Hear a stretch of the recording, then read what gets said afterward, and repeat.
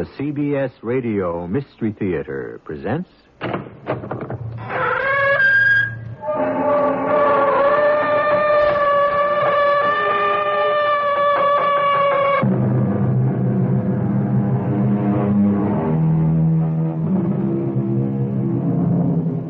Come in. Welcome. I'm E.G. Marshall. Much has been written about fate, retribution. You get what you give. Those who live by the sword die by the sword, and so forth. But often one starts out in life with what one believes are the best of intentions, only to be dealt a blow from which some of us never recover. This does not mean our lives are preordained, but, as Shakespeare has said, the fault, dear Brutus, is in ourselves, not in our stars. In other words, know thyself. You took long enough, Grishka. 8 bells is the time we agreed upon. We were stopped by the cursed Coast Guard. If we are delayed and cannot pull up anchor with the tide, we risk everything. Don't be nervous, Captain. I shall be back in an hour. When have I ever failed you?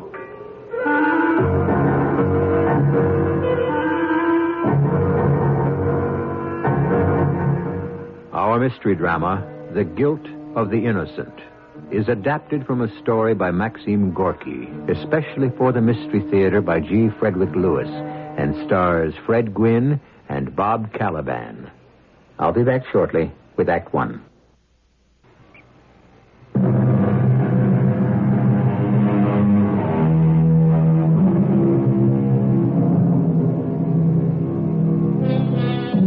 Let me paint the scene for you. Russia. A seaport town on a hot summer day. The sky blue 1 hour, and the next boiling with black clouds and storms. From morning till night, cargoes from Greece, Turkey, Europe are loaded and unloaded. Sailors, dock workers, customs officials shout and curse one another, a bedlam of perspiring activity. Standing, watching all this with wide eyes is Ivan, a farm boy who has come to the city to find work. I first saw Grisha Chelkash on the waterfront yesterday afternoon. He didn't see me. If I hadn't gone to church, I never would have met him. But that comes later. Can you imagine, Father, what a hungry wolf looks like? Scrawny, clever, shoulders humped, eyes looking everywhere. That's Grishka, a human scavenger. I was on the dock, lying behind a big coiled hawser, enjoying the sun, when I overheard 2 voices. Hey, Grishka. What do you want? Is this when you come out of your hole? When it's 12 noon and everyone has stopped work to eat? Haven't you anything better to do than spy on me, eh? Grishka, who do you think you're fooling? It's me, Alexei. I've been working these docks for as many years as you've been stealing from them. Who says I steal? My dear comrade, it doesn't bother me. It amuses me. Oh, by the way, Grishka, the dock officers have gotten wind of those 2 cases of goods, remember? They're on the lookout. What are you talking about, Alexei? Everyone on the waterfront is my friend. The guards, too. I can't waste any more time talking to you. It's just a word of warning, that's all. Hey, wait a bit. Have you seen Leonid? No, not for a week. You might ask your good friends, the dock guards. Turn around, Grishka. Your good friend Semyonich is right behind you. Hey, Semyonich, I didn't see you. Well, I see you, Grishka. You have been ordered not to come near this dock. Now turn around and go before I break your ribs. Semyonich, old friend, you break my heart talking to me like that. Shake my hand, huh? Let go of my hand. Let go, I say. I'm just shaking it out of pure friendship. No hard feelings. I love you like a brother. Let go of my hand. Tell me, dear old friend, have you seen Leonid? Leonid? Who's Leonid? I don't know any Leonid. Will you let go of me? The inspector will see you, and he won't like this. How can he object to old friends shaking hands, huh? Now, Tell me, have you seen Leonid? He's been taken to the hospital already 3 days. He was trying to steal some iron bars, and they fell on his foot. The poor man. Crushed his foot. Serves him right. Now, was I asking too much? Listen, Semyonich, I hear you've been sneaking off with 2 cases of goods, old boy. Huh? You devil, you get out of here. You had better watch your step. You'll get caught one of these days. I'll tell you what I'll do. I am that concerned for your soul. I shall go across the road to the church and pray for you. Who knows? I might even light a candle. It so happened that I, too, Ivan Ivanovich, was in that church to pray for my mother and father, who are sick, and for Masha, the girl at home I wanted to marry, and to offer a prayer to find work in this city, so that I could take enough money home to make my parents well again and be able to marry Masha. As I was leaving by the side door, I felt this Grishka Cherkash behind me. After you. Oh, no, sir, after you. No. You were first at this church door. I insist. Please, sir, politeness is necessary. I'm amazed. A youth so well spoken in this day and age. We shall walk out at the same time. Arm in arm. My, what a muscular fellow you are. Hey, feel those biceps. You certainly are not from the city. You can tell? Oh, broad shoulders and sunburned face. That comes from plowing, and planting. The bag you're carrying, probably with your passport and papers. And your hand scythe. What use would a scythe be to a city fellow, You've been off mowing, I'll bet, You have to mow an entire acre and all you get is pennies. It's poor business. I can't save anything, and every day I'm getting older, and I want to get married. Married, an admirable desire. Would you believe it? 60 kopecks an acre they paid in Kuban. That's why I left there. Why do people work for so little? If you can't afford a meal, even a crust of bread tastes good. What's your name? Ivan Ivanovich. Grishka Cherkash.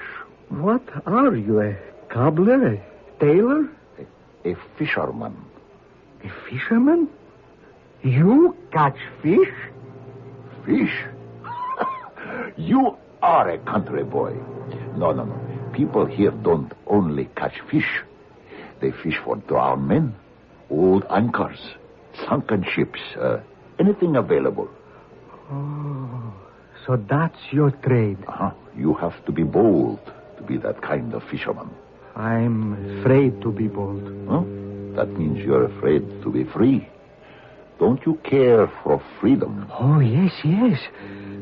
Be my own master, go where you please, do as you like. Oh, what a life it would be. But you don't have the courage for it, I don't know. I'm too mindful of others, I suppose. And of course I'm mindful of God. God? What were you doing in a church if you don't believe in God? Who says I don't believe in God? I never said so. Have you eaten? Not since last night. I like you. I invite you to eat and drink. Come on. Why I went along with Grishka Chelkash that day, Father, I will never know. Curiosity, I suppose. He was such a disreputable-looking man. I thought it was something of a joke. He should invite me to be his guest. Come. Ivan boy. Finish your glass. Do you want to make Grishka ashamed of his new friend, It's no use. What can I do? I was born poor. I will die poor.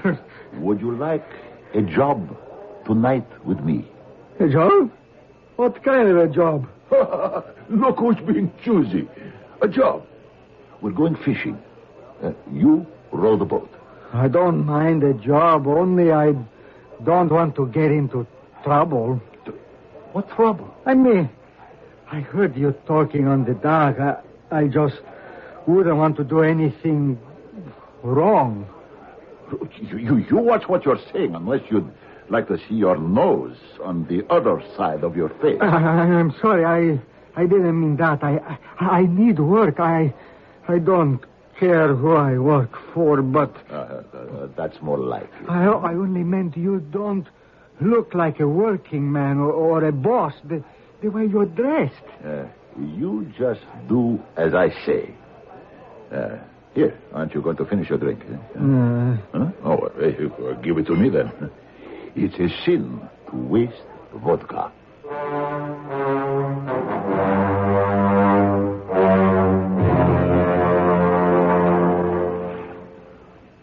What's keeping you? Huh? Ivan, what's the matter? I can't hold on to the prow of this rowboat all night. The oar lock doesn't fit. Can I just knock it with the oar? No. Not a sound.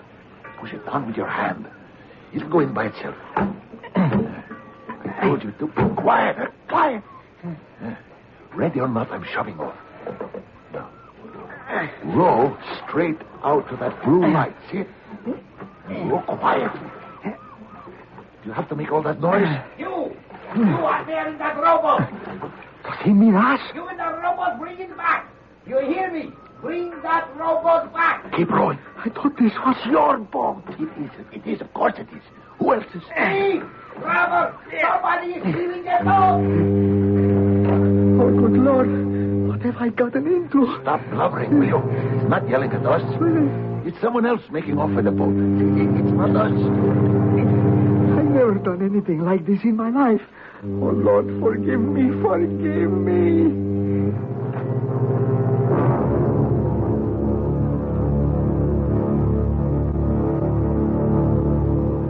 Maxim Gorky, the author of this story, lived what he wrote about.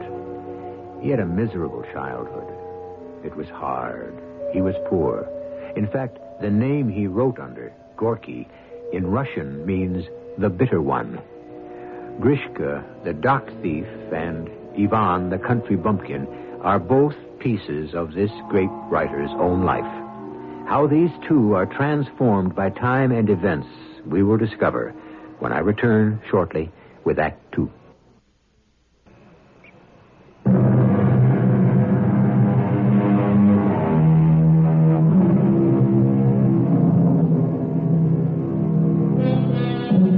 We're in a small rowboat skimming across the dark harbor.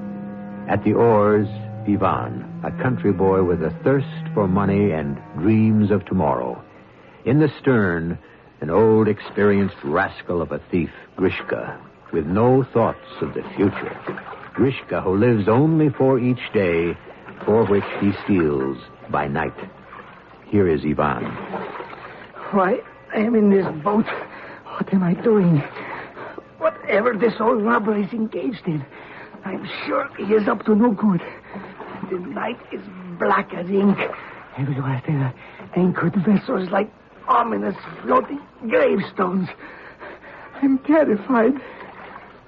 You are rowing well. We shall reach our destination soon. Grishka, I'm frightened. What a fool you are, boy. There's nothing dreadful about water. You know, I have always loved the sea, especially at night. That dark, wide expanse, boundless, free, mighty.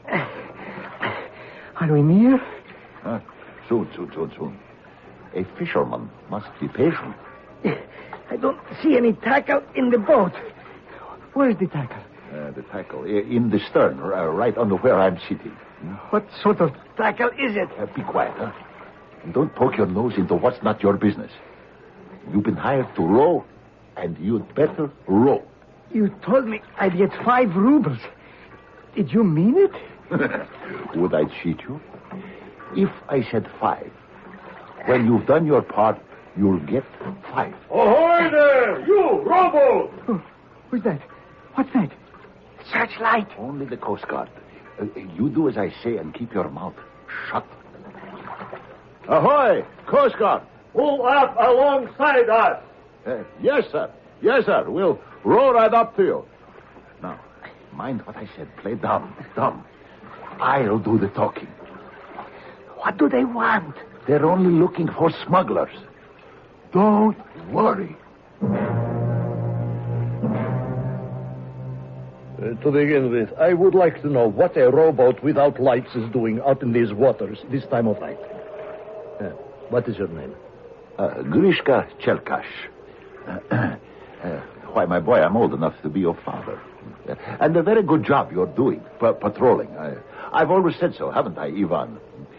These Coast Guards, I've always said, I'd hate to be a smuggler trying to get away with any contraband in these waters, haven't I? Who are you, young man? He's my cousin, Ivan Ivanovich. He's from Kuban. Are you Ivan Ivanovich? Oh, yes.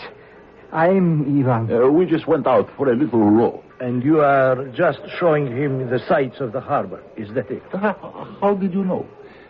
Ivan's never been in a boat before. Oh, is that so? Well, where did you learn to row, Ivan? Who, me? I always knew how to row. Isn't he the boastful young liar? You know that's not true, cousin. You must speak the truth to the Coast Guard. I always speak the truth, as God is my witness. And whose rowboat is this? I don't know. We just took it. He has such a quaint way of putting it, like all country boys. Of course, he doesn't know my boat. He just came in from Kuban today. Well, I'm letting you go. We haven't found anything in your boat. Oh, why should you? There isn't anything. Huh? So good. We'll be on our way. And you'd better get back to shore before you run into trouble. We're stopping all boats without lights. Back to shore. We certainly shall. Come, Ivan. Good night, Captain. I am not the captain. Good night anyway.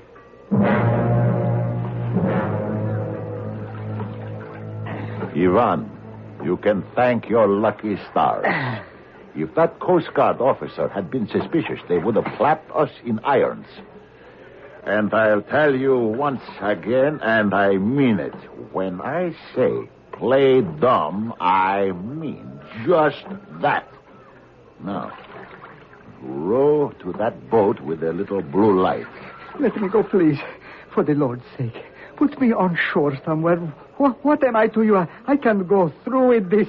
I'm not used to such things. What are you babbling about? We haven't done anything. Wrong things, wrong. I know what you are up to. Hold your tongue, idiot. That's what I get from taking some lout from Kuban. If I didn't need you, you wouldn't be here. So, keep quiet and row. More to the left, idiot. Or we'll go right by her. I can tell you, I was never so terrified. This man will kill me. He would use me and kill me. Or if he didn't, the others would. Who they were, who he was in league with, I didn't know. But I knew something was very wrong. And something was going to happen. I was being punished by God for seeking so much money. 5 rubles for a night's rowing. We tied up at the big steamer with the blue light and climbed on board. On deck, I held onto the rail in the dark. I couldn't stop shaking. You took long enough, Grishka. 8 bells is the time we agreed upon. The cursed Coast Guard stopped us, Captain. Stopped? Nothing happened, Captain. Nothing. I told them I was out for an evening's row with a country cousin. They believed you? With this cousin? Hook, line, and sinker. They didn't see which way you went? Of course not. What do you think I am? An amateur? Late, and excuses. Not the way I do business. Leonid is in the hospital with a crushed foot. I had to take what I could find. I was looking for hours. You should have looked sooner. We weigh anchor on the morning tide. What will you bring? The same as last time. Only the same? It will be worth at least 1,000. At least. Are you sure? Have I ever told you more when it was less? That's not the way I do business. 1,000 rubles, guarantee. and you shall have it in the hour. All right, it'll do. You expect too much, Captain. One cannot make a killing every time. All right. Is that your Lorre, that creature by the rail, your cousin? That's him. Is he strong enough to go back and return here in an hour? Oh, strong as an ox. Then go. 1 hour from now, I shall expect you. Don't be nervous, Captain. When have I ever failed you? Now I knew for certain I was in trouble. Shady doings. And God is punishing me. I was a lost soul. I rode with the devil behind me to another dock, further along down the waterfront. Let me go, for heaven's sake. Let me ashore here. I won't say a word. Stop whining. Give over rowing. Now, push the boat along with your hands on the wall. Quietly, you idiot. Stop. Give me the oars. Give them here. Where's your passport, huh? Your papers in the bag, huh? Give me the bag. Good. That, my dear fellow, is so that you won't run off. Huh? Without oars, you might have gotten off somehow, but without a passport and identity papers, you will be afraid to. Now, watch what I'm doing. Tying the stern line to this iron ring by the ladder. I'm climbing up that ladder to the dock, and you wait for me. If anyone asks you anything, hold your tongue. If you want to get off alive, one peep out of you, and I'll find you and sink you to the bottom of the sea. In a moment, Grishka was up the ladder and gone. I was alone in the boat in the water. Everywhere I looked, I saw death. On my left was a half-sunken big black hulk without masts, like a huge coffin. Death. I could see storm clouds rolling in. Everything was cold and sinister, like death. I knew I would never see my mother and father and Masha again. Oh, Lord, what have I done? Hey, you, Ivan. Are you asleep? I'm going to lower this box. You grab it from below. Mind you, it's heavy. Carefully now. Put it into the middle of the boat. Carefully now. Now, here's another one just as heavy. Now, take the oars one at a time. Good. I'm coming down. I've untied her. Now, row. Row, I said, row. Back to the boat with the blue light. Come on now. Put your back into it. You've earned good wages, mate. Now we only have to slip by the Coast Guard, and you can take your money and go home to your Masha. The Lord knows if I shall ever see her again. How frightened were you? Me? Not at all. You needn't work so hard now, the oars, huh? Ease off. Row more slowly as we pass this breakwater. Softly. There are guards on duty at the end of the stones. They might fire a gun at us if they see us. Holy Mother, pray for us sinners. Not the hour of our death. Good. Now. That's good. We're past them now. See, there's our ship up ahead. Nothing to be scared of now. Hey, you've earned a good sum. How would you like 25 rubles? Huh? No, not 5. 25. I don't want anything. Only to be on shore. You're a fool. On shore. What kind of a life will you have? A work like this, huh? Fishing. You'll have plenty of rubles in your pocket. Enough to be a gentleman. Don't do like I do and drink it away. Huh? Here's the ship, huh? Easy now. Easy. We'll go around to the other side with the ladder. They've got ropes to pull up our fish. Oh, one night and I've made 500 rubles. What do you say to that, huh? 500? What's in those crates? Well worth over 1,000, 2,000. But I sell cheap. Isn't this better than poverty in a village, huh, Ivan? Business, huh, Ivan? Smart business. Ahoy there, Captain! 500 rubles. Oh, if I had all that. Hey, let down the ladder. Hey, up there. Not you, Grishka? No, it's my great-grandfather. Hey, lay down the rope ladder. Watch out, Grishka.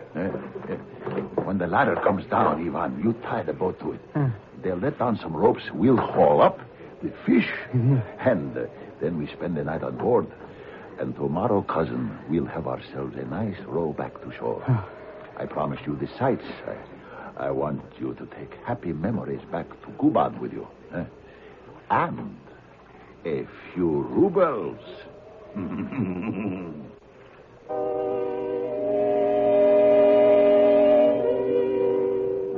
Rubles. Money. It isn't money, as it's sometimes said, that is the root of all evil, but the love of money.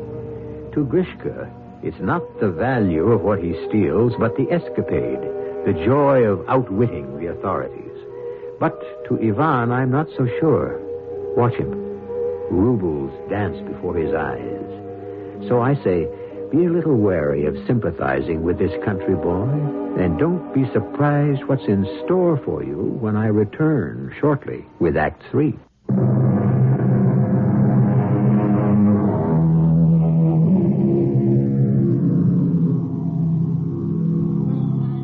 If I remember, we were talking about the effect of money. Good, bad, stolen, or borrowed. And to borrow an observation from the great Shakespeare, he said, "He that wants money, means, and content is without 3 good friends." But let's not generalize. Specifically, let's look down on the deck of that ship, the one that buys contraband. In other words, stolen goods. Ivan is sleeping on that deck. Wake up. Yeah. Good morning, little peasant. Wake up, Ivan. What? What am I? You and I spent the night on my good friend's ship. He's about to pull up anchor. The sun is rising, so we must also. We could have slept more. I'm still tired. You had better not be. There's a bit of rowing to do to get us back. And the water's choppy. That means a storm. But, Grishka, you haven't left yet. Better get a move on. I'm just going to give the order to weigh anchor. When will you be back, Captain? 1 month from today. Look for the light. That I will. Goodbye, Captain. Have a good journey. Make a large profit. And come back with an empty hold. Grishka will fill it.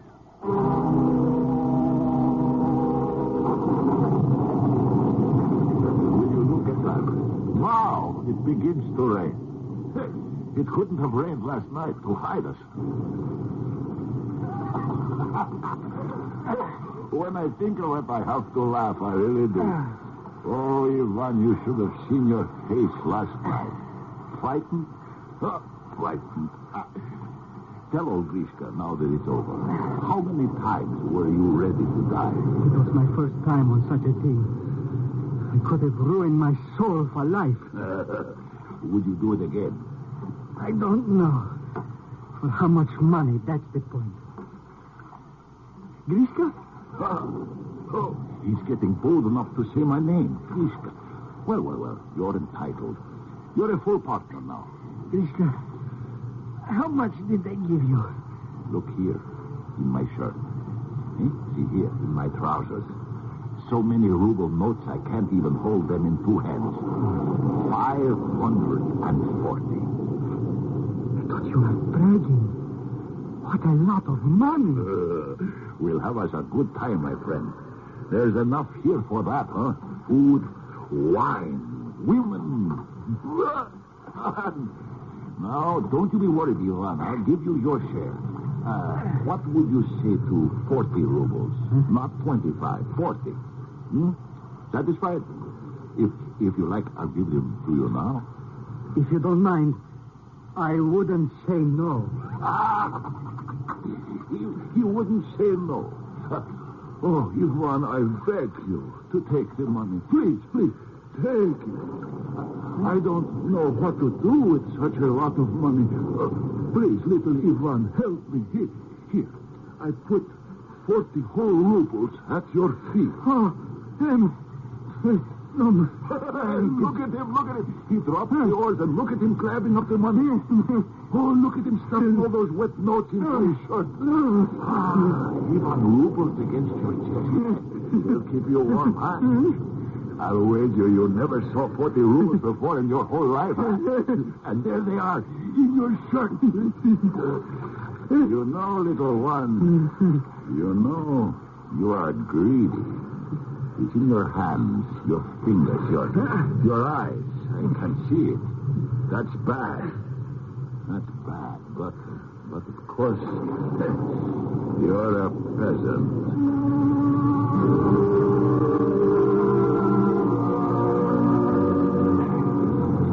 Ship your oars, lad.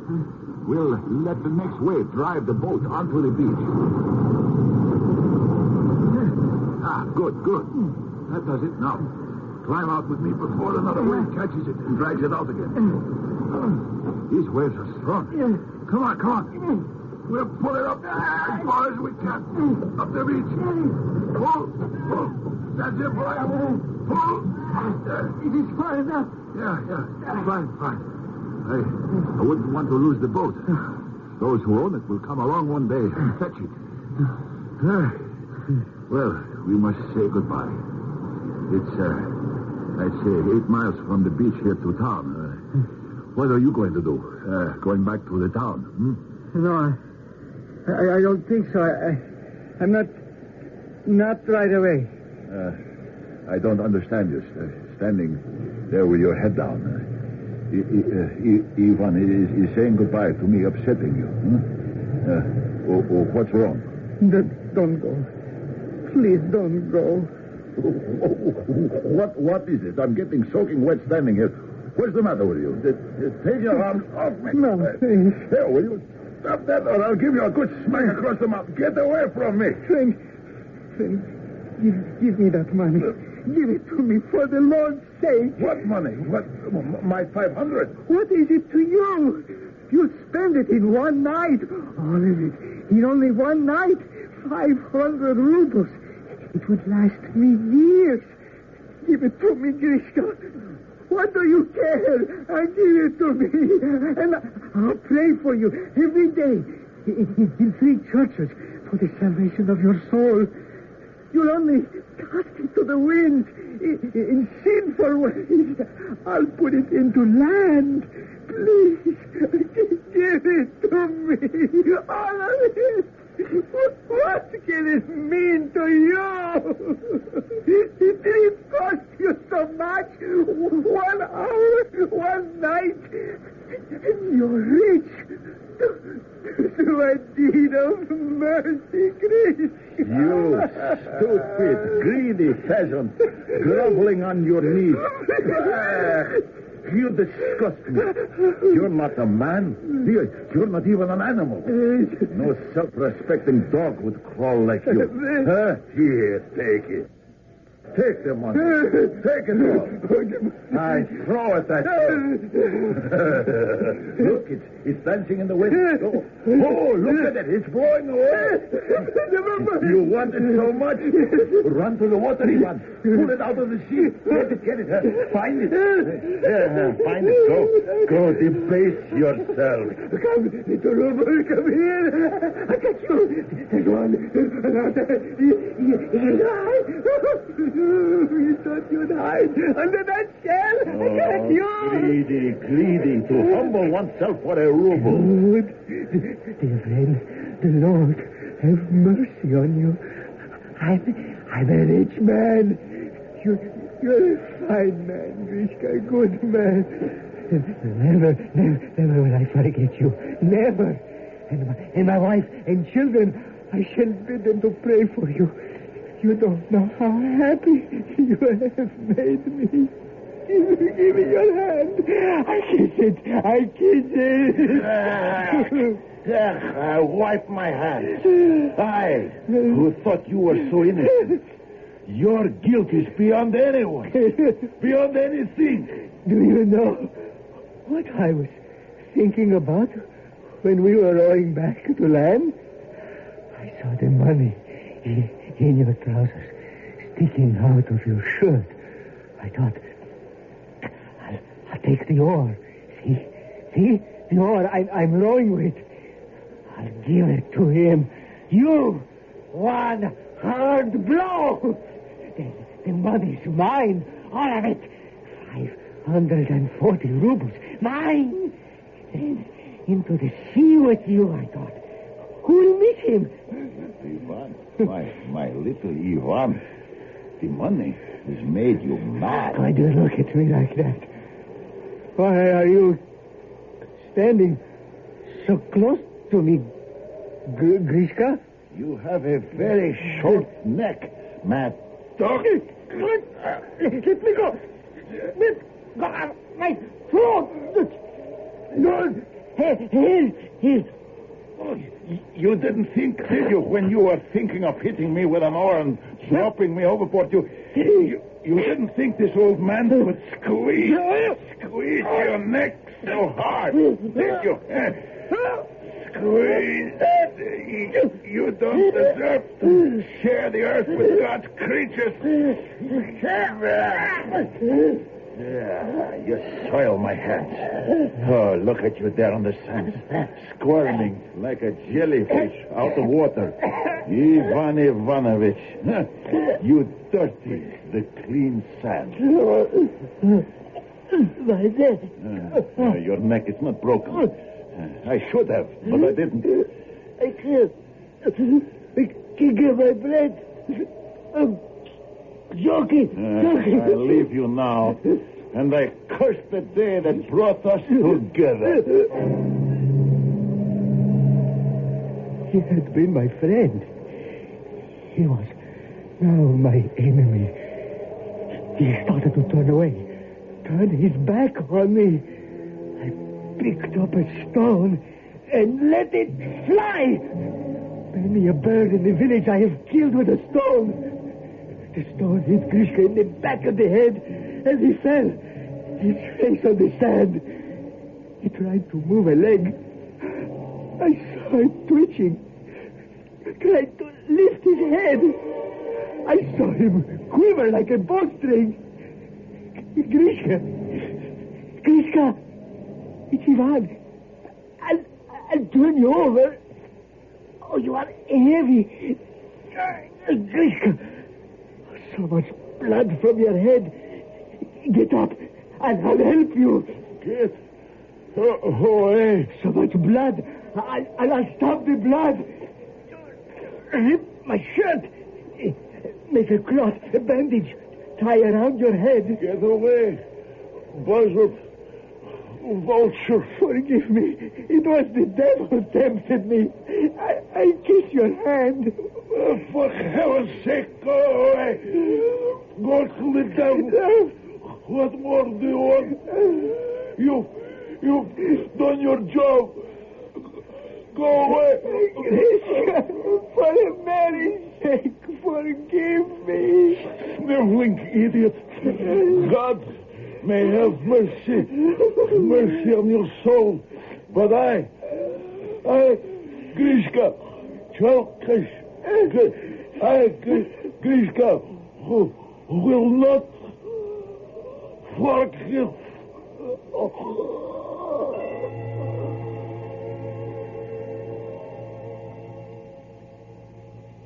Bless me, Father, for I have sinned. This is my true confession. He's still lying there, Father, on the beach. I came back here to the church where I first met him. This church, Father. I was going to give all the money I had to the poor. Put it in the poor box. But when I stood outside the confessional, Father, I felt my pockets, and there was nothing. Not 1 ruble. I have no money. I have nothing but the sin of blood. I confess it. His blood. Grishka's. Can you see? Still on my hands. This is it, Father. I am going now to the police and tell them where to find him. It is all madness. Everything I hoped, dreamed, all gone. Goodbye, Father. How does the author, Maxim Gorky himself, end this story? He writes, "Soon the rain and the sea spray had washed away the red stain of blood where Grishka Chelkash had lain. Washed away Grishka, washed away the footsteps of the peasant lad, and no trace was left of them on the seashore." The end. I'll be back with a postscript very shortly.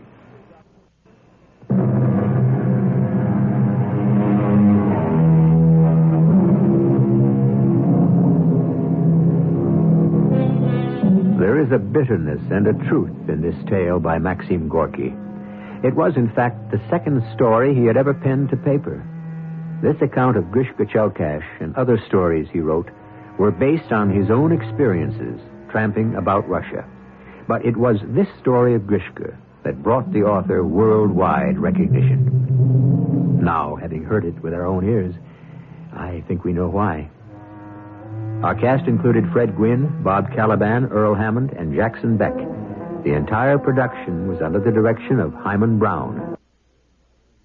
This is E.G. Marshall inviting you to return to our Mystery Theater for another adventure in the macabre. Until next time, pleasant dreams.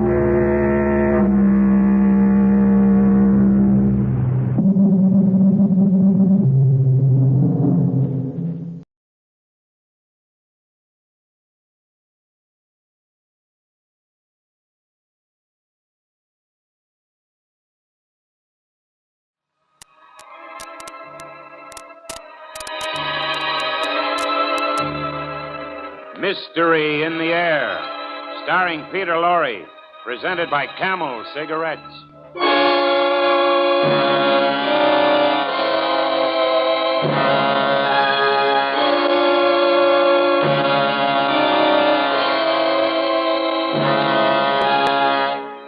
This, dear friends, was the man Philip Gentry, or Reverend Pierce, or whatever other name he may choose in eternity. The man whom we bury today. That night when he stood above my bed, pouring defiance and bitterness into my ears, thinking that I was paralyzed, I could both speak and write. My paralysis had been gone for many days. But I did not speak, because I knew what Philip Gentry would do, what he had to do, criminal and murderer though he was.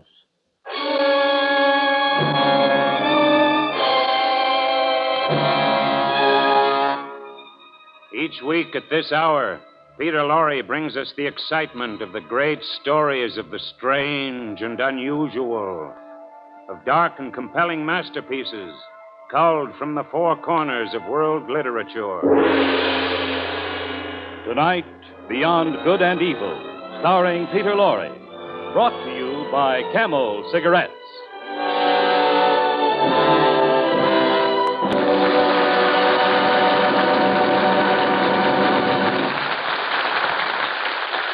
Experience is the best teacher.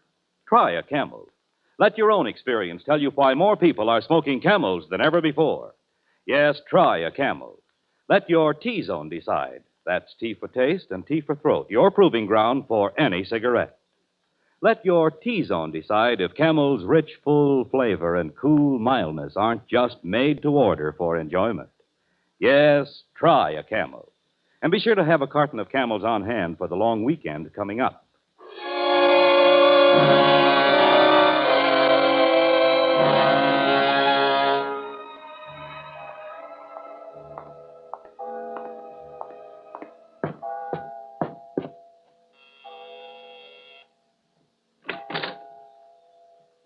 Why, Reverend Pierce. Hello.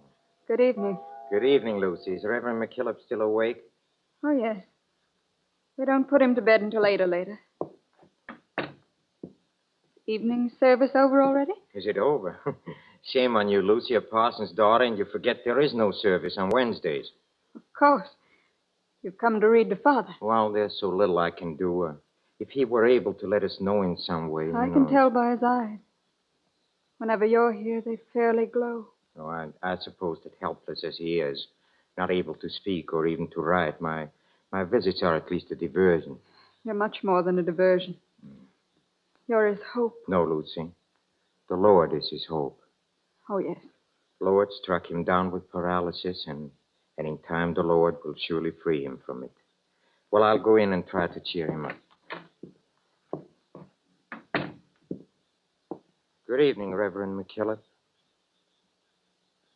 Good evening, good evening, good evening. Yes, McKillop, you hang on my every word, and you never talk back. You never have, except once, and after tonight you won't get the chance. Huh? Speak up, Reverend, why don't you? No, of course, the cat's got your tongue, huh? Yes, tonight is your last chance, Reverend. Tonight is the consummation, finish, the end, Act 3 curtain on a great play about death and redemption, about good and evil. And I won't shrink from your eyes, McKillop, see? Your eyes can't kill, but I can kill. I have the mind and the will and the hands. I've killed one man, that you know. And tonight I am going to kill again.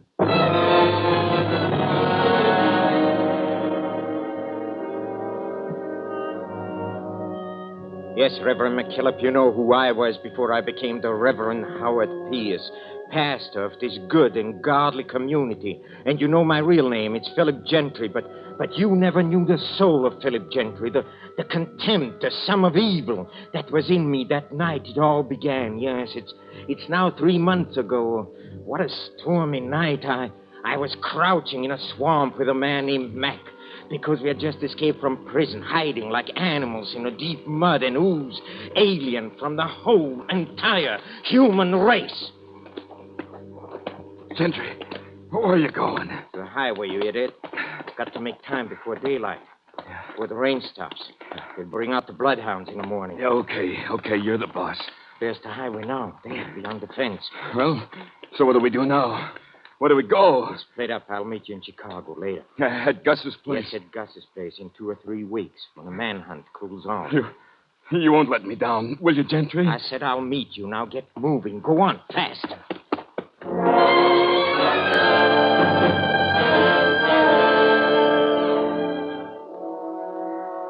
I walked a mile, and then I saw a car. It was parked close to the edge of the road. Its headlights almost blacked out by the rain. And then, at a glow of what I knew was a flashlight, I saw a man bending into the rain, struggling to change a tire. He was alone, so I walked up to him. Hello. Need help? Oh, you startled me. I'm sorry. I didn't expect to see anyone this late. Picked a bad night for a flat. Yes, and it's the second today. I'm going to be awfully late. Here, come on, let me help. Oh, no, thank you. But if you would hold the light. Oh, sure. Come a long way? Yes, from Detroit. I'm on my way to Carlton. I was supposed to get there this afternoon. I'm the new minister there. My name's Pierce. Didn't notice you were a preacher. Yes, I'm taking over for old Reverend McKillop at Grace Church. Reverend He's been in bad health, so I'm taking his place. Yes. Oh, my, this bolt is stubborn. I can't seem to get it to... Come on, let me at the wrench. No, really. Just hold the light. I said give me the wrench. Well, all right. It's awfully good of you. Come on, give it to me. No, wait. I need wait, what are you doing? car, Reverend No, Pierce. no, You're please. going to be Please. even No, later no, than you thought. No. Oh. Be quiet, you!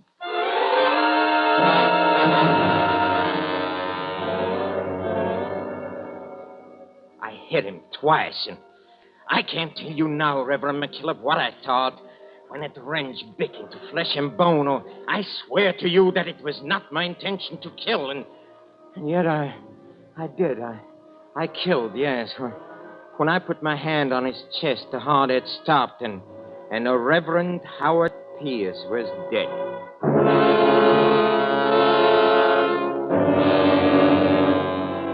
Yes, Reverend Pierce was dead. Very dead, so I buried him. I buried him in my prison clothes, and soon I was dressed in his clothes.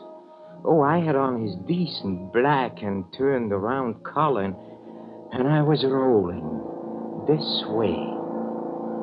And at the city limits of Carlton, my own destiny stepped in.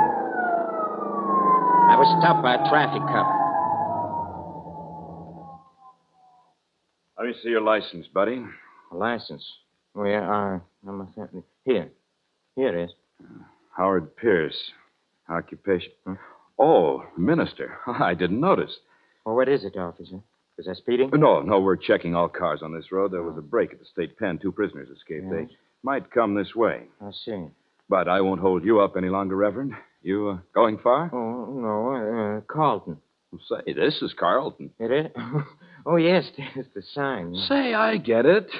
Imagine me not catching on right away. Catching on? Sure, you must be the new preacher for Grace Church. Oh, yes, I am. Well, I'm Charlie Owen. I sing in the Grace Church choir, baritone. You going to the parsonage now? Yes, I was. Well, it's a little tricky finding it. I'm going into headquarters now, and I have to go right by Reverend McKillop's house. Oh, that's You nice. follow me. Thank you, son. It's very nice of you.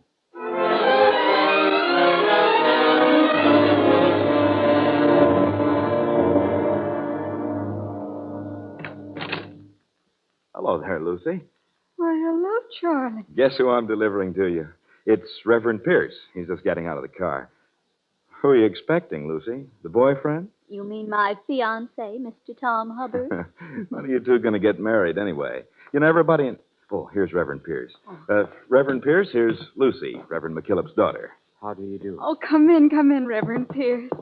Father and I have been so worried. We expected you all afternoon. Oh, I had 2 flat tires. Oh, what a shame. Well, Father's waiting up for you in his study. Father, Charlie Owen brought Reverend Pierce. Reverend Pierce? Well, come in. You and Mr. Owen wait outside for a few minutes, Lucy. All right, Sure, Father. sir. Sit over here, Reverend Pierce. Thank you, sir. I can't tell you how relieved I am to see you. I really couldn't bring myself to sleep tonight without first talking to you. You see, the situation's serious. Serious? Why, Reverend? My health. I'm a sick man. I've had 1 stroke, as I wrote you. Oh, yeah, I know. Yeah. Well, I could have another one at any time. Okay. The doctor says a worse one. And I feel it essential that the work of the parish should be in firm hands. This parish needs a young man. Well, I hope to be of service, sir. I've heard only good of you, Reverend Pierce. Thank you. And you know you're even younger than you looked. Really? In the picture you sent. Darker, too. Your hair. I'm afraid it wasn't a very good liking. I have the picture here somewhere on my desk with your letters. What did you want to talk to me about, Reverend McKillop? Oh, all the work of the parish. Oh, yes, here's the photograph. It's, Something Reverend wrong, Pierce. Reverend McKillop? It's not... Who are you? Not what? This isn't your picture. Who are you? I don't think that should interest you. It should. Something's happened, Reverend Pierce. McKillop. What did you do to him? What do you think I did, Reverend McKillop, huh? Come on, go on, guess. Guess, don't you hear me? Come on, don't you play with me, you sanctimonious fool. Come on, speak up. Speak up. What's the matter with you? Oh, don't tell me you had another stroke, huh? That's right, you can't speak, huh? Is that it? Well, I'll find out. In any case, I'll take that picture, Reverend McKillop, and now if you don't... Reverend Pierce, we thought... Yes, Lucy, something has happened to your father. We were talking and... Yes, I'm afraid it's another stroke. He can't speak, and apparently he can't move. Father. Father. What can we do? Lucy, we'll have to wait for the doctor and maybe even Daniel. I know. The doctor said he could be paralyzed for months, years. He mustn't die. No. If we have faith, the Lord will spare him. And until the good Lord returns his health, I'll try to shepherd his flock.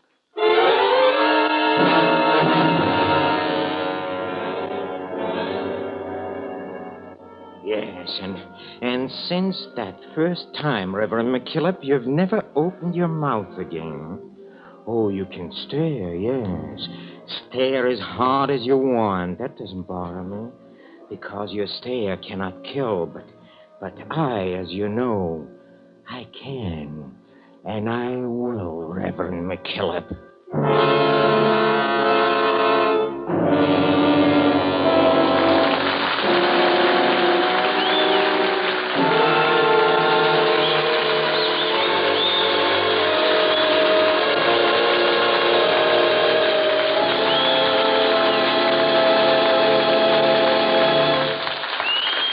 Moments, Mr. Peter Lorre will bring us the climax of tonight's Mystery in the Air, when camels present Act Two of Beyond Good and... Ask a sports champ in any field what helped him most toward success, and he'll probably say experience. Yes, experience is the best teacher. Take bronc riding champ Jerry Ambler. His most recently won sports crown is the Saddle Bronc Championship of the World. Experience? Why, say, Jerry's been riding broncs for 18 years. Yes, as he recently said, experience is the best teacher, in bronc riding and in smoking, too. A cigarette for me is Camel. And there, Jerry's like thousands and thousands of other cigarette smokers who smoke just about all the different brands during the wartime cigarette shortage. Well, experience like that was bound to make people experts in judging the differences in cigarette quality. And on the basis of that experience, thousands and thousands of people decided they liked Camels best. Yes, they learned that for rich, full flavor and cool mildness, the cigarette for them is Camel. As a result, more people are smoking Camels than ever before. Experience is the best teacher. Try a Camel yourself.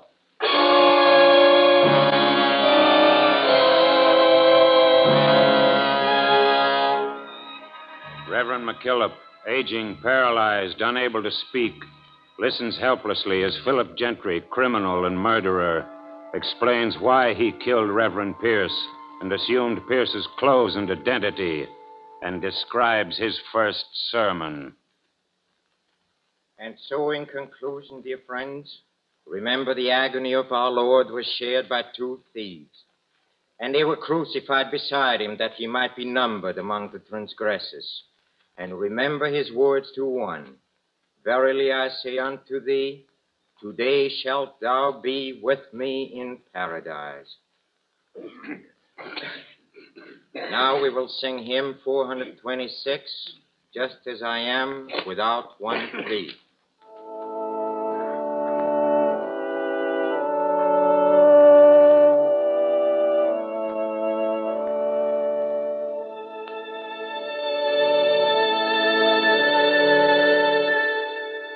That was my first sermon, Reverend MacKillop. Oh, I saw your eyes when Lucy told you how deeply moved the congregation was. Oh, you couldn't understand. You just couldn't how such a thing could be done without faith. Oh, but I've been a lawyer, and I've done a lot without faith. Yes, I've been the ideal parson you were looking for. I wish you could ask young Hubbard. You don't know he called on me, huh? Reverend Pierce? Yes? I missed your first service, Reverend. I thought I ought to pay you a call. My name's Hubbard. Oh, yes, I know. You're in the choir. Come on. Come in, Mr. Hubbard. Make yourself comfortable. Oh, thank you. What's your business, Mr. Hubbard? I work at the bank. I'm chief teller. Chief teller, huh? That's a very responsible job for a young man like you. I suppose it is, but I don't have much more responsibility than the other tellers, except at the end of the month. Oh. Then it's a strain. End of the month? What? Well, sure, that's when I have to... Yes? You know, I've never told anyone about this. Please. So even with you... Well, if it's confidential... Oh, no, naturally not so far as you're concerned, Reverend Pierce. You see, the 30th of the month, we move all our deposits to the Federal Reserve Bank. Yes. $200,000 or more. So you can see how I wouldn't want some people to know that. You mean you have to take the deposits alone? Oh, no. No, gosh, no. That'd be even worse than it is. No, there's an armored truck that comes to take the money. Surely the bank takes adequate precautions. Well, sure I have a gun and there's an alarm system, but... You see. Well, the thing is, I'm all alone. Huh? Sometimes when I'm sitting there at my desk, I think how easy it would be. Why? Well, all somebody would have to do is shoot me through the glass door. Okay. Even if the alarm rang, it would be 10 minutes before the police got there. Oh, Mr. Hubbard, after all, it's a very quiet community, no? Well, I guess that's what the directors of the bank figure. Only possible danger I can see would be from too many people knowing what you've told me. I mean, wrong people. You say you don't talk, so... Oh, no. No, Reverend Pierce. I've never told a soul except you.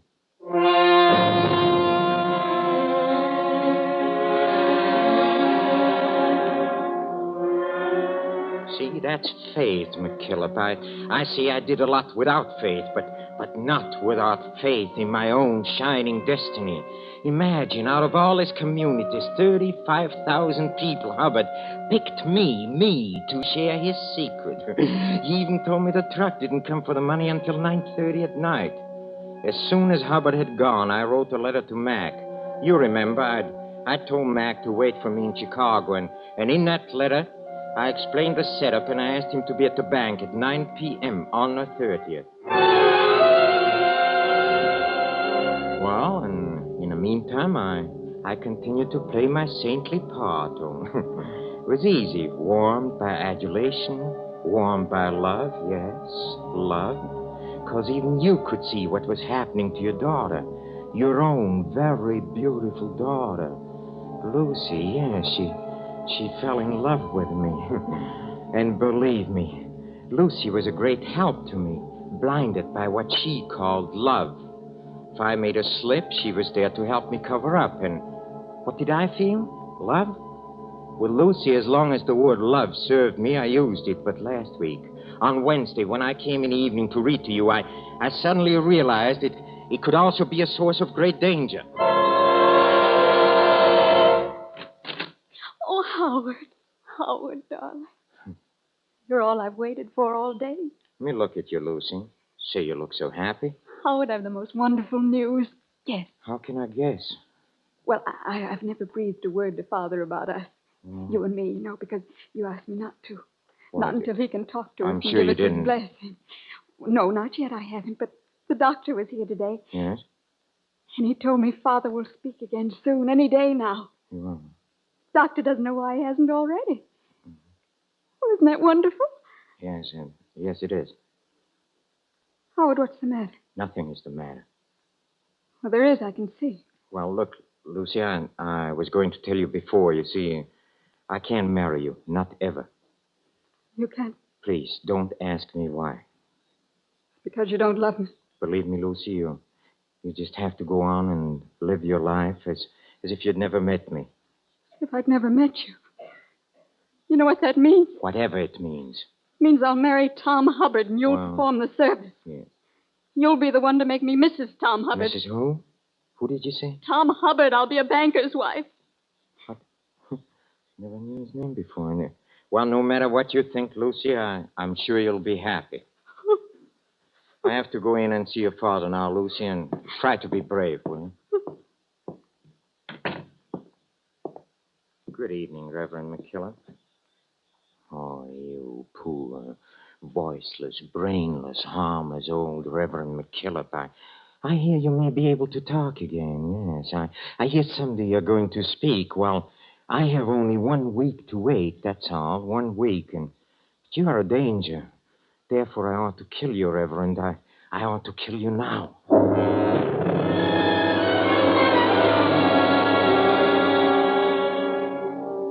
Oh, don't ask me why I didn't kill you, Reverend McKillop. I suppose it will always be distasteful to me. It's a job for cruder minds, and if it happens that my neat habits turn in a good deed now and then, that doesn't make me a Boy Scout, does it?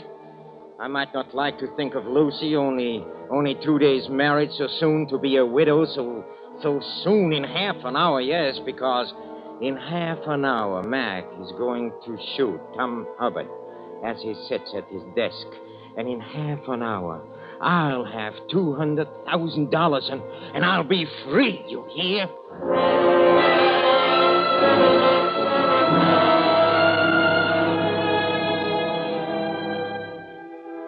Well, Reverend, now that you know the real Philip Gentry, do you understand?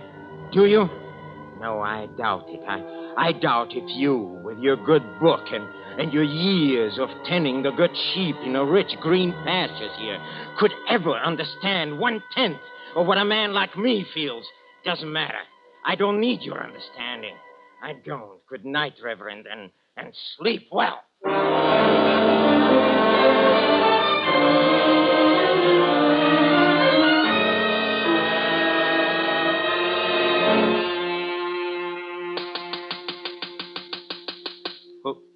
Who is it? It's me, Reverend Pierce, Tom. Oh, let me in. Reverend Pierce, just a minute.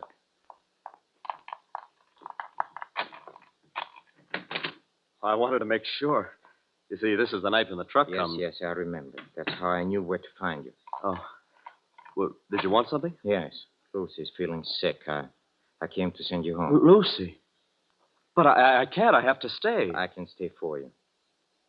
Gee, I don't know. I'm supposed to stay until the truck gets here. Lucy's calling for you, Tom. She's really sick? Yes. Well, all right. I guess with you here, it'll be all right. Just tell me what to do. Well, that's the money right there, already in those sacks. Yes. I sit here? Yeah, right at this desk. Gee, I don't know what the directors will think. Come on, run along, Tom. They'll never know. Even if someone walks by from the outside, they'll never know if it's you or me sitting here.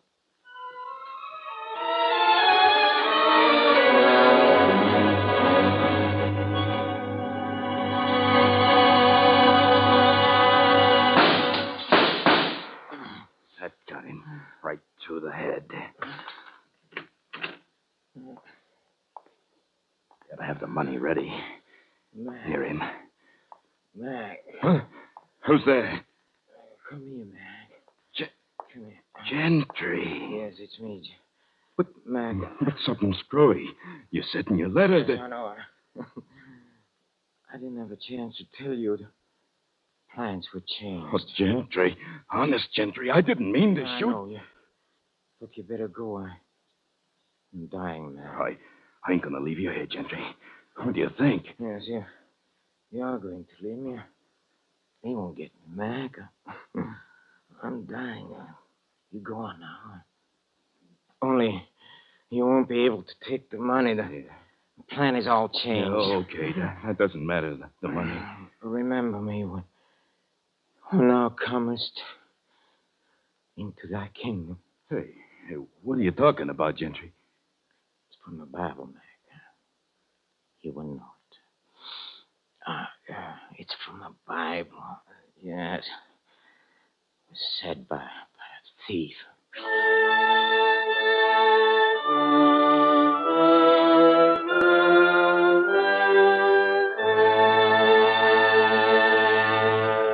This, dear friends, was the man Philip Gentry, or Reverend Pierce, or whatever other name he may choose in eternity. The man whom we bury today. That night when he stood above my bed, pouring defiance and bitterness into my ears, thinking I was paralyzed, I could both speak and write. My paralysis had been gone for many days. But I did not speak, because I knew what Philip Gentry would do, what he had to do. I knew what he denied, that to accomplish work as he had in God's vineyard, a man must have faith, even though he deny that faith. That is why, in spite of all, he protected my daughter's happiness. That is why he could not kill me. For the work he did here had molded him, in spite of himself, into a man who is truly a servant of God. To such a man our Lord would say, "Verily I say unto you, today shalt thou be with me in paradise."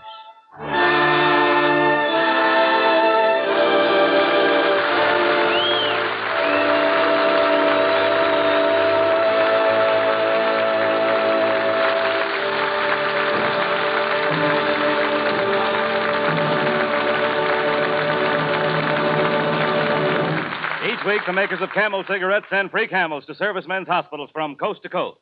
This week, the Camels go to Veterans Hospital, Wood, Wisconsin, USAAF Station Hospital, Langley Field, Hampton, Virginia, U.S. Naval Hospital, Memphis, Tennessee, U.S. Marine Hospital, Cleveland, Ohio, and Veterans Hospital, Aspinwall, Pennsylvania.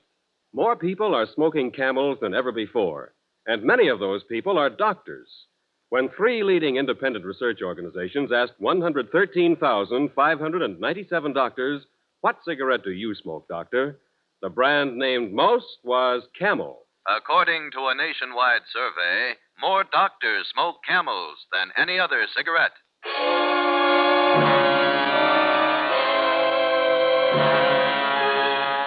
Next week, Mystery in the Air, starring Mr. Peter Lorre, brings you The Mask of Medusa by Nelson Bond, with a special musical score composed and conducted by Paul Barron.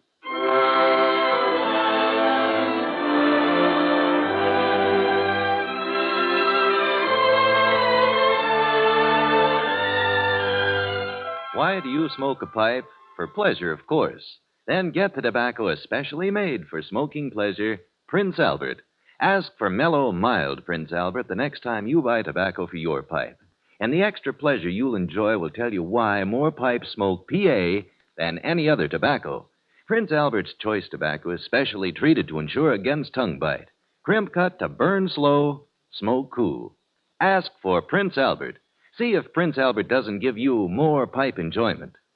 Listen in on Prince Albert's Grand Ole Opry Saturday night for a half hour of folk music and laughs, with Red Foley and his Cumberland Valley Boys, Minnie Pearl, the gossip from Grinder Switch, Rod Brassfield, and the rest of the Opry gang. And as Red's special guests, you'll hear Cowboy Copus and Barefoot Brownie. Remember, Prince Albert's Grand Ole Opry, Saturday night over NBC.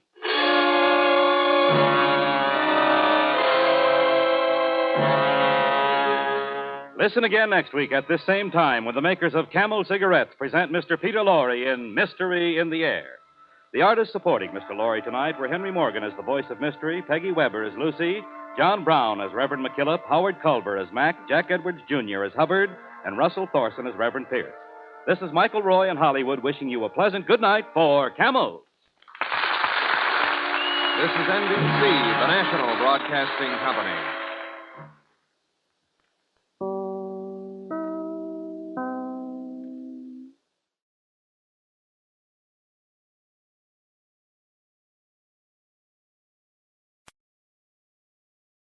Lux presents Hollywood.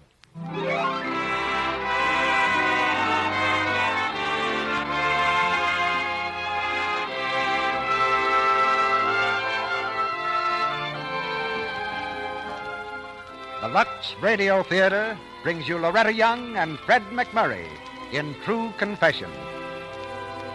Ladies and gentlemen, your producer, Mr. Cecil B. DeMille.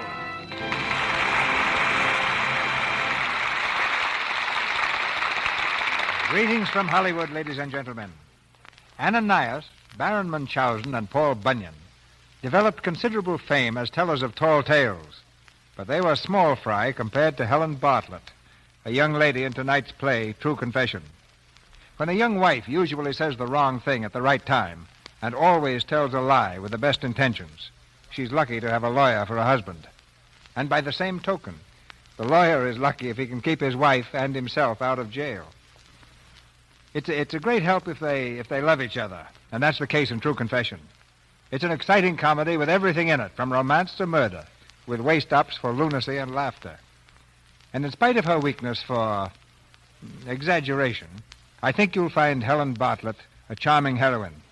As this lovely liar, we present Loretta Young in a role that any comedienne would give her right arm to play.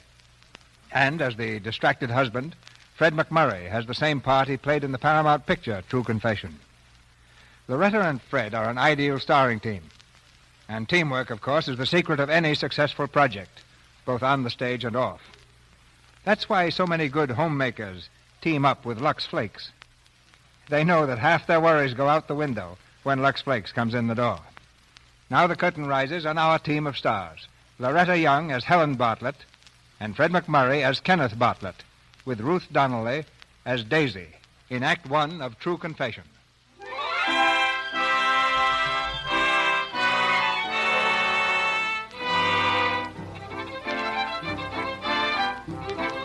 In a modest office building in New York City is the very modest law office of Kenneth Bartlett. One room, one desk, no secretary. This morning, business is progressing as usual. Our young attorney, his feet resting comfortably on the edge of the wastebasket, is contemplating his diploma. That's all he has to contemplate, for he hasn't had a paying client for weeks. As he reads the parchment that was to be the key to success, he's moody and depressed, unaware that even at this moment, his charming wife is dialing his number excitedly, bursting with great news. As the phone rings, Kenneth Bartlett snaps to a position of dignity. Good morning. Kenneth Bartlett's office. Hello, Ken. This is me. Oh, hello, Helen. Now, darling, listen, I've got one. I've got a case for you. Yeah? Well, who is it? What's it about? Well, you know Zimmerman's Meat Market, 2 stores this side of the corner? Yeah? You know, darling, the Zimmermans that are going to sue us if we don't pay? Well, it's Mr. Zimmerman's wife's cousin. His name is Tony Crouch. Yeah, but what happened? Well, now, darling, wait a minute. I'm telling you. Tony Crouch is in trouble. He's accused of stealing a carload of hams. And Mrs. Zimmerman thinks that if you handle the case for Tony Crouch, that we'll be able to pay her husband for the meat. Isn't that wonderful? Yeah, but he didn't do it, did he? I mean, he didn't really steal the carload of hams. Well, darling, I forgot to ask. Probably he didn't, though, Ken. As a matter of fact, I'm sure he didn't. But even if he did, you've got to take this case, see? Well, if he didn't do it, I'll be glad to represent him. But if he's guilty, I won't touch it. You know how I feel about things like that. Now, Ken, listen. I found this case for you, and you've got to take it. I said I won't plead not guilty for a thief. If he didn't steal the hams, all right. But if he did... He's on his way to your office now, darling. And this is the biggest chance you've ever had. Will you please call me just as soon as you've talked to him? Sure, I'll call you. I'll let you know what happens. And will you please take the case, darling? Let me know right away, won't you? Yeah, all right. So long, baby. Goodbye, darling, and good luck.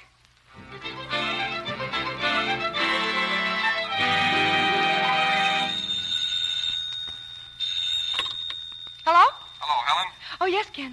He stole the hams. What? Mrs. Zimmerman's cousin stole the hams. I just threw him out of the office. You threw him out? Oh, Ken, doesn't it mean anything to you that you've thrown out the cousin of our butcher's wife? Where are we going to get our meat now? Helen, how can you talk like that when I've told you the man is guilty? I don't care whether he's guilty or not, darling. Somebody's got to represent him. Baby, listen, I love you, but I'm not going to argue with you about a man who promised to pay me out of the money he gets for selling the hams. Oh, all right. Goodbye, darling. I'll see you tonight. He stole the hams. Ah, well. Hello? Hello, Helen. I got your message. Oh, hello, Daisy. I was taking some dictation from Mr. Davenport, so I couldn't call you back. What do you want, Helen? Well, I want you to come over right away. I have to see you. Say, what do you think I am? I can't walk out of the office in the middle of the afternoon. What's it all about? Well, I can't tell you over the phone, Daisy. You'll have to come over. I told you I can't leave. I have to stay here. But, Daisy, Oh, all right, then. I guess I'll have to tell you. What? Well, Daisy, I went to the medicine cabinet. I was dizzy, Daisy, and I took the wrong bottle. What? Oh, Daisy. The wrong bottle? Uh-huh. You mean poison? Well, I don't know. I just feel... Oh! Helen!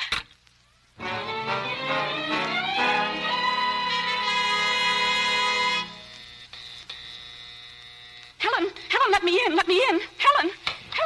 Hello, Daisy. Oh, Helen, how do you feel? What was it? What kind of a bottle? Huh? I said, Helen, you were lying again. You didn't take poison at all. Oh, that. Oh, no. I just want to see Daisy. Come on in, honey. Oh, I suppose it doesn't mean a thing to you that I practically have heart trouble from rushing over here. Oh, I'm sorry, Daisy, but you have to help me. Well, what is it this time? Another of your fairy tales? Oh, no, honest. Now, Daisy, you know Ken isn't doing well, and my stories aren't selling. Of course not. Of course they aren't selling. The people you write about, gee, they're crazy. Who could believe them? I believe them. I live every story with them. Well, anyway, Daisy, like I said, we're not doing so well, financially, I mean. So, Daisy, I got a job. No. Uh-huh. In other words, you're inviting Ken to walk out on you. He won't say a word. Oh, no. All he's done so far is tell you that if you go to work, it'll be over his dead and battered body. Well, we can't live on what he's making. My job starts tomorrow morning, and Ken isn't going to offer the slightest protest because he isn't going to know. Listen, Helen, if you think you can hold a job 6 days a week without Ken knowing it, you're ready for a mentality test. It's 5 days a week. All right, 5. And 3 hours a day. And that leaves me plenty of time for my writing. 3 hours? Uh-huh.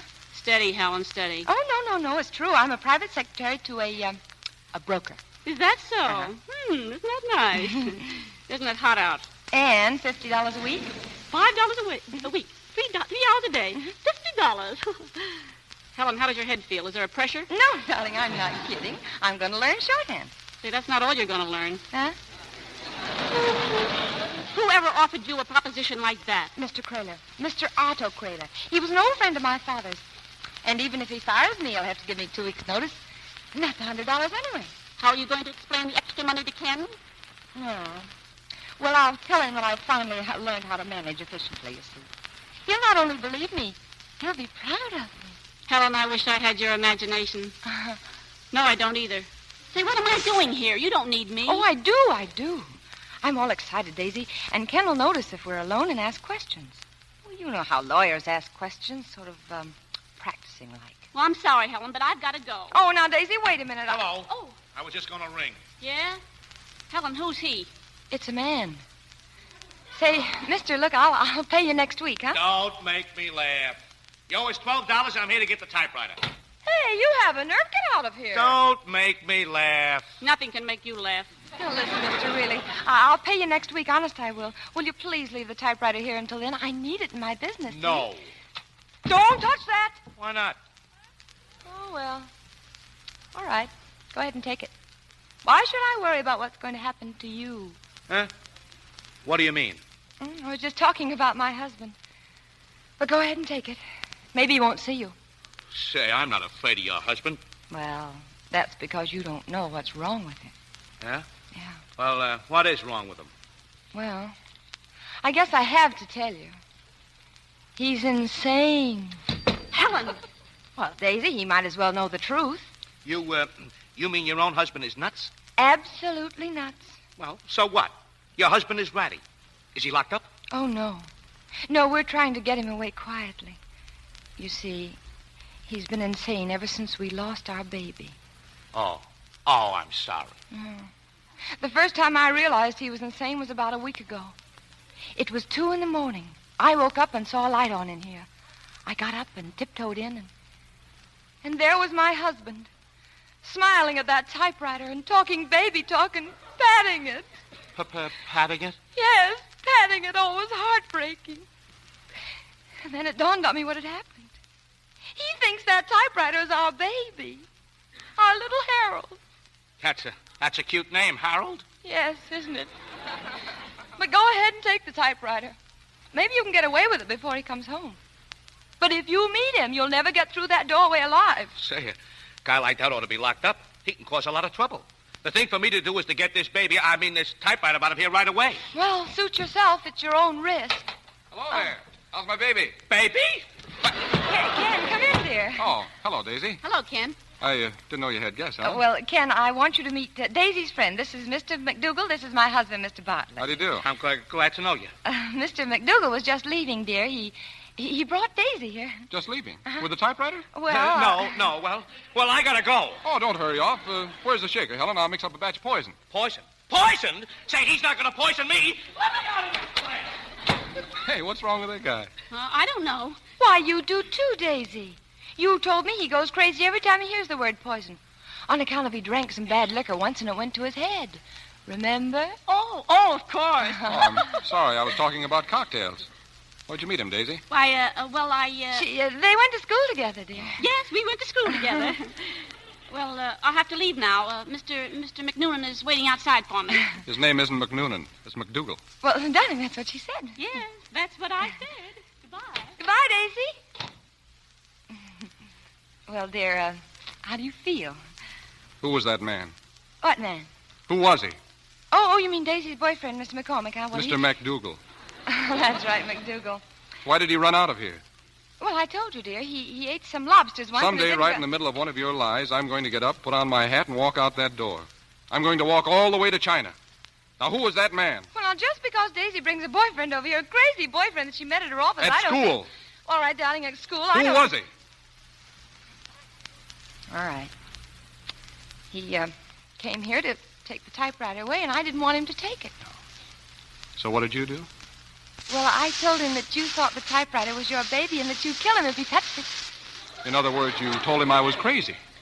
Well, yes. Well, that's fine. That's just great. There, you see? I tell the truth, and now you're mad at me. I'm not mad. I was just thinking I could wring your neck, that's all. Well, I don't blame you. I didn't mean to tell him that, but all of a sudden it just popped out. As usual. Do you remember the time I came into the room and discovered you told people I was a reformed bank robber? Well, that's only because all the other women were bragging about their husbands. And the time I met the to... Ralstons on the street after you told them we couldn't play bridge because I was in the hospital with gallstones?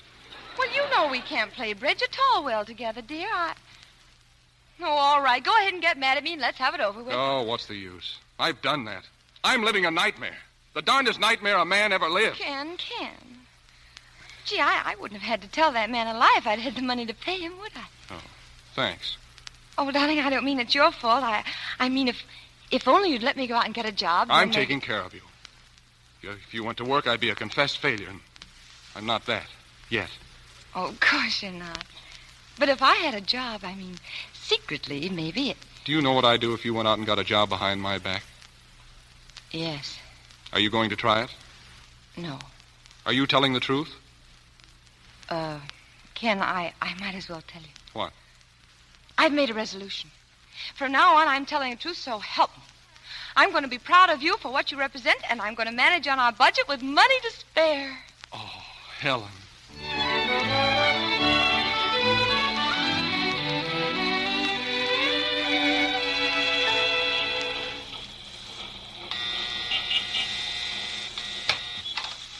Good morning, madam. Good morning. I'm Mr. Crayler's new secretary. Very good. Very good indeed. This way, please. Thank you. Do you wish breakfast, miss? Oh, no. Am I supposed to eat here? If you like. Oh. In this room, please. Oh. Is this his office? Yes, miss. But, doesn't Mr. Crayler have any other office? I mean, maybe in an office building? An office building? Uh-huh. Will you have a drink? Say, what kind of a place is this? Good morning, my dear. That'll be all, Forsyth. Yes, Mr. Crayler. Good morning, Mr. Crayler. I'm late. Aren't we all? You can call me Otto. After all, an old friend of the family, you know. Yes, sir. I mean, Otto. You're going to work out all right, my dear. Sit down. Thank you, sir. If I... Otto. Otto. If I only know a little bit more about being a secretary, perhaps... Well, I'll be patient, my dear. Very patient. Now, let's see. Take a letter. I can't, remember? That's right. Well, don't you know any word games or anything? No, sir. But all the while I'm working, I'll be learning shorthand. I'll get one of those little books with all those funny little markings in it. Oh, that's fine, fine. You're going to like it here, Helen. I'm going to like you. Sit down, my dear. Thank you, but I'm sitting already. No. Sit over here. By me. Oh, excuse me, but I don't think... come on. Otto, look, don't you think we ought to start answering your mail or something? Or... Now, don't be like that. Look, if you'll just... And quit following me! I'm not following you. Now, don't get excited. After all, I'm an old friend of the... Stand still! Let me go! My dear girl. You let me go, or I'll punch you in the stomach. Oh, no, my dear. Oh, no. Yes, I will. There, you see? I told you. I warned you. I quit. Do you understand? I quit!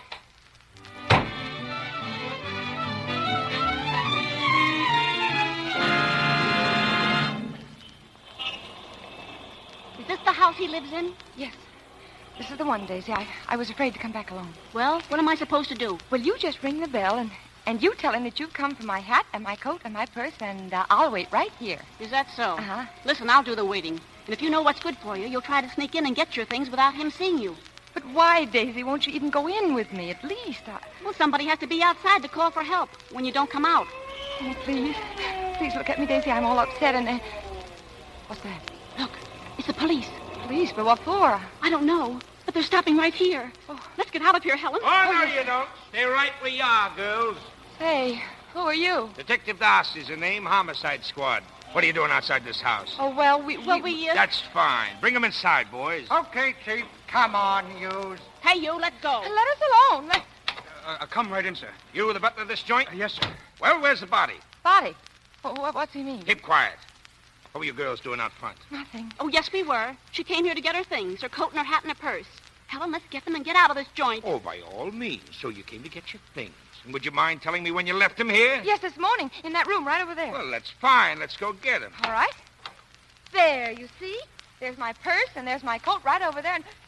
Oh, Helen! What's the matter, girls? Didn't you ever see a dead man before? Who is it? It's Otto. Otto, eh? Call him by his first name, eh? Nice point. Well, what happened to him? He's dead, lady. But of course you don't know anything about him. No. No. Oh, let's get out of here, Daisy. Oh, I wouldn't leave. Let's go in the other room there and talk. Don't do it. You don't have to talk without a lawyer. Get Ken. Well, what's there to talk about? I was here this morning, of course, but I didn't have anything to do with this. Oh, of course not. But let's talk anyway. Why did you kill him, sister? I didn't. All I did was run out of here. Okay, why did you do that? Well, I mean, I hit him first, and then I ran out. Oh, you hit him, eh? Yes. 2 fist marks right through the head, eh? Is he shot? Where'd you hide the gun? And where's the money? Where's the $12,000 you took out of that desk? 12,000? I'm going home. Oh, no, you're not. You're coming downtown with me, No, honey. I'm not. I'm Joe, not. grab this dame. Take her to my office and keep her there. Hey, cut it out, will Come you? on, lady. We're going for a little ride.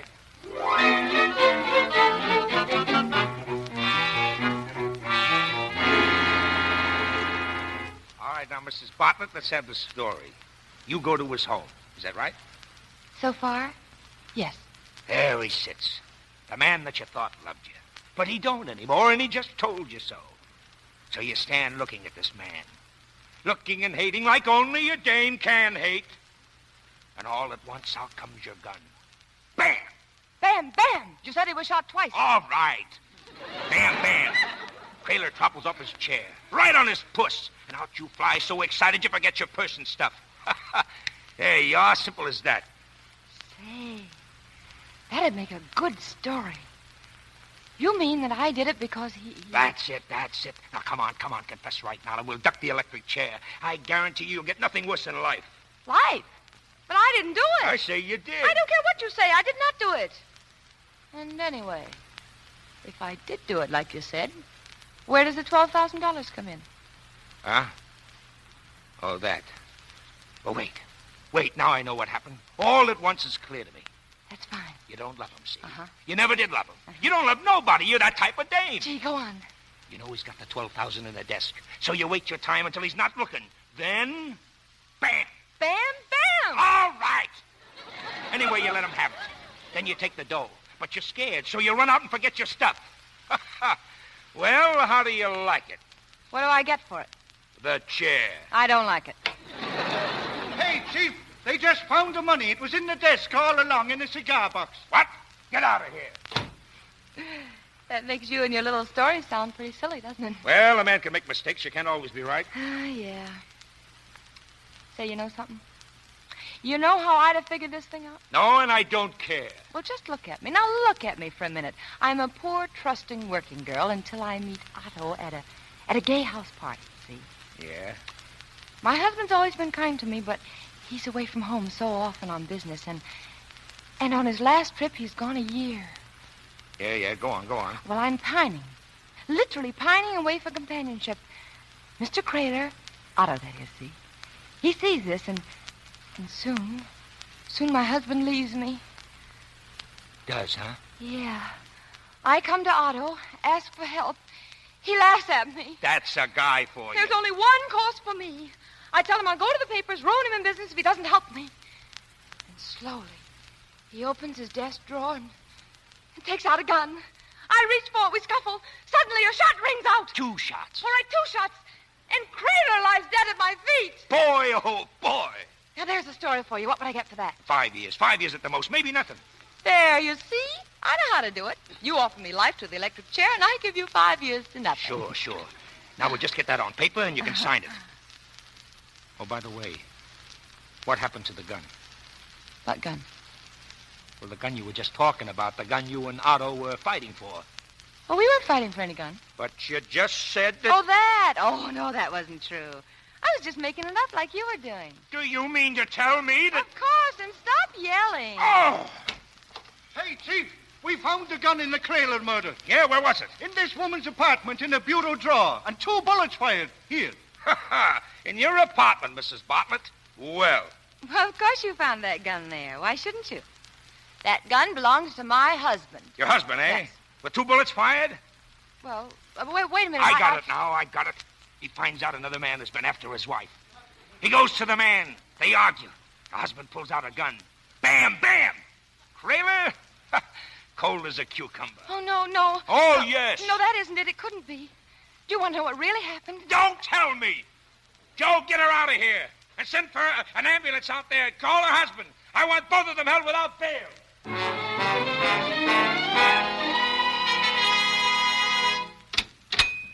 Here's your party. 5 minutes. Thanks. Oh, Helen. Daisy, did you hear anything about Ken? Yeah, they got him. He's in the other wing. In the jail? Yeah. They say he killed him. Oh, but he didn't. Listen, Daisy, I shot those 2 bullets from that gun over a month ago when I was out in the country working on my book. I shot them at a tree. You did? Of course. Well, then we can take them out to where you were and show them the bullets in the tree. Why, of course we can. Daisy, I didn't hit that tree.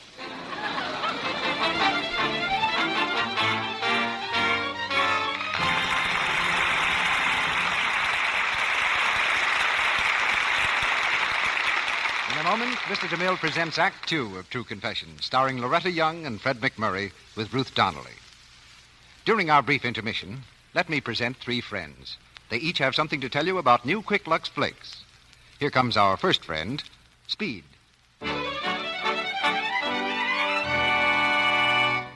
New Quick Lux is so fast. Give suds in a second.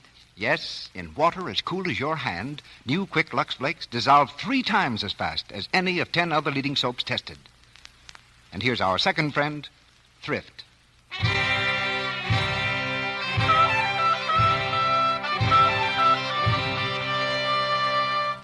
New Quick Lux goes so far. Yes, it gives more suds, ounce for ounce, even in hard water, than any of 10 other leading soaps tested. In other words, Lux is thrifty. It goes further. And now, here's our third friend, Lux Purity.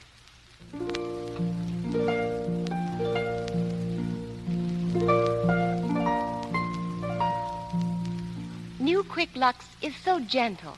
It's safe for everything, safe in water alone. Yes, new Quick Lux is gentle. It's fast, too, and it goes further. Yet it costs no more. Look for it in the same familiar Lux package. Get a big box tomorrow and use new Quick Lux for all your washables, your blouses, dresses, stockings, and underthings, and for your dishes to save your hands. Now, our producer, Mr. DeMille. Act Two of True Confession, starring Loretta Young as Helen Bartlett and Fred MacMurray as Kenneth Bartlett, with Ruth Donnelly as Daisy.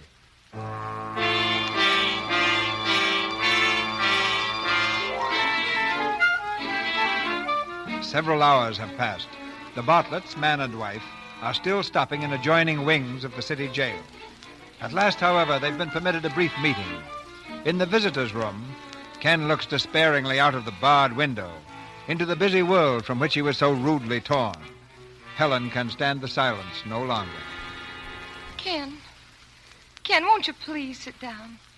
How can we talk when you stand there like a pallbearer? How else can I stand when my wife, my own wife... Well, go ahead and say it. Say it. This isn't so bad here. How's the food? All right, I guess. I haven't eaten any. No, you should eat. No matter what happens, you should eat. I'm sorry I yelled. Oh, that's all right. I'm sorry they put you in jail. No, that's all right. I always wondered how it was. Did they upset the apartment very much? No, just the dresser drawers. Oh. I found some socks I thought I'd lost. They were where you keep your manuscripts. Oh, that's good. Ken, all I was trying to do was to get a job. I wanted to help out. I told you not to. But there were so many things that we needed. Yeah. Well, it's happened, and I'm going to do everything I can. I'll fight this like a case has never been fought before. Gee, I feel better already. But I'm your lawyer and your husband, and I have to know all the facts. Of course. Maybe I'd better tell you what I found out first. Oh. They've got a mile of evidence lined up against you. First, they can prove that you went to Kraler's house. That's right, I did. And they can prove that you struggled with him. I punched him in the stomach. And then you ran from the house. Yes. And finally, we might as well face the fact that they can prove the bullets came from our gun. What? But how can they prove a thing like that? The ballistics expert. He says that the bullets that killed Kraler came from the gun they found in our apartment. Well, who cares what he says? What does he know about it anyway? I said he's an expert. That's his work. That's his career. Well, what's his career to us? He can be wrong, can't he? Helen, listen to me. You can't even think of trying to convince a jury that you didn't fire those shots. Do you know what'll happen if you try to enter a regular plea of not guilty? What? Well, let's not talk about it. I know what'll happen. They'll prove that I did do it. They'll put me in prison for life. Why, maybe it'll even be worse. I said let's not talk about it. I'll have to sort of get my bearings again. Before I saw you, I thought we were going to plead self-defense. But... You mean killing him because... Certainly. A woman has a right to protect herself against a brute. Oh. Well, there's no use thinking about it. If you're going to claim you didn't do it, throw our case out the window. Helen. Weren't you listening? What are you thinking about? About you in court. Oh, I love to hear you. Fighting for a woman's life. Why, it's a case you've always hoped for, Ken. It's your big opportunity. Do you think you could win? Fighting for you? Uh-huh. Of course I'd win. Oh, I can just see you standing there, pleading for me, your wife, whose only crime was defending herself against this human wolf. Oh, you poor kid. We'll show them, though. We'll vindicate you in the eyes of the world. Yes, and in defending me, you'll be pleading the case of all womankind. Oh, it's wonderful. You'll be sensational. Do you think so? Of course I do. Oh, forget it. You're going to say you didn't do it. Ken, I guess I'll have to tell you the truth. You might as well know. What? Tell me what? I did kill Otto Kraler.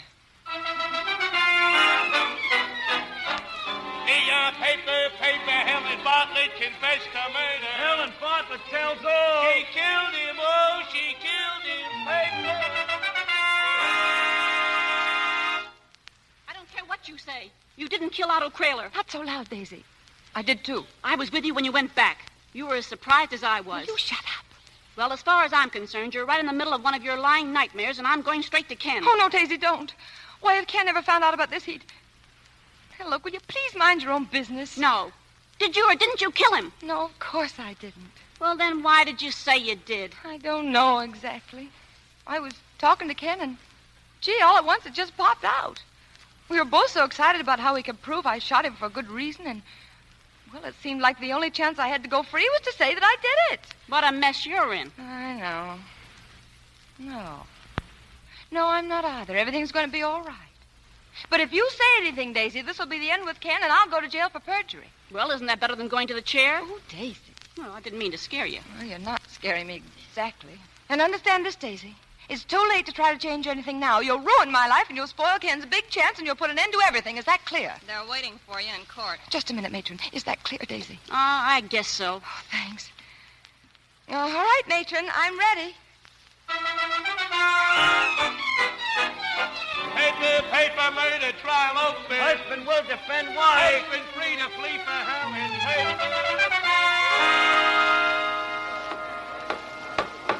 And the state will prove that the defendant, Helen Bartlett, is guilty of murder in the first degree. A murder that calls for payment with her very life.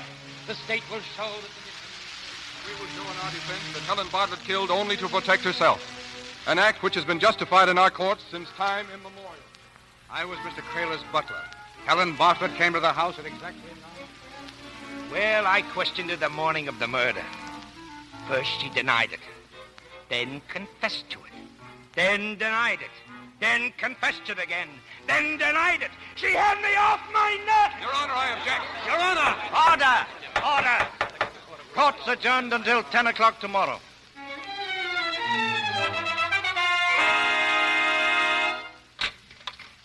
Say, Bartlett. Yes? There's a man here to see you. My husband. No, says his name is Jasper. Says it's very important.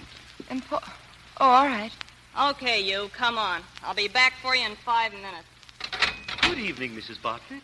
May I sit down? Thank you. Well, what did you want? What's so important? Nothing is important. That's what makes life so simple. Am I right? But you told him you had to see me. Why? I wanted to get a good look at you, my dear, so that I might understand. Understand what? I am Charles Jasper, criminologist in the utmost. You are a specimen under my microscope, and you're going to fry. What? You're going to fry, burn in the chair. Get out of here. You're crazy. Sure. Getting lots of publicity, aren't you? Big articles, pictures in the papers. You like it, don't you? It's the nectar of the gods for fools. house. And whether you killed Kraler or whether you didn't, you're going to look pretty. Right. Get out of here! Get out! Get out! What's the matter? Matron, open up here. Coming. Ken, he's crazy. Get him out of here. Get him. Hey, who is this guy? I'm Charles Jasper, criminologist in the utmost. Oh, Ken, please. All right, Mr. Outside. Come on. Certainly. It was nice meeting you, Mrs. Bartlett. Good evening. This way. Oh, Ken. What did he want? Nothing. He said he just wanted to look at me. All right. Now take it easy. He's just one of those nuts that hang around courts. He can't hurt you. Oh, Ken, I'm so glad you're here. Yeah, well, I can't stay long. You've got to get some rest. We may have a tough day tomorrow. I know. How do you feel, honey? I don't know. Sometimes just sitting in court and listening, I want to see myself electrocuted. And Ken, if I feel that way, how will the jury feel? Now, don't worry, please. I haven't even started yet. Well, I can't help being scared, can I? Oh, Ken, listen. I've done something that's awfully silly. I know, dear. No, darling, you don't know. Look, this is all a mistake. It's a great, big, crazy joke, see? I didn't kill Otto Kraler. I was lying. Can you understand that, Ken? Darling, can't you understand why I'd lie about a thing like that? I know how you feel, Helen. You're nervous and excited, worrying about what might happen. But it's not going to happen. Because we're fighting honestly and openly, admitting that you killed Otto Kraler. And if we can't win the right way, the honest way, we don't want to win. Oh, Ken!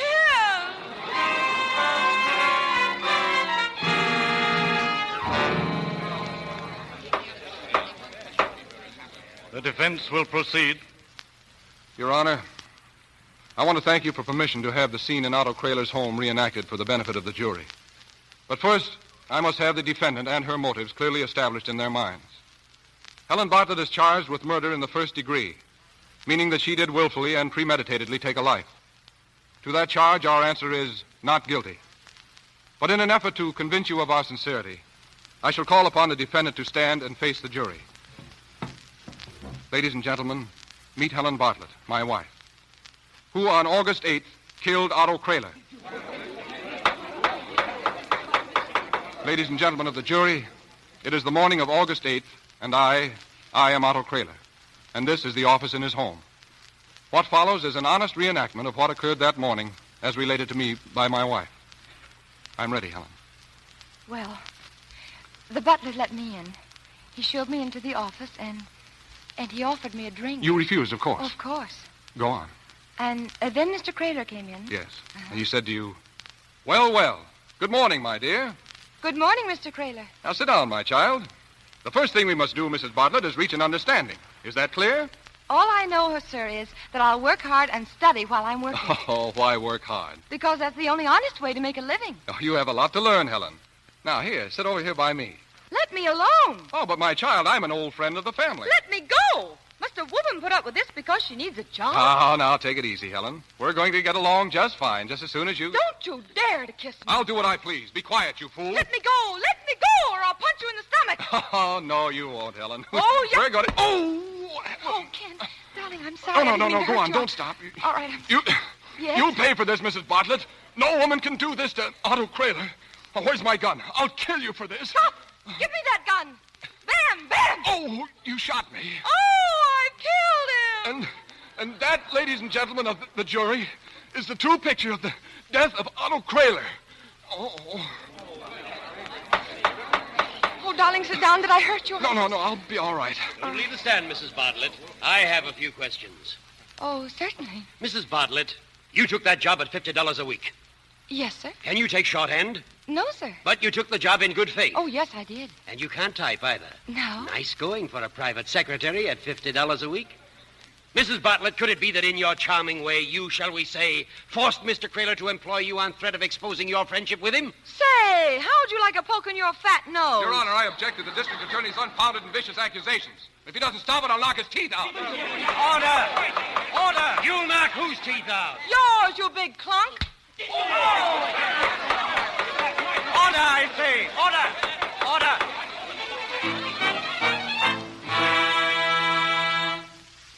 And in conclusion, ladies and gentlemen, I want you to ask yourselves this. You'll be going through that little door in a few minutes to decide the destiny of a human life. Ask yourselves this. Has not womankind the right to work so there shall be bread in her home? Has not womankind the right to expect decency from her employer whom she trusts? Has not womankind the sacred right to protect herself at any cost? I know what your answer will be, ladies and gentlemen. For I know you are honest, wise, and just. And I place the destiny of my wife in your hands. Your Honor, the defense rests. Ken, oh, darling, you were wonderful. Yeah, I think it'll be all right, Helen. I don't think so. Ken, it's that crazy man again. Get out of here, you. A wonderful defense, Mr. Bartlett. Well done, I say. But I still think your wife is going to fry. I said get out of here.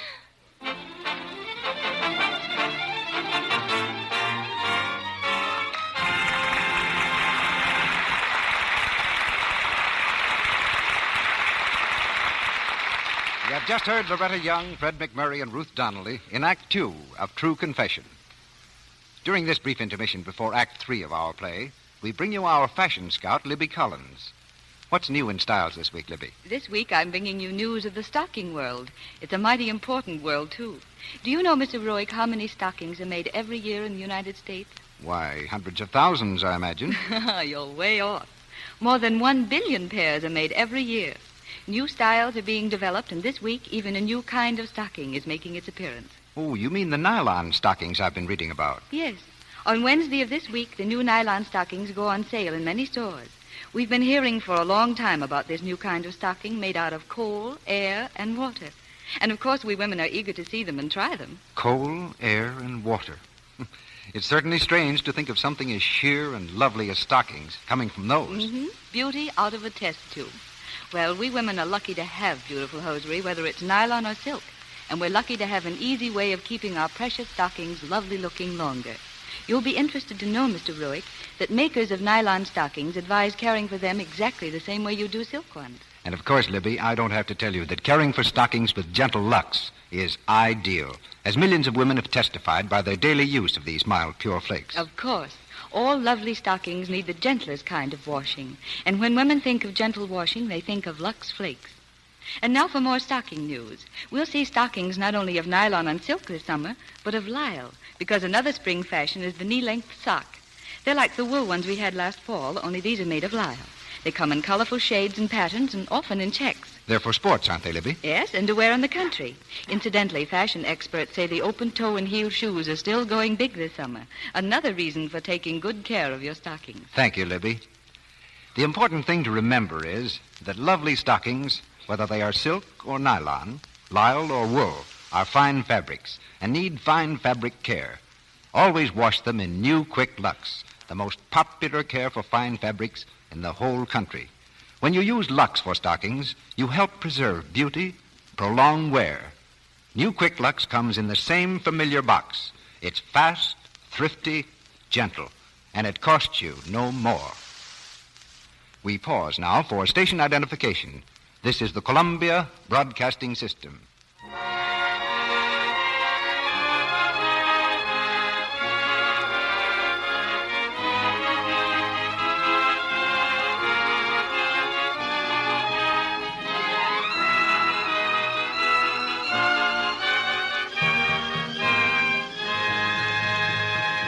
We continue with the third act of True Confession.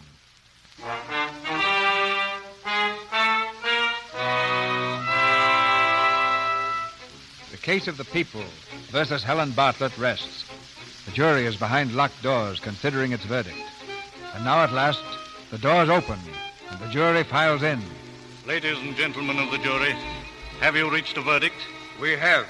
And how do you find the defendant? Guilty or not guilty?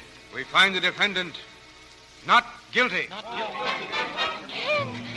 I'm free, darling. I'm free. Oh, darling, I told you the truth would win for us. Not guilty. A new lease on life for Helen Bartlett. A new life altogether. Adoration from the crowd. Can I have your autograph, Mrs. Bartlett? Fame. Can you give us a statement, Mrs. Bartlett? Wealth. We'll give you $20,000 for your life story. All these are Helen Bartlett. No longer do she and Ken live in a kitchenette apartment in New York. A 10-room house in the country is none too good for such a world-famous pair. Ken? Oh, Ken. Oh, hello. Hello, darling. How about a swim, huh? Oh, no, thanks. Later. Oh. Where were you? At Dorothy's tea in town. I told you, remember? Oh, yeah. What are you doing tonight? Tonight. Oh, tonight I'm going to dictate some more of the novel to Daisy. How are things going at the office? Oh, good, I guess. More business than I can handle. Oh, Ken, did you ever think all this would happen? What do you mean? Oh, everything. The apartment in town, this house, your business, my novel. All we ever wanted, we have now. I'm so happy, I'm afraid it's just a heavy dinner. Yeah, maybe it is. Oh, darling, what's the matter? Is anything wrong? No, of course not. What could be wrong? I'm making money, you have what you want, you're doing what you like. You're the happiest you've ever been. You just said so. Oh, Ken. Well, I'm sorry, but I can't be that way. Because I can't remembering why all this happened. And that's why what I can't understand about you. How you can ever forget that we'd be broke and I'd be happier if Otto Kraler were still alive. I haven't forgotten, Ken. I guess I shouldn't have said that. No, you're right. Why, here I've killed a man and I'm happy. Doesn't make sense, does it? Well, maybe it does. Maybe I just don't know how to act in a case like this. Wouldn't it be perfect if everything were just as it is, except that other thing hadn't happened? More than perfect. But it's too late. Ken, remember that day in the cell when I tried to tell you I was innocent? Yeah, the trial had worn you down. Well, if I hadn't killed him, just pretend. Pretend? Pretend that anyone would lie about a thing like that? That she'd make a mockery of justice and a fool of the man who was defending her? Leave an unsuspected criminal at large already plotting against his next victim? Why, that would be worse than murder. Yeah, I guess it would, huh? Helen, you're not trying to tell me that... Oh, nothing. I guess the heat's got me. Yeah, it is kind of warm, isn't it?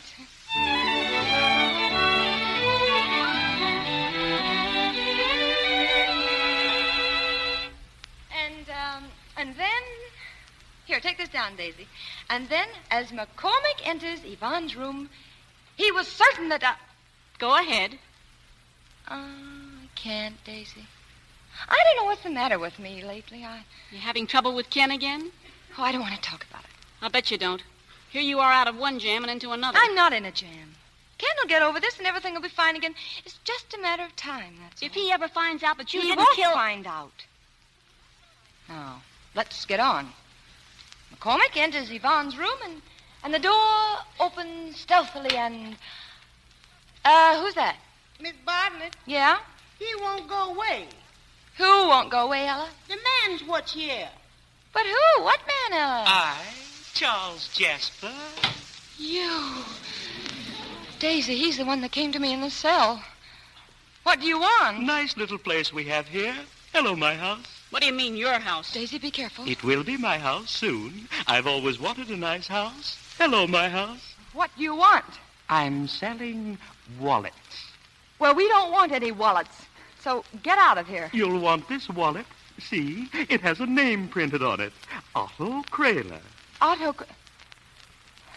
Where did you get this wallet? Lovely house. Charming. I asked you, where did you get this wallet? Where do you think? It was on Mr. Kraler's desk. I found it there after I killed him. You?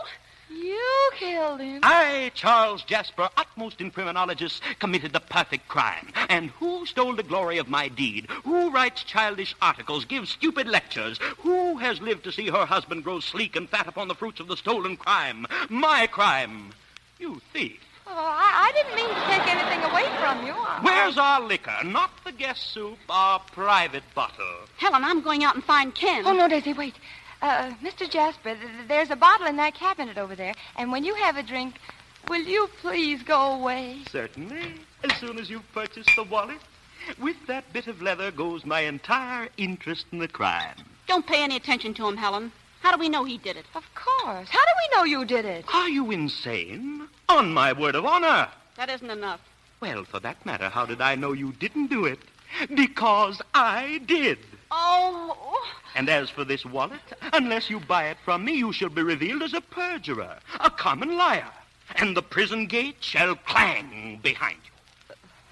How much do you want for it? The price, complete with crime, is $30,000. 30,000? Don't give him a cent. He can't expose you without putting his own pants in the chair. Yes? Did she get the chair? No. Will I get the chair? Likewise, no. I have a wife. Kraler tried to give her a job. She turned him down. He insulted her. So I shot him. I don't believe that. Believe what you want. I have an airtight defense, and I'm ready to test it at any time. But look, mister, I haven't got $30,000. Well, you have this house, haven't you? Perhaps I'll take that. Is there a mortgage? Listen, can't we talk about this some other time? You see, Oh, Ken. Hey, what's going on here? Well, darling... What's he doing here? I don't know. You see, he... Oh, what's the use? Good evening. What do you want? Shall I tell him, Mrs. Bartlett? No, I'll tell him. Ken, this is going to be the worst thing you've ever heard in your whole life.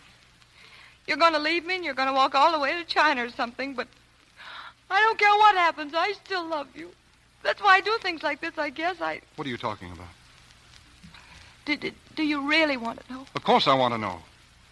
Well, I didn't kill Otto Kraler. You didn't kill him? No, he did. Charles Jasper. Oh, I can't stand it. I can't stand Daisy. Grab her. I'll take care of her. Nice girl. What's her name? Get some water. Ken, it seemed I'd have a better chance if I said I did it than if I told the truth. Why, even you told me that, remember, Ken? And so I did it. Oh, I know I shouldn't have, but I did, and now he's here, and he wants Keep money. quiet. Daisy, you all right? Oh, what happened? Here, take her out on the beach and walk her around. She needs fresh air. I'll take care of this guy. Ken, I was only trying to... Go on outside. Yes, Ken. Come on, Daisy, I need some air, too.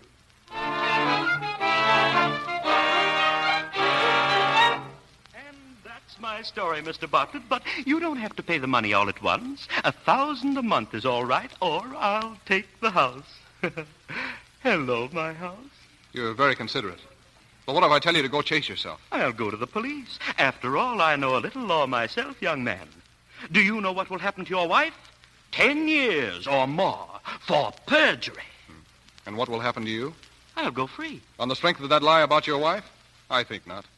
You were after that money they found in the cigar box. Was I? Listen, you might as well get this straight from the start. You can't reopen this case. Why can't I? Because only the condemned person or his representative has a right to do that. And there is no condemned person. Nobody was convicted. What?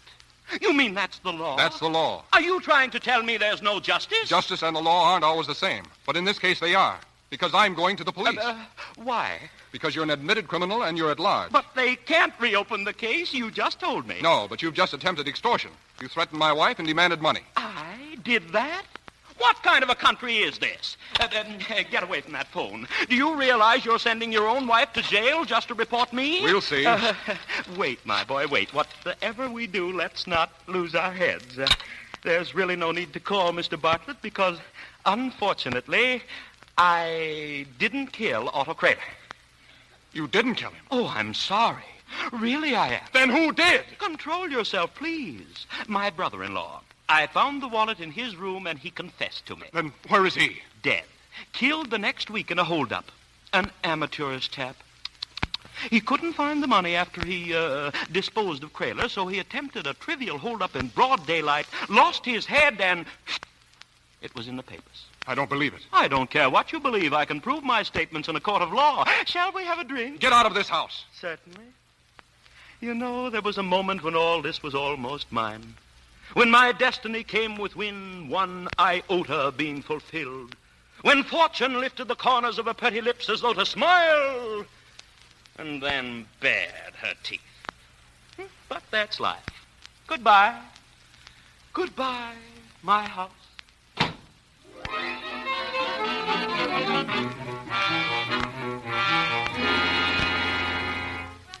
Is it all right? I mean, did he tell you?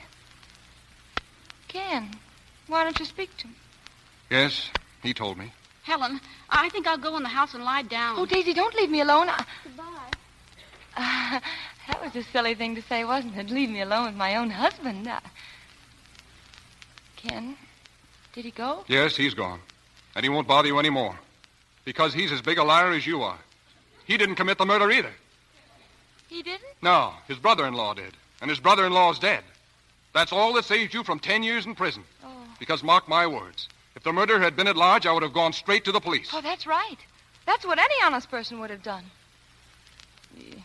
You're leaving now. I'm catching the 9:10 to New York. What's left for me? You've made a farce of our lives. You've ridiculed justice, my profession, me. Oh, Ken, I know this is all a nightmare to you, darling. Wondering how and why everything happened. And I don't think I could ever explain it so you could understand. I do want to say, though, that I I tried to tell the truth, but it seemed that everything would work out better if I lied. And it did, too. Up till now. Yes, everything worked out beautifully. Here we are, both successful, standing on the biggest lie in the history of mankind. Ladies and gentlemen of the jury, Helen Bartlett is not Helen Bartlett alone. Helen Bartlett is womankind. Ain't I the pretty one?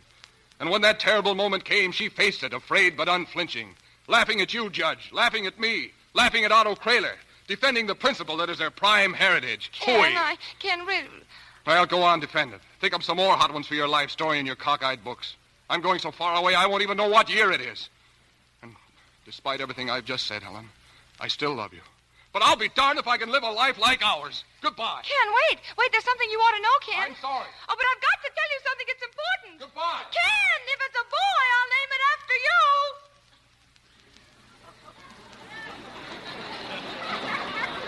What did you say? I said if it's a boy, I'll name it after you. Oh, Helen. Why didn't you tell me? Well, I wanted to surprise you. Oh, Helen, when's it going to be? What, dear? I said, when's it going to be? Oh, well, I don't know exactly. Well, what did the doctor say? The doctor? Oh, the doctor, nothing. This is the last straw. Even that wasn't true, was it? No, but it could be, couldn't it, Ken? Goodbye. Oh, darling, wait a minute. Please don't leave me, Ken. Please. Please, darling, I couldn't help it. Oh, hold me, Ken. Hold me, darling. Oh, Helen. I suppose this is the price of life with a person like you. Happiness, misery, one after the other, till you don't know which is which. And I suppose I'll walk out on you and come back and walk out again. Darling. But first, I'm going to make one last attempt to teach you not to lie. From now on, whenever you lie, we're going to make it come true. Do you understand? Oh, Ken.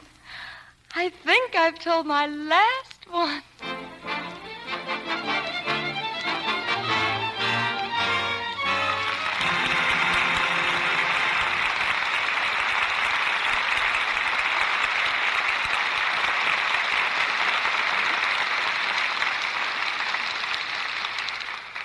We bring down the curtain on the last act of True Confession. You'll hear from our stars, Loretta Young and Fred MacMurray, in just a moment. But while we're waiting for them to come to the microphone, I'd like to ask a question. When you have an unpleasant task to do you complain about it or make the best of it?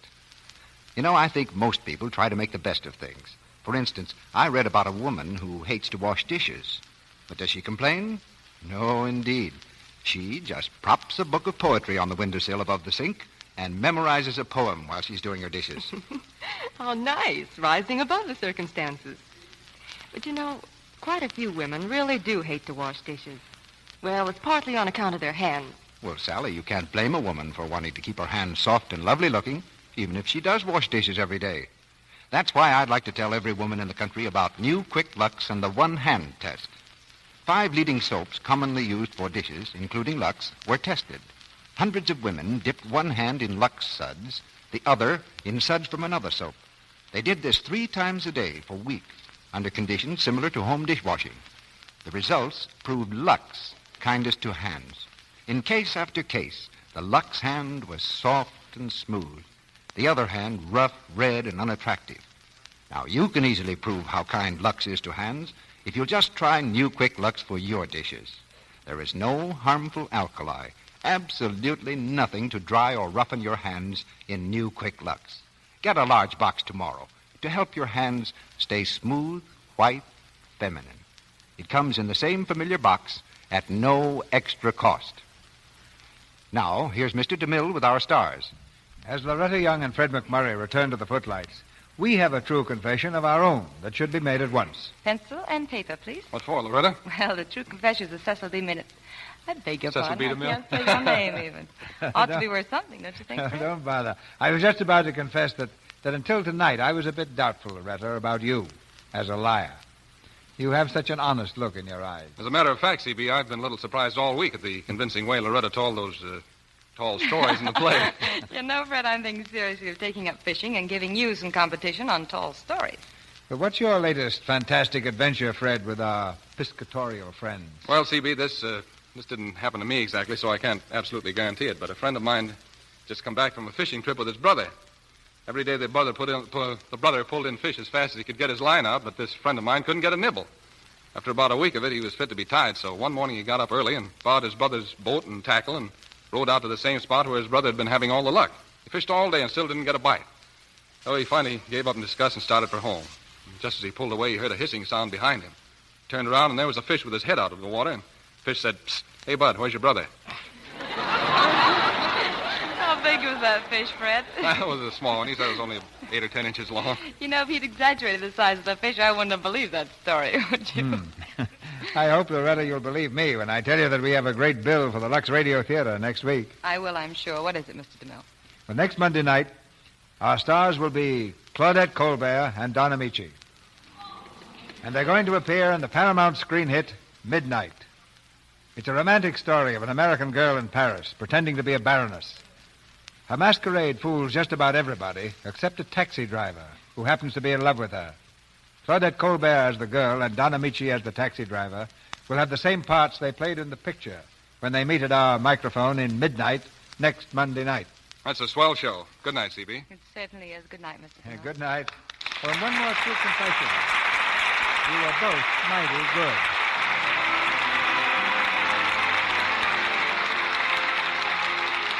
Our sponsors, the makers of Lux Flakes, join me in inviting you to be with us again next Monday night when the Lux Radio Theater presents Claudette Colbert and Don Amici in Midnight.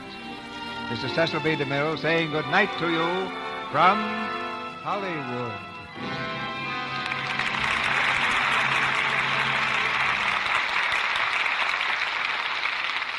Heard in tonight's play were Lou Merrill as Charlie Jasper, Wally Mayer as Darcy, Arthur Q. Bryan as Otto Kraler, Edward Marr as bill collector, Warren Ash as butler, Earl Ross as prosecutor, Jack Lewis as detective, Celeste Rush as matron, and Bernice Pilot as Ella. Loretta Young's current picture is the Columbia production, The Doctor Takes a Wife. Fred MacMurray is being seen on the screen in Paramount's Remember the Night and is now making Rangers of Fortune.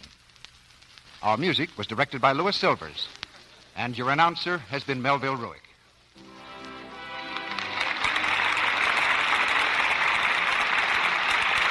This is the Columbia Broadcasting System.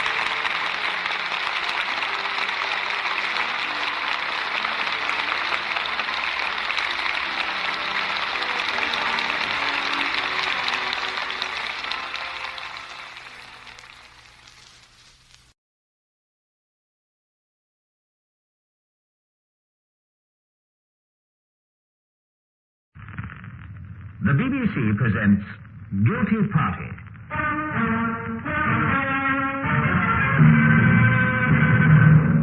A problem in crime detection in which you are invited to match your wits with a panel of experts. John Arlott, F.R. Buckley, and Robert Fabian. First, from the case book of Joe McCready, private investigator, you'll hear the crime play Woman in a Ditch. The panel will then cross-examine the suspects, basing their investigation on clues given in the play. From this cross-examination, which is unscripted, the panel hopes to find the guilty party. Now, here's Joe McCready. There was a high wind, and the night clouds that were scudding across the face of the moon were growing bigger and blacker. We had taken a shortcut across country because the indicator on our petrol gauge was flicking over the empty mark. As a result, instead of being 12 miles short of Peterwood on a road we knew, we were 10 miles off on a road we didn't know. That was when we spotted it. We saw it together, Inspector Galloway and I. Good Lord! See that, Joe? A car in a ditch. Brand new car, look. One of the new RT specials. Hard top, 4-seater. Brand spanking new by the look of it. Fancy leaving it stuck here. Must have gone for help. Somebody inside, Joe. These things always happen to us. All right, man, be with you. The door's locked? No. Now then. Oh, thank heavens. Help me out quick. What can I smell? Ether? Chloroform? Oh, something of the sort. Maybe get some fresh air.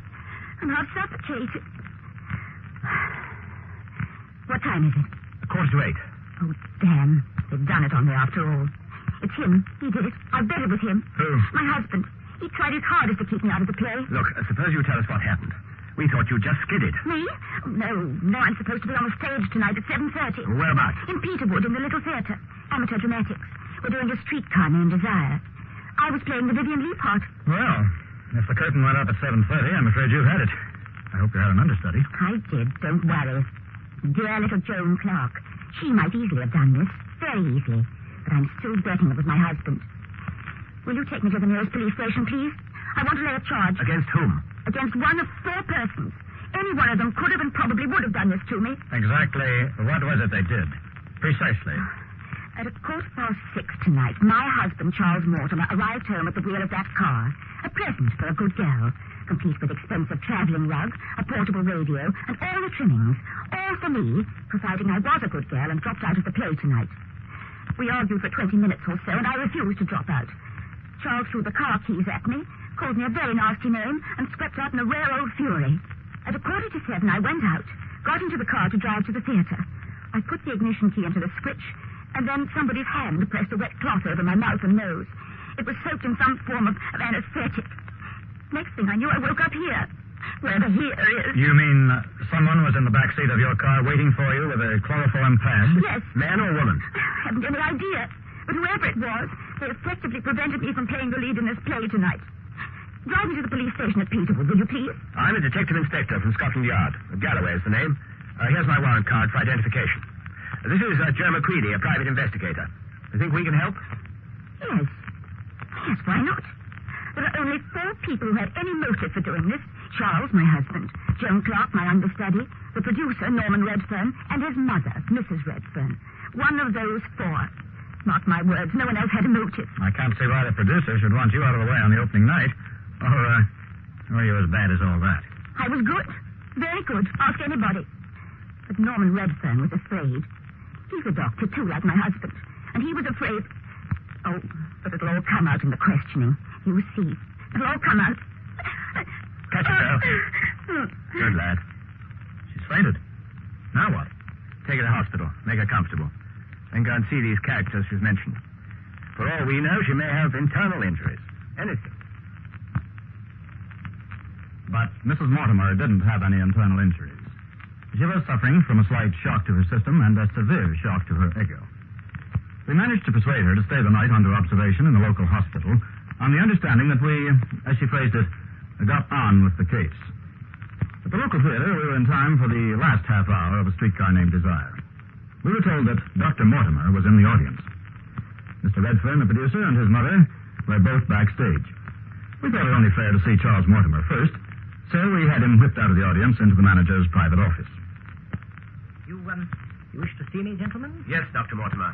Well, I hope it's a matter of some urgency. I object to having an evening at the theater interrupted in this way. It wasn't our idea, Doctor. It was your wife's. My wife's? But I don't understand. Isn't she supposed to be playing the lead in this play? She was. But in fact, she isn't. And you're sitting calmly in the audience enjoying the show. Where do you imagine your wife is? Well, gentlemen, she isn't on the stage, is she? And I did make her a present of a new car to persuade her to follow my wishes in this matter. Would it surprise you to know that she didn't follow anything of the sort? That, in fact, she was chloroformed and driven out to a remote country lane 10 miles away and left there with her car in a ditch, miles from any habitation or bus route? Do you mean she's been hurt? Assaulted? Has she been injured? Where is she now? It's all right. Relax. She's having a night in the local hospital, but she's only suffering slightly from shock. Oh, I must go to her at once. We're trying to find out who is responsible, Dr. Mortimer. Yes. Very right and very proper, but my place is at my wife's bedside. Now, you carry on with your inquiries, gentlemen, by all means. Just a moment. Now, look. We understand from your wife that you had words with her this evening. Yes, I did indeed. I was prepared to go to almost any lengths to stop her from appearing in this frightful play, especially in the role of a cheap tart. You see, I hold a responsible and a dignified position in this small town. The last thing I wanted was that sort of notoriety for my wife. So, all this trouble has one silver lining. It prevented your wife from appearing. Yes, there is that. You arrived home at 6:15 in the new car. Yes. I parked my own in the free car park adjoining the high street. I then went along to the automobile agents and collected the RT special as a surprise for my wife. I brought it home, and I felt confident that with such a present even she would agree not to appear tonight. Yet when I gave her the keys, she still defied me. So? So I stormed out of the house and I left her. Then what? I jumped onto a bus and I came into town to collect my own car.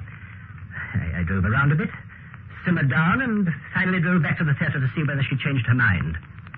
They said she hadn't turned up, so I explained what I thought was the reason, and I hurried back home. But she wasn't there. Neither was the car. So I came back here to see the show, and I thought possibly see my wife and express my thanks. Seems to me you went to fantastic lengths to try and prevent your wife from playing a part in an amateur production. There had been rumors of some goings-on between my wife and Norman Redfern, the producer. Just malicious rumor. But I argued that if, in spite of my opposition, she insisted on playing the role of this sexy slut, then it would give evidence to everyone that she was dominated by Redfern and didn't care tuppence about me. I see. Why don't we take a look at your car, Doctor? I know. No, it's outside. Look at it by all means if you think it can help you. Though I must admit I fail to see how it can. And I must admit I agreed with him, because when we went to the car, the engine was still slightly warm. Mortimer unlocked it, and we took a look inside. No sign of any ether or chloroform, although there was a doctor's bag containing the usual medicines and instruments. We told him we'd see him later, and we went to have a word with the other suspects. The understudy who'd stepped into Mrs. Mortimer's place was the one we saw first, Joan Clark. She told us the intensity of her acting had left her feeling sick and exhausted. I guess it had much the same effect on the audience. You are a professional actress, Miss Clark? No, purely amateur. I work as receptionist for Dr. Redfern, our producer. Does that mean you spend a certain amount of time in his surgery? But of course. And now to return to the play. Does Dr. Redfern have any ether or chloroform or anesthetic of any kind in his surgery? Naturally. But what that's got to do with the streetcar named Desire... How well did you know Mrs. Mortimer? Not at all. Would you say she was having an affair with Dr. Redfern? Well, really. Would you say she was? I'd say she'd like to have an affair with him. She threw herself at him enough. Ask Norman's mother, she'll tell you. But what's all this about? Can you drive? Yes. I haven't got a car, but I can drive. How did you get here tonight? On the bus. What time? Oh, I suppose I got here about, early. 10 to 7. Why so early? I was excited, because I thought I'd be playing leading lady. What made you think so? Dr. Mortimer phoned me late this afternoon and warned me I might be wanted for the lead, because he was hoping to be able to persuade Mrs. Mortimer to back down. You knew he disapproved of his wife playing the role? Oh, yes. Everybody knew. What did you think of Mrs. Mortimer's new car? It was noisy and flashy and bright scarlet and very expensive. Ideal for her. How did you know so much about it? She told everybody it was on the way. Then I saw it from the top of the bus on my way here. The bus route passes Dr. Mortimer's house. What time would that be? Time? Between 20 and 7:15, I suppose. Something like that. Did you see anything of Dr. or Mrs. Mortimer? No. Just the car outside the front door in the drive. He's got a porch light, and the car looked very swish standing there, I must say. You couldn't help but notice it. Miss Clark, tell us frankly, are you in love with Dr. Redfern? I don't see that's any business of yours. But whether in love with him or not, I like him a lot. He's a dear. And I wouldn't see him waste his life with that hateful, oversexed madam any more than his mother would.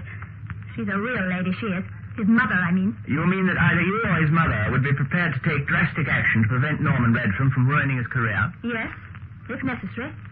Especially with her. Oh, thank you, Miss Clark. Now, I think we'll speak to Dr. Redfern. Now, Dr. Redfern. Where is she? Where's Mrs. Mortimer? Why do you ask? Joan told me when I arrived at the theater that Dr. Mortimer had persuaded her not to appear tonight. I didn't believe her.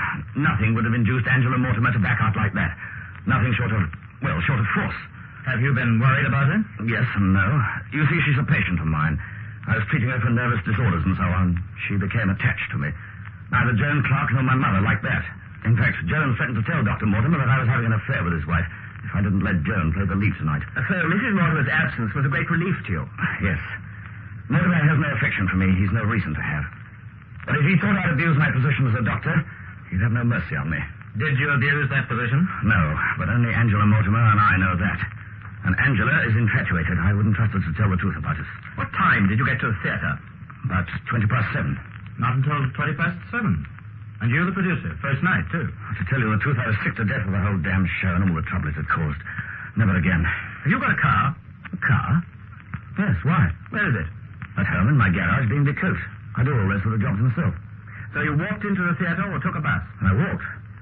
As a matter of fact, I left home about 6:30. Do you have occasion to use any anesthetic at all in your surgery, Dr. Redfern? Very rarely. And then only with another qualified man present. Why? I just wondered. Could you tell if any was missing? Missing? Well, if the bottle was missing, yes, I could. But if someone had taken some out, I wouldn't know. Could you drive an RT special?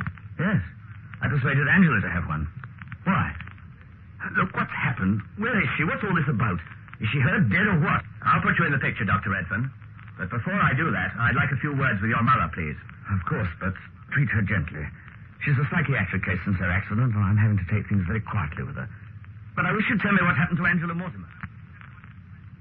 Mrs. Redfern was a formidable-looking woman of about 60. Her gray hair was scraped relentlessly into a neat bun at the back. She wore a velvet band around her neck, and her face was like a piece of Gothic architecture, all upside-down curves. The rest of her was very straight and uncompromising. Please sit down, Mrs. Redfern. Let me say right away, I can guess what you're here for, Inspector. Oh, can you? Yes, obviously something unpleasant has happened to that frightful Mortimer woman. I only hope it's nothing trivial. She'll get over it. Pity. You didn't approve of Mrs. Mortimer. How observant of you, young man. You have a quick brain. But whatever's happened to her, I had nothing to do with it. Nor had my son. Where were you at 7:15? Dressing. Ready to come to the theater. How far is your home away from the theater? About a mile? In the same direction as Dr. Mortimer's house? Yes, we live quite close to the Mortimers. More's a pity. But if anything serious has happened to the lady in question, I'd say Mortimer himself did it. He came to see me 2 days ago and warned me that unless she'd stopped associating with my son and dropped out of this play, he'd make Norman suffer. And why did he tell you? Norman was out at the consultation when he called. Did you tell your son about the call? Naturally. Mrs. Redfern, did you travel to the theater by car or by bus? I walked. I had a bad car smash a few months ago, and it's left me with a complex about car travel. I haven't set foot in a vehicle of any kind since, not even a bus. Can you drive? I could drive very well. I haven't touched a steering wheel since the accident, though. My son tells me that time will cure this phobia of mine. Time or some urgent compulsive feeling which would cause me to forget my anxieties. I don't somehow think he's right, though.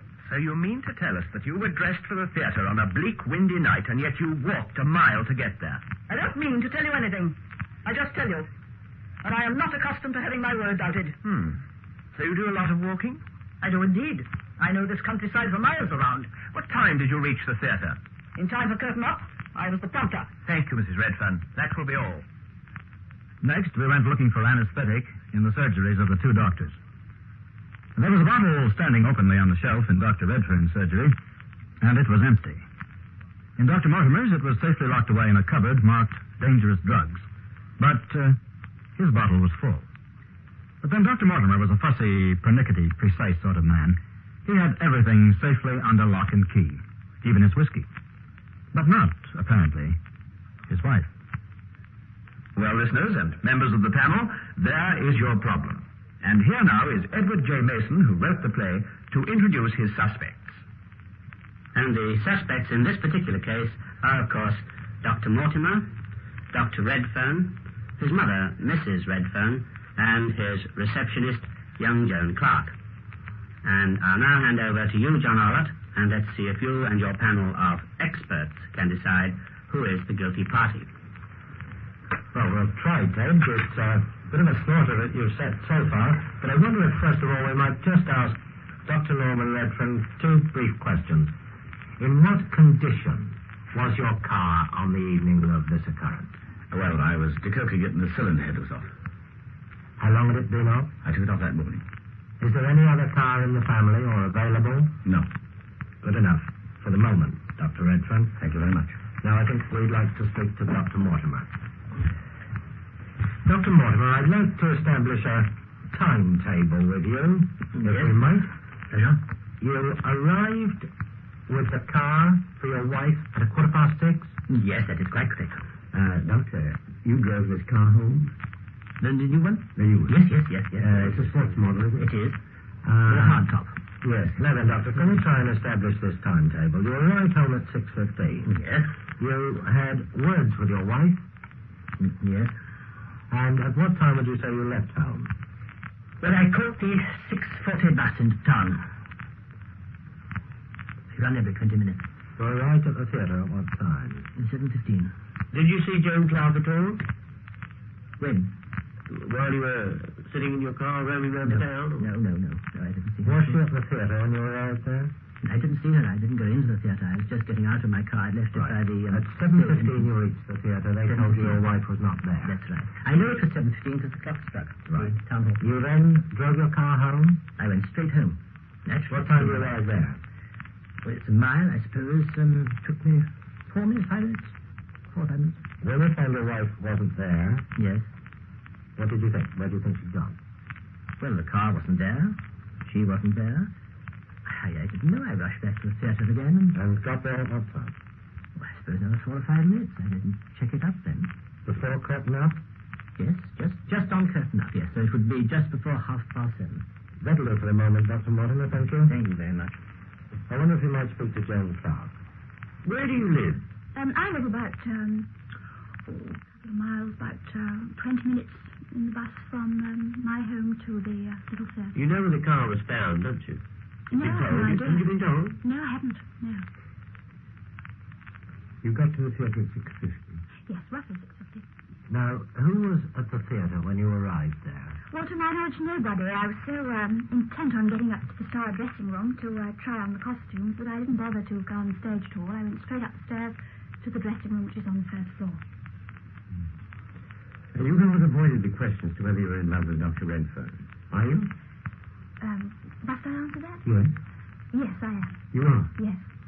Does his mother approve of any possible romance between you and Dr. Redfern? Well, of course, I have no definite knowledge of this, but I should say yes. What did Dr. Mortimer say to you on the telephone when he said about his wife not being in the play? He told me that I must be prepared to go on the stage as Blanche. That's all right, Miss Clark, at the moment. Now, I wonder if we could speak to Mrs. Redfern. Mrs. Redfern, you're the prompter in this play. I am. Now, does that mean that you are often with the cast? No, not at all. I just go in for the last 2 or 3 rehearsals. Just help my son. But have you had any conversation with any of the cast while the rehearsals have been on? No, as little as I can. I'm really not very interested in them. Have you heard them talking amongst themselves? No, never. Are you friendly with Dr. Mortimer? Friendly? Yes. No, I'm not. I don't like the Mortimers, either of them. You don't like either? No. When you walk to the theatre from your home, do you pass the Mortimer's house? Yes, it's quite nice. You pass it? Yes, quite nice. Was there a car in the drive, did you notice it? Was a light? No, I didn't really look. I don't suppose it was. Do you think your son is having an affair with Mrs. Mortimer, or was? I really don't know. It's his affair. Well, I never interfere. I don't know. I hope not. I don't like the woman. Never have liked the woman. You don't know, but what do you think? I don't know. I really can't tell you. It's his affair, not mine. I don't interfere in my son's business, and I don't wish to. But your son is your affair. Yes. And surely you're his mother. What? You're his mother. I'm his mother, certainly, but after all, he's a grown-up man. Yes. He's not a child. No. Good enough. Thank you. Well, now, if we might talk again to Dr. Redfern. Dr. Redfern, did you have any arrangement to pick Mrs. Mortimer up that evening? No. Not at all? No. Can you explain why it took you from 6:30 to 7:20 to get to the theatre? Yes. I was rather upset with my mother, and I was extremely fed up with the play, and I went to a public house, which I normally don't go to, called the Nick and Handcuffs, and I had a couple of pints of beer there. It was very crowded. There's a large factory near there, and I just had a couple of pints, and then I walked on to the theatre. Was there anybody in there that you knew? Not that I know. No, all factory hands. Would the landlord at this public house know you? I shouldn't think so. I've never been there before. But surely if a doctor comes in and all the other customers are factory hands, you'd be fairly conspicuous there? Well, I was in my old tweeds. I mean, it's very dusty little theatre. You don't put your best consulting practice suit on. Have you heard much conversation between the members of the cast in the rehearsals at the theatre? No, the usual sort of gossip. I mean, sort of show business talk and that sort of... Has that gossip ever included any references by Mrs. Mortimer to a car that she was going to have? Yes, she has mentioned that she hoped to get an RT special. She didn't say how she hoped to get it. Was Joan Clark at the theatre when you got there? Do you remember? Yes, she was. Was she pretty well changed by then? She was in what passes for costume in that part, yes. Was Dr. Mortimer there, do you remember? I can't remember that. I didn't see him myself. Well, now, there's the producer's signal, so I'm afraid that must end our interrogation, and we'll return the suspects back to you, Ted Mason. Thank you, John. And while you deliberate with your 2 experts, I will go through once again the 4 suspects for the benefit of the listeners at home who might also be trying to solve this particular problem. Well, first of all, we have Dr. Charles Mortimer, the husband who didn't want to be humiliated by his wife. We have Joan Clark, the receptionist, the girl who had a great regard for her employer, Dr. Redfern's career, and also for him. We have Dr. Redfern, the frightened physician with woman trouble in 3 places. And we have his mother, Mrs. Redfern, the angry mother, anxious to protect her offspring. Those 4 all had a very strong motive for this rather stupid crime. I don't know whether you people at home have been able to solve the mystery, but I can see that John Arlott is now ready to come back again with the expert solution of this guilty party mystery. Over to you, John. Well, there's a slight note of irony about that, Ted, and I'm not sure that we've got the complete solution. Now, we had to start off, obviously, with the basis that there were 2 cars involved. In other words, the car in which Mrs. Mortimer was driven and ditched, and then another car which must have got the other person, the person who had chloroformed her and driven her there, back into town and back to the theatre. So we said 2 people. Now, can we find a first person? Well, we said Joan Clark, very largely on the basis that she said she didn't know Mrs. Mortimer, and then reported Mrs. Mortimer as saying that she was going to get a car which her husband insists he hadn't told her she was going to get. Then we've got to look for her accomplice. Well, her accomplice, as far as we can see, can only be Dr. Mortimer, because he's the only one with a car to get her back. If she did it, then he follows out in the car, picks her up, and takes her back. Or alternatively, and all this we think stemmed out of the afternoon telephone conversation, he chloroforms the wife, and she follows out in the car and picks him up and drives him back into town. But we think these 2 people are involved, Joan Clark and Dr. Mortimer, providing a second car to get them back to theatre. That's essential. She has lied, and they both obviously have an interest in keeping Mrs. Mortimer out of the play.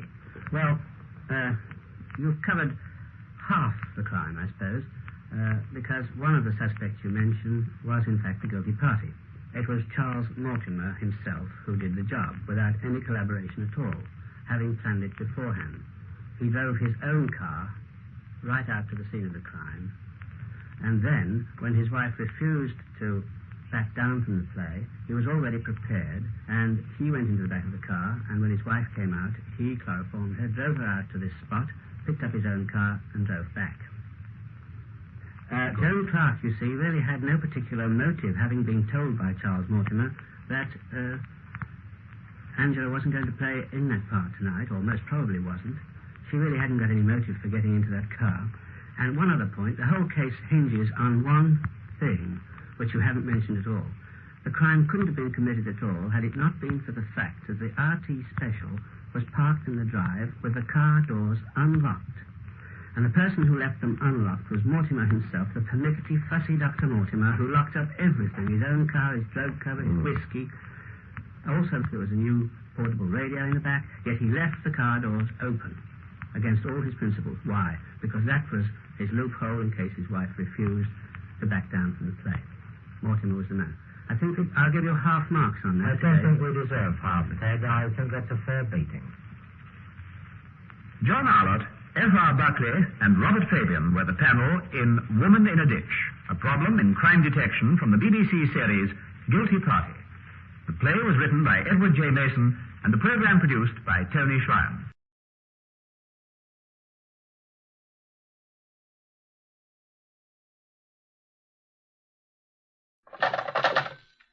Whitehall, 1212, quickly. This is Scotland Yard. For the first time, Scotland Yard opens its secret files to bring you the authentic, true stories of some of its most celebrated cases. These are accurate records drawn from these files by special permission of Sir Harold Scott, Commissioner of Scotland Yard. They're true in every respect, except for the names of the participants, which, for obvious reasons, have been changed. The research has been done by Mr. Percy Hoskins, chief crime reporter for the London Daily Express. And the stories for radio are written and directed by Willis Cooper.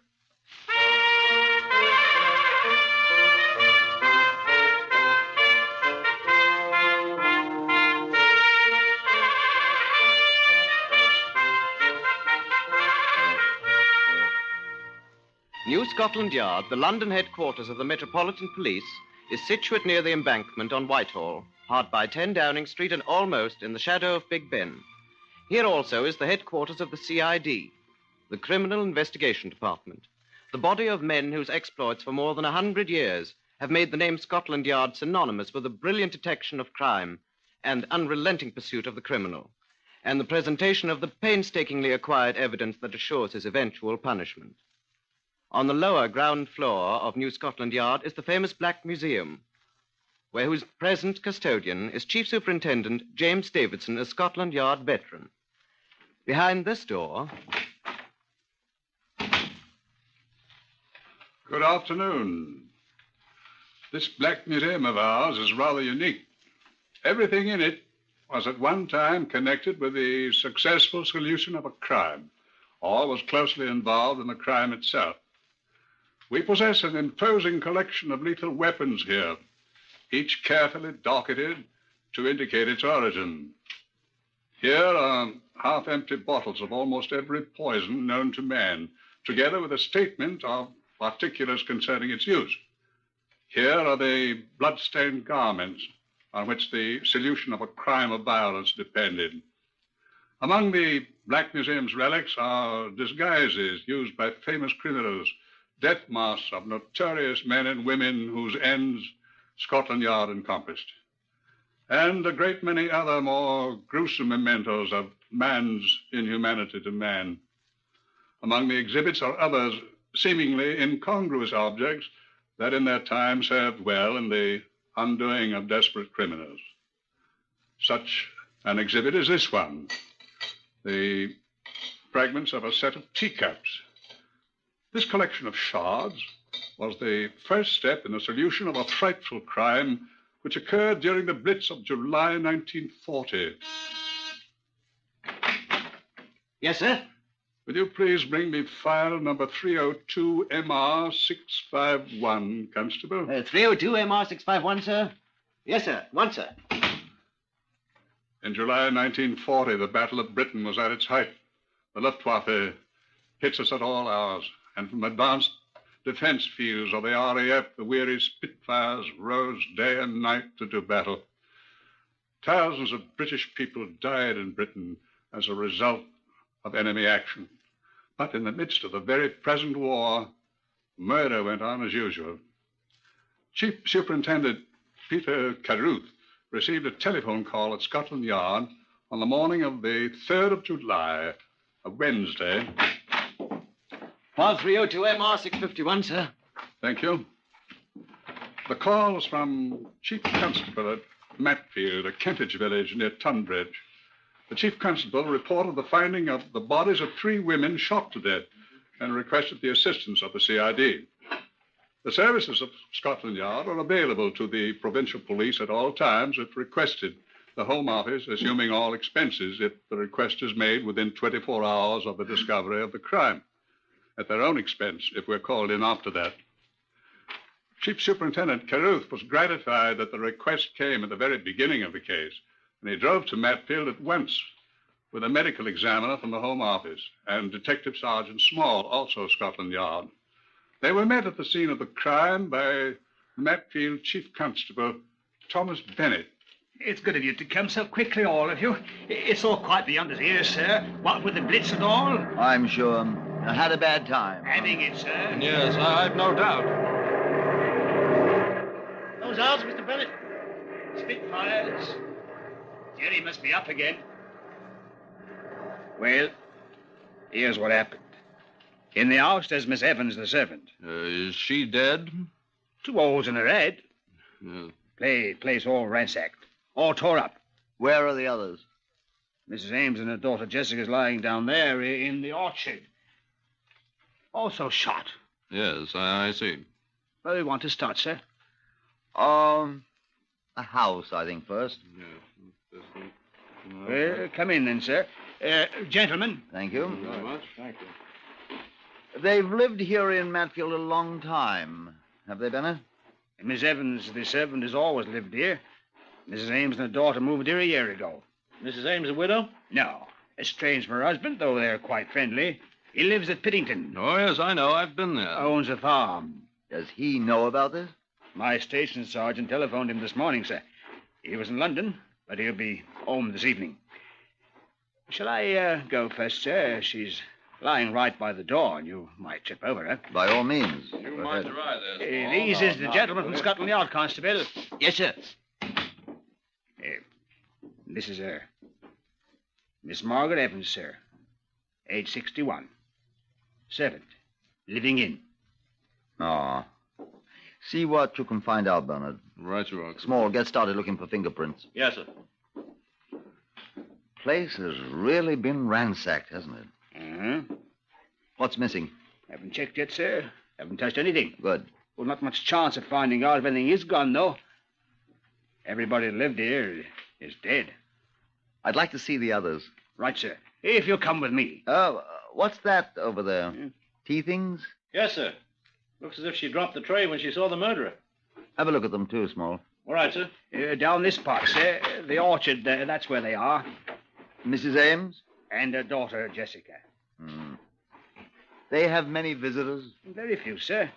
And the place is back from the road, hidden a bit by the roses. Hard to tell, they do have. Here she is. This is the daughter, I suppose. Right, sir. Her mother's over there, off the path. Daughter was running away toward the house. Mother was facing the other way. Shot in the back, too. Aye. Found anything here in the grass? Cartridge cases, anything? No, sir. We did find this glove, though, sir. Sorry, I had it in my pocket. Almost forgot it. Oh, woman's glove. Size 6, I'd say.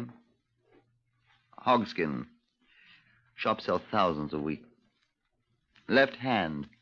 Whose is it? Isn't Mrs. Ames, sir. Too small. Or Miss Jessica's either. Too large, I'd say, wouldn't you? Yeah. Yes, I think so. Maybe the murderer, sir. We'll see. All you found? Oh, so far, sir. Where was the glove? Oh, over there, sir. I marked the spot with those 2 sticks. Alongside the mother's body? Yes, sir. Well, as soon as Bernard's examined the bodies, I think you'd better have all this grass scythed down and see if you can find anything else. Cartridge case or anything. Right, sir. Shall we walk back to the house? Yes, sir. Good hunting, lad. Beg your pardon? Talking to the fighter chap up there. Hope he shoots some Jerry's bloody ears off. He probably will. Got a son in the RAF. Flight sergeant of the Coastal Command. Good man. 19 years old.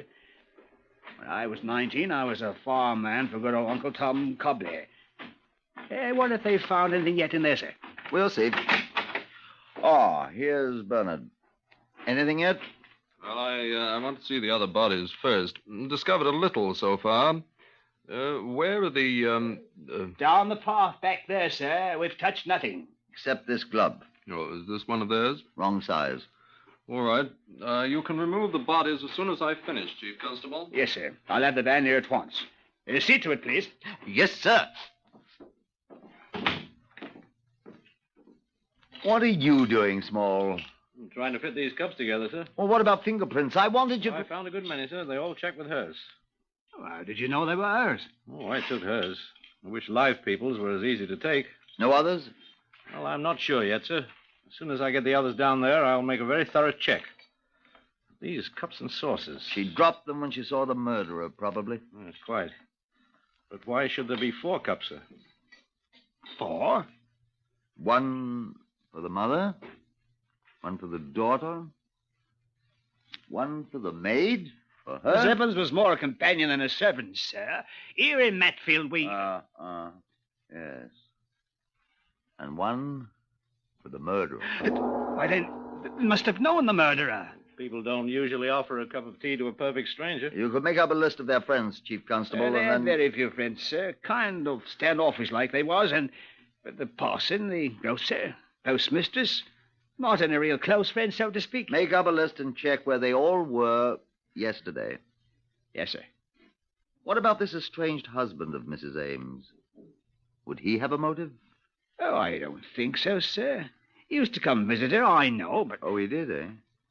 And he's in London now, you said? I went down yesterday morning, they said, sir. Where does he live, did you say? Piddington, sir, near Oxford. You take over, Sergeant Small, you and Mr. Bernard. I'll call you from Piddington. Piddington, sir?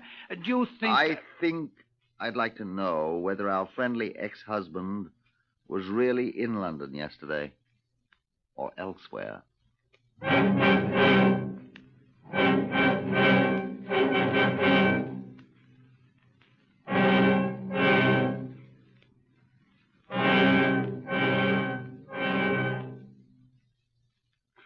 At Piddington that afternoon, 70 miles away from Matfield, Jem Davies, the man of all work, explained to Chief Superintendent Carruth that John Ames had not yet returned from London.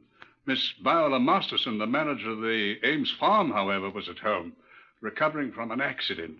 Carruth spoke to her in her sitting room. Her left arm was in bandages, and she was obviously in slight pain. Carruth sympathized with her. I'm so sorry to disturb you, Miss Masterson. It's quite all right. I'll be up and about in a day or so. It pains a little, though, now. I suppose you've heard about the former Mrs. Ames and her daughter? I'm so dreadfully sorry. I knew them slightly, you know. Oh, did you? I'd have gone over to Matfield if I hadn't been so stupid as to fall off my bicycle and injure my arm. I'm afraid I'm not a very good cyclist. Oh, do you have any clues as to the... Murderer? Very few at the moment. Very few, I'm afraid. Oh, what a pity. Mr. Ames went to London yesterday.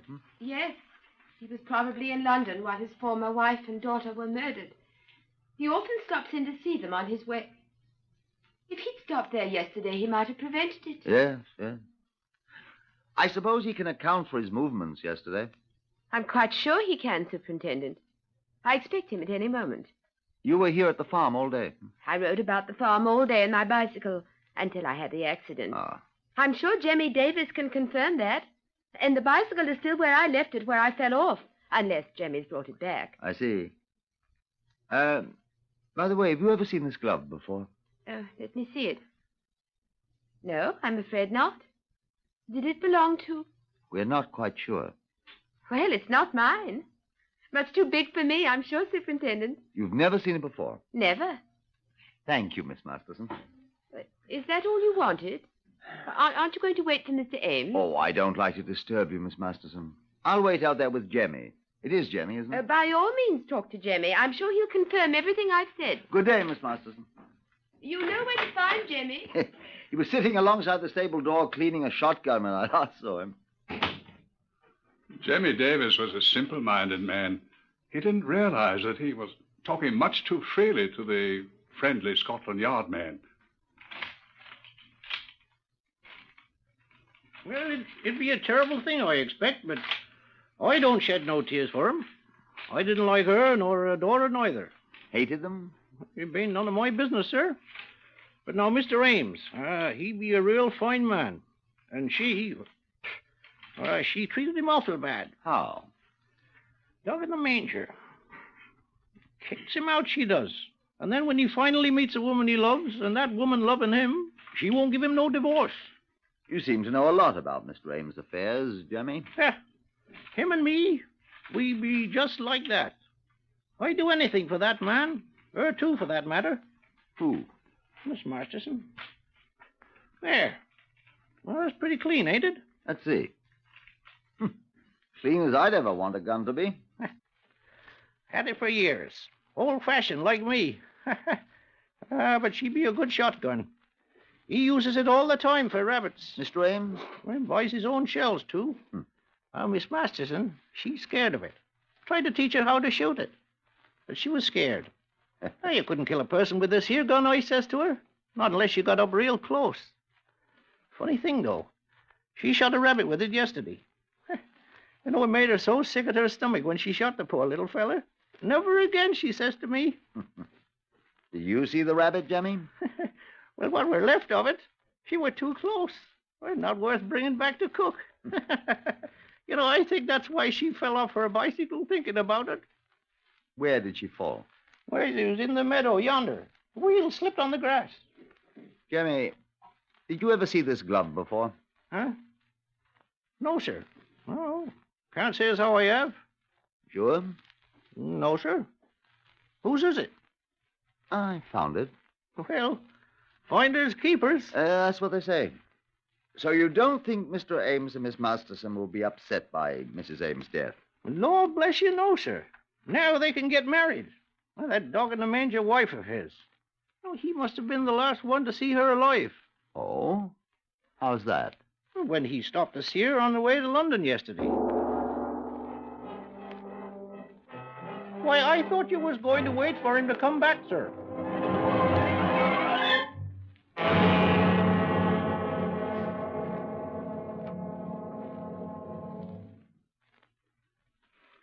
Chief Superintendent Caruth hurried to the local police station, where he put through a trunk telephone call to Matfield. Detective Sergeant Small, the Scotland Yard man, answered the telephone at the murder house. Small here. Small, I want you to check at once on something. Yes, sir. I want you to make the most diligent inquiries. Get that chief constable there to inquire of every person in Matfield, if necessary, at once, to discover if this man Ames was seen in Matfield yesterday. You got that? He was seen, sir. He was? The postman, sir. We've been making inquiries all over the village of Mrs. Ames' known friends, and we've come across several curious things, sir. Well? Well, the postman observed Mr. Ames walking toward this house yesterday afternoon. He's sure? Positively identified him, sir. Known him for years. Spoke to him, called him by name, and Ames replied. What else? He was carrying a shotgun, sir. Oh. I discovered here that he intended to visit them. But the gun... Well, looks as if he's our man, doesn't it? What else did you discover? Well, there's a bicycle belonging to Mrs. Ames is missing. Oh? And the porter at the railway station reports a strange woman carrying a parcel arrived in town yesterday, but so far we have been unable to trace her. Now, the local police have picked up a deserter from an army camp near here. He's being questioned now. Then a lorry driver for the gas company at Oxford reports picking up a woman on the highway near here yesterday afternoon. She was wearing one glove. Oh? Now, he thinks her bare hand was scratched and bleeding. Yes? She explained she'd fallen off her bicycle and was trying to catch a train. He took her to the railway station. And then... Oh, what did you say, sir? I didn't say anything. Oh, I was speaking to Dr. Bernard, sir. I'll put him on. He wants to speak to you. Thank you. You there, Caruth? Yes, Bernard. I've discovered why you didn't find any spent cartridges, Superintendent. Yes? The women were killed with a shotgun, probably a .410 shotgun. Yes, I know. The murderer had to pick the discharged shells out of the breech of the gun by hand. Yes, but... Probably carried them away and disposed of them elsewhere. Did you recover any of the shot from the bodies? Yes, quite small pellets. Birdshot. Mark it in evidence and hold it for me.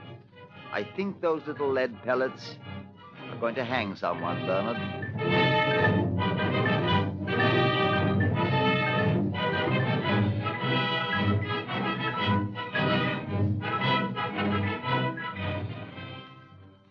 Back at the Piddington farm, Chief Inspector Caruth found that Ames had returned in his absence. Jemmy, the garrulous man of all work, was just leaving. He was going to fetch Miss Masterson's abandoned bicycle, he I'll said. be going out to fetch Miss Masterson's bicycle, sir. Look here, Jemmy. Would you like a half-a-crown? What for? That rabbit Miss Masterson shot. Is it near where she left the bicycle? Oh, furlong or two, sir. Fetch it back for me. What for, sir? Well, it ain't fit to eat. She were too close. Oh. I've a fancy to see how that gun of yours works, Jim. Oh, that old gun of mine? She be a very good gun, sir. Show me. Here. Well... Good man. Now, is Mr. Ames in the house? Aye, sir. No, I'll fetch the rabbit and show you. But the poor thing will be all full of birdshot, sir. That'll be all right, Jemmy. I'm very interested in birdshot.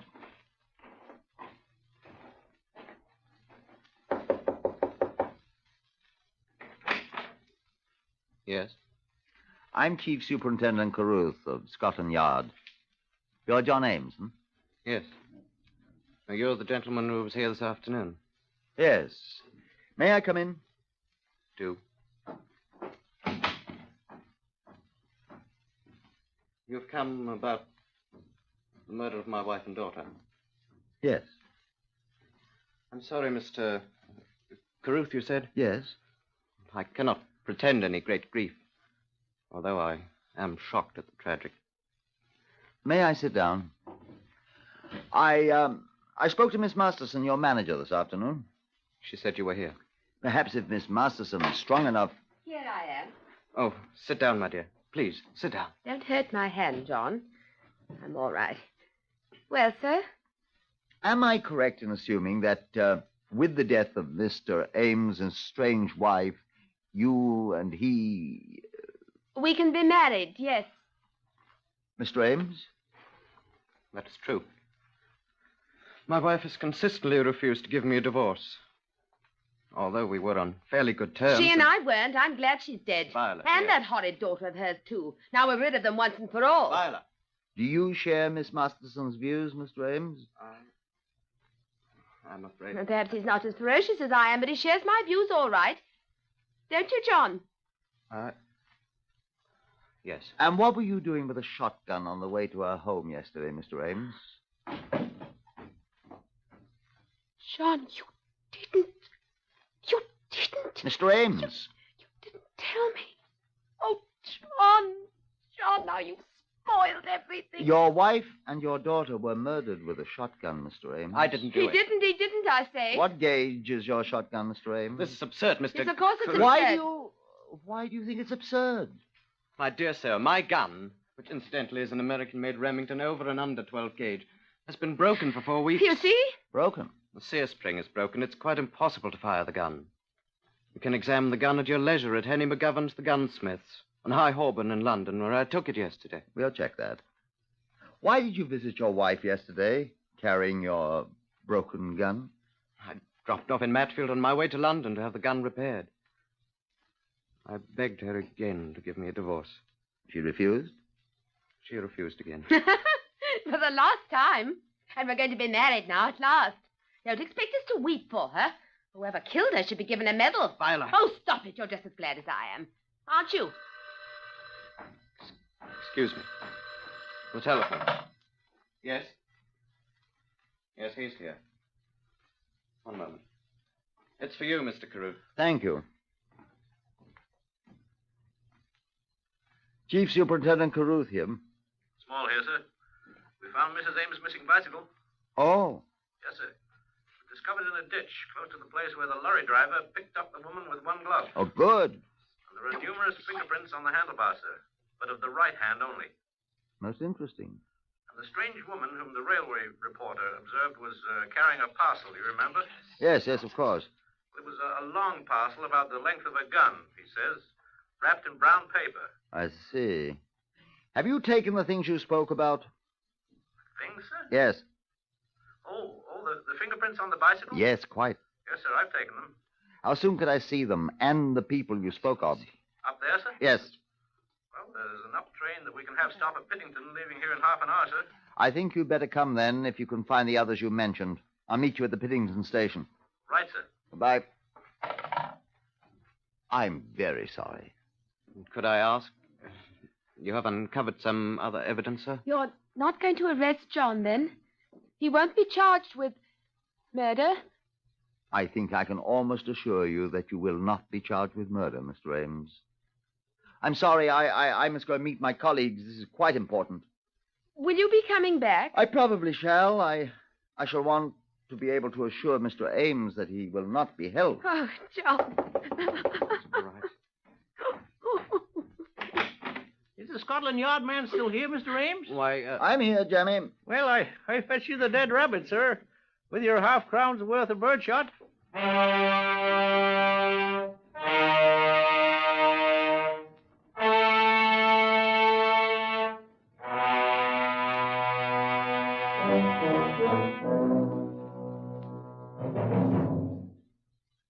They met him at the railway station 2 hours later. Detective Sergeant Small, Chief Constable Bennett, the lorry driver who had picked up the woman with the bloody hand and the one glove, and the railway porter who had observed the woman carrying the brown paper parcel the size of a gun. Leaving Chief Constable Bennett at the station to make a telephone call, the party proceeded to the Ames farm.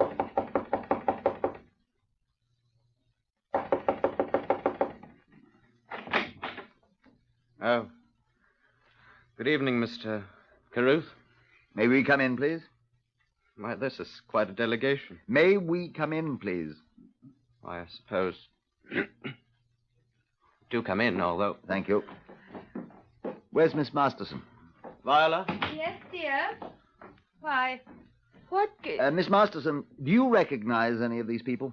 Why, no, of course not. Patterson, do you recognize this woman? Hey, she's the lady in blue slacks I picked up my lorry on the road to Matfield yesterday. The lady that said she fell off her bike. Her hand was all bloody and she had one glove on. Like this one? Yes, sir. Exactly like that. O'Connor. Yes, sir? Have you ever seen this lady before? I seen her yesterday, sir. Getting off the 12:06 train that passes through Piddington before it gets to Batfield. She was wearing blue slacks and carried a brown paper parcel about the size of a gun, sir. Now, look here, what's the meaning of all this? Come in. Well, Bennett. Just like you thought, sir. I telephoned the doctor who treated Miss Masterson, and he informs me that he treated her left hand for multiple lacerations, removing particles of road gravel and stains of tarvia from the palm.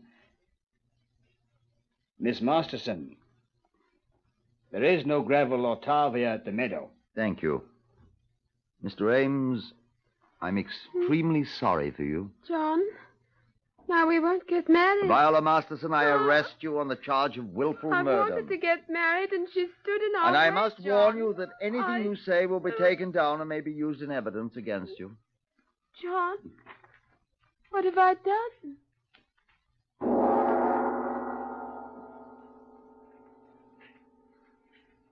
The evidence adduced by Chief Superintendent Carruth, the identifications by the lorry driver and the railway porter, the shotgun pellets which proved identical with those Miss Masterson had fired into the unfortunate rabbit, the glove which was identified as hers by the store which had sold it to her, the gravel from the road in her wounded hand, and the motive, which was all too plain, proved sufficient evidence to convict Viola Masterson of the murders of Mrs. Ames and her daughter, and of the servant, Margaret Evans, who provided the first clue, the fourth cup. Miss Masterson had determined to murder the servant to eliminate the only witness to the murder of the others. In a trial marked with frequent air raid alarms caused by an enemy whose depredations could not prevent murder from going on as usual, she was found criminally insane and is now imprisoned in the asylum at Broadmoor. John Ames was tried as an accomplice, but acquitted. He joined the 1st Battalion of the Buffs and was reported missing in action in the Italian campaign.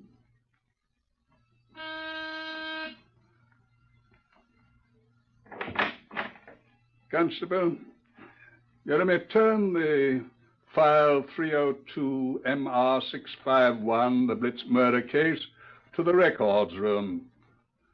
Good afternoon.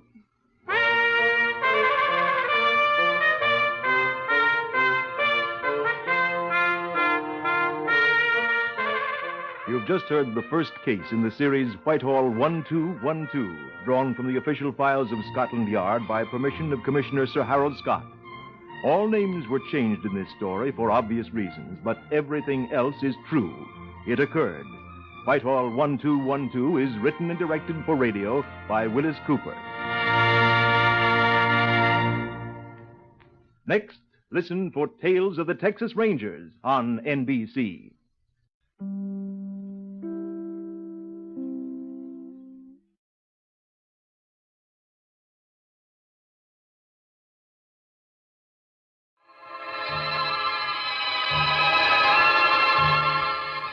Mystery in the Air, starring Peter Lorre, presented by Camel Cigarettes.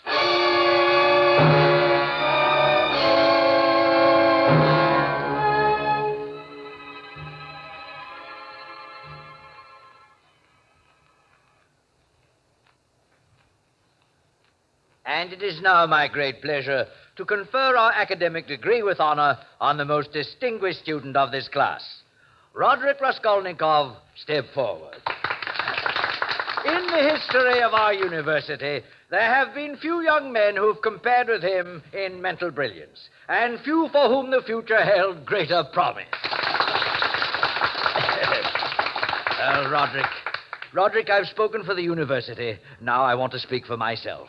As a token of the esteem in which I hold you and your abilities, I want to present you with this watch. Thank you, sir. Well, read the inscription. Script? Oh. To Roderick Raskolnikov, may his great gifts bring him the reward of honor and good fortune. Thank you, sir. Thank you very much. Roderick, my boy, I'm proud to have had you as one of us, and sad that you are leaving. Good luck to you, and God bless you.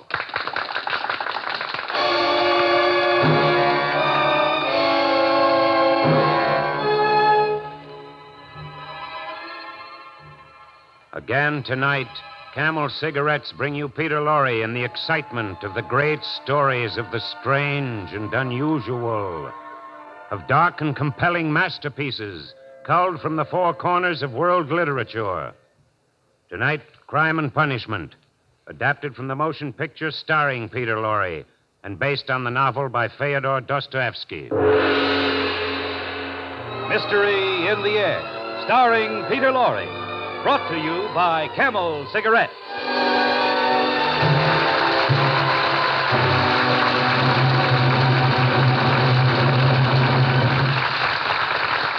Experience is the best teacher. Try a Camel. Let your own experience tell you why more people are smoking Camels than ever before. It's your T-zone, that's T for taste and T for throat, that decides how well you like a cigarette. And the T-zones of millions of people are voting overwhelmingly for Camel. See if you don't agree that Camel's rich, full flavor is most appealing to your taste, that Camel's cool mildness is specially welcome to your throat. Try a Camel.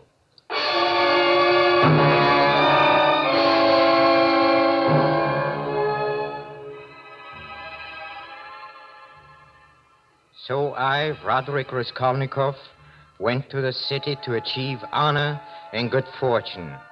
But 1 year later, I had achieved neither.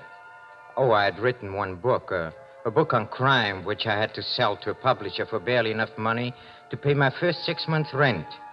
Oh, the reviews were very nice. Yes, one of them said, the subject is handled with such brilliance that one wonders whether it's the work of a genius or a great detective, or both. Genius or great detective. Can't eat reviews. All the time I was starving in a garret room. Come in. Oh, it's you, Mrs. Barnum. Yes, it's me. I haven't had a penny out of you in 6 months. I know. How much longer do you expect me to wait for my rent? Well, can you stand the strain another half hour? Oh, so you're going to pay me in half an hour? Yes. Just how you going to raise the money? Oh, that's very simple. I'm going to rob a bank. Think you're funny, huh? Well, I don't. You're a disgrace to my house. Maybe, but someday they'll put a sign on this house that I, Raskolnikov, had the privilege of starving here.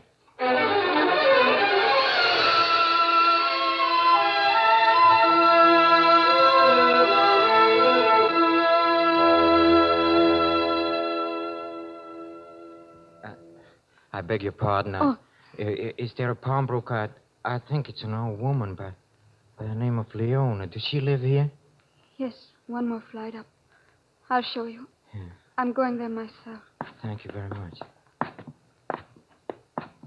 May I carry your package? No, I can manage. It's this door here. Just ring the bell. What do you want? Oh, it's you, Sonia. Come in. Who's this? One of your gentleman friends? No, I met him on the stairs. Well, what have you got this time? This Bible. And where did you steal this? I didn't steal it. It's been in our family a long time. What do you want for it? The cover's inlaid with mother of pearl. Stones are garnets. Worth at least 100 rubles. I'll give you 6 rubles for it. But that... If you don't want it, leave it. What have you got, mister? I have a watch. I'll take the 6. Here you are. You said 6 rubles. You gave me 1. That's right, 6 rubles. Less 3 months' interest for your shawl and 2 months on the necklace and silver buckles. That makes 5 rubles. 5 from 6 is 1 ruble. Well, what are you waiting for? Want your Bible back? No. Well, come on, get out. Get out. Common little gutter snap. All right, mister. Let me see your watch. Here. To Roderick Raskolnikov. That's me. May his great gifts bring him the reward of honor and good fortune. It's inscribed. I can't give you as much. I want 50 rubles on it. I'll give you 10. All right, give me the 10. There you are.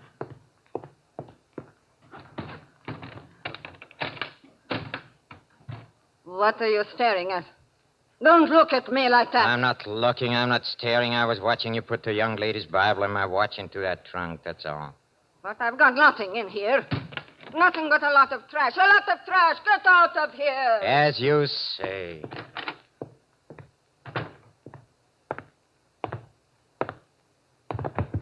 Oh, forgive me. Oh, it's you, Miss Sonia. What are you looking for? My ruble dropped out of my hand when she pushed me out the door. Somebody ought to push her straight into the next world. What use is all that money to her? Is her miserly life worth 100 others like yours, Simon? I'd like to take her by the throat. You shouldn't say things like that black beetle. Here's your ruble. I found it. You didn't find that? You took a ruble out of your pocket. I didn't know. I swear I didn't. Well, Thank you. I forgot there was still some kindness in the world. I forgot there was still some beauty in it.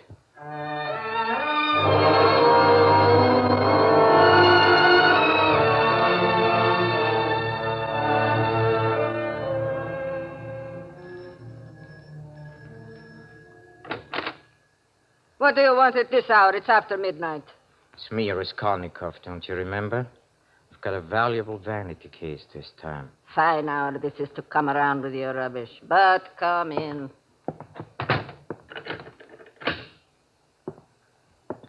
Let's see this valuable vanity case. Here. It's heavy enough. What's it made of? Lead? Gold. I'll believe that when I see it. Oh, what's the idea of making so many knots? I can't untie this thing. I'll show you the idea. Put down that poker! Put down that poker! I will. Please. On your head, you dirty, you old hag!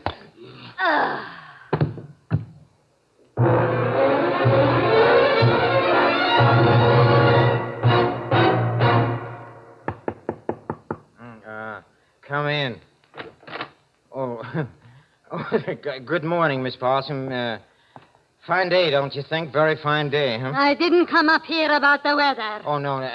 It's about the money, yes. Well, I'll have it today. I promise I'll have it today. Not about the money, either. No, about what? There's a policeman downstairs. Policeman? What is he? Here he is now. Ask him yourself. Are you the writer Raskolnikov? Yes. Well, come along with me. You're wanted at headquarters. There must be some mistake. Yes, there must be some mistake. I haven't done anything. What have I done? You'll find out when you get there. Come along.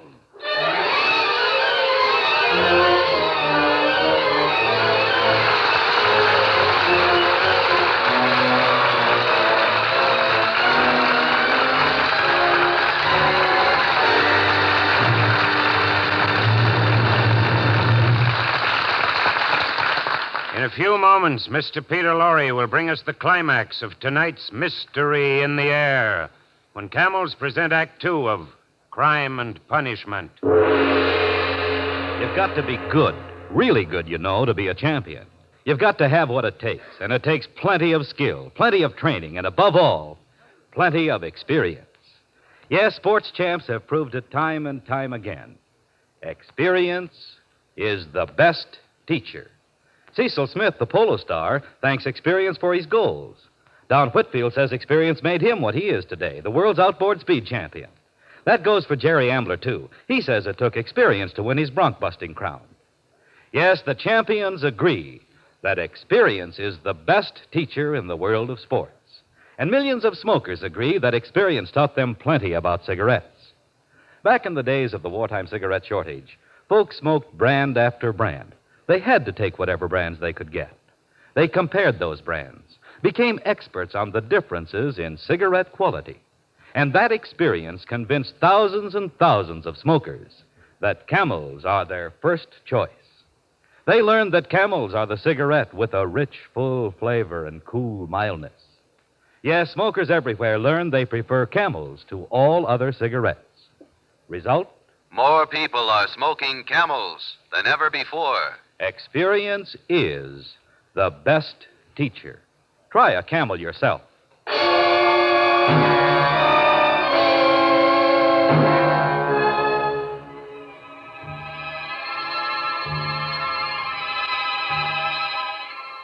Roderick Raskolnikov, trembling with fear, now stands before the clerk in the police station. Raskolnikov. Let's see. Oh, yeah. You owe your landlady 30 rubles, and you refuse to vacate the premises. Is that why?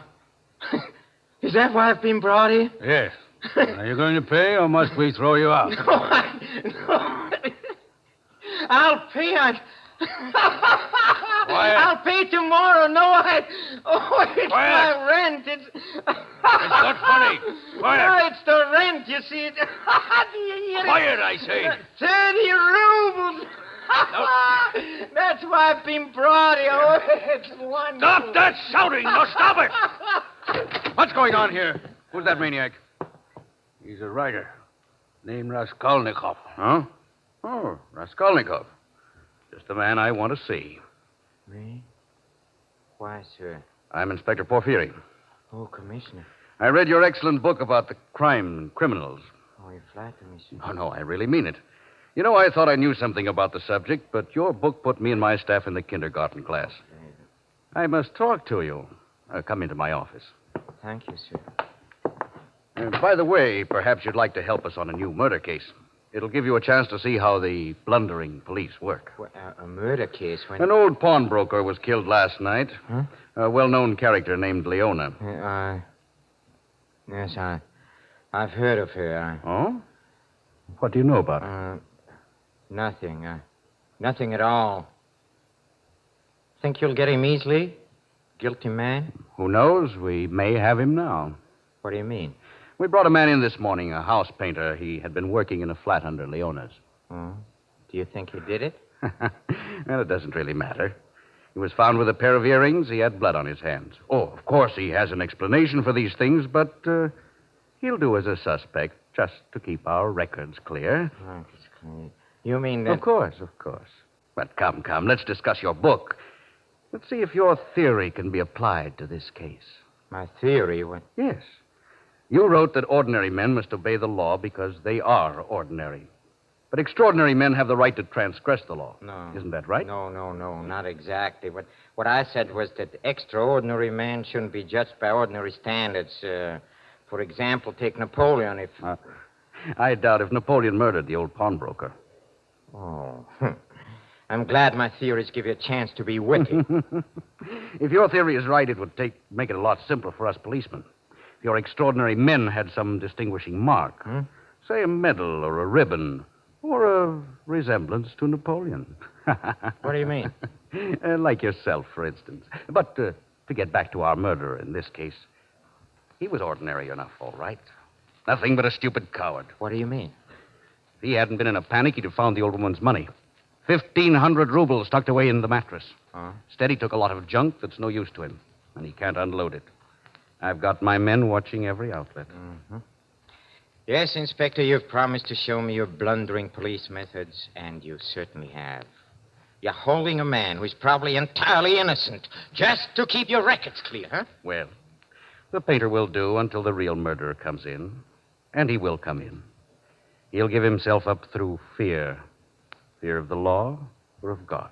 Oh, yes? In the meantime, I'll just wait.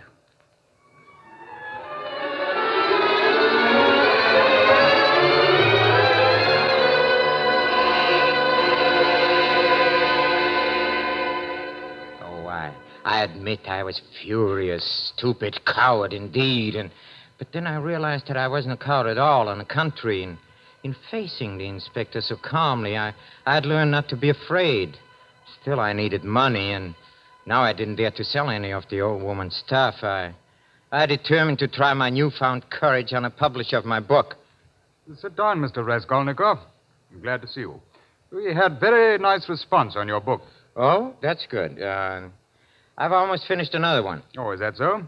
Oh, you might let us see it when it's done. Well, you see, as a matter of fact, another publisher, well, he has offered me an advance of 750 rubles on it. He has? Yes. The pirate. You're my discovery. Well... Look, I'll give you 1,000 rubles advance. How's that? Oh, that's fine. That's wonderful.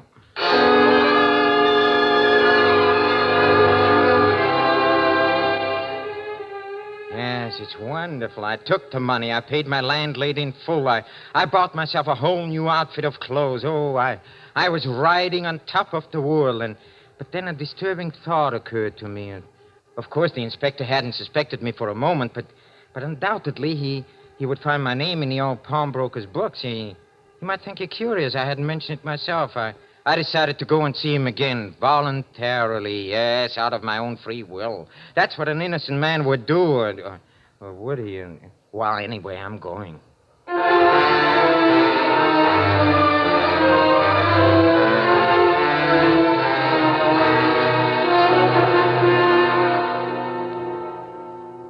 The inspector will see you in just a moment.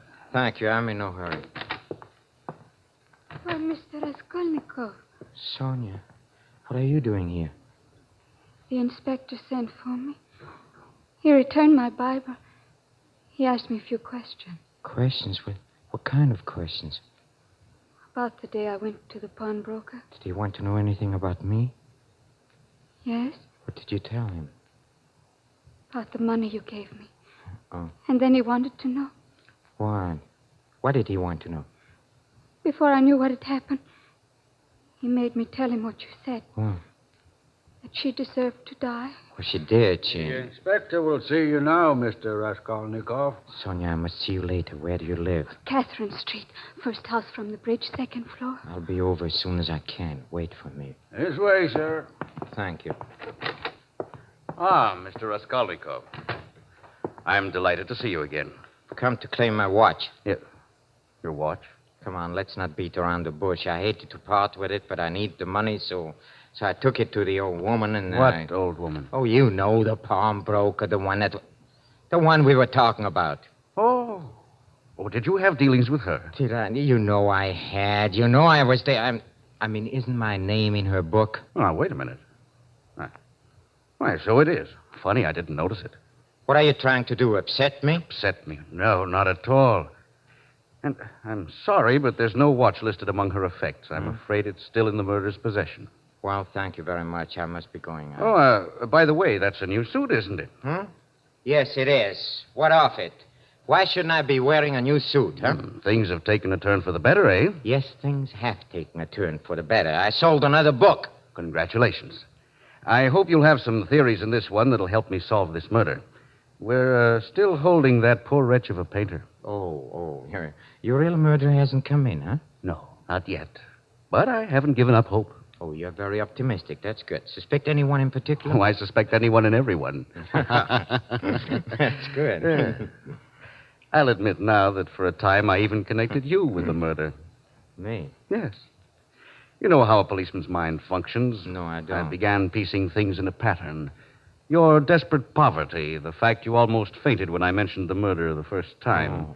Your talk of supermen being above the law. Oh, now I can see. Your going around town flashing all that money, which I didn't know until just now came from your publisher. You had me followed, huh? Well, a matter of routine. Yeah.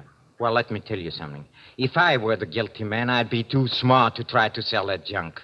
I'd have gone into the country and buried it under stone. You hear me? Yes, under a big, heavy stone. So? Come on, accuse me of murder if you like, but don't insult me by believing that I'd overlook 1,500 rubles in a mattress.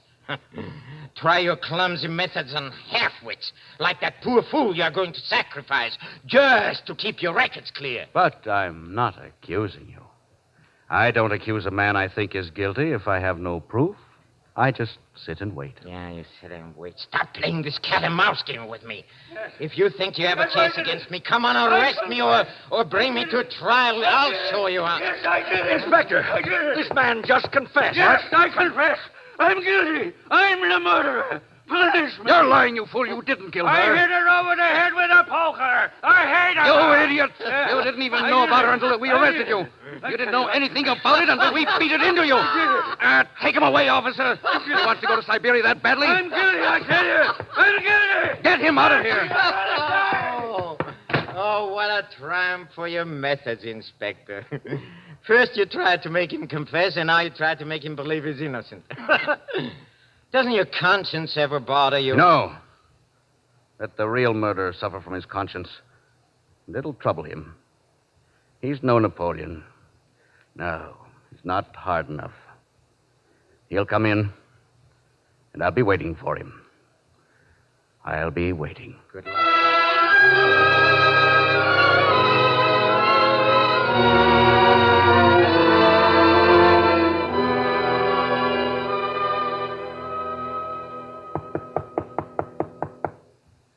Who is it?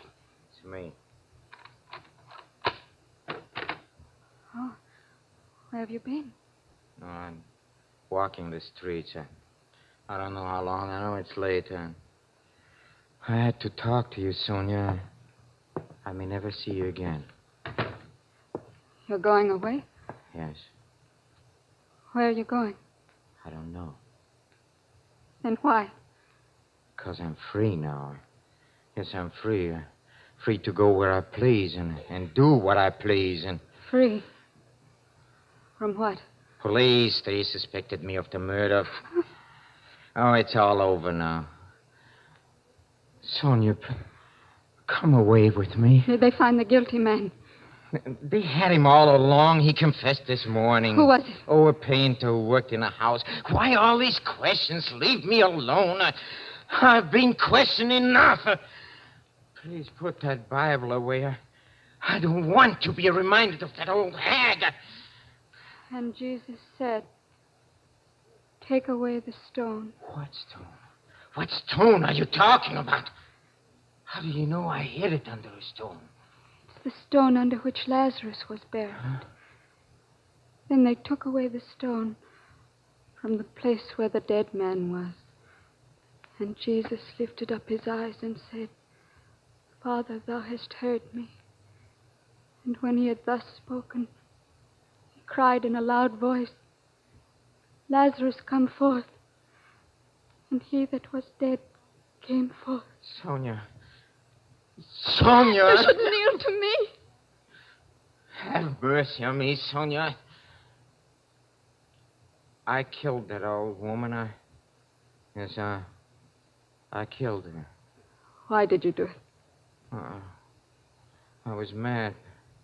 What shall I do now? I don't know what to tell you. Because you have no faith. What if I did have faith? Then I would tell you to confess. Huh? Atone for what you've done. Confess to the police? How else can you save the one who's being punished in your place? Confess and go to Siberia and rot in prison, Sonia? How can you ask me to do that? Because I love you.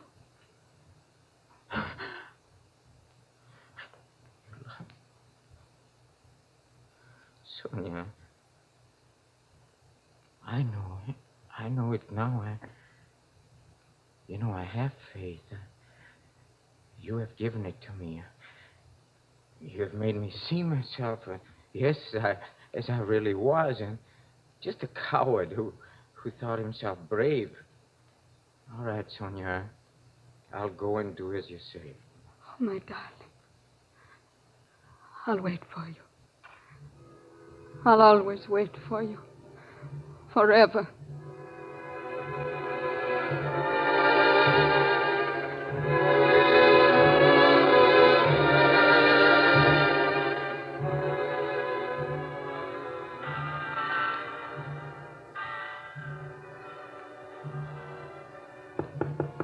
Come in.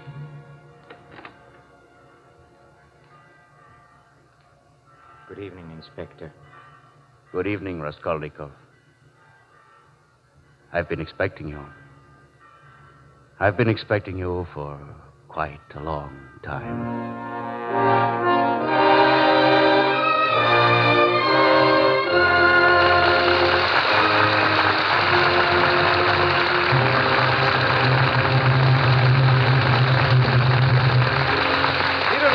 Back in just a moment for Camel Cigarettes.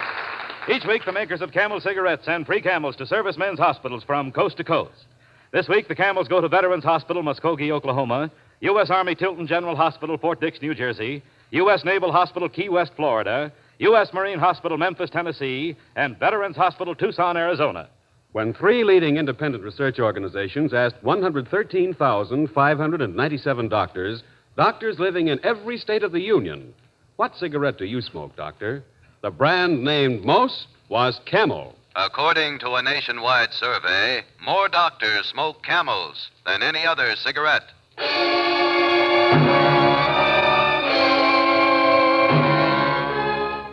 And now, here is Peter Lorre for a final word. Yes, ladies and gentlemen, in a way, this is my final word because tonight our summer series of classic mysteries comes to a close. I feel deeply grateful for your response to our efforts. Also, at this time, I'd like to thank our sponsor, makers of Camel Cigarettes, for giving me the opportunity. And I certainly feel compelled to express my deep appreciation for all those men who have worked with me, especially our director, Mr. Cal Coon. Next Thursday night, Camel's Bob Hawk Show, one of America's favorite quiz shows, will be heard over these same NBC stations. They tell me Mr. Hawk doesn't murder anybody. Oh, he just quizzes them. Well, to each his own. Good night.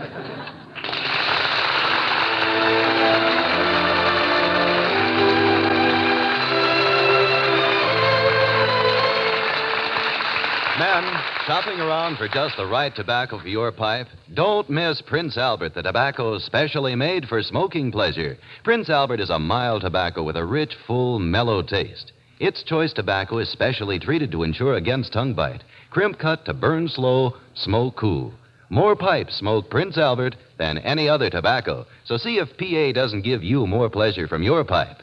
If your community did not observe daylight saving time this summer, listen in for the Camel Show 1 hour later next week when the Bob Hawk Show will be heard at this time over these same NBC stations. Crime and Punishment has been adapted from the screenplay Crime and Punishment by arrangement with Columbia Pictures, producers of the Technicolor musical Down to Earth. Listen next Thursday at 10 p.m. Eastern Standard Time, 9 p.m. Central Standard Time, 8 p.m. Mountain Time, and 7 p.m. Pacific Time for the Bob Hawk Show over these same NBC stations. Music for Mystery in the Air was composed and conducted by Paul Barron.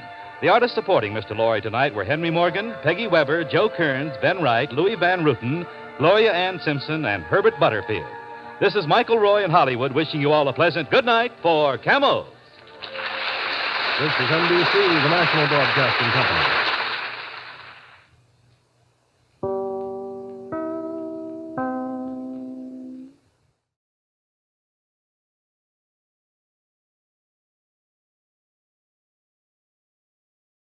Saturday Night Theatre. We present Leave It to the Hangman, a play for broadcasting by Bill Knox from his own novel of the same name. Leave It to the Hangman.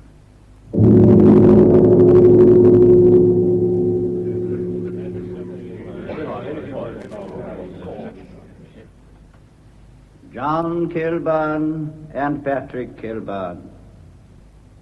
The sentence of this court is that you will be taken from this place to the prison of Barlinnie at Glasgow, to be detained until the 15th day of May, and on that day, within the said prison, and between the hours of 8 and 10 a.m., suffer death by hanging. This pronounced for doom.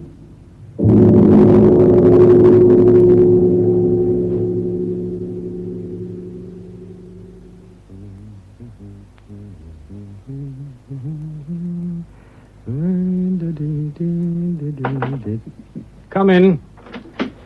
Here's the Kilburn file, sir. Oh, thanks, son. Have you seen Inspector Moss about? He's in the duty room, Chief Inspector. Well, chase him in, will you? Yes, certainly, sir.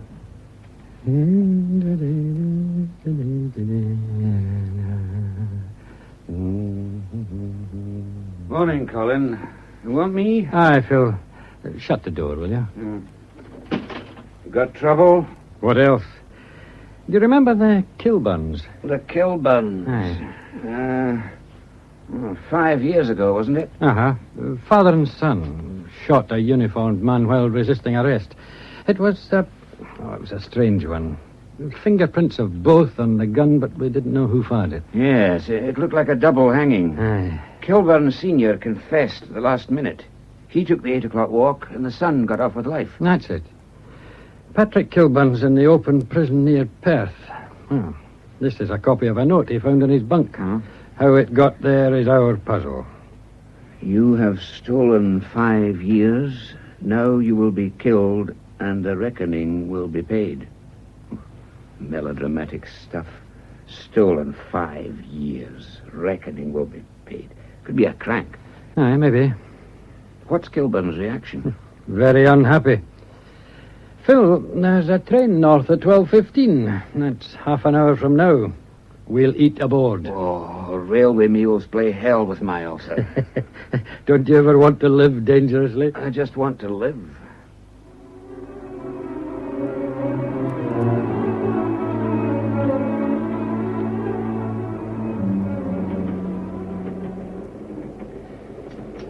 Well, not a bad lunch. Could have been worse. Coffee, sir? Oh, black, please. Certainly, sir. Oh, and white for Mr. Moss.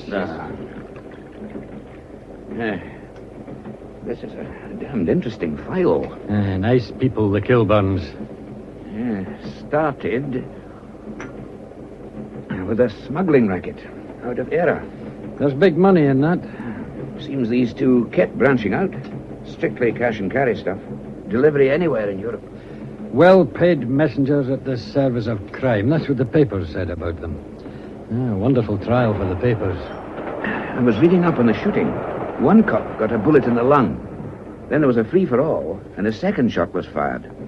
They had each fired one shot. Paraffin wax test showed that. Powder grains in each man's right hand. You know, I should be at the zoo. Eh? You know, lions, tigers, elephants. Oh, taking the kids? Uh-huh. Third arrangement in a row I've had to scrub round. Shouldn't be long now. Another coffee. Oh, thanks.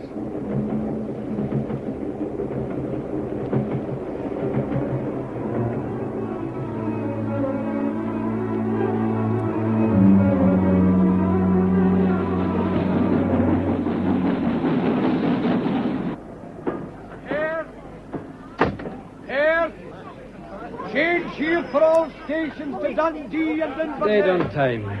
And there's a reception committee. Mr. Thane? Yes. I'm Chief Officer Dunsire. Car's over here, sir.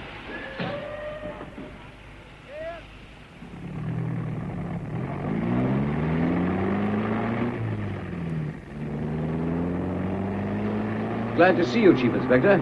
Someone's just taken a pot shot at Kilburn. He used a rifle. What? Oh, Kilburn's all right. The devil looks after his own. How did it happen? Well, he was in the prison garden. The shot grazed him along the ribs. Where's he now? In sick bay, roaring like a bull. And the rifleman? Well away, I'm afraid, sir. Well away.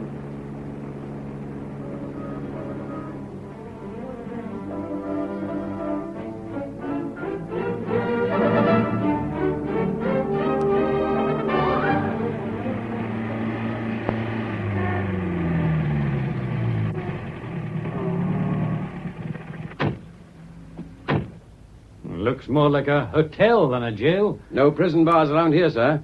Just that fence to keep outsiders from getting in. Uh-huh. I'll take you straight to the governor. Thanks. Along this way, sir. In here, sir. Come in. Chief Inspector Thane. I'm Maxwell. Sir, and this is Inspector Moss. Afternoon, sir. Afternoon, Moss. I've heard about the shooting. Any progress? No, not yet, I'm afraid. You've a real basin of trouble on your hands. Well, we're lucky we haven't a dead body. What's Kilburn said about it so far? Damned little. He was pretty scared when he came to me about that note, though. I'll get him in. I'll bring him in, Dunsire.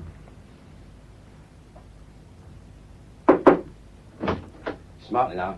All right. His wound's taped up, sir. The doctor says it's just a scratch. Just a scratch. So I'm a lucky boy. Relax, Kilburn. He won't get you here. Cops as well as screws. But you think he'll try again, don't you? He will. I've got rights. I want back to a nice safe cell in a proper prison. You said they. Who are they, Kilburn? Who's after you? I've nothing to say. But will you screws get me out of here to somewhere safer? That's enough, Kilburn. What's the use? Screws. Can I go now? Take him away, Dunsire. Yes, sir. Come on. Well, I'm going. Well, that's it, Thane. He won't talk. He must have a pretty powerful reason for keeping quiet. Well, Moss and I'd better contact the local police. Right. Detective Inspector Roy is your man. You'll find him in that small wood behind the grounds.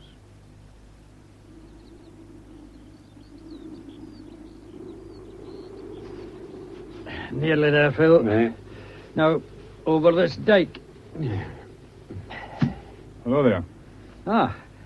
Detective Inspector Roy. Right. Thane, Glasgow CID. Yep. This is Inspector Moss.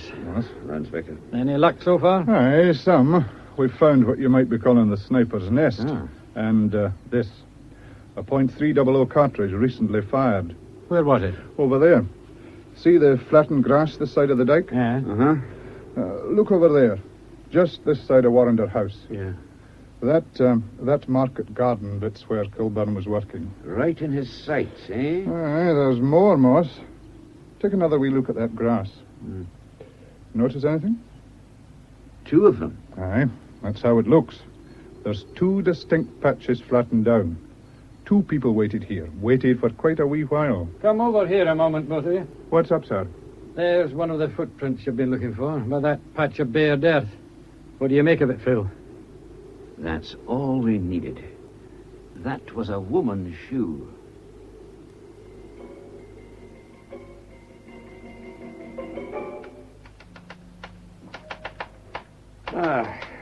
Nearly finished. That's it. List of all witnesses who were at the trial. How about you, Colin? Just finished the report on our visit. There was no sense in staying up there any longer, Phil. No. What we are after is back here in Glasgow, I'm sure of that. Tea, sir? Oh, good man. Thanks. Anything else, sir? No, that's all, thanks. Thank you very much, sir. You know, Colin, all the time Kilburn's been in jail, he's been without visitors. Yet he's got folks. Mother, brother, 2 sisters. Irish. County Armagh. Maybe they're finished with him. Kilburn and his father seem to have been in their own. The rest of the family was straight enough? That's worth checking on. I'm going down to communications.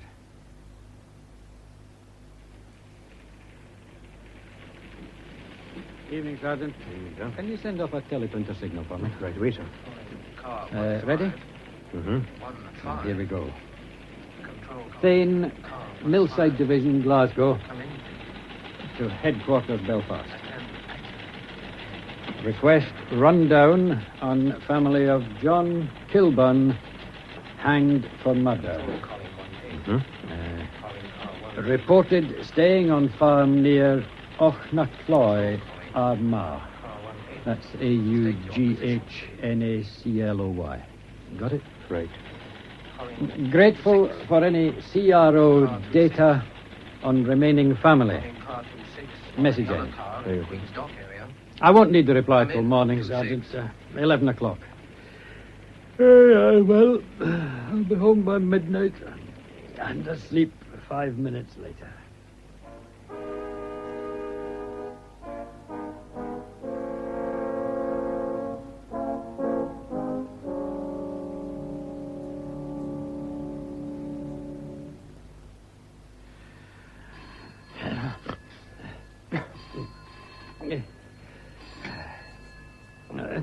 Thane here. Millside Division Communications Room, sir.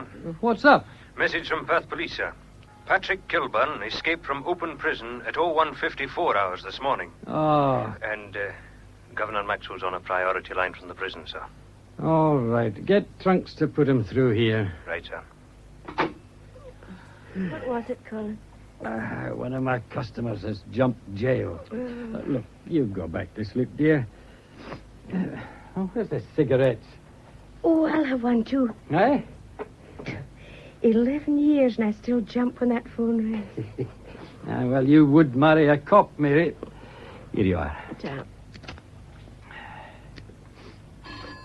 Oh, here we go. A thing? Yes, I've heard. What happened? Oh, he fooled us neatly. We'd put him in a cell for the night for his own protection. They normally sleep in dormitories. I had an officer checking him every half hour. Well, what went wrong? Oh, Kilburn pulled an old trick. He pretended to be ill. My man opened the cell and went in. Whereupon Kilburn jumped him. Exactly. What about the patrols outside? Oh, with the flap that was on, they were too busy making sure nobody got in. We're a minimum security establishment, Thane. Our prisoners aren't expected to try to escape. This one did. Oh, well, right now I'm going to do just one thing. What's that? Get some sleep. Good night, Governor.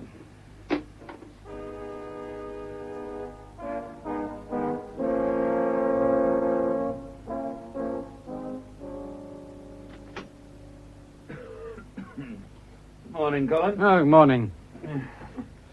Hey, you're in early. I wanted to get rid of some of this paperwork. With Kilburn loose, we could have a busy day ahead. Much in the dispatches? They're querying expenses again. Whose? Yours. Any word from up north? Nothing fresh. The prisons people have come through with some gin. Oh? Goes back to when Kilburn and his father were waiting trial. Father first. John Kilburn had visits from his wife and a daughter. His other son, Liam, made 2 visits. But from sentence till they hanged him, he refused to see a soul. And Patrick? The same. Wouldn't see anyone after sentence. The family wrote him for a spell, then gave up. How about outsiders? Oh, the father saw 2. A John Bartlett and a Pietro Angelo. Bartlett? The name's familiar. Records say fraud and currency fiddles. We've nothing on file for Angelo. Yes? Jock Mills of the Bugle to see you, sir. Right, Sergeant. Send him through. First of the vouchers. Oh, he's not too bad. Cigarette? Thanks, Colin. Here you are. Come in, Jock. How's the evening bugle? Oh, dodging the rain. It's lashing outside, sir. Morning, Inspector Moss. How's the tummy, eh? Laddie, when you're a bit older, you'll treat ulcers with respect. What are you after, Jock? Oh, do you think Kilburn's heading for Glasgow? Maybe. Phil, how about checking with communications? Oh, I'll chase up some tea with plenty of sugar. They've been skimping it lately. They're thinking of your weight. See you, Jock. Yeah, right. The situation with Kilburn's simple, Jock. We're on the lookout, nothing more. But maybe you can help me. Do I get a story? Later, perhaps. When the Kilburn trial was on, did you ever try to see them in jail? The father, yes. We'd have paid big money for his story. I lined up a pal of his, a man called Bartleby, but it was no go. Bartleby? Were they close friends? No, not close. Bartleby reckoned John Kilburn trusted only one man, an Italian. Name of Angelo? If you know already, why ask me? What do you know about him? Angelo? Well, Bartleby reckoned he was an honest man. He came over from Italy while the trial was on. What was Bartleby's interest? Oh, I'm not sure, Mr. Thane. I had an idea he wanted to take over part of the smuggling racket Kilburn was running. Aha, your bodyguard's back. You still here? Aye, just leaving, though. Cheerio, then. Bye. Bye. Here's the tea, Colin. Oh, thanks. And a teleprinted message from Belfast.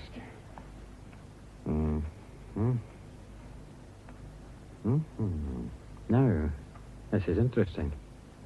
Kilburn's family still live on the same farm. The mother's in poor health. Yeah. The son Liam was arrested just after his father was hanged for assaulting a man called Bartleby.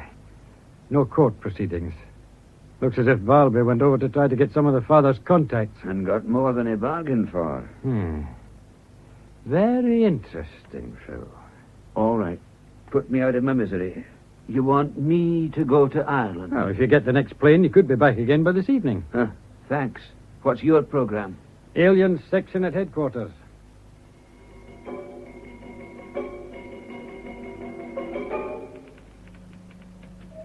Hello, Chief Inspector. Hello, Molle. What brings you to the aliens department? Well, have you got anything on a Pietro Angelo? No criminal record, but you might have him on the ordinary register. It would be about 5 years back. Mm-hmm. Give me a minute. Aye. Let's see. Aaron, Adler, Amundsen, Andre... Angelo, here he is. Good. Uh-huh. Pretty formal, sir.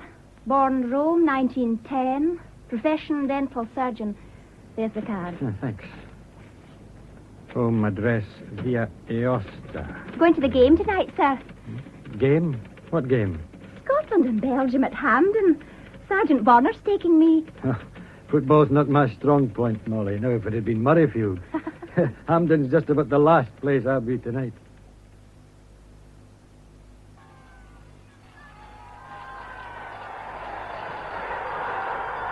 Another goal for us, sir. Want me to cheer, Sergeant? Where's this bus party organizer? Over here, sir, waiting in the coach park. His name's Fergus. Lucky he heard the loudspeaker appeal. Lucky he answered it, you mean? When do you expect Inspector Moss to arrive, sir? Pretty soon. His plane has arrived, and there was a car waiting to bring him here. Round the side of this coach, sir. This way. Floodlit football. Could do with some floodlighting here. This is Mr. Fergus, sir. What the devil's going on, eh? This is Chief Inspector Thane. He'll tell you. You picked up a man midway between Nargrowth and Glasgow, right? Why? Then you were stopped at a police roadblock. Why? And in a whole busload of football fans, nobody thought of saying there was a stranger aboard. But he was in the sing-song. Wait a minute. He's one of our cars. Hello, Carl. Hi, Phil. So, Kilburn's made Glasgow. Who's this? Bus party organizer. Torch, Sergeant. Yep. Thanks. Now, take a look at this photograph, Mr. Fergus. Have you ever seen this man before? Well, that's the bloke. Huh? Tell me about him. Well, a string of buses had stopped at this hotel, for a wee refreshment. Mine was about the last to leave again. This bloke jumped out and waved us to stop. Said his own bus had gone off without him. He had a ticket, team colours and the rest. So we hauled him aboard. Listen carefully, Mr. Fergus. Half an hour ago, we had a call from up north. Somebody attacked a football fan when a busload of them stopped for a drink. He left the poor devil half naked behind a pile of beer crates and took his clothes and money. What happened to the man you gave a lift? I don't know. He said he was going off to join his own mob. What do you want him for? He's on the run. He's serving life for murder.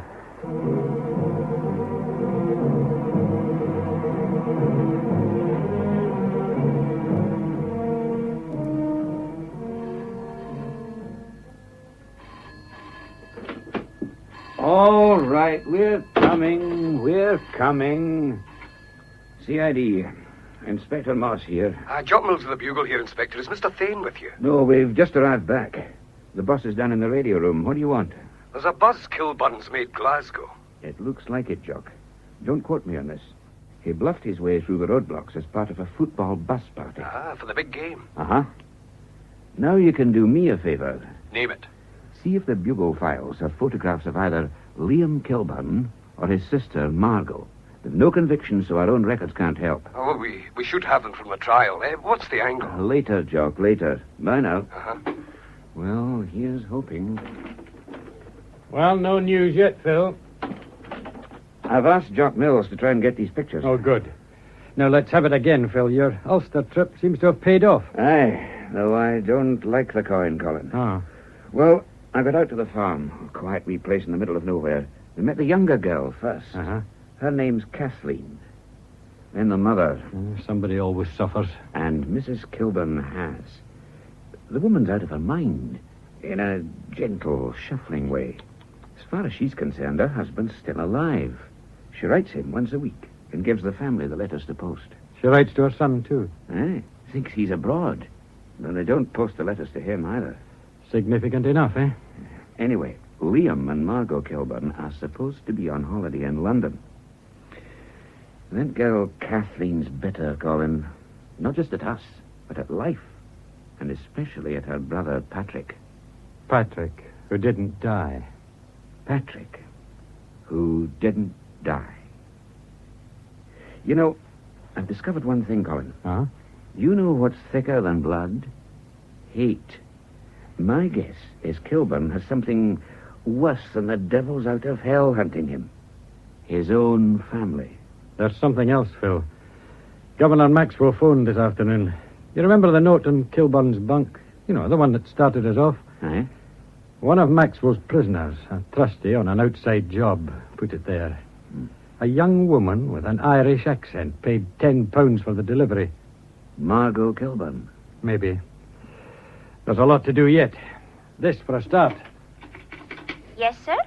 How about that call to Rome, Jean? I've got the number, sir. Continental Trunk should be calling back at any moment. Oh, thanks.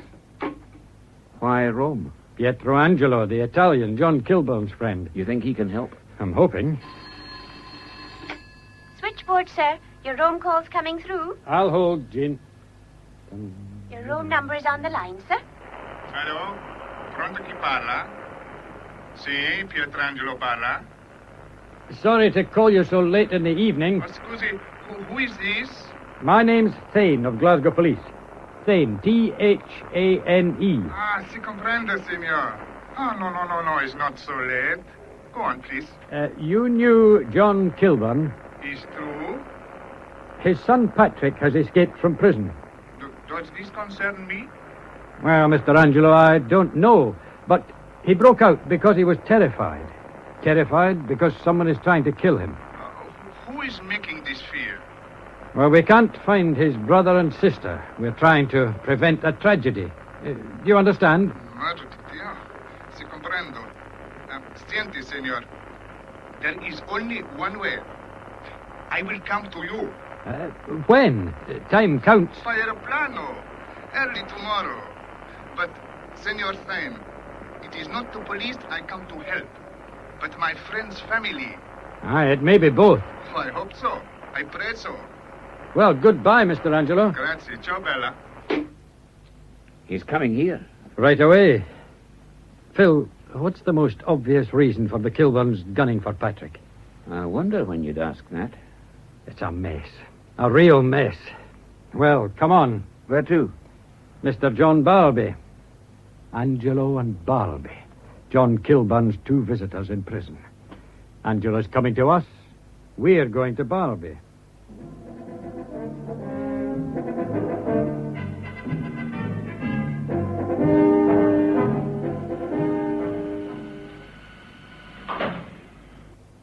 Oh, here we are, Phil. 8th floor.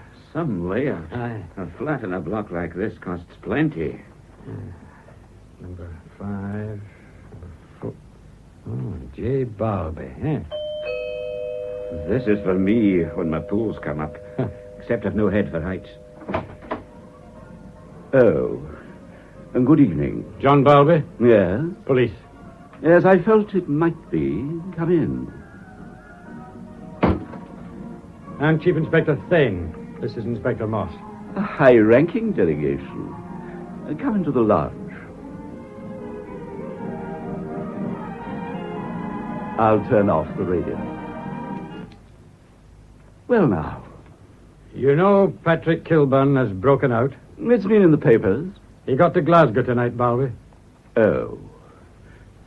Care for a drink, Chief Inspector? No, thanks. Mr. Moss? Not on duty. Well, I don't usually drink alone, but, your health, gentlemen.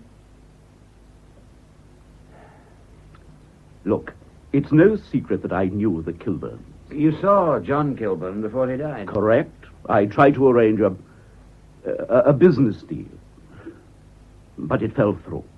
Nice place you have here. Expensive. What a nasty mind, Chief Inspector. It's all strictly legitimate, I assure you. I can't help you, and I've no wish to see Patrick Kilburn. Is there a police watch on my flat? Maybe. Not maybe, please. I want it.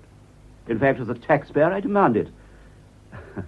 Now, if you'll excuse me, it's getting rather late. Well, we haven't yet... This way, Chief Inspector.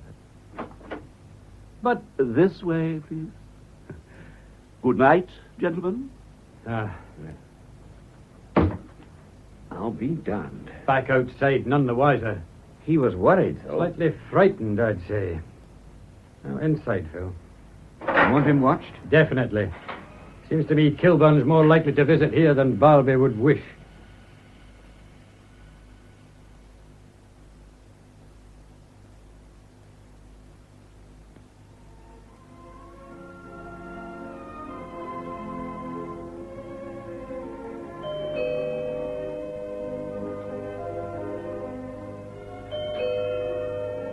Who's there?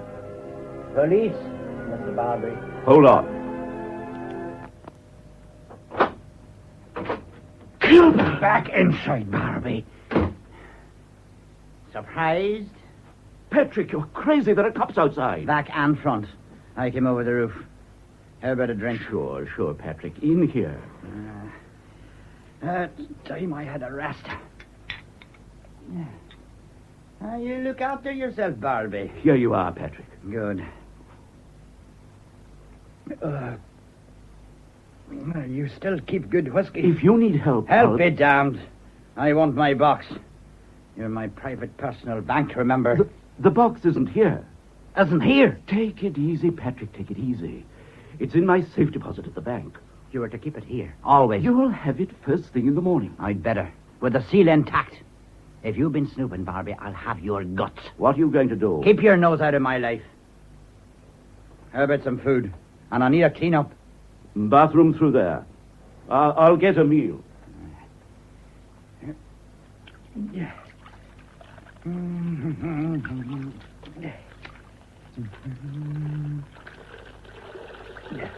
Got everything you need?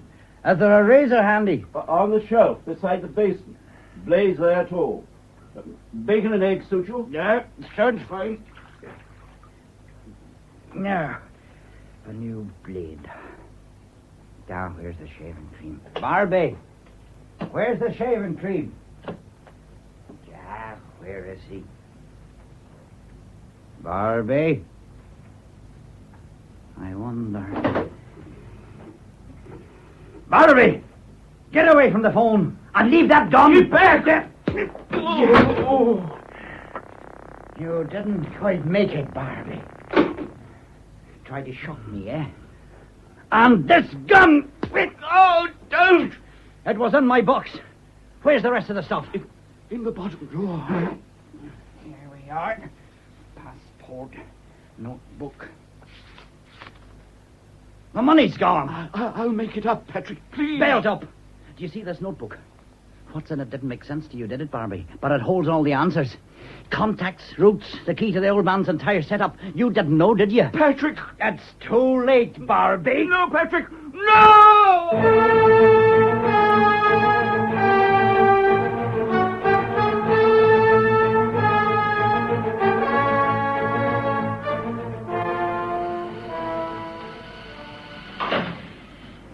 Along here, sir. I know the way, Sergeant Parker. Yeah. Oh, where is he? The bedroom. Nothing moved or touched? Just as it was when the cleaning woman found him at 9 this morning, sir. Boy, he's in a mess, Colin. Yeah. Head smashed in. Kilburn? Who else? Now, where's this woman who found the body? In the kitchen, Chief Inspector. Phil, go and have a word with her, will you? Okay. Is Mr. Thing free, Inspector? I think so, Constable. Yes. Come in, Constable. It's about how he got in, sir. Past 2 men on watch. Yes, sir. Go on. There's a fire escape from the roof of this block, sir. It leads across to an office block next door. He got in through a ground floor window, got up to the roof, and then just crossed over. That explains why he wasn't spotted. He broke the window, sir. There's some blood. He must have cut himself. Right. Get back to the window and wait there till the scientific bods arrive. Yes, sir. I wonder what Kilburn was after. Let's take a look around before the wind section blow in on us. The bugle, for instance.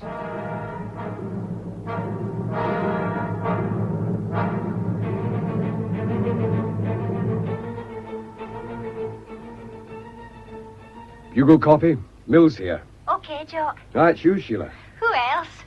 Shoot. Barlby murder case. Officers of the Scientific Bureau Scientific Bureau. are now engaged in tests at the murder flat. Murder flat. Soon after they arrived, Chief Inspector Thane, left by car to continue inquiries. To continue inquiries. All now. Got it. Bye, Jock. Right, bye, Sheila.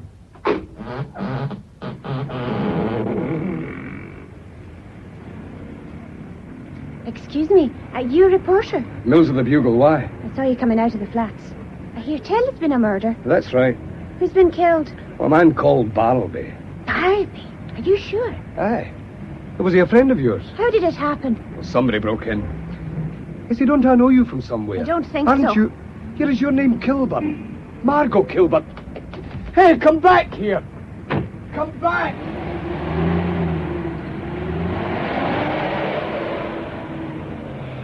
Blasted. Better phone Thane about this.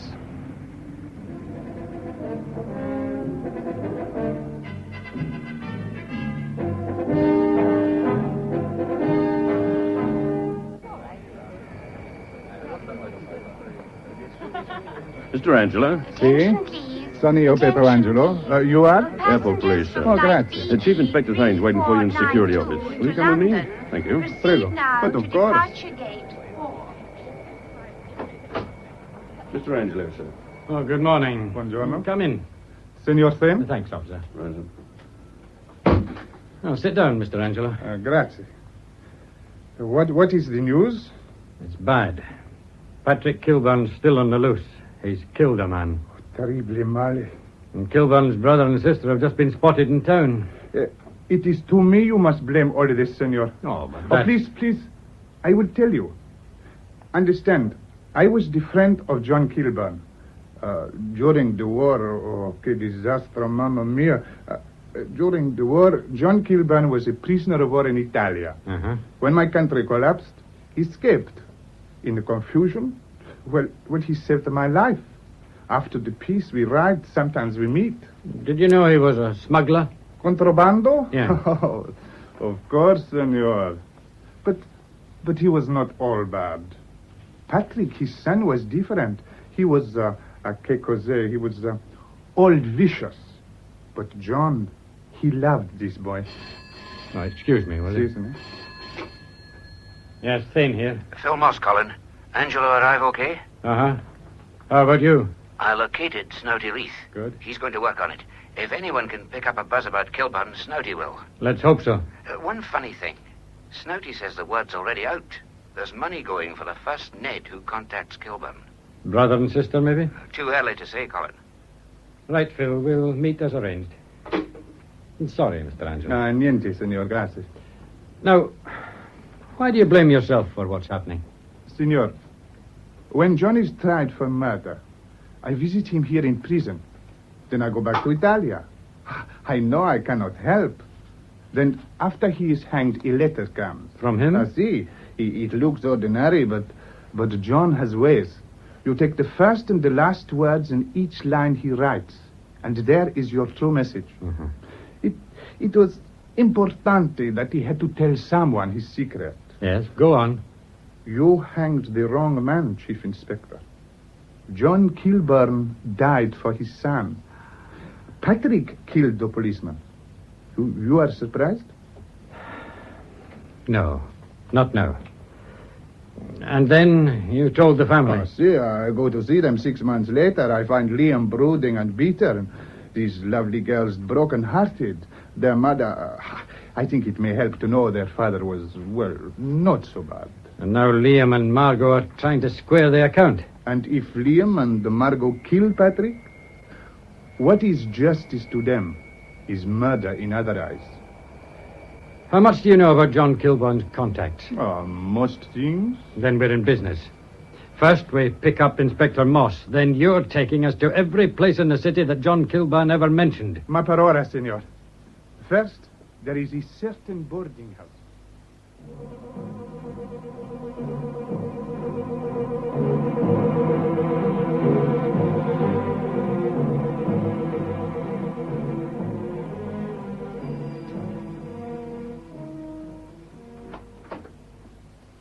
Well, we're looking for Patrick. Nobody here called Patrick. No. Here, There, you can't come in. Shut the door, Liam. What are you up to? Where's Patrick Kilburn? I never heard of him. Woman, stop wasting our All time. right, Liam, I'll handle it. I'm Paddy's sister Margot, and this is his brother. Now, where is he? This is a decent Oh, hotel. decent big damn. My father used this place as a halfway house, and he said it was a dump. Look. Now, just you look at this picture. A family group. My father, Patrick, and the rest of us. Mm-hmm. Well, anything else? Look, here's another picture. Just my father and I. If your father came here, where did he leave his stuff? In your kitchen, woman. In the space behind the phony cupboard. All right. He's upstairs. Room 8. Hey, what's that?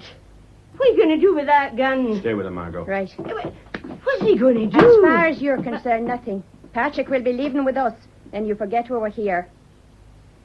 He's gone. What? The window's open, but the bed's still warm. Well, Margot? We keep on. Liam, what's that?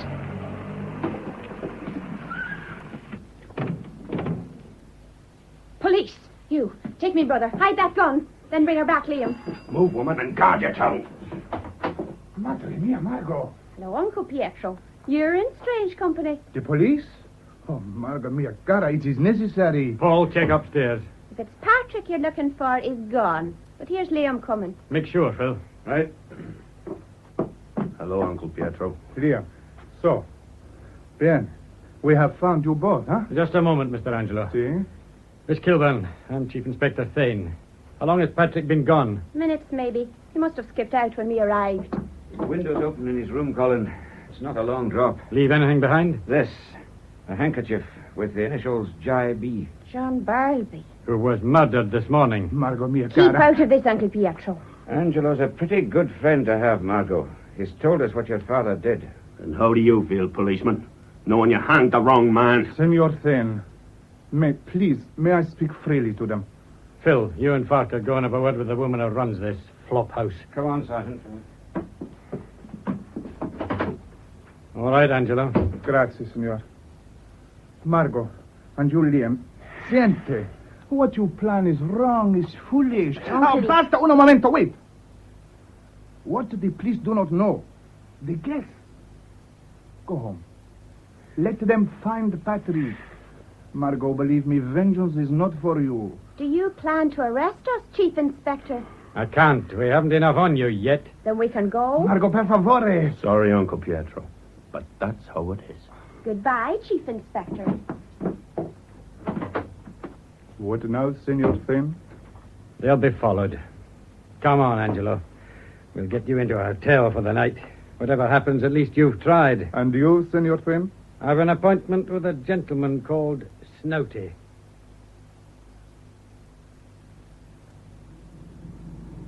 This is the place, Colin. The pub's across the street. Down there at the neon sign. The constable ready? Walking up now. And there's Snouty, dead on time. Yeah. He does it well. Most times it's real. Hey, you, Hey, you. Hey, who, me? Yes, you. Knock it off. Don't you like good singing over some? Oh, God, what you... Come on, I'm taking here, you. I'm taking you. What? The usual. Come on, Snouty. Oh, yeah. Come on, we've got a Yes, car. what about it? I swear this. What about it? And you get Snouty. Thanks, Constable. Right, driver. Hello, Mr. Thane. How's tracks? Oh, not bad, Snouty. A nice performance. Should have been on the stage, Inspector. My mammy eyes said so. Have you got anything for us? Plenty. Kilburn's been found, Gov. Who's got him? Well, it was an expensive job, Mr. Thane. Oh. Canny had a bar up all night and a half pint. All right.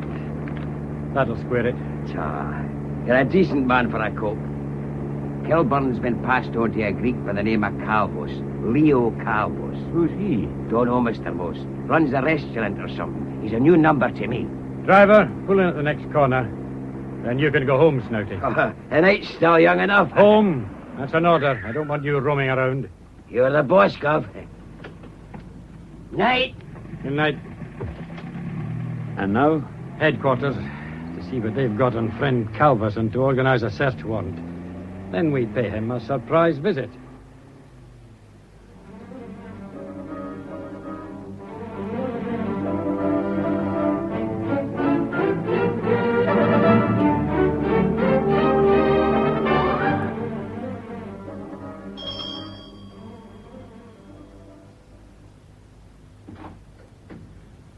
What do you want? Police. Leo Calver's in. No. Open the drawbridge, girl. We want to talk. All right. Come in. Thanks. You Mrs. Calvers? A friend. Leo's out. How long since he left? An hour, maybe? Anyone else here? No. Why? Right, Phil. We're looking for an escaped prisoner, Patrick Kilburn. This is a nonsense. What's your name, miss? Does it matter? I'll give you one more chance. Who are you and where's Calvert? I'm Maria Corlante. I'm visiting. Occupation? Dancer. Uh-huh. What's the name on your insurance card? Oh, Spinks, if you must know. Ethel Spinks, damn you. All right. Calvert's got his car? Yes. Kilburn with him? Who's Kilburn? You had your chance, Maria. Phil, keep an eye on her. Get the other lads in and have a policewoman sent here. Then we give this place a going over.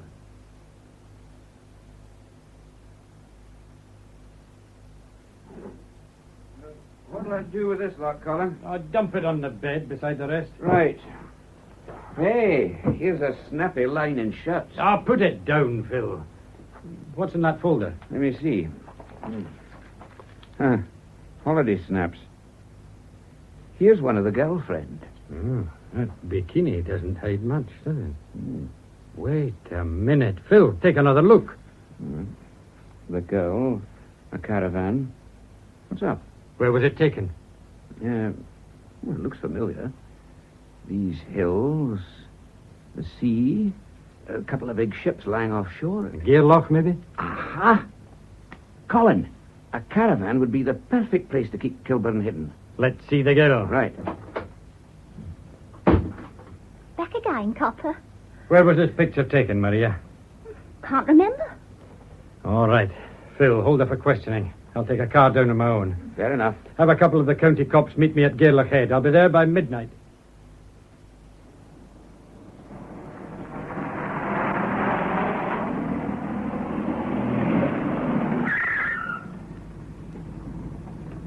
Chief Inspector Thane? Yes, that's right. I'm Sergeant MacLeod. This is Constable MacMurray, sir. Sir. You know about the photograph? Aye. Could we see it, sir? Yes, of course. Here it is. Torch, MacMurray. Let's see. Oh, she's nice. Never mind the woman, MacMurray. Where's the map? Any ideas, Sergeant? Well, the makings of one, sir. Now, here's the map. And in the photo here, there's these two hills on the left, almost in line. Yeah. Well, this one's the Strone. And that'll be Benvanach. Now, that gives us a line on the map to about here. Aye, there's a wee caravan site there, too, up off one of the side roads. Far? 20 minutes away, no more. Lead on then, Sergeant. We'll stop the cars a little way off and finish on foot.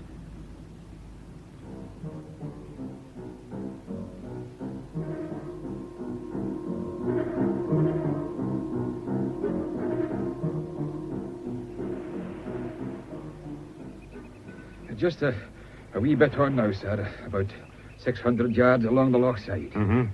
Well, we'll keep off the path in case they've posted lookouts. You know your way around, Sergeant? Okay. We can cut across the hillside. It's just a wee bit marshy here and there. Watch your step in the dark, though. Yes. I'd better go first.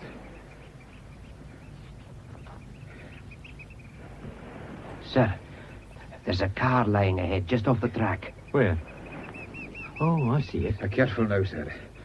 A few more yards and we'll be above the vans. Keep down, sir. Yes. Aye, that's us. Only one caravan. People in it, too. Lights. Well, sir. Look, you two wait here. I'm going down just for a look round. Luck, sir.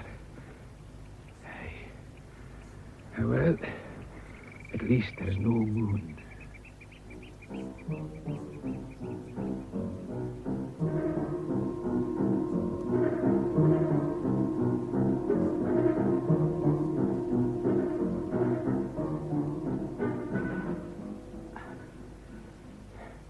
Almost there.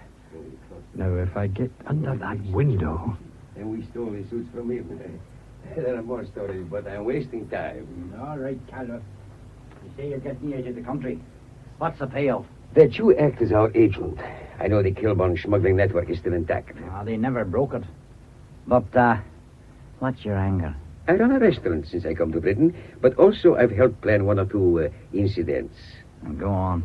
This time it is big, Kilburn. Very, very big. A fortune waiting. On me?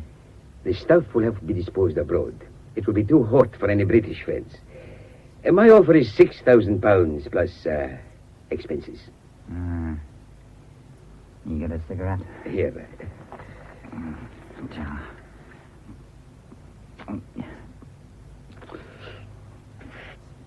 All right, then. Well, now, you get me across the channel, and I can pick up the threads easy enough. Good. You start your journey tomorrow night. That suits me. You broke from prison at an excellent time. Until I heard, I would have had to rely on another arrangement. Not such a good one. But I think it would have worked. Grigo! There! Beside the caravan! Blast. There's someone outside. Quick, Calvus. There he goes. He's done. Nice work, Johnny. Oh, bring him inside. Will do, boss.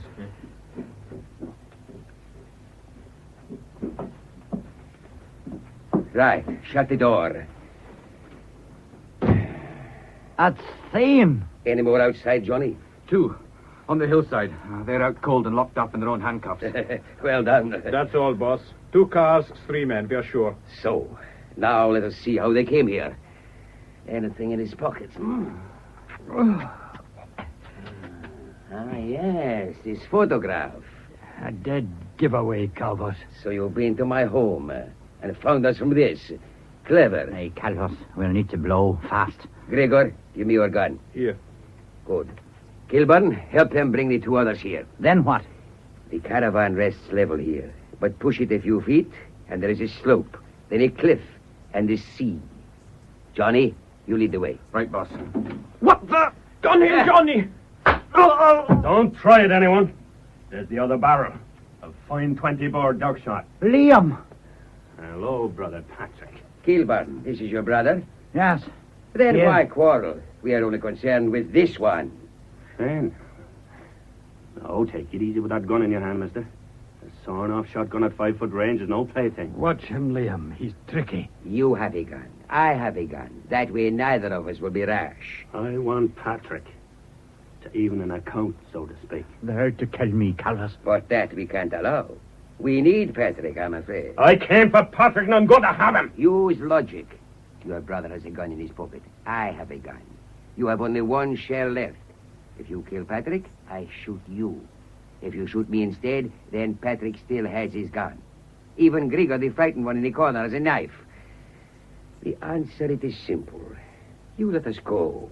That's all. Fame. Hell, man, what do I do? It's the only way, Liam. Calvus, my sister.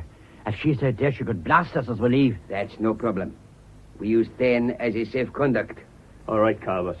I'll do it. What's the drill? First, open the door. Now shout to your sister. Grigor and your brother leave with the policeman. Any trouble, and Thane dies. And on your feet, copper. Yeah, a brave man with a gun, Kilburn. And you're getting it easier than Barbie. Come on. Wait a moment, Calvus. What about you? I stay with you, my friend. They bring the car back here, and then I leave. And you get Thane.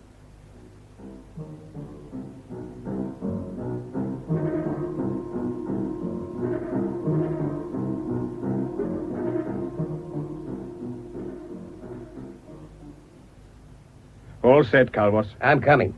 Let the Chief Inspector go. Out, copper. Goodbye, Chief Inspector.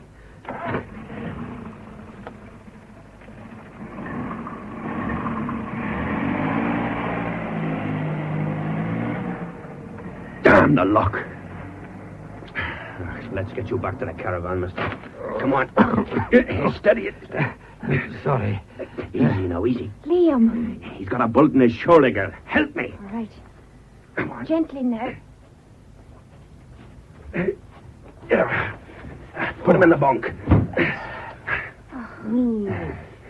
You okay, mister? Okay. Here, drink this. Thanks. Liam, was it Patrick? No, that one on the floor. Oh, Cover it up, Liam. A blanket, anything. Sorry, girl, sorry. What about my men? Well, we'll need a key for the handcuffs. In my left-hand pocket. Let me. Is it this key? Yes. Set them free, Liam. Right. And tell them we need a doctor. First gunshot wound I've handled since career. Oh, just hold that lamp a little higher, miss, please. Will that do? Fine. Let's see now. Gently does it. Lovely. Basin, please. Here you are, Doctor. Here's the little beauty. Well, that's it, Chief Inspector. Clean wound, no real damage. More headlight coming. It'll be Inspector Moss, sir. They radioed he was on his way. Hold still while I get this dressing fixed, will you? Sorry, Doc. Bring him over, Constable, will you? All right, sir. Some tape now. Here you are. Well, that's it. Well, help him on with his jacket, will you? Yes, Doctor. And that's that. In here, Inspector. Thanks. Well, I'll be on my way. Thanks again, Doc. How are you doing, Colin? Oh, he'll be fine, if he takes it easy. Want a lift, Doc? No, thanks. I've got my car. Well, Colin? Oh, I'll get by. What about these two? And that body outside? He was in here until I had him moved.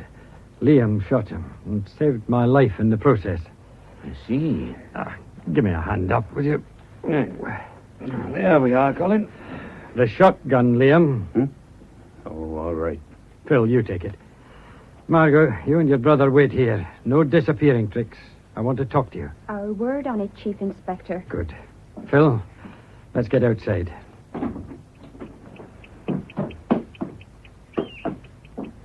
The county boys are busy around. And Colin, Dan Lawrence came through with a scientific bureau report on Bartleby's killing just before I left.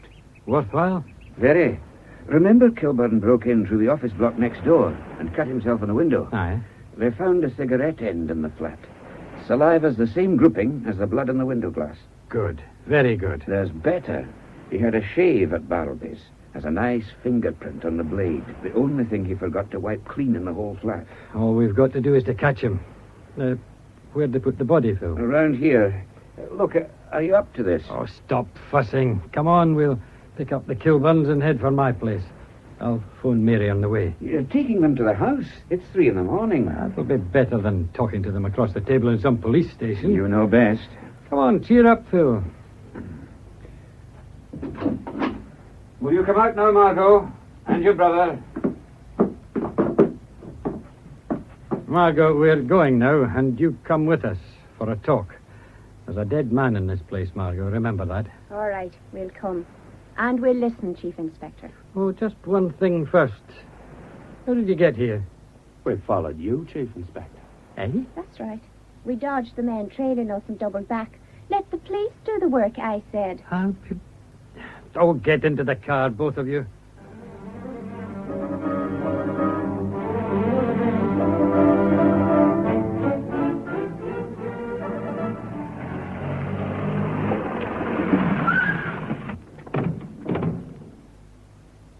Well, front light's on anyway. Colin. No, I'm all right, lass. I'm all right. Come in, all of you. Thanks, Mrs. You three go through the fire. You come with me, dear. You'll feel better after tidy up.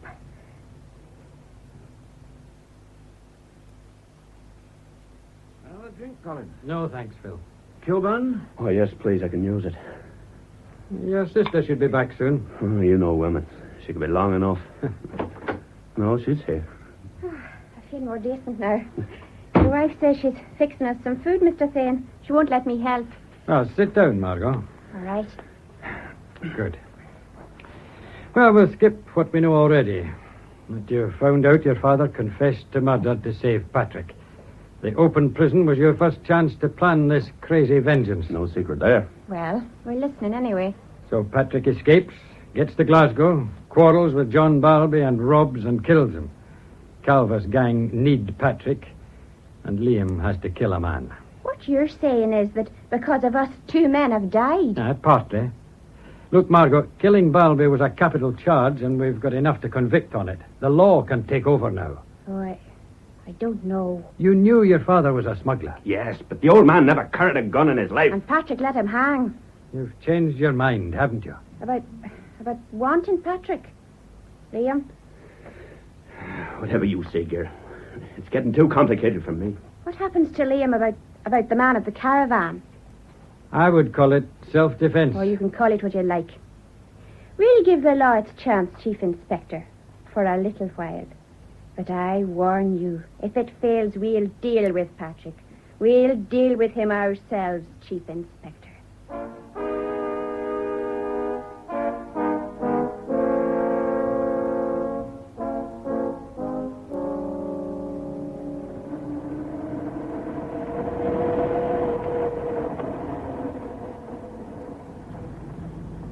Sound the horn, Grigor. Logan should be on the lookout. Sure, boss. That should get him. Sooner we get this van under cover, the better. There he is. Take it in.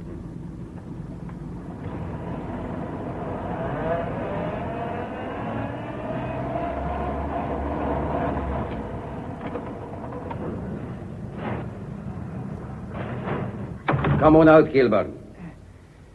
Where are we? Used to be a timber mill.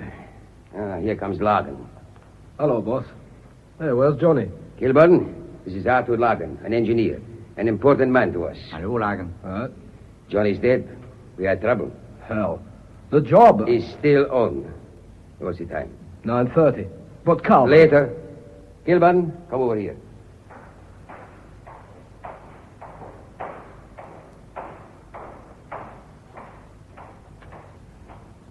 In here. Wait, I put on the light. There are fewer windows in this place.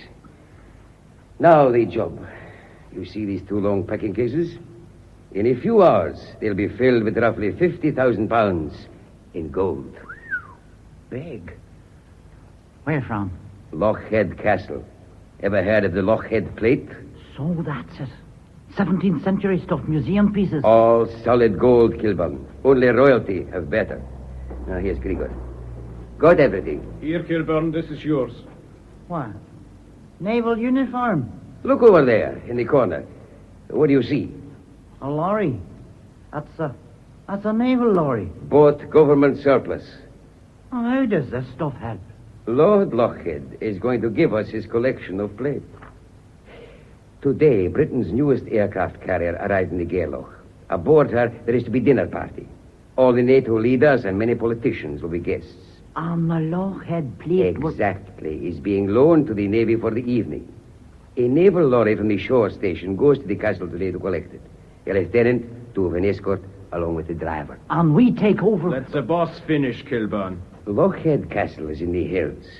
It's a lonely road. They will not be looking for trouble until after they collect the plate. Then what? Back here, we melt the gold down. Within 2 hours, we have 2 long metal shafts painted grey. They are urgently needed to repair a motor yacht lying near Dover. You go to Glasgow, put the boxes on the train south, and travel with them. But the cops had picked me up the moment I showed my nose in the railway station. Nonsense. You wear glasses and business clothes. You part your hair differently. You walk with a limp. Throw attention to yourself. Do everything a wanted man wouldn't.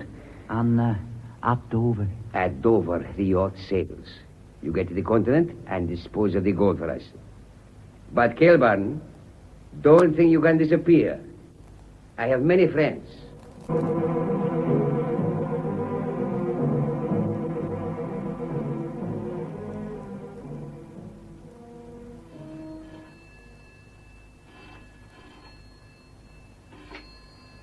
Chief Inspector Thane here. Inspector Moss on the line, sir. Oh, put him through. Yes, sir.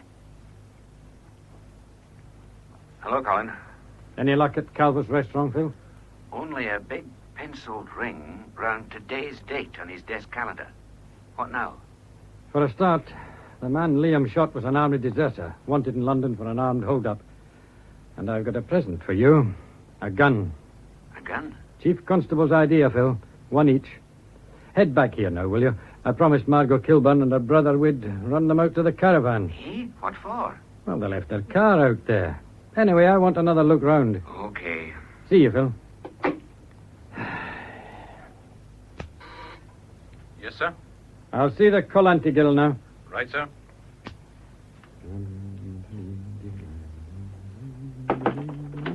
Miss Colanti, sir. Oh, thanks, Sergeant. Well, sit down, Maria. Sergeant Farkas said you wanted to talk. If it helps me get out of here. It may. When did Calvus take you to the caravan? About 2 weeks ago. It was a holiday, he said. But he kept going off to meet people. Any visitors? No, nobody. Did you see anything unusual? No.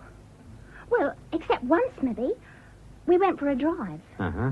Leo stopped at a garage and bought a big drum of oil. Not for the car, the kind you use for central heating. They put it in the boot. What happened to it? Well, he went away by himself for the afternoon, and when he came back, the oil was gone. I remember he had a paint stain on his trousers, and, well, I don't know why, but he was angry when I asked him where he'd got it. Nothing else? No, I swear it, Mr. Thane.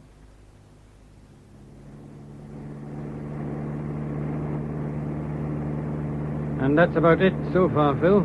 Looks like today's the day, all right. But where heating oil fits into a hold-up, I'm damned if I know. If he's about to pull the job, shouldn't we be back in town? The whole area is alerted, Phil. And our job's still to find them. There may be a lead that's been missed at the caravan. At least the rain stopped anyhow.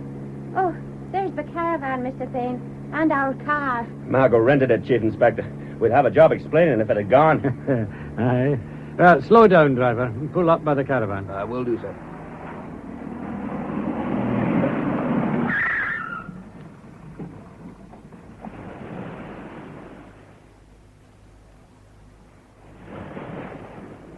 Hello, sir. How's the shoulder? Oh, you still here, Constable Marshall? I thought you'd be at home after that clout in the head. Oh, I'm all right, sir. Nobody else here at the moment, though. The scientific people finished before lunch.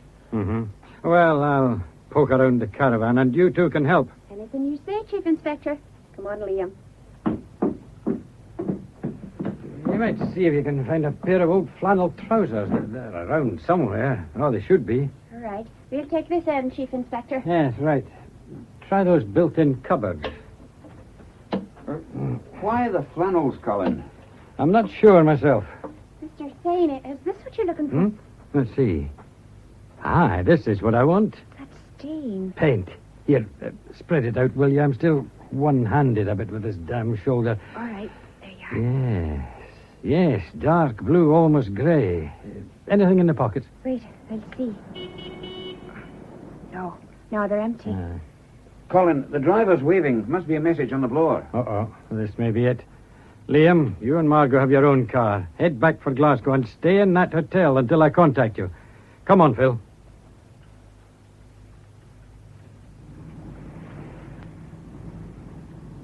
Message on the blower, sir. Control says it's urgent. Give me the mic. 1-4 to Control. Pass your message. Over. Hello, 1-4. Urgent message for Chief Inspector Thane. Gang, believed Calvus and Kilburn, posing as Royal Navy escort, escaped with haul of gold plate from Lochhead Castle. Request, proceed there immediately. Over. Hello, Control. Roger and out. Carry on, driver.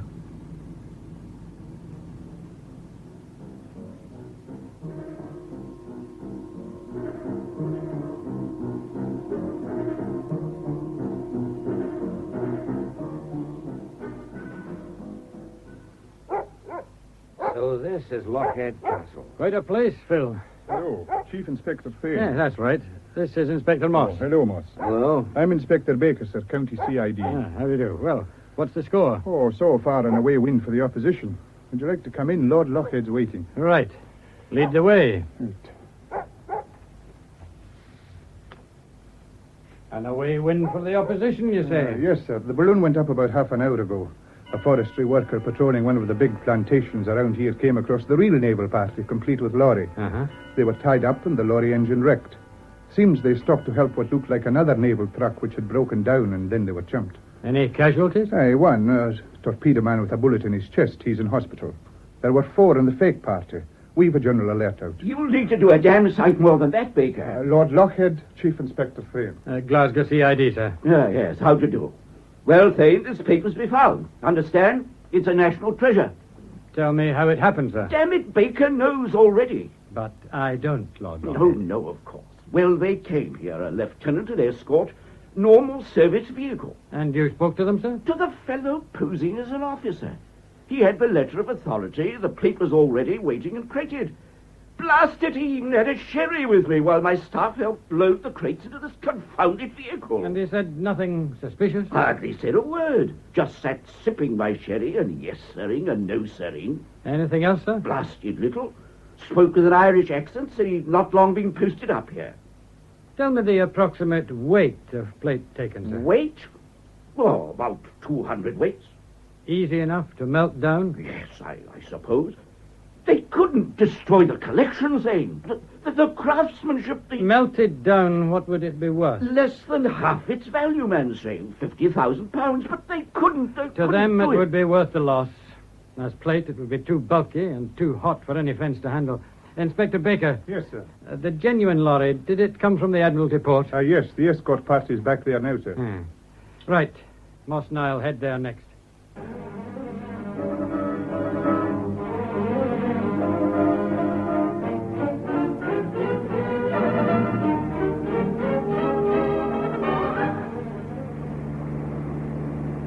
£50,000 worth of gold. No wonder Calvus was so keen to locate Kilburn. The Kilburn network's the perfect way to farm out the stuff abroad. Wonder what gave Calvus the idea in the first place. There was a story in the papers. About 5 or 6 weeks ago. He gave all the details about this NATO dinner. Admiralty port's on ahead, sir. Right, driver. Calvus seems to read his papers. All fits in, Phil. Even the paint stain on these flannels. Blue-grey paint, just the thing for touching up an ex-Navy vehicle. Hey, recognize the car parked at the entrance gate? Oh, blast. Slow down, driver.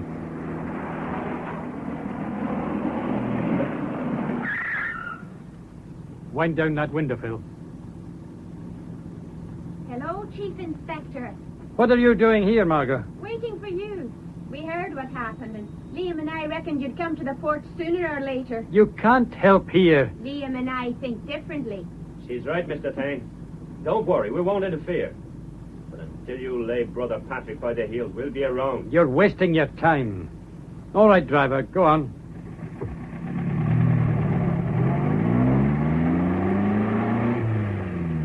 They won't move, Colin. I thought we'd got them off our backs. Well, let's find out what the Navy knows.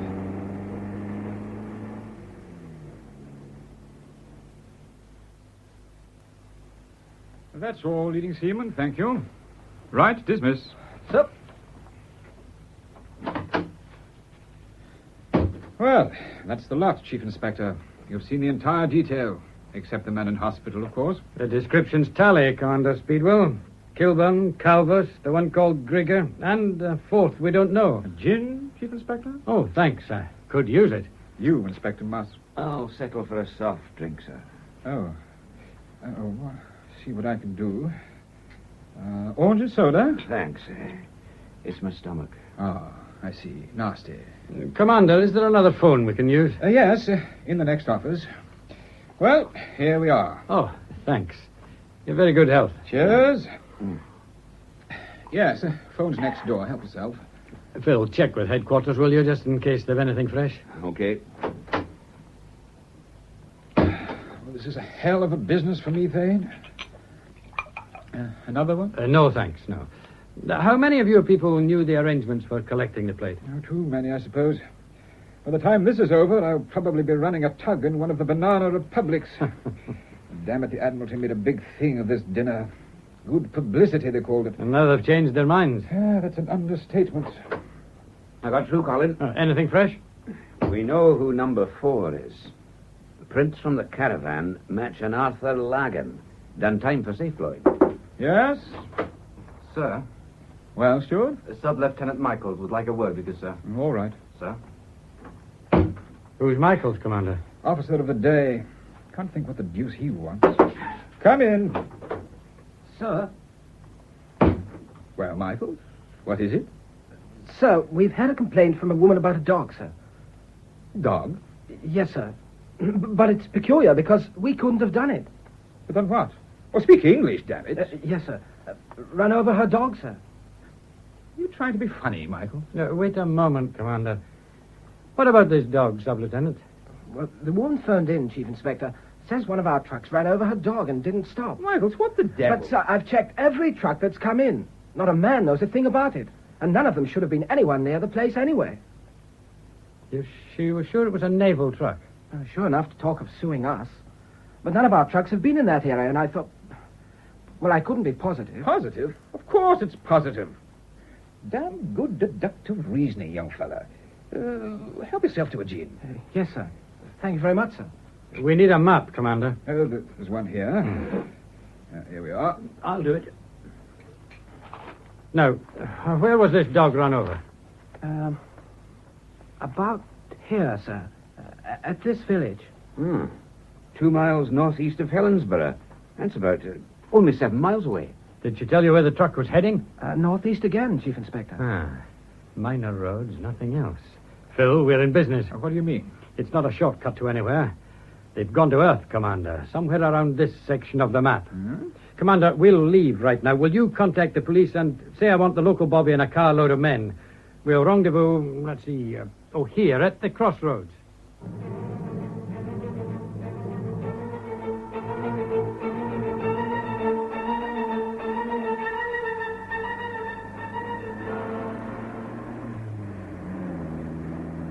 Well, we should be there in under 15 minutes. Colin, the Kilburns are still waiting outside the gate. Don't stop, driver. They've spotted us. They've started up. Damn. Yes, they're following. Driver. Yes, sir? Lose them. Yes, sir.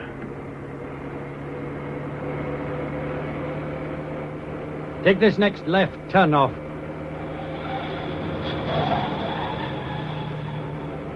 They're still there, but dropping back. Pour it on, driver. Yes, sir. Still dropping back. Now, round this next right-hand corner, then the road forks.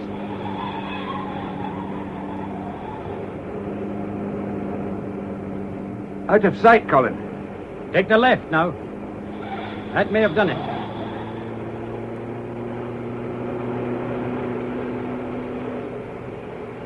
No sign of them. Must have taken the wrong fork, sir. Good. All right, ease off a bit. But we still haven't time to waste.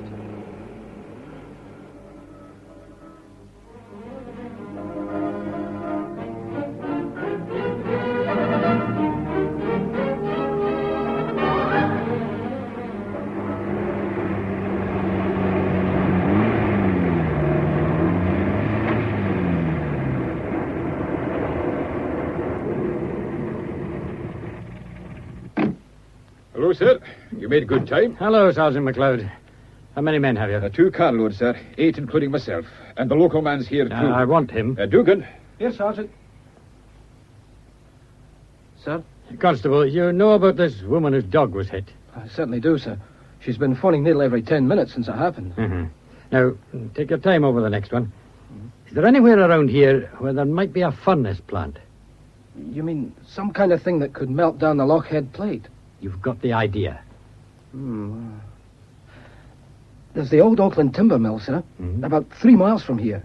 Well, it's been empty for years, but I did hear somebody had taken it over. Then let's try the old Oakland timber mill.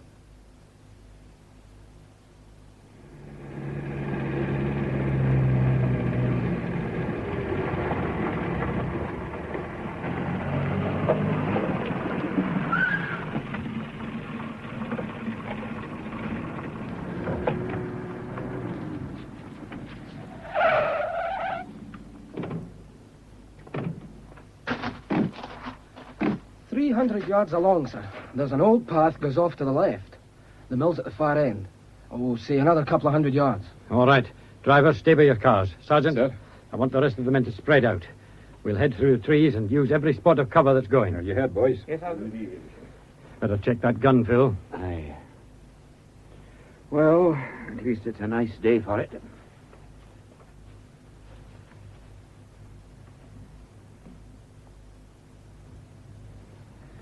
Just on a little, sir. I've told the rest to stay put. Lead on. Ooh, that shoulder again. Oh, I'll manage. Aye, there, sir. That's the place. Yes. Black smoke from the chimney. This is it, all right. Sergeant, how close do you say we can get under cover? 20 feet, sir. Then the tree's thin. We could try a rush. No, they've got guns, Phil, and we'd still need to force that main door. Wait a minute. There's a side door, too. A pretty small one, but no windows overlooking it. Move back a bit where we can talk. You've got a plan, Chief Inspector. Aye. One that should work, thanks to those trees. Phil, go back to the cars. See if there's a blanket, a sack, anything like that there.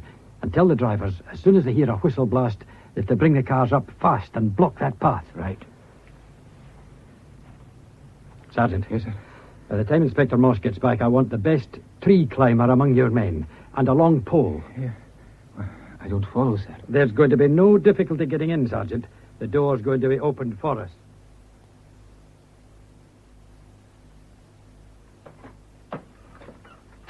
Yeah. Will you look at the stuff, Carlos? That's fantastic. Get a load of this punch bowl. Beautiful. Almost sacrilege to melt down such precious things, eh, Kilburn? That must weigh about 10 pounds. How many more cases to open now? There's 3. What's holding things up at the furnace? A feed pipe seized, but it's fixed now. Lagan's watching it. Where's Grigor? On guard at the main door like you told him. Good. I'll see how Lagan's progressing.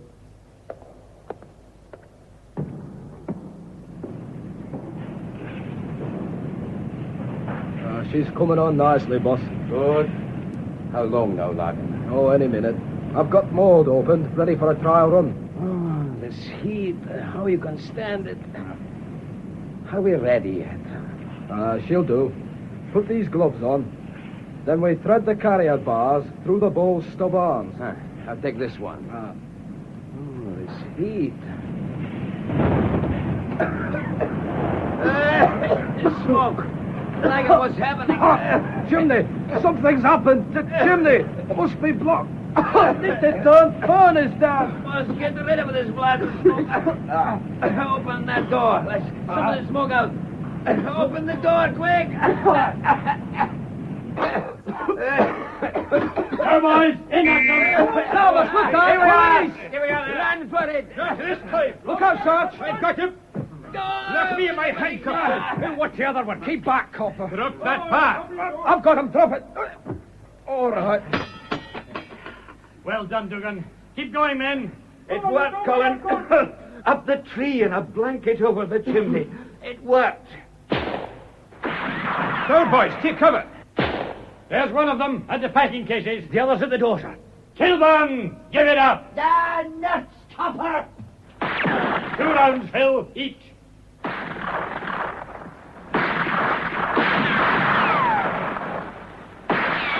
Kilburn's running, sir. The lorry, Colin. He's making for the lorry. Kilburn, wait for me. Wait for Grieger. Did you see that? Ran him down like an atom. Our cars will stop him. No, he's off the track. Dodge them. Sergeant, another car, quickly.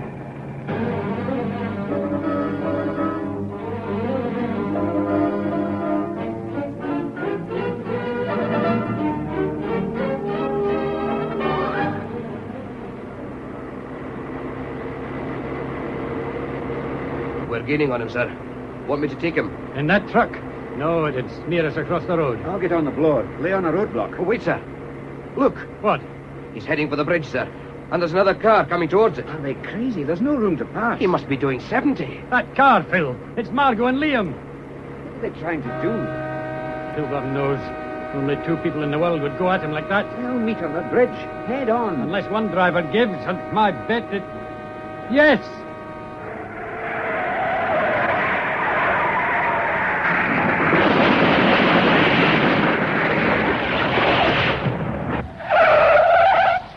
They've made it.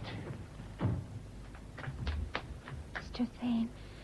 Mr. Thane. Oh, now steady, Diddle. Here, driver, lend a hand. Yes, sir. Phil, see what's happened? Right. I never want to try that again. I can't stop this tremble in my hands. You're a damn fool, Liam. You and your sister, a pair of damn fools.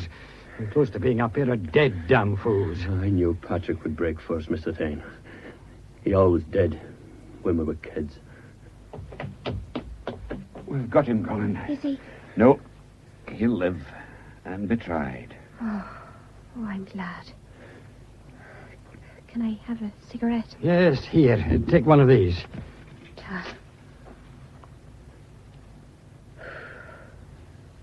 His blood on our hands. It would have solved nothing. You're right, girl. We can go home now and leave it. Leave it to the hangman.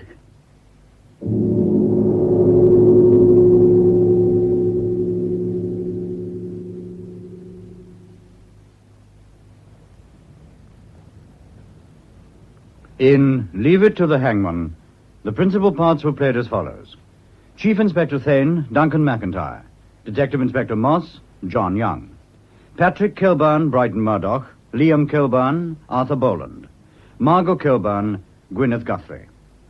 Others taking part were Effie Morrison as the landlady, Sheila Donald as Maria Colante, Charles Baptiste as Pietro Angelo, Joe Dunlop as the communications sergeant, Michael Elder as Fergus, Richard Finlay as Johnny, John Grieve as Jock Mills, Bill Henderson as Sub-Lieutenant Michaels, Alec Monteith as Sergeant Farker, Douglas Murchie as Calvos, Alec Powys as John Balby, and Gerard Slevin as Speedwell. All other parts were played by members of the cast. Leave It to the Hangman was adapted by Bill Knox from his novel of the same name and produced by James Crampsey. The program, which was recorded, will be repeated on Monday at 3 p.m.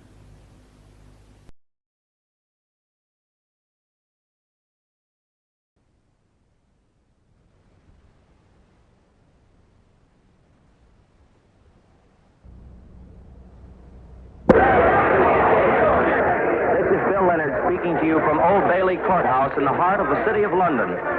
Here on this late afternoon of September 5th, 1670, the legal battle that has aroused all England nears its climactic hour. The jury is about to return for the third time in the case of the Crown versus William Penn, the well-known Quaker leader. That jury has been out for the past 6 hours, locked up by order of the court, without food, without drink. We still don't know if they'll stand fast, stick to their guns, defy the pressure and the prestige of this court, and once again, as they've done twice before, bring in a verdict that absolves young Penn of any criminal guilt. If the jury remains firm, unyielding, then here in Old Bailey, the Crown will suffer a stunning defeat. If the jury gives in, changes their verdict, then, as everyone knows, not only will the government of King Charles II achieve a considerable triumph, but the entire principle of trial by a free and independent jury may go into the discard for centuries to come. Word has come from the jury room that their deliberations are over. They're ready once again to deliver a verdict. We're waiting now for the court to reassemble. The crowds here are all in their seats. The soldiers... September 5th, 1670, Old Bailey, London. The trial of William Penn. You are there. CBS takes you back 280 years to the trial of William Penn, 12 years before he founded Pennsylvania. The charge? Speaking to an unlawful assembly of people and inciting them to riot. All things are as they were then, except for one thing. With all the modern facilities of radio present and CBS newsmen reporting from the scene. You are there. You Are There is based on historical fact and quotation. 1670, Old Bailey Courthouse, London, and Bill Leonard. Since this trial began 5 days ago, we here in Old Bailey have been witnessing a legal battle that's unique in the history of English law. It began as a simple, commonplace action, no different from the hundreds of cases throughout England in the government's campaign to wipe out all dissension from the established Church of England. But all this has changed in the 3 days since this trial began, and no longer is Penn himself the focus of attention. It is the jury now. We're waiting for them to appear in this courtroom. Those 12 plain, hitherto unknown citizens of London. Twice they've returned to this courtroom with a verdict that finds Penn guilty only of speaking in Grace Church Street 2 weeks ago, August 14th, 1670. Twice the court has refused to accept this verdict because the verdict is not to the indictment. The question is not whether Penn spoke in Grace Church Street. This in itself is no crime, but whether he was criminally liable because he addressed an unlawful assembly and was disturbing the peace. Sir Samuel has sent them back to amend their verdict. They have refused. They've been stormed at by the court. They've been threatened. But still, up to now, in any event, the jury has remained firm, steadfast. They've refused to alter their verdict one word. That's the situation now at this moment, this tense, expected moment. The court is reassembling. It's reassembling. The 10 justices are entering the chamber. Sir Samuel Starling in the lead. Tall, austere-looking man. William Penn is being brought into the chamber now by the jailer. And, yes, here comes the jury. They're filing in, taking their places on the 2 rude planks that serve as benches. We're about to get underway. Oyez, come to order. All those having business before this court draw near, give your attention and you shall be heard. Be seated. Starling is whispering something to the recorder, to John Howell. Sir John Howell. Both look toward the jury box. Cold, hard looks. They're ready. Gentlemen of the jury, are you agreed upon a verdict? We are, my lord. That was Thomas Fear, the foreman of the jury. The prisoner will rise. Face the jury. Young William Penn, he's only 26, you know. Evidently taking this ordeal quite well. He's tall, well-built, well-dressed, complexion very ruddy. Gentlemen even now after of the weeks jury, look upon the prisoner at the bar. Is William Penn guilty of the matters whereof he stands indicted, or not guilty? My lord, we find William Penn guilty of speaking in Grace Church Street. Once again, for the third time, the jury has come in with that same inconclusive verdict the court refused to accept. Back to the bench.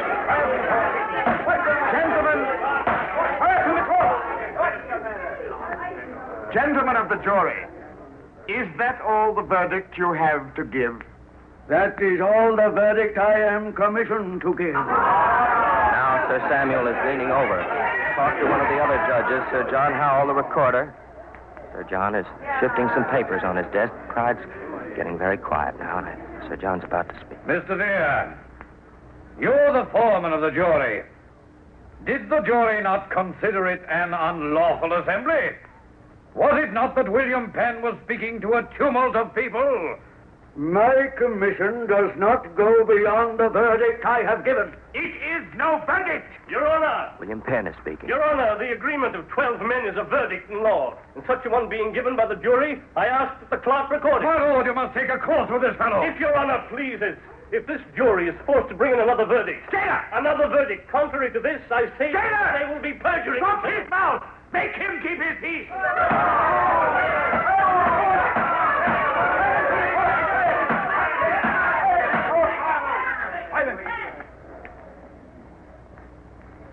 Gentlemen of the jury, Sir Samuel Starling, I have charged you 3 times before. This will be the 4th time. I hardly think it necessary to remind you that it will also be the last time. Remember, gentlemen, according to the indictment, William Penn, with divers other people, to the number of 300, did assemble and congregate in the street called Grace Church Street, unlawfully and tumultuously, and in contempt of His Majesty the King, his crown, and dignity. Now, to prove this charge, the Crown has introduced a number of most credible and trustworthy witnesses. Unless you be blind and deaf, which I take it you are not, the facts must be known to you. Yet 3 times you have brought me in a verdict that is no verdict at all. It is no verdict to say that William Penn is guilty of speaking in Gracechurch Street. You must say that he is guilty of speaking in Gracechurch Street to an unlawful assembly. Do you understand that? To an unlawful assembly. I warn you, sirs. No, better, I advise you, all you gentlemen of the jury, not to play upon the patience of this court. Go out now and return to me a decent verdict.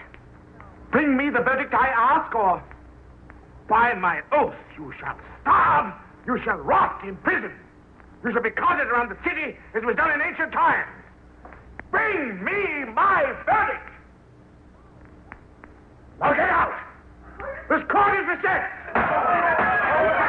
Lord Mayor has to respect the court. Soldiers are herding the jurymen into the jury room. Jurymen are protesting, but they're just being shoved, pushed in. They're being shoved through the door.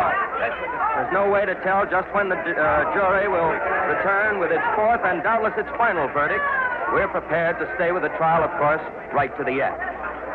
And now, ladies and gentlemen, a few blocks from here, at the Inns of Court, Quincy Howe has been speaking with some of England's top lawyers, top jurists, on the legal aspects of the trial. He has a report for us now, so we take you to the Inns of Court and Quincy Howe.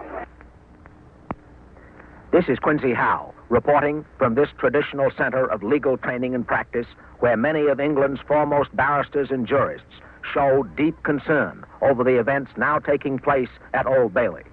Sir Hartley Pomeroy, for instance, says that an intimidated jury is no longer a jury in the tradition of Magna Carta. It is nothing but a tool of tyranny. Lord Glastonbury, on the other hand, believes that the court has stayed well within its rights and that Sir Samuel Starling's position is well taken. In times of emergency, according to Lord Glastonbury, certain legal niceties may be suspended. One episode in particular has come in for considerable discussion here at Inns of Court. The now famous hat incident. Some legal experts assert that that bit of business immediately established the prejudice of the court against the defendant, against William Penn. It happened, as you may remember, on the first day of the trial. When Penn was brought into the courtroom, one of the attendants, knowing that Quakers never remove their hats as an acknowledgement of authority, snatched Penn's hat from his head and pushed him toward the bench. Now here, by tape recording, is what occurred then, and the first voice you hear will be that of Sir Samuel Starling. Sheriff. Your Honor. Who bid you pull off this gentleman's hat? Put it on again. Yes, Your Honor. Mr. Penn, do you know this is the King's court? I know it to be a court. I suppose it to be the King's court. Do you know there is respect due the court? Yes. Why do you not pay it, Penn? I do pay it. Why do you not pull off your hat, then? Because I do not believe that to be any sign of respect. Oh. Well, the court so deems it to be. The court sets 40 marks upon your head as a fine for contempt of court. I desire it might be observed that when I came into the court, my hat was taken off. And it has been put on since, by order of the bench, not by my own action. Therefore, not I, but the bench should be fined. So that's why, in the view of some legal experts, the court has assumed from the very start a hostile, even they say a biased attitude toward William Penn. Still more serious, according to these experts, is the fact that the court has adopted these same hostile tactics toward the jury. They take the position, these experts do, that the pressure, the coercion as they call it, of the jury by the bench is something new, something novel. Such things as locking the jury up without food or drink, using threatening language. As some experts see it, all this adds up to a dangerous threat to the whole structure of English law. They feel, therefore, that what's on trial at Old Bailey is not just one man or even one minority religious creed. They say that what is at stake is the very cornerstone of traditional English justice, trial by a free, unfettered, independent jury. It's for this reason that here at Inns of Court, and indeed throughout England, all eyes are on the 12 men who are at this moment deliberating in the Old Bailey jury room. In the courtyard outside the Old Bailey is Don Hollenbeck, who has with him William Penn's fiancée, Miss Gulielma Springett, and the well-known Quaker leader, Mr. Thomas Elwood, formerly secretary to the poet John Milton. So we now go to the courtyard outside Old Bailey and Don Hollenbeck. Miss Springett, what do you think? Will the jurymen give way to the demands of the court? Will they find your fiancé, William Penn, guilty of speaking before an unlawful assembly, inciting people to riot? I hope they'll have the courage to uphold their verdict. I'm praying they will. Thanks, Mr. Elwood. William says I. Mr. Elwood, please. Mr. Elwood, may we ask your opinion, sir? If they're worth the name of Englishmen, they'll act like Englishmen and not be horsewhipped into doing what they don't believe in doing. Horsewhipped? Here now, listen to who's talking about horsewhipping. I'm sorry, madam, if you please. If you don't mind, I'll be glad to speak with you in a moment, but not now. I can tell you about these Quakers. I'm sorry, Miss Springer. We understand such interruption. It's nothing new to us. These aren't very easy times for Quakers, are they? You must know, friend, that 15,000 of our innocent have been imprisoned in 20 years.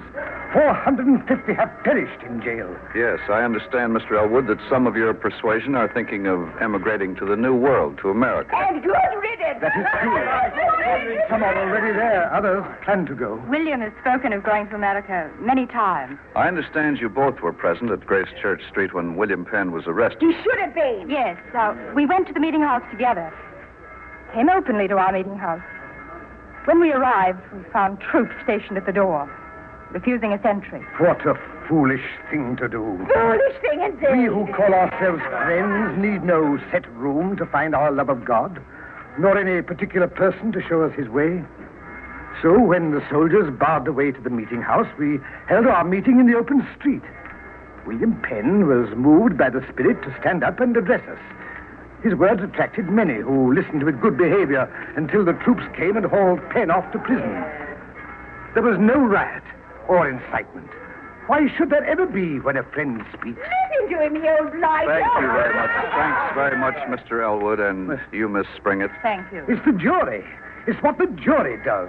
All English freedom depends on what the jury does. Yes, and thank you very much. And now, madam, we'll be very glad to talk with you. I see the polite one, though. I'm honored, I'm sure. May we have your name? The name is Blodgett, Margaret Blodgett. Mrs. Blodgett? Miss Blodgett. Ah, yes, Miss Blodgett. I guess you don't approve of the Quaker persuasion. It's a feeble lot of liars, they are. Like that one you had here, the skinny one. You mean Mr. Thomas Elwood? If that be his name, that be him. You think he wasn't telling the truth? About the meeting I'm talking about. Him saying it was so peaceful, with just nothing but prayers and sermons. It wasn't nothing like that, I can tell you. Oh, you know about the meeting, did That you? I do. A disgraceful tumult it was. People rioting and shouting and breaking up the peace. Just like Sir Samuel said it was. You know that for a fact? Bodies heaped on the street, blood flowing. Yes, you saw all this A disgrace yourself. it was. Enough to make peaceful folks shudder and tremble. You were there yourself, Miss Blodgett. Did you see all this yourself? Well, not exactly. It was a friend of my cousin's who was there, but she told my cousin exactly what happened, and she's a truthful soul, she is. Ah, yes, but you personally weren't present. You didn't see any rioting yourself. There were soldiers there, weren't there? When there's soldiers, there's got to be rioting. It's troublemakers, a lot of them are. Just troublemakers. If you ask me, I'll tell you what to do with them. Hang them. Hang the lot of them. And if that jury don't do what the judges tell them to do, then, says I, hang the jury. Hang them all! Thank you, Miss Blodgett. Thank you. I've just been informed now that Ned Calmer has been able to arrange an interview with Lord Arlington, the King's Minister of State. So we take you now to the Palace of Whitehall and Ned Calmer. Just a few seconds ago, Lord Arlington, the Secretary of State, one of the most influential members of His Majesty's cabinet, passed by on his way to the royal chambers, and I asked him to spare us a minute or two. He has kindly consented. As you know, sir, the jury is still out in the case of the Crown versus William Penn. Do you think they're going to change their position and bring in a verdict that will find Penn guilty of addressing an unlawful and tumultuous assembly? Yes, I would say that the chances are that they will see the light. Yes, I think the chances are quite good. Sir Samuel has, shall we say, enlightened them to a considerable degree. Then you feel his actions in this trial are justified? Justified? Oh, demanded is the word. These are our trying times. The land is in a ferment. You think then, sir, 21 years ago, we saw the most heinous of crimes committed in this country. The killing of a king, His Majesty Charles I, by the illegal Rump Parliament. For 10 years thereafter, we suffered under the rule of Cromwell, until justice prevailed and King Charles II was restored to his legal heritage in 1660. It's your impression, then, Lord Arlington, that the Quakers have been responsible for all this unrest you speak of? No, not that precisely. Not all of it. But the basis of the revolt against King Charles I was a similar form of religious dissension. A peaceful nation requires the establishment of authority, a single authority to keep it peaceful. One law, one king, one church. And in view of all this, Lord Arlington, you believe, therefore, that the legal protection of trial by an independent jury should not be extended to the Quakers? Oh, my dear man, what are the little liberties of little people as against the interests of the state? Indeed. Yes, indeed. Oh, trial by jury, by any kind of jury, is a luxury we can afford only in normal times. I tell you this. I will gladly let 1,000 innocent men rot in the tower if among them there is one that plots treason. Now, if you will excuse me, I must not keep His Majesty waiting. Of course. Thank you, Lord Arlington. This is Ned Calmer, returning you now to Bill Leonard at Old Bailey Courthouse. The jury is ready to return with its verdict. Court is reassembling.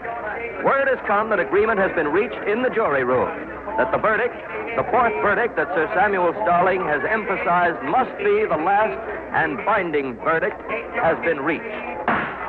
All rise. The 10 presiding justices are entering the court chamber, taking their place at their desks, which are set in a semicircle on a slightly raised dais. See Sir Samuel Starling coming in first, taking the center desk. That's the one, of course, reserved for the presiding justice. The gilded canopy surmounted by the royal arms hangs above him. On the wall behind him, the sword of justice. All the 10 judges are at their desks now. John Howell, the recorder.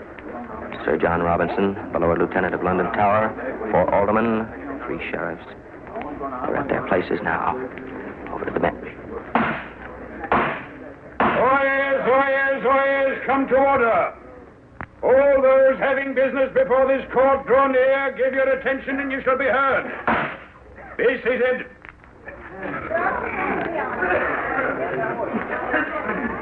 Bring the prisoner, William Penn, to the bar. William Penn is being brought in.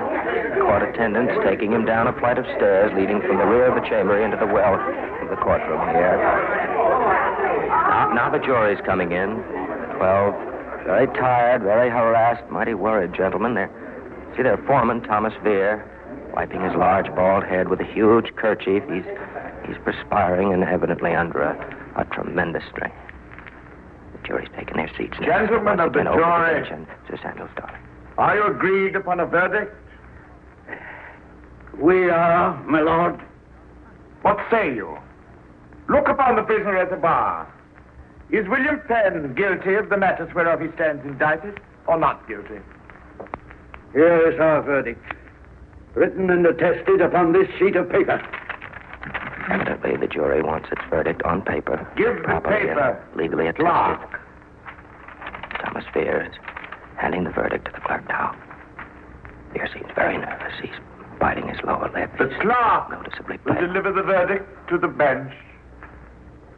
Clerk's taking the paper to Sir Samuel Starling. He has it now. Still folded. He hasn't read it. He's just staring at the jury. No expression on his face. Now, very, very slowly, he looks down at the paper, unfolds it. He's read the verdict. He's giving no sign.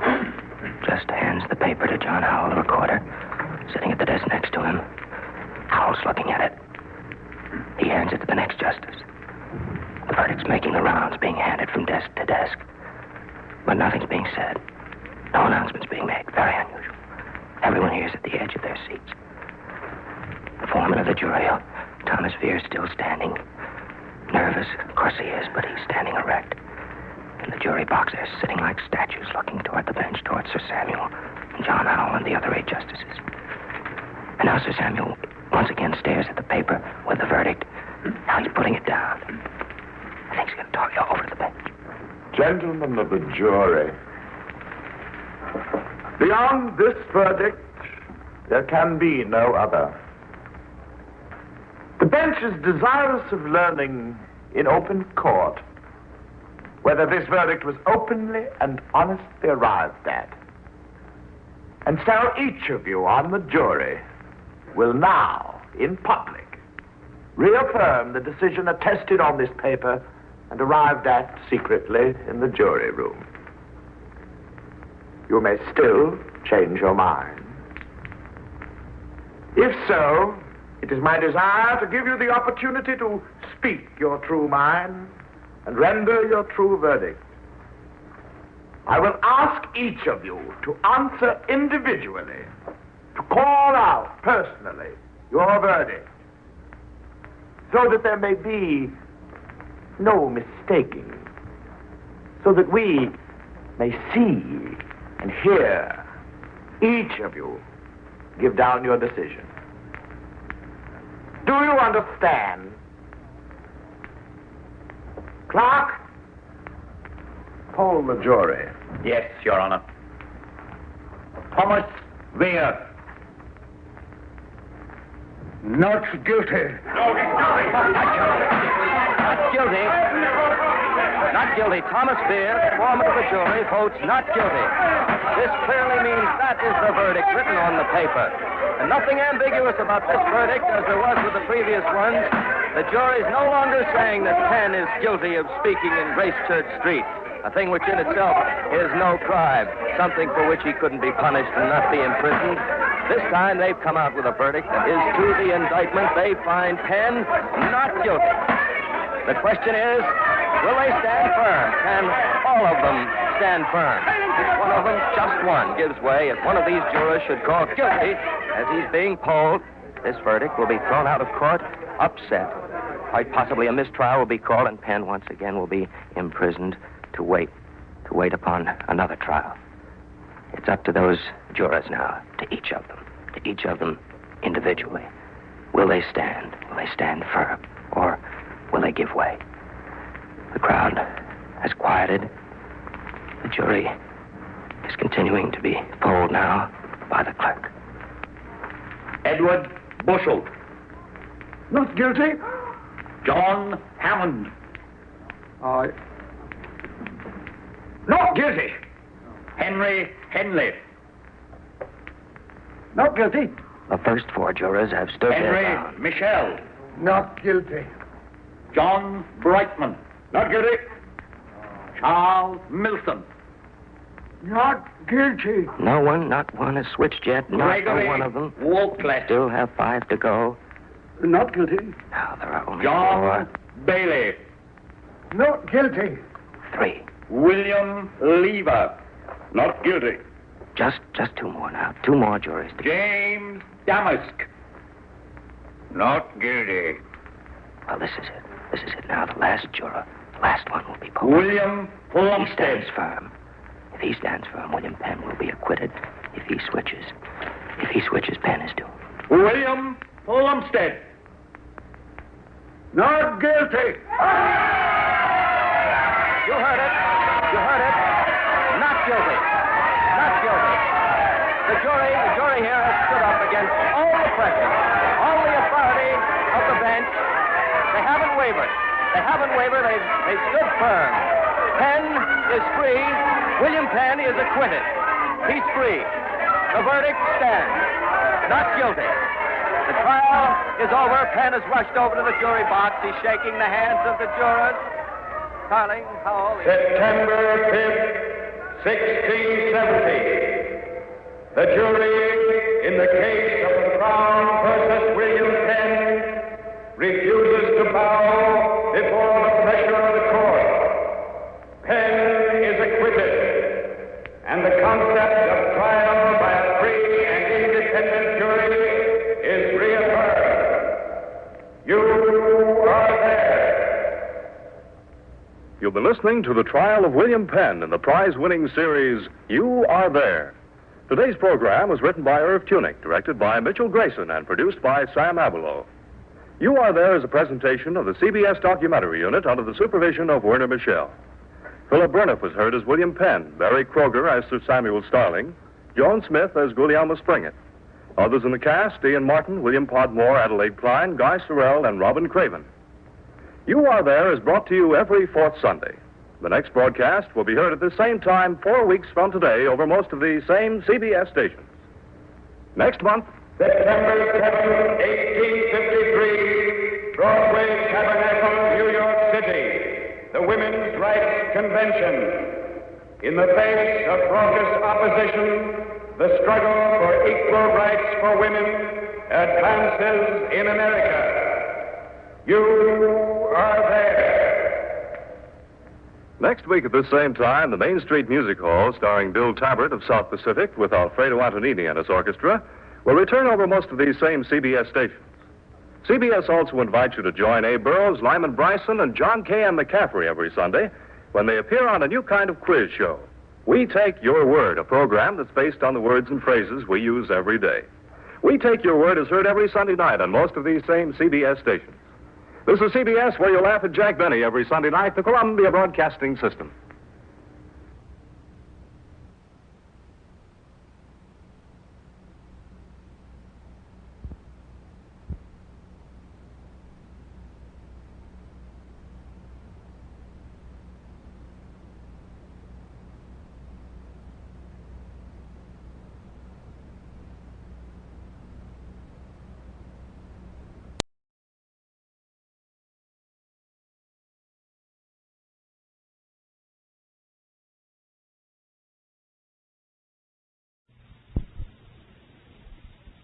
CBS Radio Mystery Theater presents...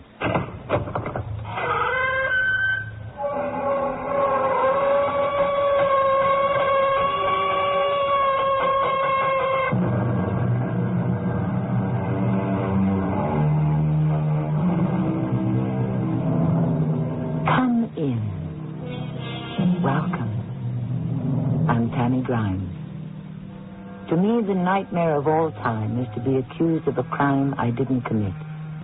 One keeps reading accounts of lookalikes falsely identified, of men serving time for offenses they had no part in, some too poor to protest legally, some spending a lifetime behind prison walls, and some even dying there, unrecognized, unforgiven, unable to clear their names.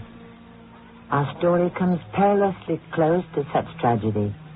Too close, in fact, for comfort. Time's up.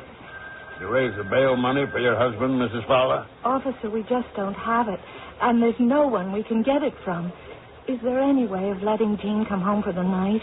He's never been in jail before. No, there isn't. You want my advice, Mrs. Fowler, you go home and get yourself the best lawyer you can find. Because your husband's in plenty of trouble. Armed robbery is no picnic. But Gene didn't do it. That's what they all say.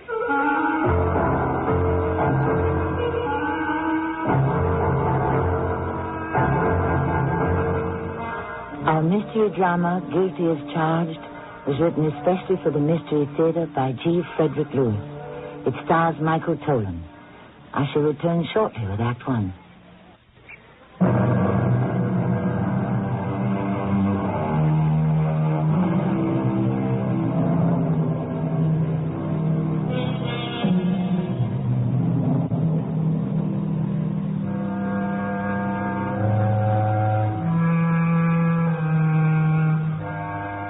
Our curtain rises on a bucolic scene. A fall day, red and golden leaves cascade upon dirt roads and parkways. Along one of these strips of concrete, Gene Fowler, hardware salesman, comes barreling along at 60 miles an hour. It's been a long trip this time, and he's almost home. Suddenly he hears a sound that makes him look up into his rearview mirror. Doggone it.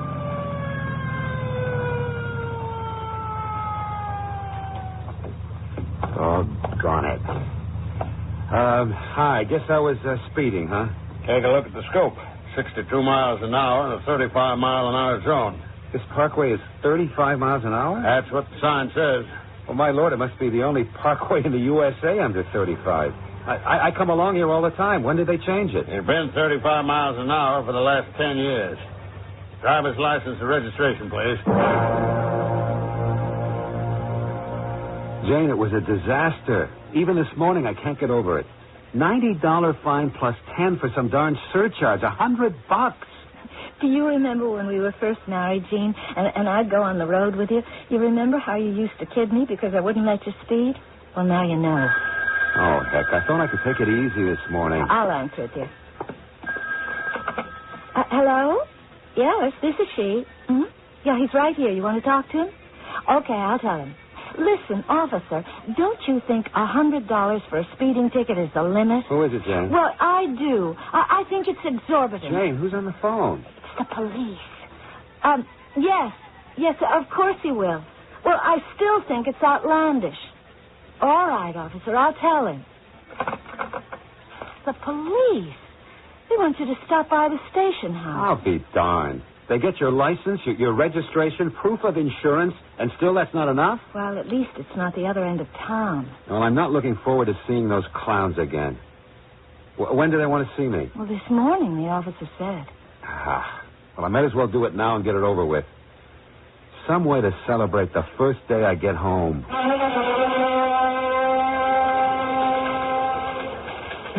Officer, my name is Gene Fowler. Someone called me at home and asked me to come over to the police station. Is it about the speeding ticket? Jack, I think this is the man you're looking for. Somebody wants to see me? Don't turn around. Just stand facing the desk and put your arms behind your back. Hey. Hold your wrists closer together. Thank you. Stay right there and don't move. Hey, why are you putting handcuffs on me? What are you doing? Making sure you're not carrying a gun. Is he clean? Yeah. Write it down on the sheet. You can turn around now, Mr. Fowler. Will somebody please tell me what this is all about? What did I do? Mr. Fowler, you're under arrest for armed robbery. What?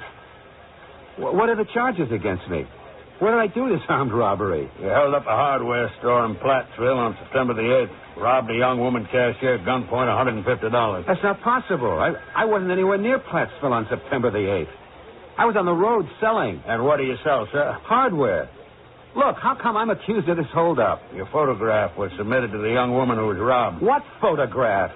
I've never been photographed by the police in my life. Copies of all motorists' photos registered in the state are on file.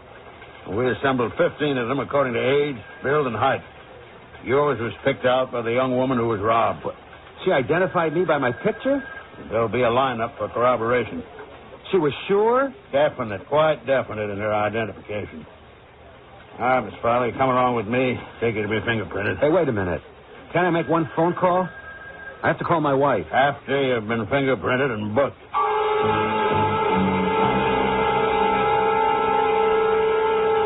I can't understand it, Gene.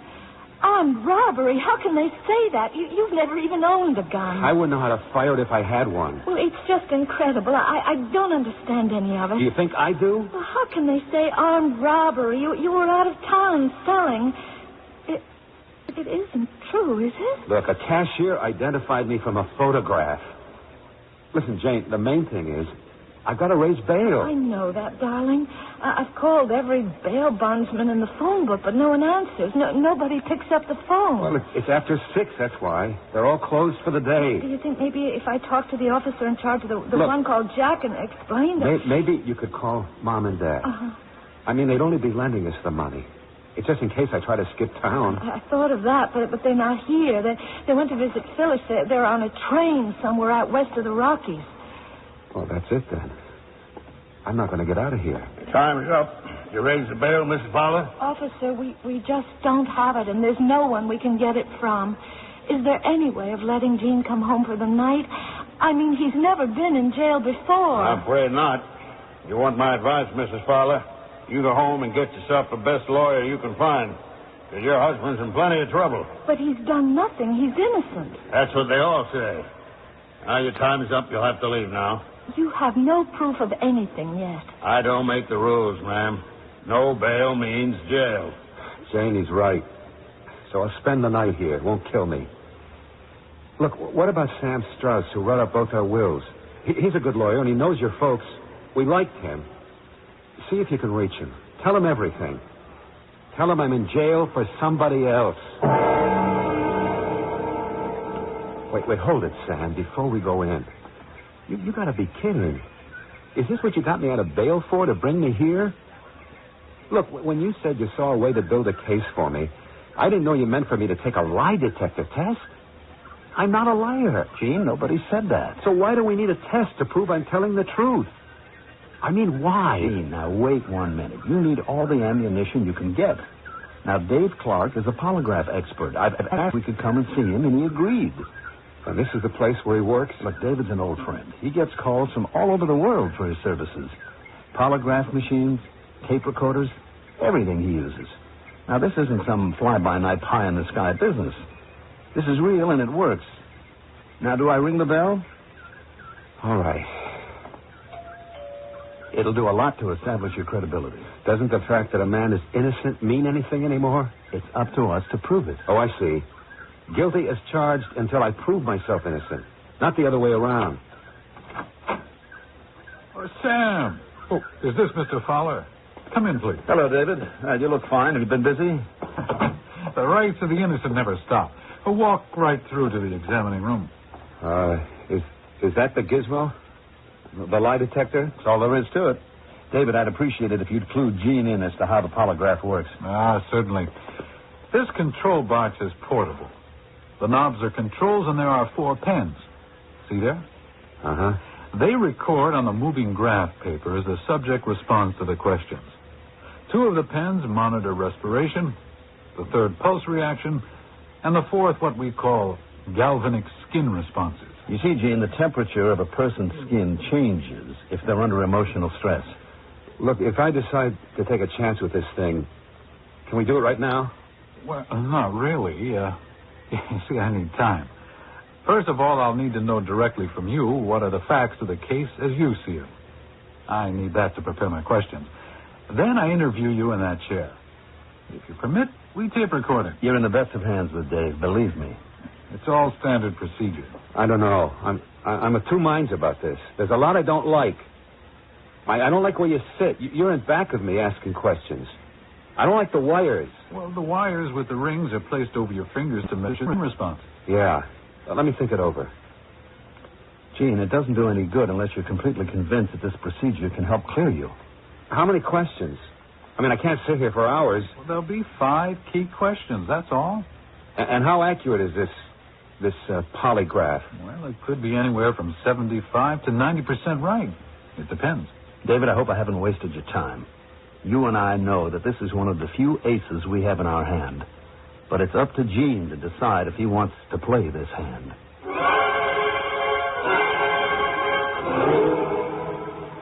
Mom, Dad? Yes, dear. Dad's on the extension. Well, thanks to you both for getting up that bail bond. I'm home with Jane. It's been a crazy 10 days. We believe in you, son. You know, I spent 3 nights in a terrible jail. We have this lawyer who got me out on a promise to the court. But it was you who put up the 10% cash down payment for the bond.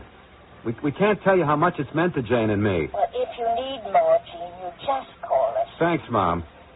Listen, I had a polygraph test, too. What's that? A lie detector. I did okay. Our lawyer set it up. I was nervous, but Jane wasn't at all. How is Jane, dear? How's she taking it? Fantastic. She's been fantastic. I mean, it's been like Hitler's Germany.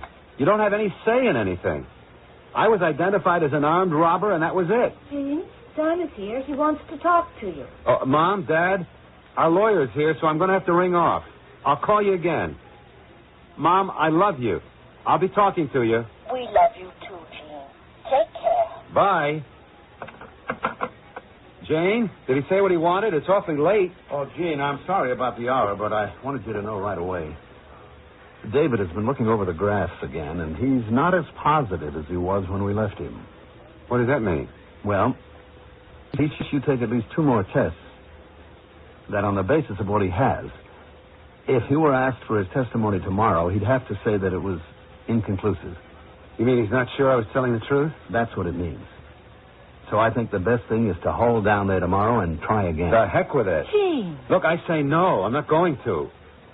It's asking too much of an innocent man to make him go on proving himself. Nothing doing.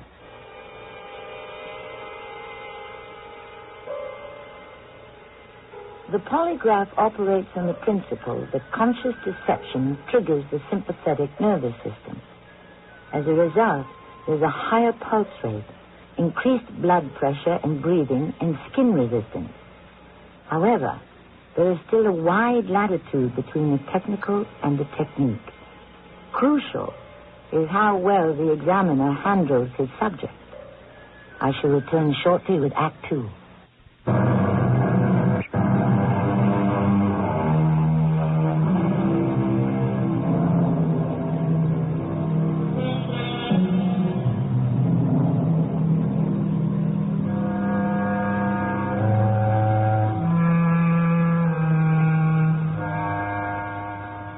Fowler, accused of armed robbery, has taken a polygraph test to prove he is not lying.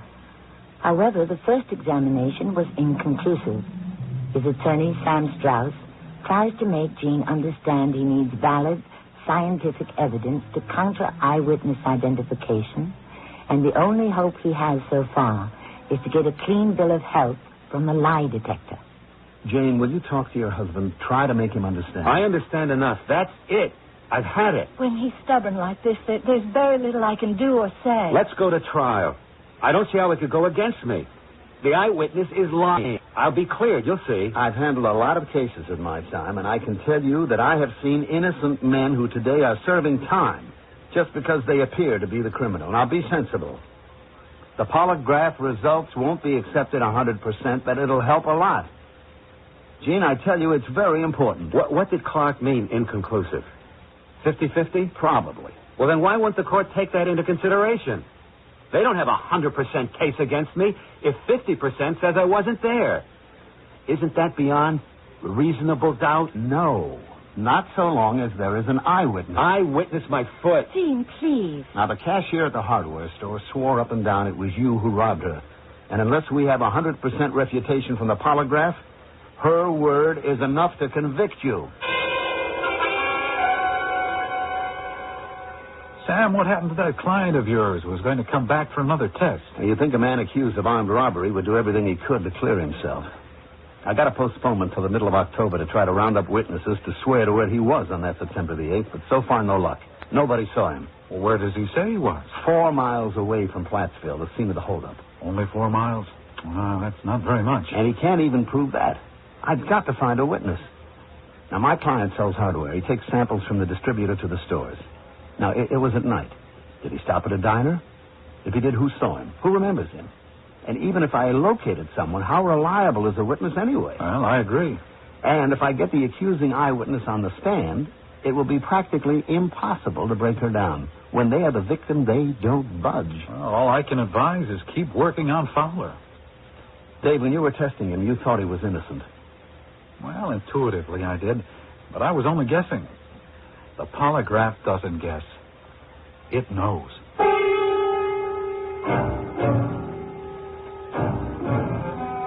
It's easy for an attorney when you have both the law and your client to convince. In this case, I knew another test was essential. But how to get this across to Gene Fowler, that I didn't know.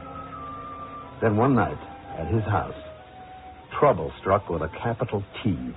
Jane? Jane, was that the front door? There's a state trooper here. Oh, now what? A state trooper, you know, the ones with the big hats. Well, what did he say? Well, he just said, "Is your husband Mr. Gene Fowler?" And I said, "Yes." "Is he at home?" And I said, "Yes." And he said, "May I talk to him, please?"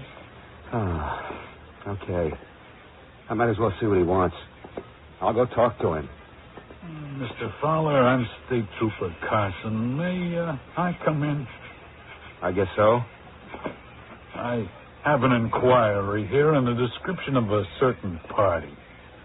We'd like to verify whether the description fits you, sir. Fits me? Well, why me? Well, as I look at you now, sir, I would say it certainly is possible. How tall are you, sir? 5'9". Gene? You always wear your hair like that?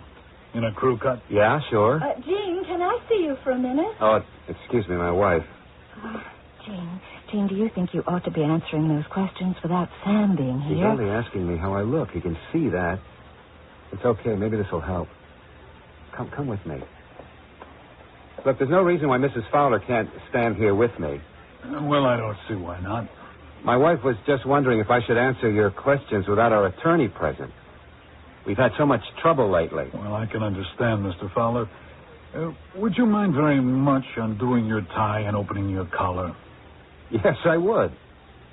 What for? Well, just to verify the information they've given me. I certainly can't forge it. On the other hand, if you've nothing to hide, why not? Well, I don't mind opening my collar. How's that?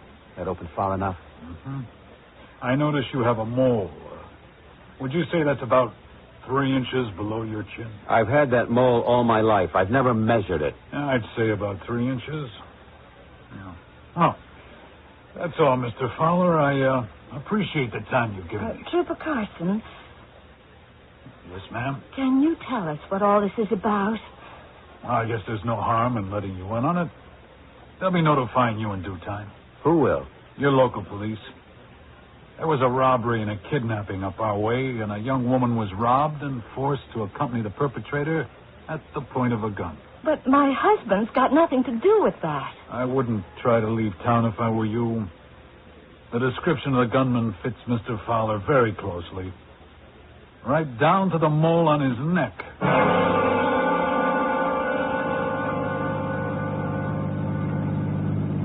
Sam, it gets worse and worse.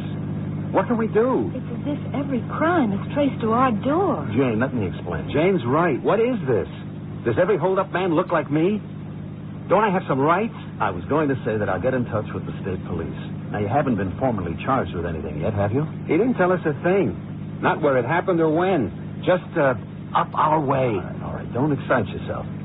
I think maybe you're beginning to realize why another polygraph test could help you. If I didn't, would we be driving to David Clark's house right now? Gene, it's the big White House. Right here. Right here. Gene! I'm sorry I hit the brakes like that. I guess I'm nervous. Now, there's nothing to be nervous about. Sam, should I wait in the car? I don't want to be in the way. You won't be. You won't even be allowed in the room with me. Nobody is. I don't like that either. Jane, there are some magazines that you can read, and you and I will set up. I brought my knitting. I'll get through fast now that I know the routine. The actual test is only a couple of questions. Is that so? Yes, 5 key questions are the limit. Only 5? That's the way it is. David told me they do it all that way, all the examiners. Are you ready, Gene? Yeah. Jane, if I never really believed in the value of the total truth, I sure do now. Let's go.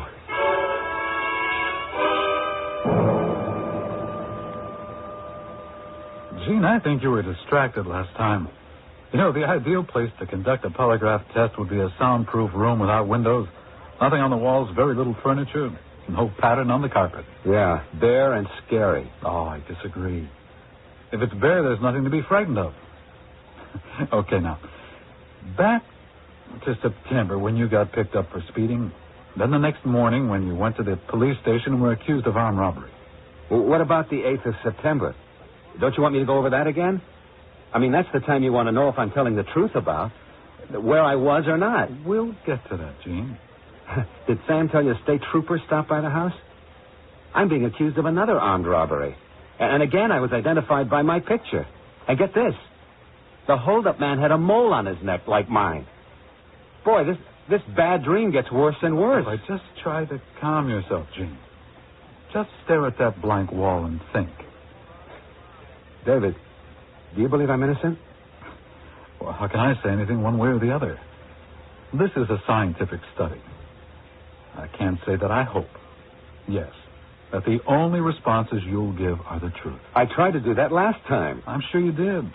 But the variables between your breathing, heart, and blood pressure and skin tension just didn't match up. And, well, I, too, have to be truthful. You're right. I'm calming down. It's only I'm so anxious to convince everyone I'm not a hold-up man. David, give me a break. Tell me that you do believe me. Okay, I do. But it's the machine you have to convince. The polygraph can prove it.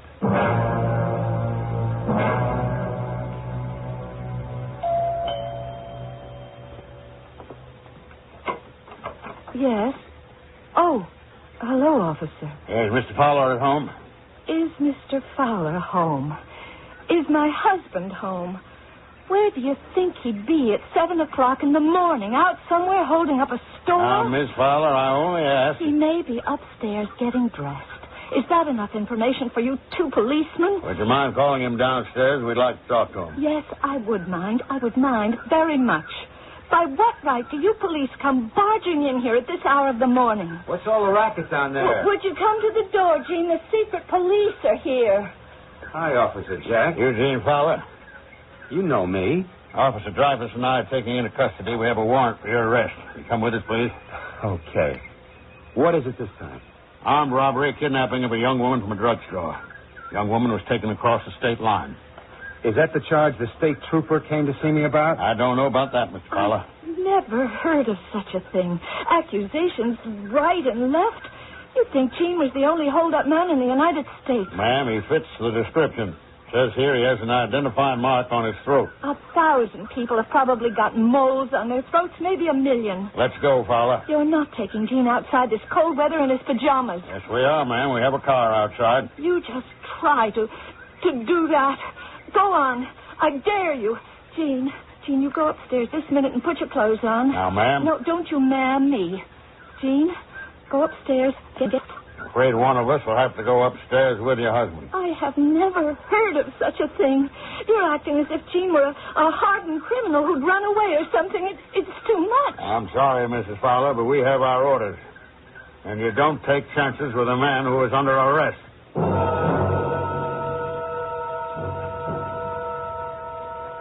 Hello, Mom. It's Jane. Mom, would you put Dad on the extension so I can talk to both of you at the same time? Oh, hi, Dad. It's Janie. Listen, Dad. Gene is out of jail thanks to you. Now we can concentrate on getting the evidence to clear him. Well, yesterday he went to the main office in Stratton Town to ask if the hardware people would let him take on extra routes because he hasn't made a cent since all this began. Anyway, he wanted to thank you. It meant freedom, and we love you very much. Yes, Dad.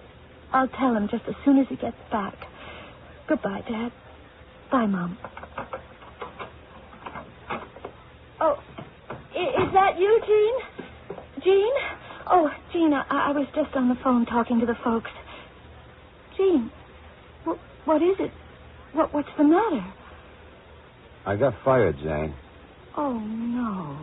I went into Green's office, and he said, I'm glad you're here, Fowler. Saves me the trouble of getting in touch with our district manager. There's been a lot about you in the newspapers. You know that. Well, what did he mean? And he said, until this thing blows over, we don't want anyone to know you work for us. Well, didn't you tell him you were innocent? I mean, that it's all a mistaken identity? Yeah, he believes I'm innocent, but he said, you understand I have to protect the good name of our business, and hardware is very competitive. Is this a leave of absence or what? It's the or what. They gave me a severance paycheck, but it isn't going to last very long. I better tell Sam. Well, what can he do? He's still fighting the 2 cases that haven't come to trial. I want him to know that I can't pay him, that it's hopeless. I feel I've come to the end of everything. Why go on fighting? In the end, I'm going to prison for somebody else's crime.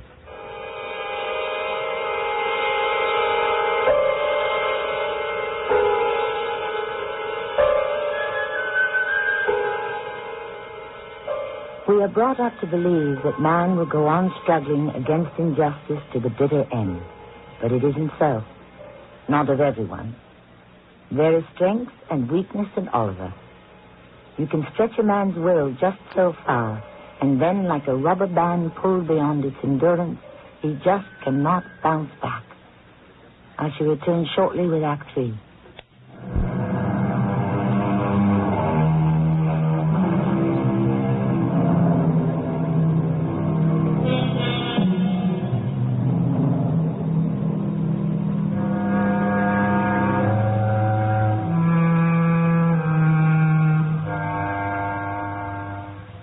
The search for truth is as old as the first lie, which probably predates Adam denying he ate the forbidden fruit. Today, science points a pretty accurate finger at the guilty. Yesterday, trials by ordeal were relied on. Suspects were forced to eat rice, carry white-hot metals, were drowned, or subjected to such tests as engineered by King Solomon, who ordered half a child be given to each of 2 women claiming it, knowing full well the real mother would rather have her infant live than die. And it is this kind of living death that hangs over Jane and Jean Fowler as our curtain rises. When he told me there was no money to pay me, I told Jean it didn't matter. Justice did. That I'd stick it out until he was cleared. Charges of robberies came in with alarming speed. A total of 6. We fought every case. 4 were dropped for lack of evidence, but the first 2 resulted in the 2 cashiers pointing Jean out in the lineup as the attacker, and he was bound over for trial. Jean? Jean, is that you? Hey, Jane. We got anything strong in the house to drink? Wait till you hear the good news, darling. Sam called. 2 cases against you were dismissed and 2 withdrawn. The witnesses refused to testify. Now there are only 2 left. Jean, what are you doing with that chair? It's in my way. Jean. Everything's in my way. What is the matter with you? Would you look at yourself? You look like a wild man. Jean, look in the mirror. Yeah, you're right. I see a wild man in the mirror, and I don't wish to see him anymore. Darling, come over here with me. Sit down here with me on the sofa. I know it's been hard. Oh, Lord, it's too much. When I came up the driveway, I saw that Officer Jack. He was sitting in his patrol car. Something came over me. I don't know why. It's all right. It'll be over soon. Sam says it'll be all right. Now, Jane, it'll never be over. They dismiss 1 case and 2 spring up. I can't stand it anymore. I don't know what to do. You can stand it, my darling. You're very strong. I saw him sitting there in his car. I felt like killing someone. Shh, darling, shh. You know, you say to yourself, am I some kind of psychopath? Did I commit all those crimes and I don't know it? No, of course not. Don't even think Then who about does it? Who's doing them? Who is this ghost, this double I have who's out there robbing, kidnapping people? It's destroying me. It's destroying you. Look, I mean this, honey. I really don't think it's safe for you around me. I don't know what I'll do next. Don't you want me with you? I'm beginning to doubt myself. Can I control this? I'm okay now, this minute, but what if I should attack you like that chair? Please, will you go and live with Mom and Dad? Will you please, Jane? I'll think about it. Now, you go upstairs and take a shower, and I'll have a nice dinner on the table for just the 2 of us. Will you do as I asked, Jane? And move out? At least for now. You are making it so difficult for me. I love you, darling, and I want to be with you. Always. No matter what happens.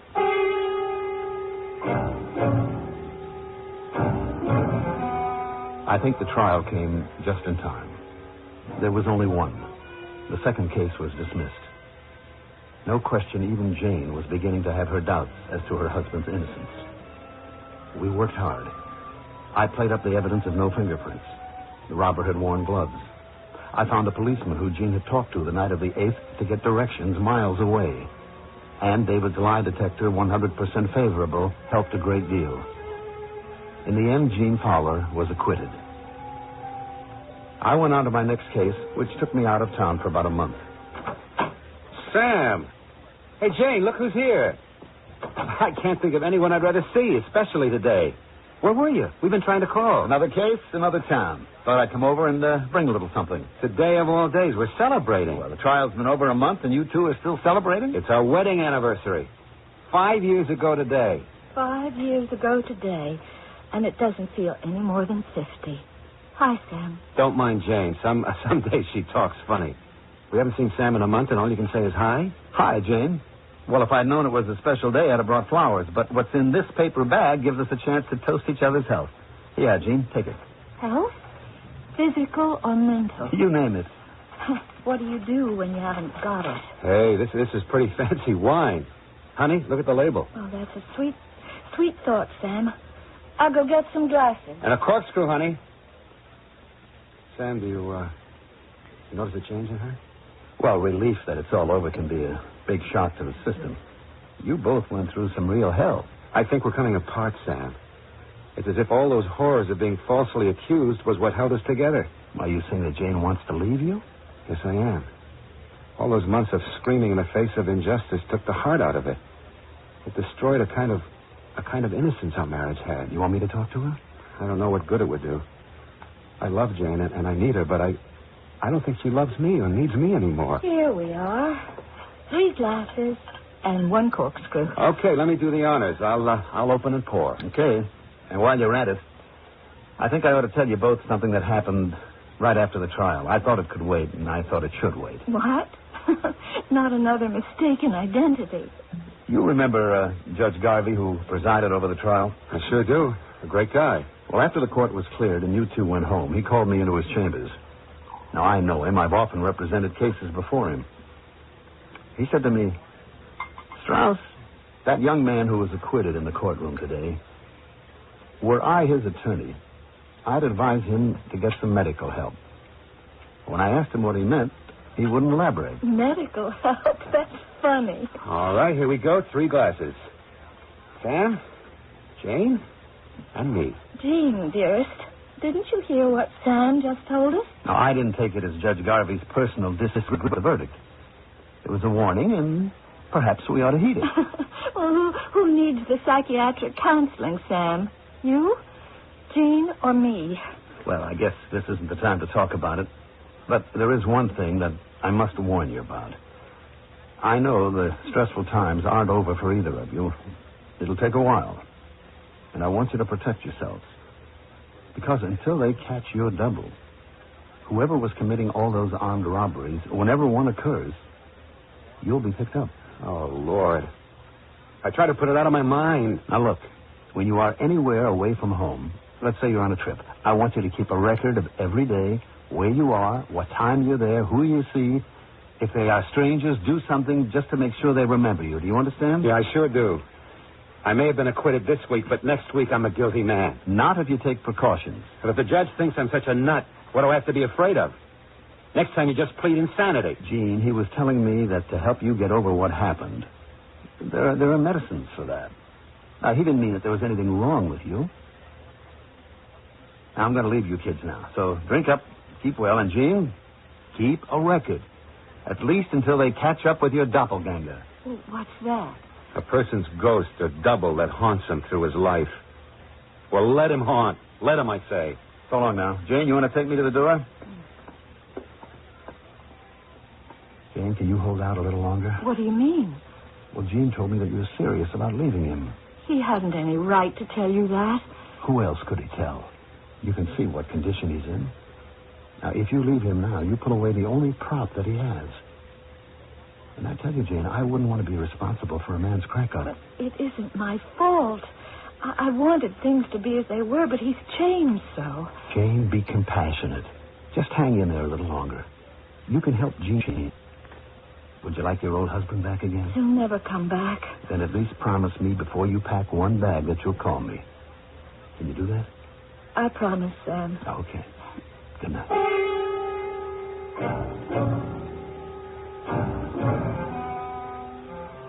2 weeks went by, then 3, then 4. And I heard nothing from either Jane or Gene. I hope he was logging every night in daylight minutes. Strange, because his double, whoever he was, had not struck since the trial. But I knew as the time got longer that the odds would get shorter. Then my phone rang. Sam Strauss speaking. It's me, Sam. Jane Fowler. Sam, we're taking a sales trip together, Jean and me, just like when we were first married. Oh, that's great. Where to? Luck finally came our way. Gene's old boss at Allied Hardware put him back on the road, and he and I are going to make that first sales trip together. Here's Gene, Sam. He just wants to say hello and goodbye. Hello, Sam. Jane just told me the great news. Well, things worked out pretty good. Insurance wasn't for me, Sam. But now I think I can make enough to pay you for your invaluable services. Tell me, how are you feeling? Are you calmer? I think so. I stopped having nightmares about being arrested. I see a future. It's all pretty good. When do you leave? In about 10 minutes. And when will you be back? Oh, 4 to 6 weeks. I got a lot of territory to cover. And some brand new ads that ought to sell like hotcakes. Well, have yourself a real good time. I'll keep track at this end.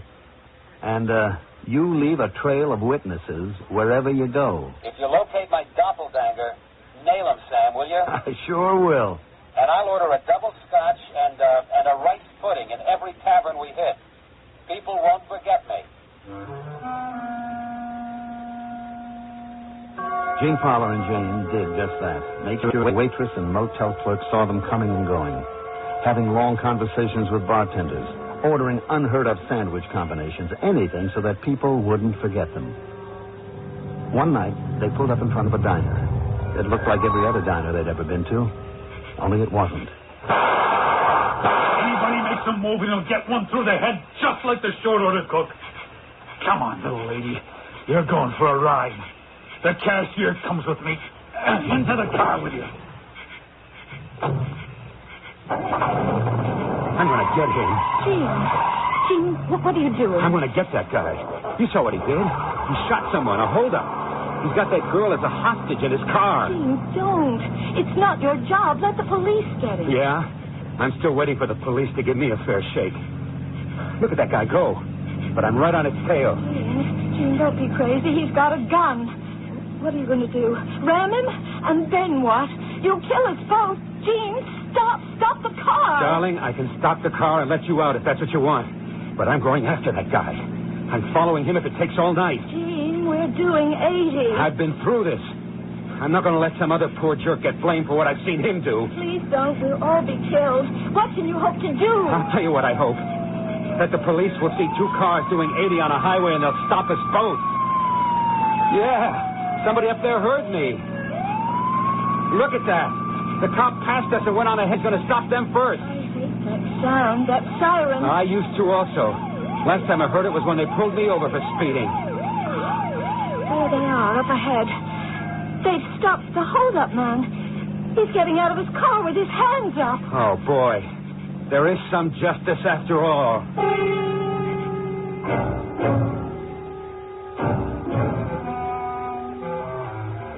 I guess you could say miracles do happen. Although the police maintain in the long run criminals are caught. But when I talk about miraculous happenings, it's because, incredible as it sounds, that night, Gene caught up with his doppelganger, committing another crime for which he himself would certainly have been accused. Yes, the man in the car stopped by the police for speeding was the very one who all these months had turned Gene's life upside down.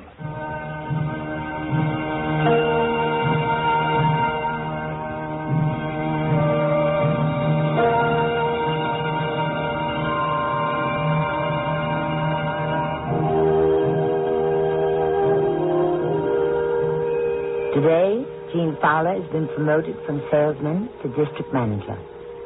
But he and Jane still have time to make trips. However, they still both keep an accurate record of where they are and who they meet. After all, having been struck by lightning so many times, who is it to say it could never happen again? I shall return shortly.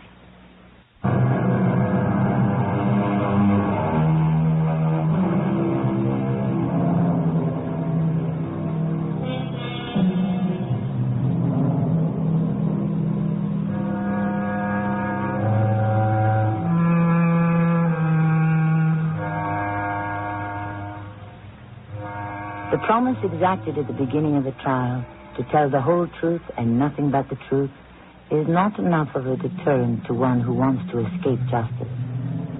Can a scientific instrument force the truth from a person bent on lying?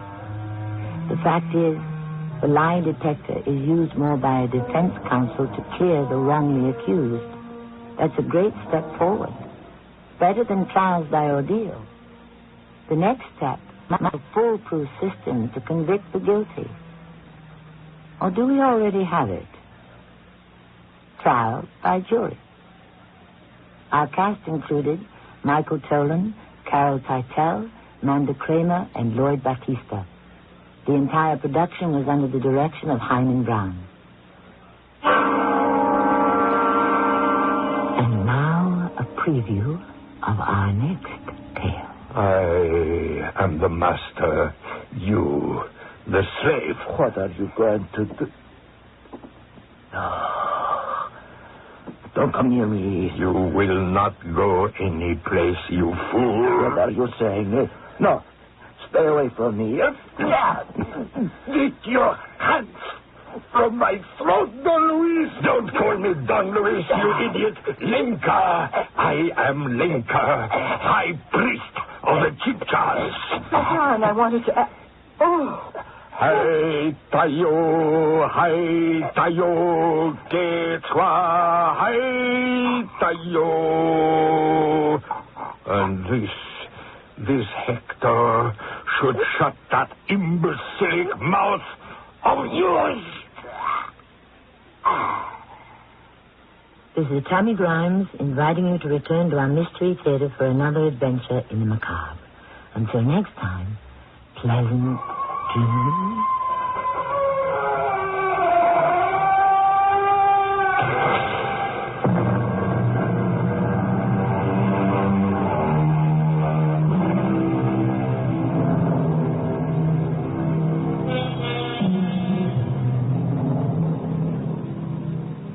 More and more Ohioans are shopping Sun for their TV, appliance, and audio needs. Matter of fact, Sun has customers who drive 200 to 300 miles just to buy them. Why? Because more and more price-conscious shoppers are finding out that Sun always has the lowest prices in town on quality TVs, appliances, audio, and video equipment. And Sun even guarantees this. Should you ever find a price lower than Sun's, just come to Sun, and they'll lower the price on the same product. It's just good common sense. Why take all the time and gas comparing prices from store to store? Come to Sun and get the quality you want at the guaranteed lowest price or money refunded. And at Sun, you'll see hundreds of famous brands, no private brands. Shop and compare RCA, Hotpoint, Pioneer, Zenith, Sansui, Whirlpool, Sylvania, Kenwood, Sony, Tappan, and many, many more. You buy in confidence in Sun, knowing you're getting quality brands at the guaranteed lowest prices in town or your money is refunded. Sun, a nice place to save. The music.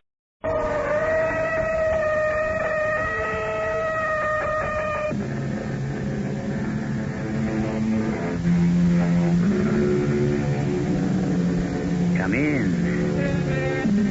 Welcome. I'm E.G. Marshall. I'm happy you could join us. I must tell you something about myself, which perhaps you already know. Now and then, I succumb to a temptation which is as futile as it is irresistible. I ask for an answer to a question to which there is no answer, never has been, and may never be. Yet the question stands and stays, patiently awaiting the answer that will let it retire. So now, I ask you, what is truth? Our mystery drama, Guilty, was written especially for the Mystery Theater by Elspeth Eric and stars Jack Grimes and Ann Petoniak. It is sponsored in part by the Buick Motor Division. I'll be back shortly with Act One.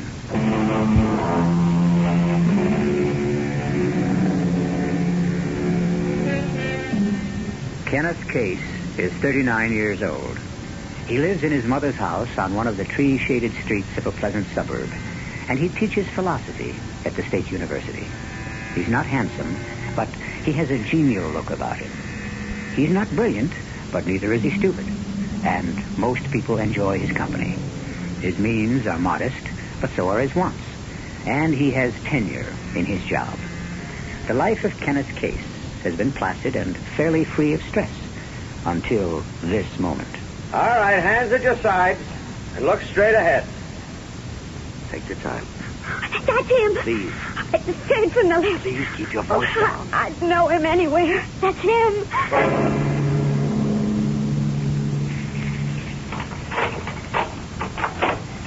Mother? Mother? I'll be right down, Kenny. Oh, okay, take your time. Gonna make myself a drink. I meant to be at the station house, but that's all right. I had to finish up with the lawyers. It's not so easy to take out a second mortgage. I never thought I'd have to... You make out all right? Well, of course. Otherwise, you wouldn't be here. Well, that's right. I don't suppose you made a drink for me. I'm sorry. I didn't know you That's wanted... all right. I'll make it myself. I need one as much as you do. I doubt that. Well, almost. Isn't 15,000 kind of a high bail? Oh, I have no idea. Well, it seems awfully high to me. They know you're not going to run off someplace. I've never known how they decide what bail to set. I've never thought too much about it. I never thought it would concern me. Even now, I can't believe it has anything to do with me. You want a little snack or something to go with your drink? No, thanks. It was that woman's identification that did it. Oh, I don't mean the identification. I stopped believing any of it long before they put me in the lineup. By the time I'd gotten that far, I was starting to think the whole thing was a joke. A joke? A comedy of errors. Well, it is. And when that detective showed up, I just thought he was, just here to ask questions. Did I know Mrs. Molle? Had I seen her that day? Et cetera, et cetera. When he said, I'm going to have to ask you to come with me, Mr. Case, I think I laughed. I don't remember exactly, but I actually think I laughed. That's when it started to be unreal. Something out of another world, another life. Not my world, not my life. I think when she screamed out, that's him, I don't think I really laughed out loud, but I wanted to. Inside I could feel a little kind of giggle. Oh, I hope you didn't actually laugh. Well, what's the difference? The whole thing is a craziness. This woman, this total stranger, says a man 5'9" with a blonde mustache and a black briefcase, knocked at my door. When I opened it, he grabbed me by the neck and he tried to choke me. After that, he knocked me down and raped me. He took my jewelry and he ran. I read it all in the paper. No particular reason, except that I know the house she lives in. I pass it every day on my way to the university and again on my way home. That gave me some kind of special interest, I guess, just knowing the house. But then I forgot about it. Completely forgot till Detective Stein showed up and... Well, you know. The woman's crazy. No, she isn't necessarily crazy. She's just mistaken. She's crazy. She said from the start the man was about 40. Blonde mustache, brown suit. Or a liar. Then she sees me. Blonde mustache, brown suit, about 40, and she says, that's my man. She wasn't necessarily lying. In fact, I'm sure she thinks she was telling the truth. Only she wasn't. She made a mistake. She was wrong. They'll find out she's lying. Not lying. Just wrong. Whatever. I saw her a couple of times. You did? Don't tell them that. Yeah, on my way to work, she was on the porch. I never even spoke to her. There was no reason to. What does she look like? Oh, about your age, I guess. Is she pretty? I don't know. Nice looking. Near as I remember, hair cut short. Yeah, I remember that because you just had yours cut short, so I sort of noticed. Well, what I can't figure out is why you. What does she have against you? She made a mistake, that's all. She lied. No, she didn't. Well, she certainly didn't tell the truth. No, she certainly didn't. Only how am I going to prove that? Make her take a lie detector test. A what? A lie detector test. Why not? Well, she believes she's telling the truth, only I know she isn't. Mother, I think you've given me an idea. I have. I'm going down to the station house. I can just make it if I hurry. What for? I want to talk to Lieutenant Stein.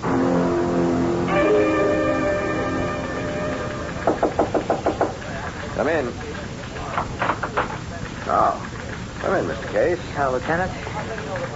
Didn't expect you back so soon. No, I guess you didn't. Well, sit down. Thanks. Now, what can we do for you? I want to take a lie detector test. That identification by Mrs. Molle shook me up, Lieutenant. Mm-hmm. She sounded so positive, and she's so wrong. Lie detector readings are not admissible in court, you know that. Yes, I know that. It's about the only thing I do know about them. But it's hanging over my head, this thing. I don't mind telling it. It's not pleasant. I don't imagine it is. I may have to go to a trial. You will? Unless you find out who really did it before then. Well, we're still looking. Well, that's good.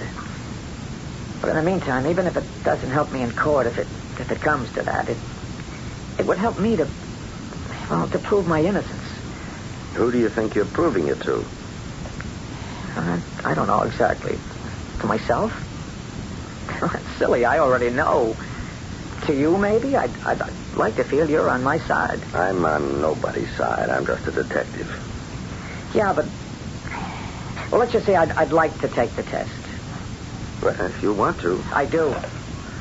Janet, get me Dr. Knapp at the hospital, will you? Thanks. A doctor, huh?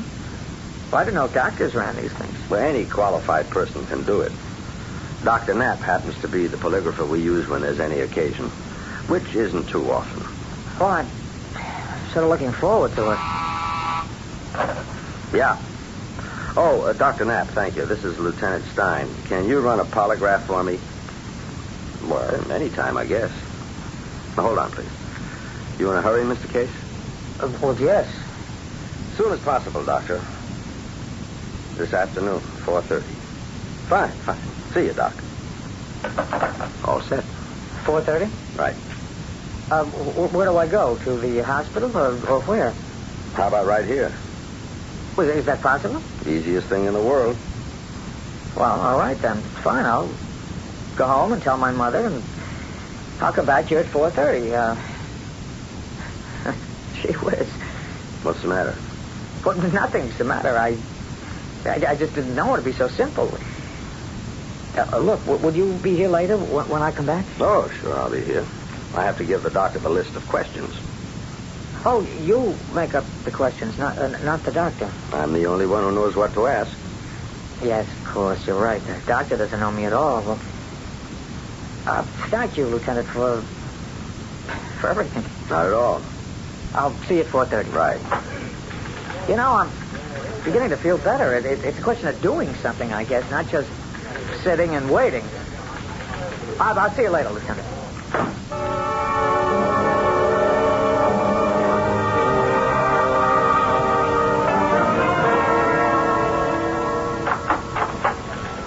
Am I early? Just a couple of minutes. How are you, Mr. Case? Well, all right, I think. I'm kind of looking forward to this. I guess because I know I'm not guilty of anything. It'd be nice if everybody believed me, but they don't, so I guess I want a machine to sort of stick up for me. Crazy. Oh, I don't know. Is that it? The polygraph? Yeah, that's it. It's small, isn't it? How big did you expect it to be? I don't know what I expected. I don't even know what I expect now. I just know I didn't do anything wrong. I know. Now, that must be the doctor. Hi, Doc. Hello, Lieutenant. This is Mr. Case. Dr. Knapp, Mr. Case. Mr. Case? Oh, I was just saying, Lieutenant, here, that I wasn't sure what I expected from this test. And one of the things I didn't expect was that you'd be a woman. I'm also a qualified polygrapher. Well, I didn't mean... Life is full of surprises. Are we ready? Okay to start, Mr. Case? Oh, sure, yeah, sure.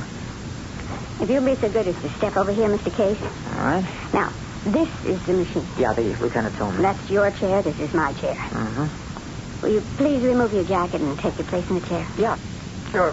Sit down, Mr. Case. Okay. Relax. That's better. May I have your right hand, please? Right hand? Sure. This is nothing but an abrasive salve I'm rubbing into your palm, similar to those used for making contact in electrocardiograms. Uh-huh. Now, I'm going to fasten the disc. Tell me if it's too tight. No, it's okay. Your left arm now, please. All right. This is a rubber sleeve I'm putting around your bicep, much like the one used for taking blood pressure. Too tight? Maybe a little. There. Better? Yes, thanks. This thing that looks like a rubber accordion, it goes around your chest. Will you lean forward a little, please? All right. There. That's all. Are you comfortable, Mr. Case? Yeah, I'm fine.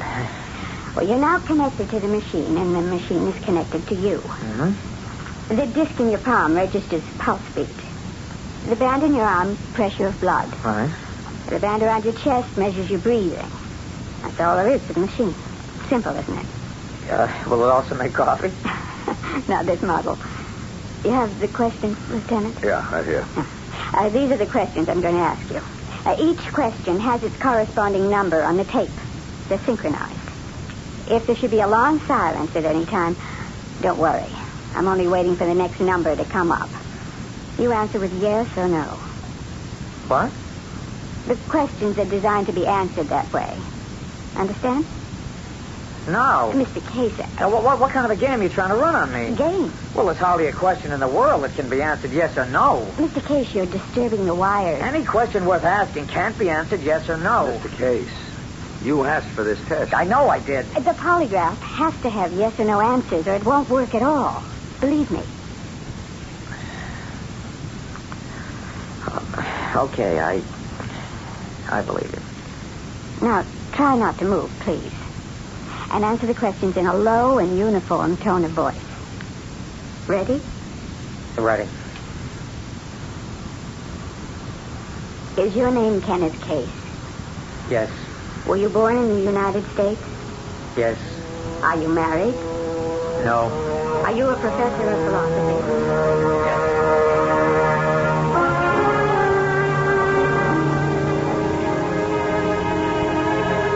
Men and machines. Machines and men. If our age is distinguished by anything, it is man's devotion to the machine. There is almost nothing we have not invented a machine to do for us. From washing our clothes to killing our enemies, we worship the machine. It has taken over our lives. The day may come when it will take over us. And in simple self-defense, we will turn ourselves into machines. I'll be back shortly with Act 2.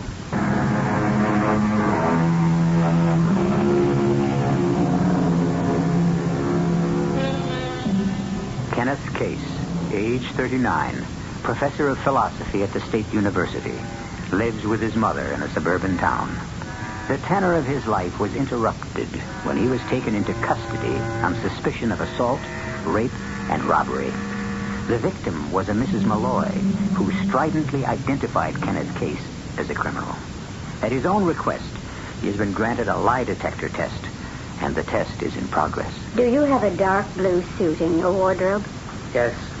Do you have a brown suit in your wardrobe? Yes. Have you ever heard of a woman named Frances Molle? Yes. Have you ever spoken with Mrs. Molle? No. Do you shave with an electric razor? No. Are you aware that Mrs. Molle was assaulted in her home? Yes. Are you married? No. Do you pass by Mrs. Malloy's home on your way to work? Yes. Do you pass Mrs. Malloy's house on your way home from work? Yes. Did you see Mrs. Malloy on Monday evening, June the 3rd? No. Did you see her on the morning of June the 4th? No. Have you ever thought of starting a conversation with Mrs. Malloy? Yes. Have you ever started such a conversation? No. Do you live at number 114 Forest Avenue? Yes. Does your mother also live at this address? Yes. Do you have a checking account? No. Do you have a savings account? Yes. Is it a joint account with your mother? No. On June 3rd, did you assault Mrs. Malloy? No. Now, please, Mr. Case, I asked you not to move and to keep your replies as close to a monotone as possible. I'm sorry. I'm going to have to adjust the machine. Glass of water, Mr. Case? Oh, yeah. Thank you. Ready? Yeah, ready. Do you own a radio? Yes. Do you own a record player?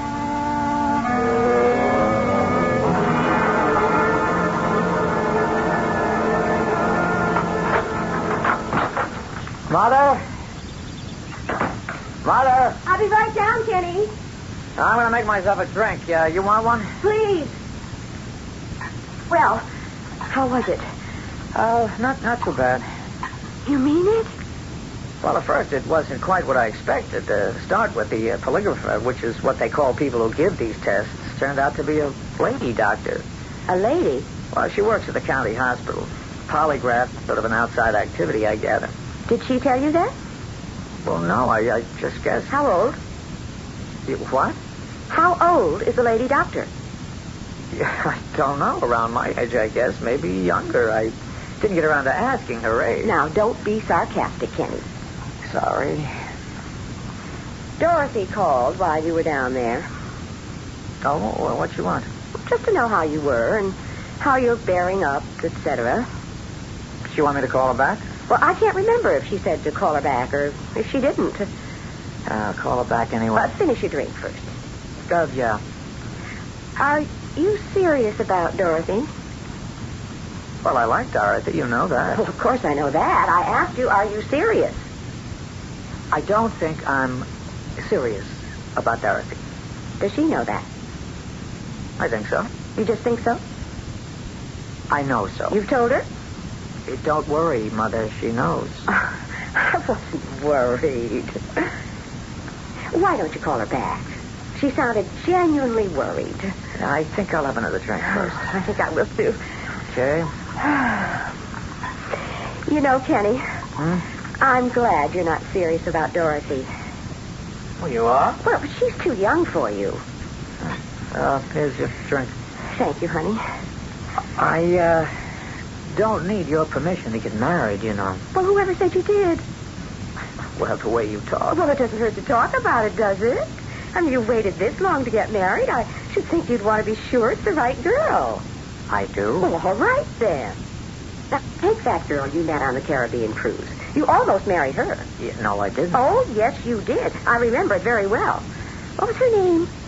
She had a long, skinny face, looked like a horse. Christine. Now, that would have been a mistake, to marry her. Now, you know that. There was something not really feminine about that girl, that Christine, don't you think? Oh, I thought she was very feminine. Well, it's a matter of opinion, I guess. Anyway, it didn't take you long to get rid of her. Look, Mother, I was feeling pretty good when I came home. Now I'm starting to feel lousy. Can't we talk about something besides my old girlfriends? Well, what do you want to talk about? I don't know, anything. Why don't you call up Dorothy? Later. I'll call her later. I like Dorothy. Well, I never knew that. Well, I think she's very nice and attractive looking. Don't you think? Well, I guess so. Not like that awful, what's her name that you were so gone on last year? What awful, what's her name? You know the one, that fat blonde, that divorcee? Myra Stanton? That's the one, Myra. She was years older than you. She was exactly my age. She was. Well, she looked years older and fat. Now, Dorothy isn't fat. All right. We've established that much. Dorothy isn't fat. Now, can we go on and talk about something else? Like, well, what's for dinner? Leftovers? Oh. Maybe we should go out. What for? I don't know. I feel like, sort of celebrating. Celebrating what? Yeah, well, it may sound silly, but celebrating my lie detector test. What kind of a thing is that to celebrate? Taking a lie detector test like a common criminal. Do you want to go out for dinner or don't you? No, I don't. I went to a lot of trouble to dress up those leftovers, and I want to eat home. Okay, maybe I'll see if Dorothy wants to have dinner with me. Honey, don't do that. I'll go out for dinner. I didn't realize it meant that much to you. Well, for some crazy reason, it does. Look, I'll go up and change. And it won't take a minute. Okay. You make yourself another drink, and I'll be right down. Okay. I'll wear my blue lace. I'll get it. Yes, hello. Is Mr. Case there? This is Mr. Case. Mr. Case, Lieutenant Stein. Oh, yeah, Lieutenant. I thought you might be worried about the polygraph. Well, I'm interested, naturally. I'm not sure I ought to be doing this, but I figured, it's your test. You asked for it. You paid for it. That's right. I hope you're prepared for this, Mr. Case. For what? What are you talking about? Well, Dr. Knapp just handed me the analysis, and I'm sorry to have to tell you this. Tell me what? The analysis seems to indicate that you're guilty, Mr. Case. That I'm what? Guilty. That's impossible. That's what the analysis says. It's simply impossible. Yeah, well, I thought I'd tell you. Thank you. Now, don't let it get you down. Polygraphs aren't admissible. Well, I'm all ready. How do I look? Was that Dorothy on the phone? It was Lieutenant Stein. What did he want? He wanted to give me the result of the polygraph. Oh? The machine says I'm guilty.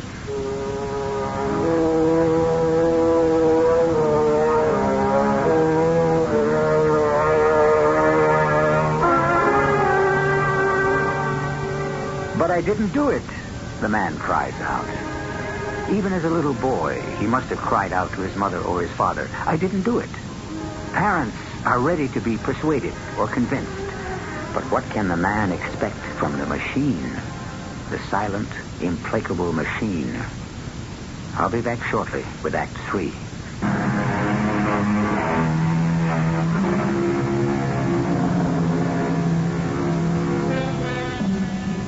Kenneth Case, under suspicion of assault, rape, and robbery, has asked and been allowed to take a lie detector test. Knowing his own innocence, he has returned to the house he shares with his mother, only to receive a phone call from Lieutenant Stein informing him that an analysis of the test results indicate he is guilty. This information Kenneth Case has just passed on to his mother. The lie detector says you're guilty. How can that be? I don't know. It seems after they've asked all their questions and your answers have made marks on a chart, blood pressure, heartbeat, respiration, they take this chart and they analyze it. And this chart, those little marks, make out that you're guilty? So it seems. Well, how can that be? Mother, I don't know. Well, you were the one asked to take the test. You even paid to take it. Now, would you do that if you were guilty? Maybe they figure I thought I was good enough a liar to get away with it. Well, why did you ever ask to take it? Because I wanted to clear myself, Mother. But they don't allow those things in court, you said. I know that, but I... Look, Mother, let's not get into all that now. Do you mind? They trapped you. No, they didn't. Why would they? Well, that doctor trapped you, that lady doctor. It was a perfectly legitimate test. Well, then why did it come out the way it did? I don't know. Now, let's just drop the subject. I don't suppose we'll be going out to dinner. No, I don't suppose we will. Well, I guess I'll go upstairs and take this dress off. Yeah, you do that. I'll be down shortly and heat up those leftovers. Okay? Okay. Now, Kenny, try not to brood about this thing, will you?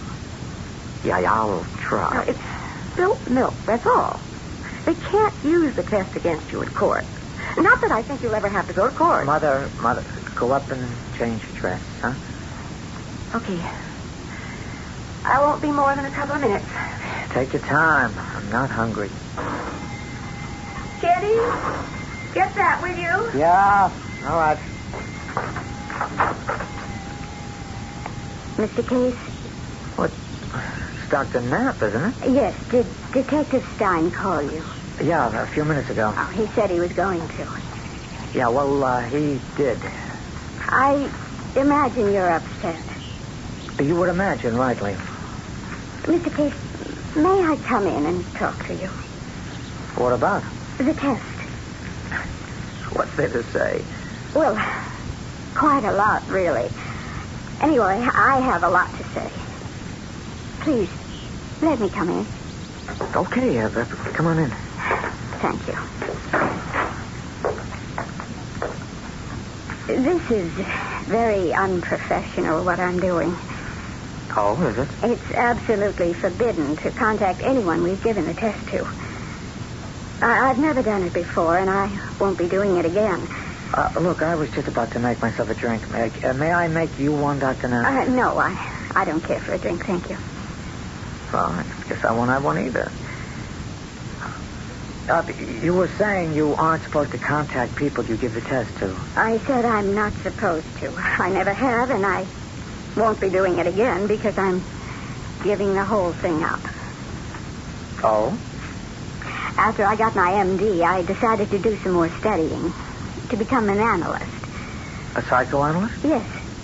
It meant a lot more schooling. And there's my training analysis to pay for. And I was a little short of money. By that, I mean I didn't have any. So one of the things I did to get my hands on some was to learn how to give lie detector tests. The more I learned through psychoanalysis, the less I liked lie detector tests. Oh, well, why is that? I suppose you know what unconscious guilt is. Or do you? I can't say that I do. I know people are always saying you know something unconsciously. I have heard people say that. I guess that means that you know something, but you don't know that you know it or something. Well, people do say that. And they are profoundly wrong. Oh? It's not possible to know something unconsciously because knowing is a property of the conscious mind. Yeah, well... It's impossible to know anything unconsciously. As soon as you know it, it's conscious. Are you with me? I can't really say I am. But it's possible to feel unconscious guilt. In fact, most of the guilt we feel is unconscious. What we feel consciously is more like uneasiness. You sure you don't want to drink? No, thank you. Yeah, I think I do. It's a kind of pervasive discomfort. It accounts for a lot of our feelings of inadequacy, inferiority, and so on. Cheers. Oh, dear, I've done it again. Done what? Tried to explain something to someone who wasn't ready to listen.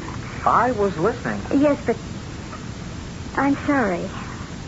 It was very wrong of me. I'm sure you were just trying to help me out. I'm afraid I haven't succeeded. Well, it was nice of you to try. I'd hoped to explain to you how unconscious guilt can and does affect us all. It's all beyond me. I'm sorry. I'd better be going. Look, if you're still upset about the polygraph... Oh, I'll get over it. Yes, but if you should want to talk some more about it... I'm hoping he'll catch the real criminal pretty soon. Lieutenant Stein says they're still looking. In the meantime, if you want to talk to me, call me at the county hospital. Anytime. Will you? Oh, I didn't know we had company. Mother, this is Dr. Knapp. Mrs. Case? Dr. Knapp gave me the test. She dropped around. You're responsible for the whole thing. Oh, no. Doctor, you'd better go. Oh, I don't want her. Do you know what you've done to my boy? Come on. Try to explain to her, will you? I will. I will. And call me if you want to talk. I will, and thanks very, very much. You didn't have to be so rude, Mother. Oh, she had some nerve coming here. She was trying to be helpful. She did the damage. Now she wants to help.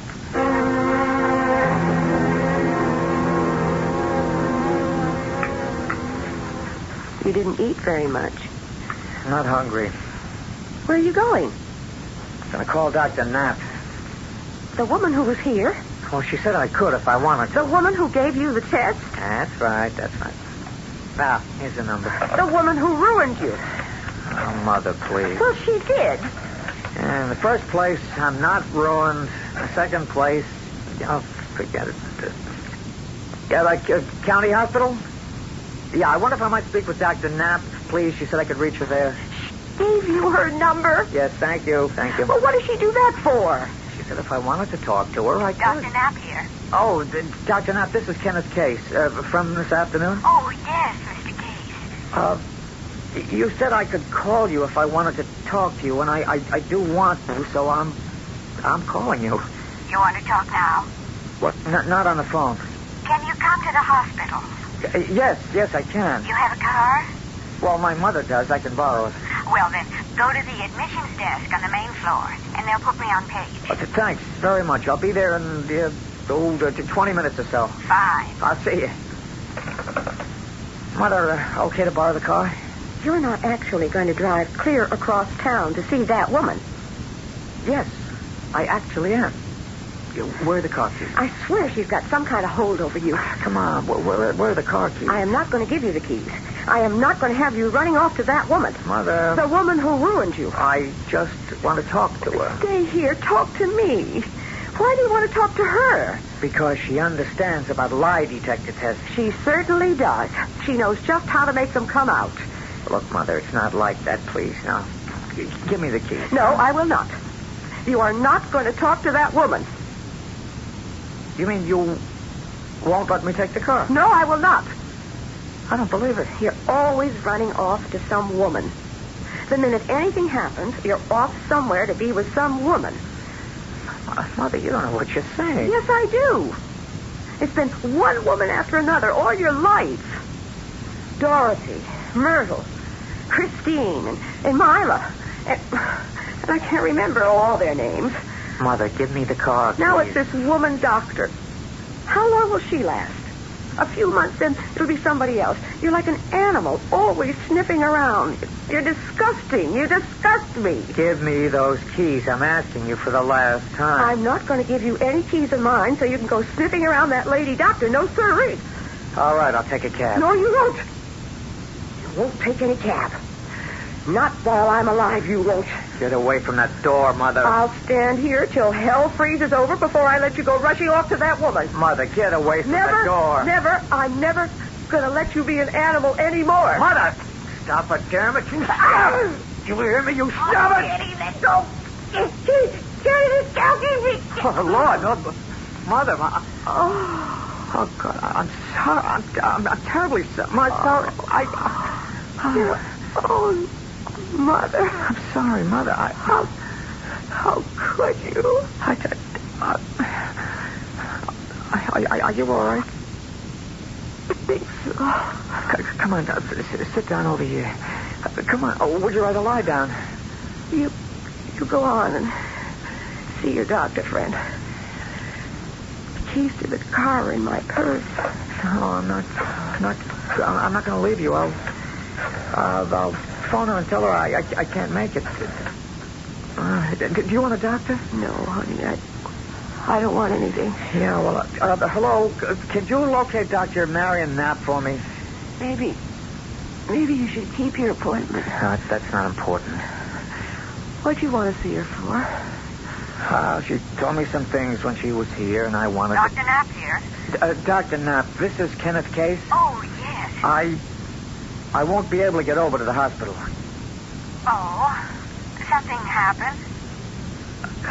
Yes, something happened. Quite a lot. Are you all right, Mr. Case? I think so.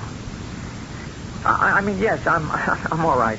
Well, maybe I'll call you in the morning. Would that be all right with you? Of course it would. I'm not sure. My mother's. I mean, I can't be absolutely definite about it. You don't have to be. Thank you. I'll call you in the morning, Dr. Knapp. I'll count on hearing from Yes. you. Don't forget that. I'm counting on hearing from you. I won't forget.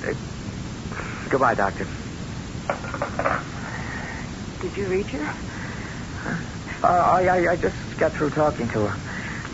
Kenny, I told you, if you want to take the car, the keys are in... No. I wouldn't leave you now. Oh, that's very sweet of you. You're a good boy. After what I did? Oh, I said some awful things to you, Kenny. Yes, you did. But I didn't mean them. I was upset. What were you upset about? Well, you know, everything. Mother, you were upset about my going to see a woman. If Dr. Knapp had been a man... Mother, I was going to talk to the doctor about something she told me this afternoon.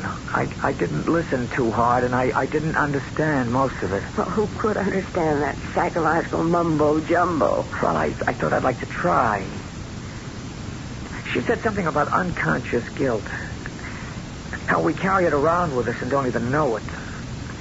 That's about all I remember, but she connected it up to why the lie detector test turned out the way it did. And I wanted her to try and sort it out for me. Why don't you go over there now? I'll call her in the morning. I'll See you tomorrow. Who could that be at the door? Well, maybe I'd better find out. Yes, honey, you better. Lieutenant Stein, what are you doing here? I guess you're a little surprised to see me, huh? Yeah, well, yes. Well, Dr. Knapp called me. She said she talked to you on the phone, and she didn't like the way you sounded. So I thought I'd come over. Well, it was very nice of you. Very nice. I appreciate it. Dr. Knapp thinks a lot of you. I think you're all right, too. Well, thank you. Under the circumstances. Polygraph. That doesn't mean anything. I got some news for you. We found the perpetrator. The guy that beat up Mrs. Molle. He looks something like you. Then Mrs. Molle was pretty hysterical when she identified you. Anyway, I thought you'd like to know. Oh, that is good news, Lieutenant. Yeah, I thought you'd like it. Well, I'll be getting on home. Thanks so much for coming by. Not at all. Good night. Mother? Who was it, Kenny?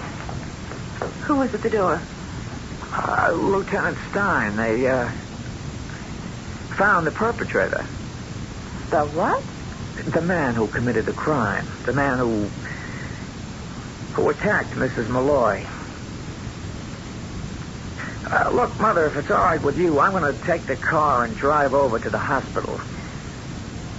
I want to tell Dr. Knapp the machine was wrong.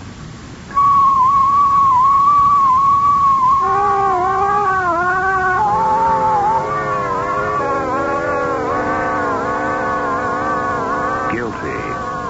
The word falls heavy and precipitous. It has a horrid sound, yet a familiar one. As though at the moment of birth, the entire observing world had solemnly pronounced it over the tiny emerging head, and the echo of the word will haunt us to the end of our days. Guilty. I'll be back shortly.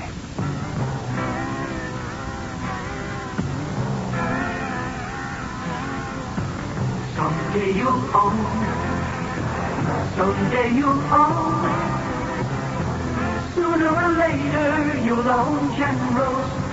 For 60 years, General Tire's been one of the nation's leading tire manufacturers.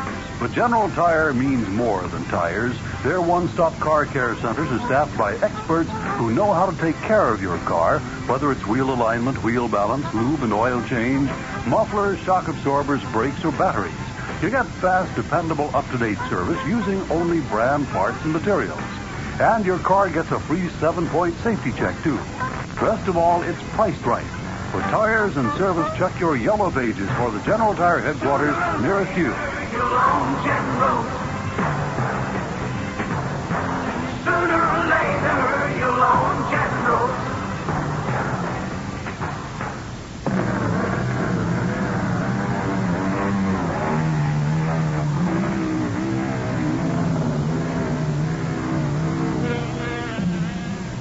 To be pronounced guilty by a machine no bigger than a record player, or for that matter, to be pronounced innocent. It is a measure of our wisdom that such machines have no credit in our courts. It is a measure of our devotion to the mechanical instead of the human that they have credibility anywhere at all. Our cast included Jack Grimes, Ann Petoniak, Nat Polan, and Gene Gillespie. The entire production was under the direction of Hyman Brown. This is E.G. Marshall inviting you to return to our Mystery Theater for another adventure in the macabre. Until next time, pleasant dreams.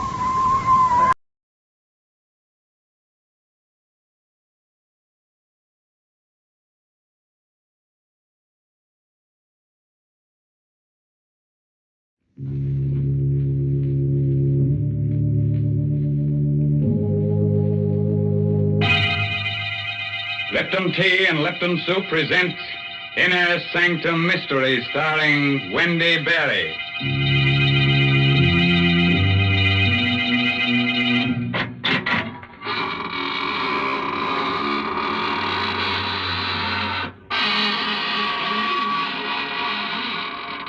Good evening, friends of the Inner Sanctum. This is your host, Raymond, inviting you through the squeaking door for a grisly little party. Well, now for our weekly news summary of events from the other world. Slash.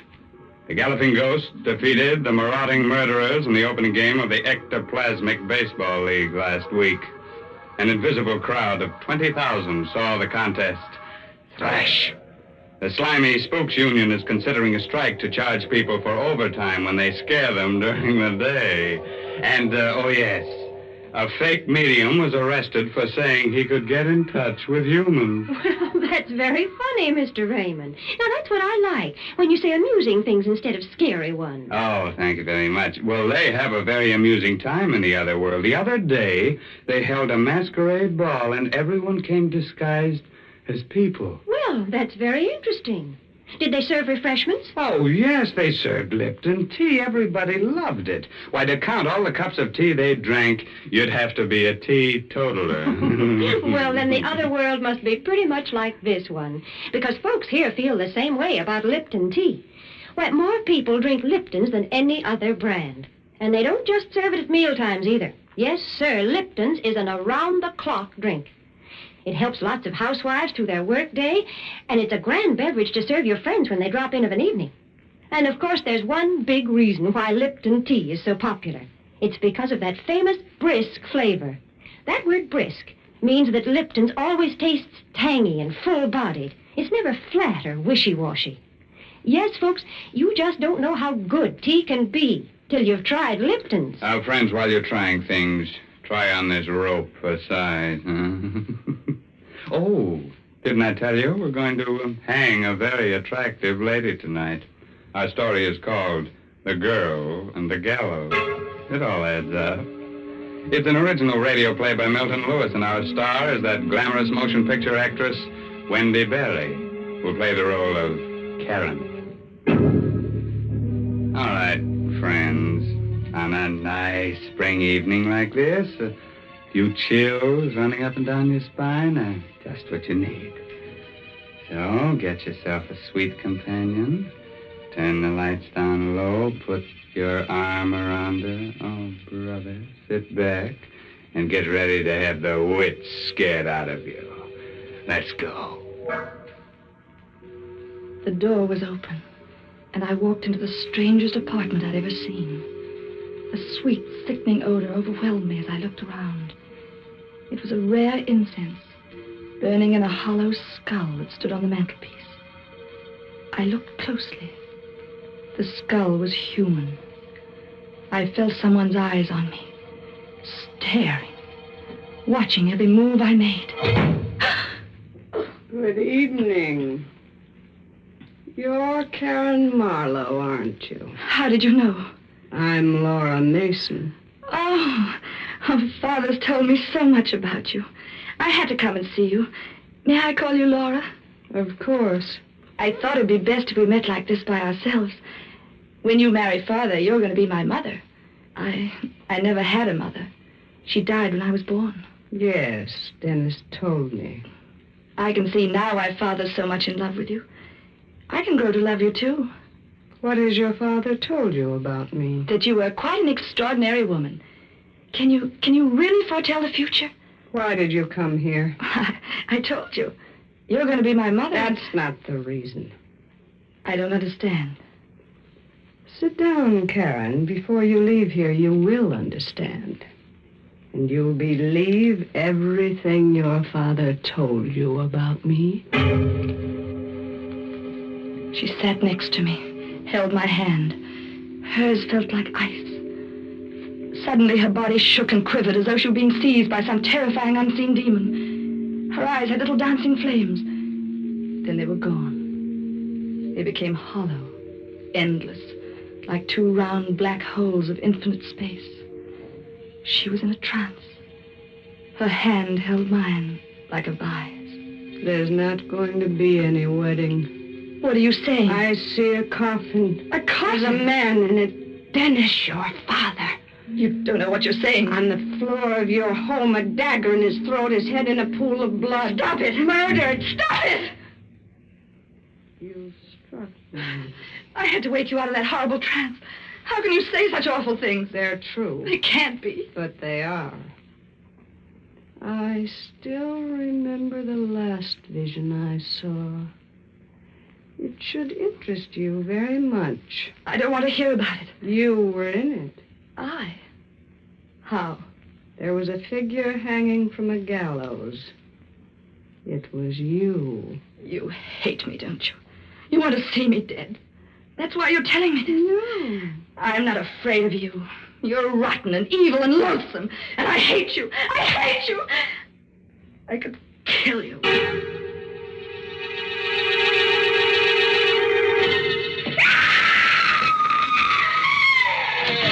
What's wrong, sister? Father. You Karen Molle? Just as she said.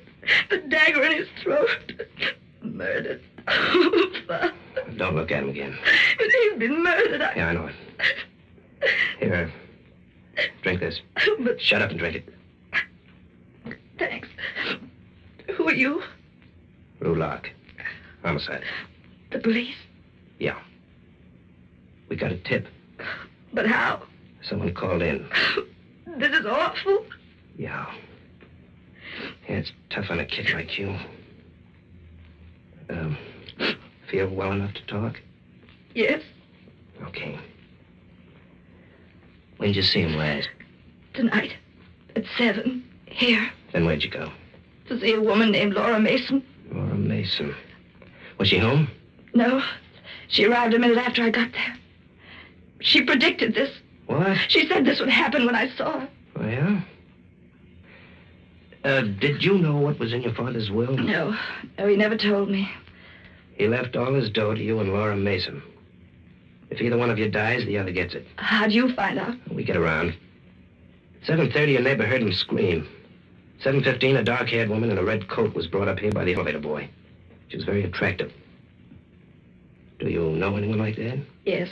Laura Mason. You sure? Yes. Mm-hmm. Who made that head of your father? I was a sculptor in Paris many years ago. Why? Because your father mentioned it in his will. How? Well, he said that under no circumstances must it go to you. It was to go to Laura Mason or be destroyed. Well, what made him do a thing like that? I don't know. Father was a strange and brilliant man. She killed him. I know she did. Who? Laura Mason. You know she did it, too. Now, take it easy. Feel well enough to go out? Yes. Okay. Take me to Laura Mason.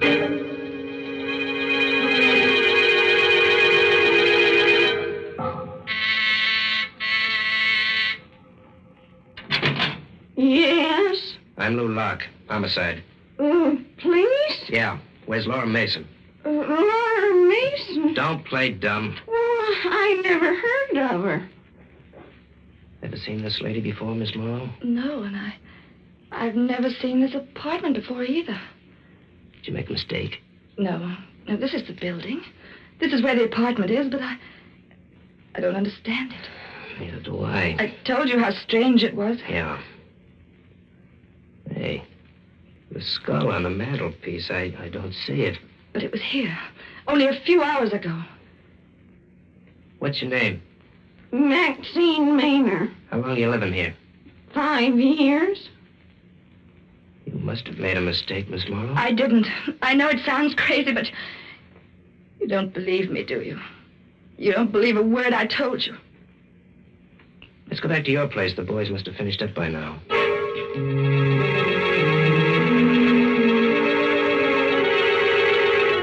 You'll be okay here tonight, Miss Molle.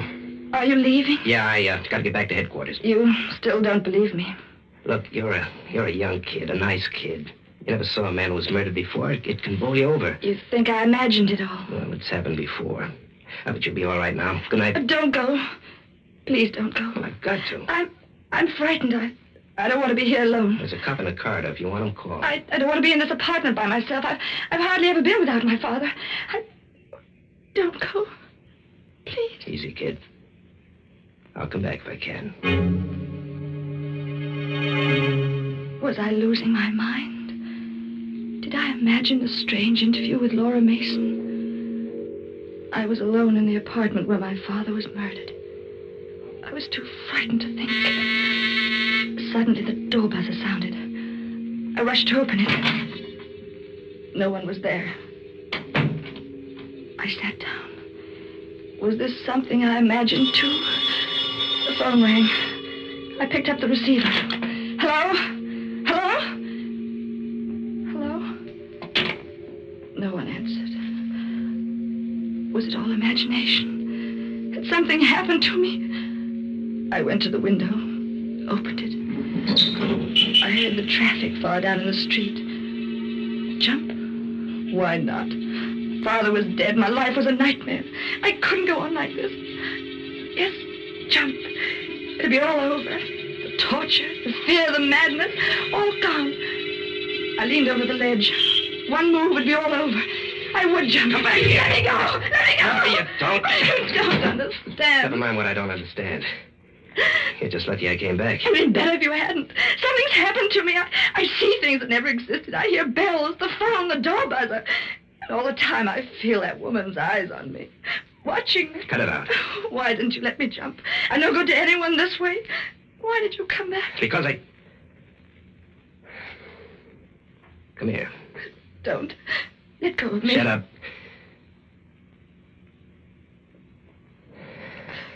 You kissed me. Yeah. That's why I came back. You... Let's not talk about it now. Oh, but why? Because you're beautiful. I wanted to do that ever since I saw you. You still want to jump now? No. No. Okay. I'm going to take you to a good doctor. You think there's something the matter with me? We'll let him decide. But I did see that woman, just like I told you. We've been checking. We can't find any trace of a Laura Mason. Why'd you jump like that? The door buzzer. You did hear it ring, didn't you? That was the door buzzer. Sure, I heard it. Oh, thank heaven someone else heard it. I'll open the door. What's the matter, Karen? Oh, it's her. Standing in the doorway. It's Laura Mason. Good evening, Karen.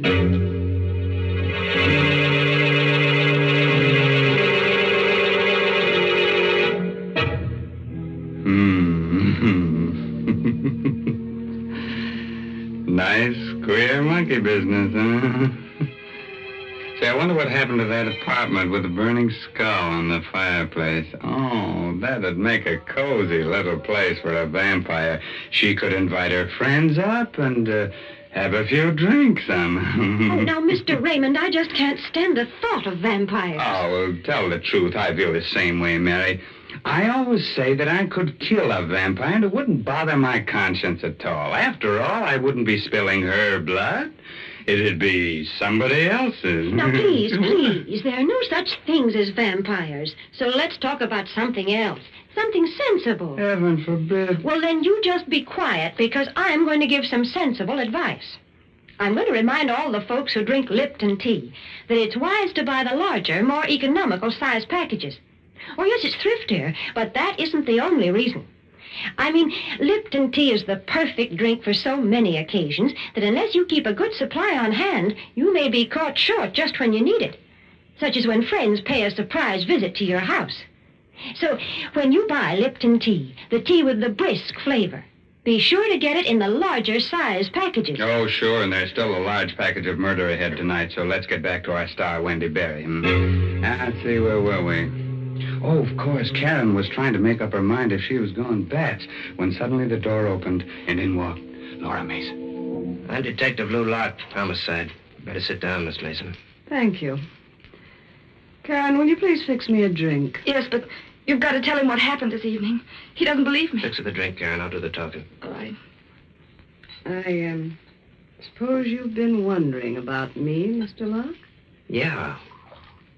Did you know about his will? I did. I suppose you've gathered quite a bit of evidence against me.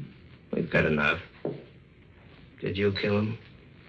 Do you have my drink, Karen? Yes, here. Thank you. No, I didn't kill him, Mr. Locke. We'll let the jury decide that. Would you care to know who did murder him? I have a certain curiosity. She did. Karen? Yes. You don't know what you're saying. Why don't you tell him, Karen? Why don't you confess? But I have nothing to confess. I didn't kill my father. Lou, you don't believe her, do you? You know she's lying. I listen to everybody. That's my business. Are you going to confess, Karen? What are you trying to do to me? You know I didn't kill him. You know because you killed him yourself. Miss Mason, I understand you saw the body of Dennis Marlowe in a vision. Yes. The vision came after the murder, after you were known to come to this apartment earlier this evening. She killed him. That's why she could see these things in her vision.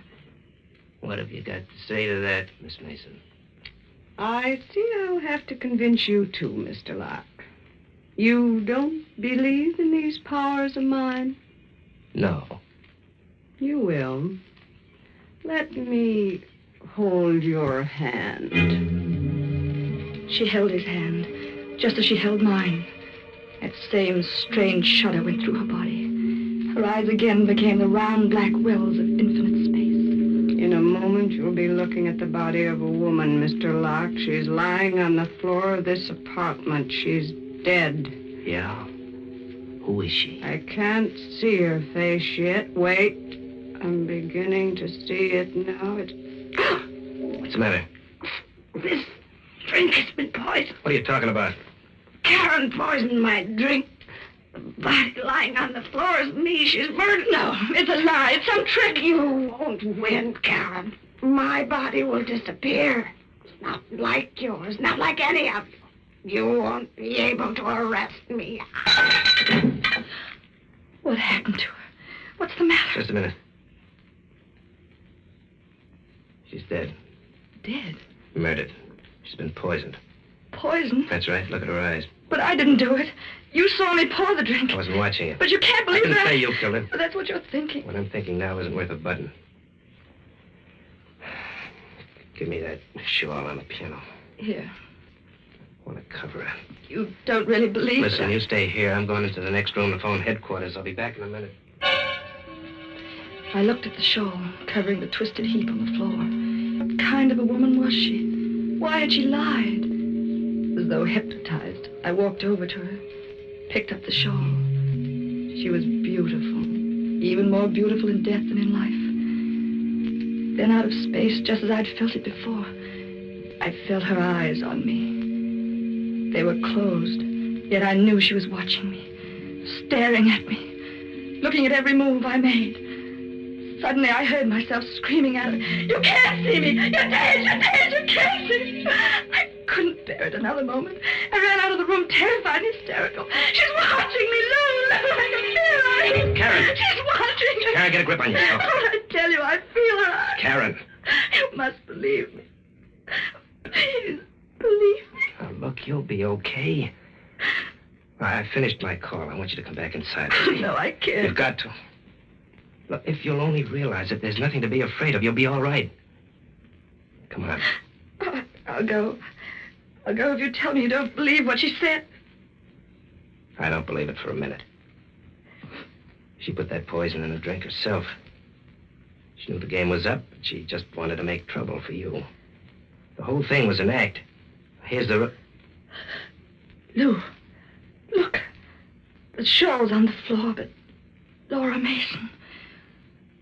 Lorre Mason has disappeared.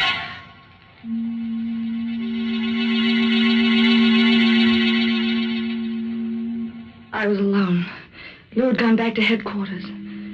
When he left, I could see she had him under a spell.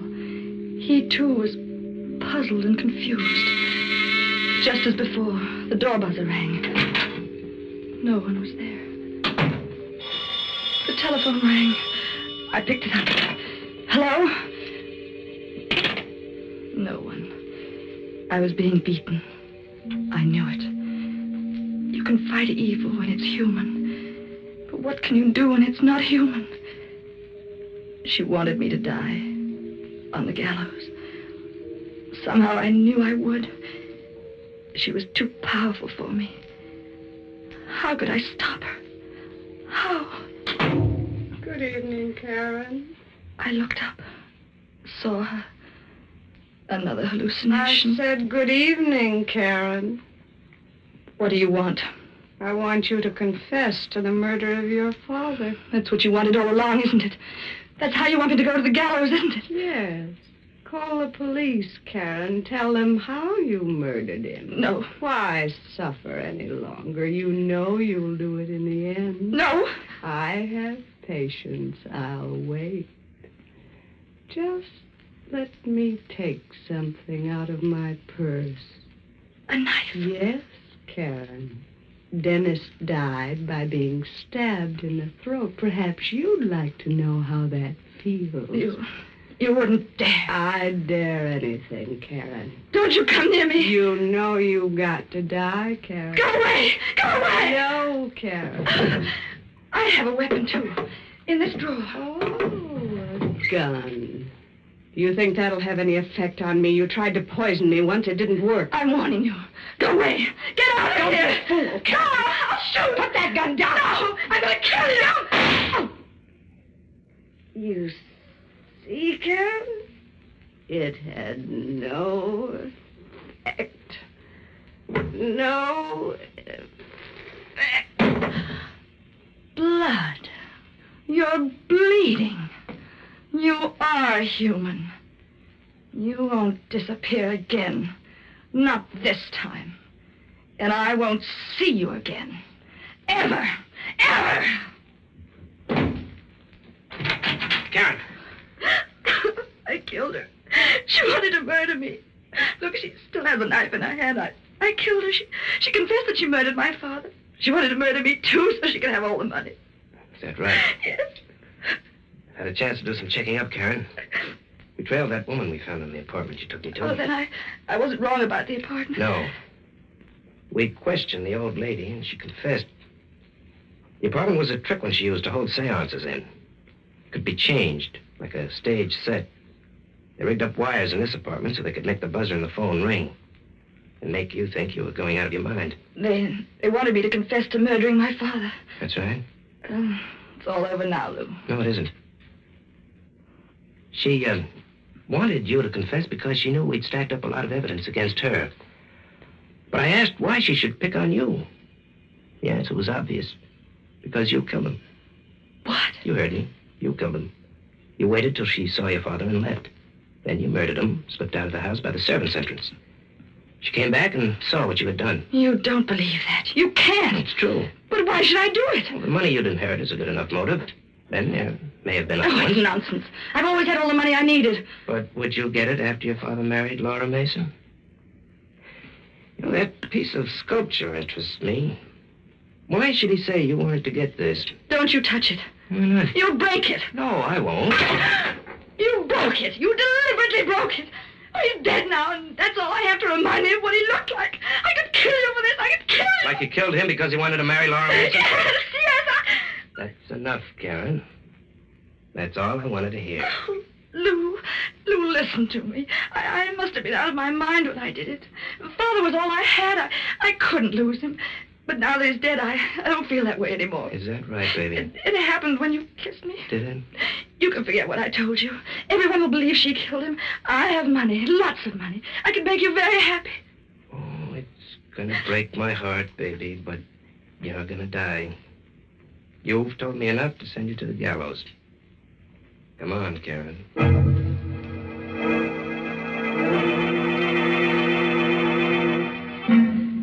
I pleaded temporary insanity. It failed. This is the last night. That noise. The gallows. They're testing it. Lorre Mason was a strange woman. All I can think of now is what she told me. It seems so long ago. There was a figure hanging from the gallows. It was you.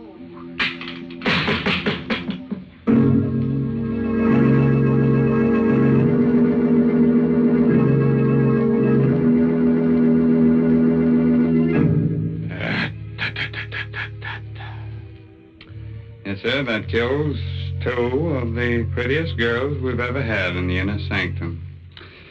Karen should have pleaded guilty to having killed her father and asked for clemency on the grounds that She was an orphan. What a terrible crime that was. Yes, man. She seemed like such a polite young girl. The kind of girl who goes to finishing school and learns how to pour tea. Now, see here, Mr. Raymond, you don't have to go to school to learn how to pour tea. No? And as far as enjoying tea is concerned, you only have to know one word. Yeah? Lipton. Yes, Lipton tea has a special, full-bodied taste.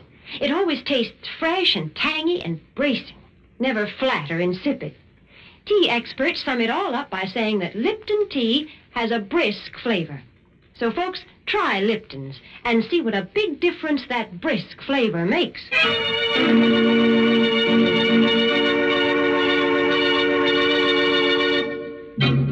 A word of advice, naturally. If you wake up in the morning and feel like stretching, and go hang yourself, bud. By the way, this month's Inner Sanctum mystery novel is The Lucky Stiff by Craig Rice. Oh, yes, and next week's Inner Sanctum mystery story directed by Hyman Brown and brought to you by Lipton Tea and Lipton Soup. Next week's story will be about a pair of young lovers who don't think two can live as cheaply as one. So they murder a rich old man. Oh, isn't that ducky? I wouldn't be surprised if she sits on his lap in the electric chair. Oh, well, now it's really time to close that there squeaking door until next Tuesday. So until then, good night. Pleasant dreams. You unfortunate.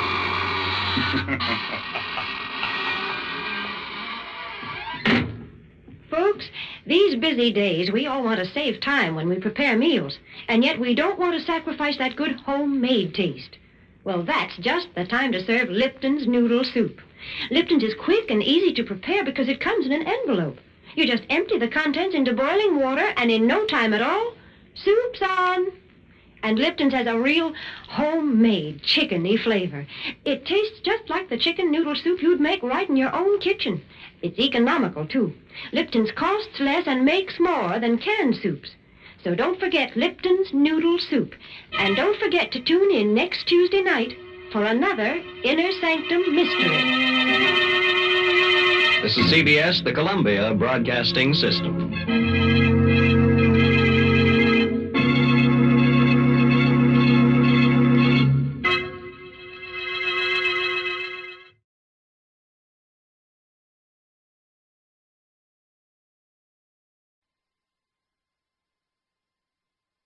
Curtain Up presents the stars in their choices. Boris Karloff in Hanging Judge, a play by Raymond Massey based on a novel by Bruce Hamilton. Hanging Judge.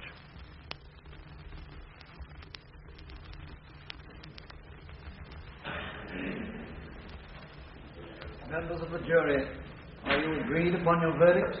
We are. Do you find the prisoner, Harry Gosling, guilty or not guilty? Guilty. But we ask that the prisoner should be recommended to mercy on the ground that the murder was not premeditated. Harry Gosling, you stand convicted of murder. Have you anything to say why a sentence of death should not be pronounced upon you according to law? I'm not guilty.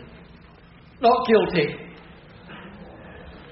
Harry Gosling, you have been convicted of a foul and brutal murder.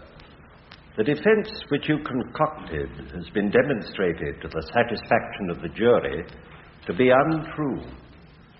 You must now prepare yourself to undergo the penalty which the law enacts for such a crime as you have committed. The recommendation which the jury have added to their verdict will be forwarded to the proper quarters where it will receive due consideration.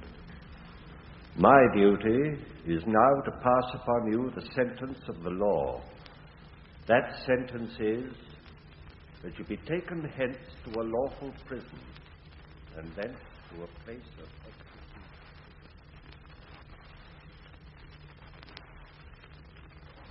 execution. Why the hell don't the governor come? He said 8 o'clock. He'll come. Take it easy, Harry. Here he is now. The governor. Okay.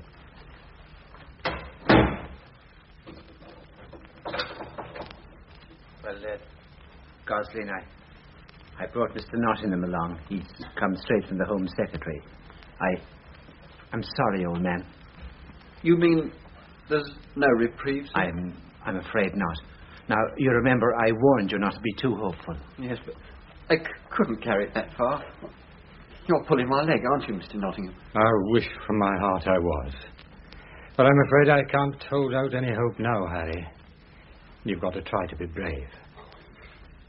It ain't fair. I'm innocent. I never killed her. You know I told the truth, sir. And so did that swine of a judge, shaking himself on the bench. He knew I wasn't guilty. He told him to say I was, just for the kick of it. He's the real murderer, curse him. Oh, God. I hope somebody makes him pay for this, the cold devil. I hope he pays.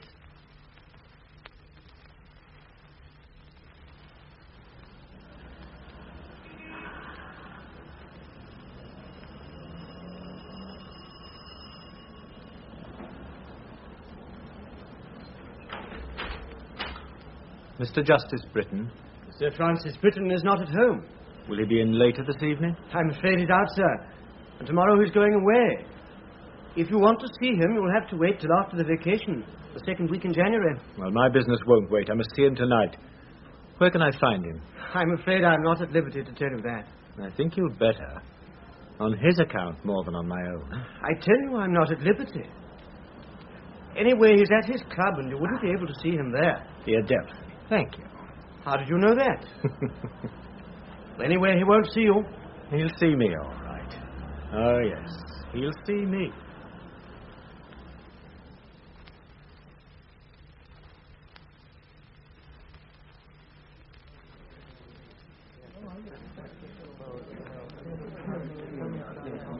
Good evening, Judge. Good evening, Lamprey. Thanks. What a day it's been. I took a bit of a breather and I went down to Sandwich and played in a monthly medal at St. George's. How did you do? I won it, by Jove, with a rollicking 78 and a gale of wind. Anything in the paper, Sir Francis? Oh, good Lord, they've hanged that poor fellow Gosling. I thought he'd get a reprieve. Oh, I say, I'm sorry. It's quite all right, Lamprey. Good evening, Lamprey. Hello, Sidney. Good evening, Judge. Evening, Sidney. Buy me a drink, Lamprey. That ruddy market took another turn today. How's your Midland steel? Oh, we're still alive. No thanks to you lawyers. Here's Robert. What do you have, Sidney? You've got to help me to celebrate. I'm going to buy you a good dinner, too, you old pauper. What? Oh, very well. I'll have my usual, then. A large martini, Roberts. No vegetables in it. No, Sir George. Judge? No, thank you, Lamprey. Whiskey and soda, Robert. Very good, sir. What are you celebrating, Lamprey? A hanging? Sidney. This club is composed of all the murdering professions. Lawyers, doctors, and actors. The latter are the most ingenious. They do it by boredom. And how do you industrialists accomplish a lethal project? Suicide, I should think. What the hell are you so pleased about, Lamprey? I won the monthly medal at St. George's with a 78. Blowing like sin, too. What did you do at the Maiden? Well, I got my 4. But I had to get out of that horror with a sandblaster. A sandblaster is an illegal club that should not be used in tournament play. The rules of the Royal and Ancient are quite explicit on that point. Really, Judge? Roberts. Sir? I shall be dining later. Well, I'm damned. Oh, it's impossible. What does that desiccated, pompous old bore know about golf? As a matter of fact, he's pretty good. I'd like to take a sandblaster to him. A large martini and a whiskey, sir. Stout fellow, Roberts. Cheers, Lamprey. Yes. I say, old Britain doesn't mind advertising himself. He's left this paper open at a report of his oration at the carpenter's dinner last night. Just take a look. Evening. Evening. I say, I know you. It's Colonel Archer. I met you when we were handling that smuggling case in Hong Kong 4 years ago. Oh, yes, of course. Yes. You're, I'm George Sidney. Jolly good to see you, old chap. This is Miles Lamprey. A thieving lawyer, I'm afraid. How do you do? Archer's Commissioner of Police in Hong Kong, Lamprey. Well, I was. I retired last year. No, I'm jolly glad to see you, Sidney. I've been wandering round looking for a face I knew. Our club, the Greville's, been housed by you for summer cleaning. You came in without a guide. Stout fella. Have a drink. Lamprey here, albeit. He's just hung a chap. Not me. I had nothing to do with it. And won some perishing metal. And he's filthy rich. Yes, indeed. Thank you very much. I have to dine in Belgrave Square in 20 minutes, but... Come along, Lamprey. Can't all those fat briefs buy a few drinks? Roberts, another double martini. Archer, my boy, you should avail yourself of one of Lamprey's rare moments of hospitality. Well, whiskey and soda, thank you. Same for me, Roberts, please. Yes, sir. You don't know when Sir Francis will be returning, do you, sir? No. Why? Only that a person has called and wishes to see him, sir. 2 whiskies and a martini. You can have the old goat as far as I'm concerned. Who are you talking about? Sir Francis Britton, the High Court judge. He tried the Midland Steel case. Yes, damn his eyes. What did that decision mean to Midland, Sydney? Well, I wouldn't give Britain the satisfaction of thinking that he had hit us very hard. He hasn't as yet. But it could set the development of the steel industry of this country back 20 years. And I'll never forgive him for that. For I firmly believe that it was a venomous decision. We'll win our appeal. Oh, damn it, don't make me talk about that. Oh, that's jolly quick, Roberts. Peyton had anticipated your wishes, Sir George. Oh, happy for Joe. Oh, cheers, Lamprey, and here's to you, Archer. Cheers. How long will you be home? Well, I'm home for good. I've just been appointed Chief of the Norfolk Constabulary, which is a comfortable progression from the Far East. Hello, Nottingham. Oh, how are you, Nottingham? I'm feeling pretty grim, thank you. Archer, this must be a unique occasion. A lawyer feels grim. Oh, damn it, Sidney, don't try to be funny. Nottingham, I'm your friend. This club is filled with lawyers, as is my less exclusive alternative, the House of Commons. I know too many lawyers. You alone are tolerable. You have a heart, my friend. Don't listen to him, Nottingham. Oh, Nottingham, this is my friend, Colonel Archer. This is an amiable and honest barrister, Keith Nottingham. How do you do? How do you do? By Jove, I'm sorry, but I'm already late for dinner. I must dash along. Well, Sidney, look, here's my card. There's excellent golf at Hunt's Tent near my home. What do you say to a round one day soon? Oh, fine idea. It's good to have you back home, old chap. Good night, Sidney. Good night, Nottingham. Good night. Good night, Archer. Good night, Lamprey, old boy. You know, the sort you die of a surfeit of. Good night. That's a splendid chap. Yes, I agree. Oh, hand me that paper, Sidney. Roberts, whiskey and soda, please. The same, Robert. Another large martini, Roberts. Yes, sir. Oh, Britain was on his hobby horse again last night, I see. Listen to this. I will say categorically that within the memory of any living man, no person in this country has suffered the extreme penalty of the law without having richly deserved that fate. Damn his soul. He could say that when young Harry Gosling was a few hours away from the gallows. Sorry, Nottingham, I know how you feel about this case. For that matter, every case you take on. You make the best fight that could be made for him. You couldn't have done more. This was the wrong verdict, Lamprey, and I wouldn't say that if I didn't feel it deeply.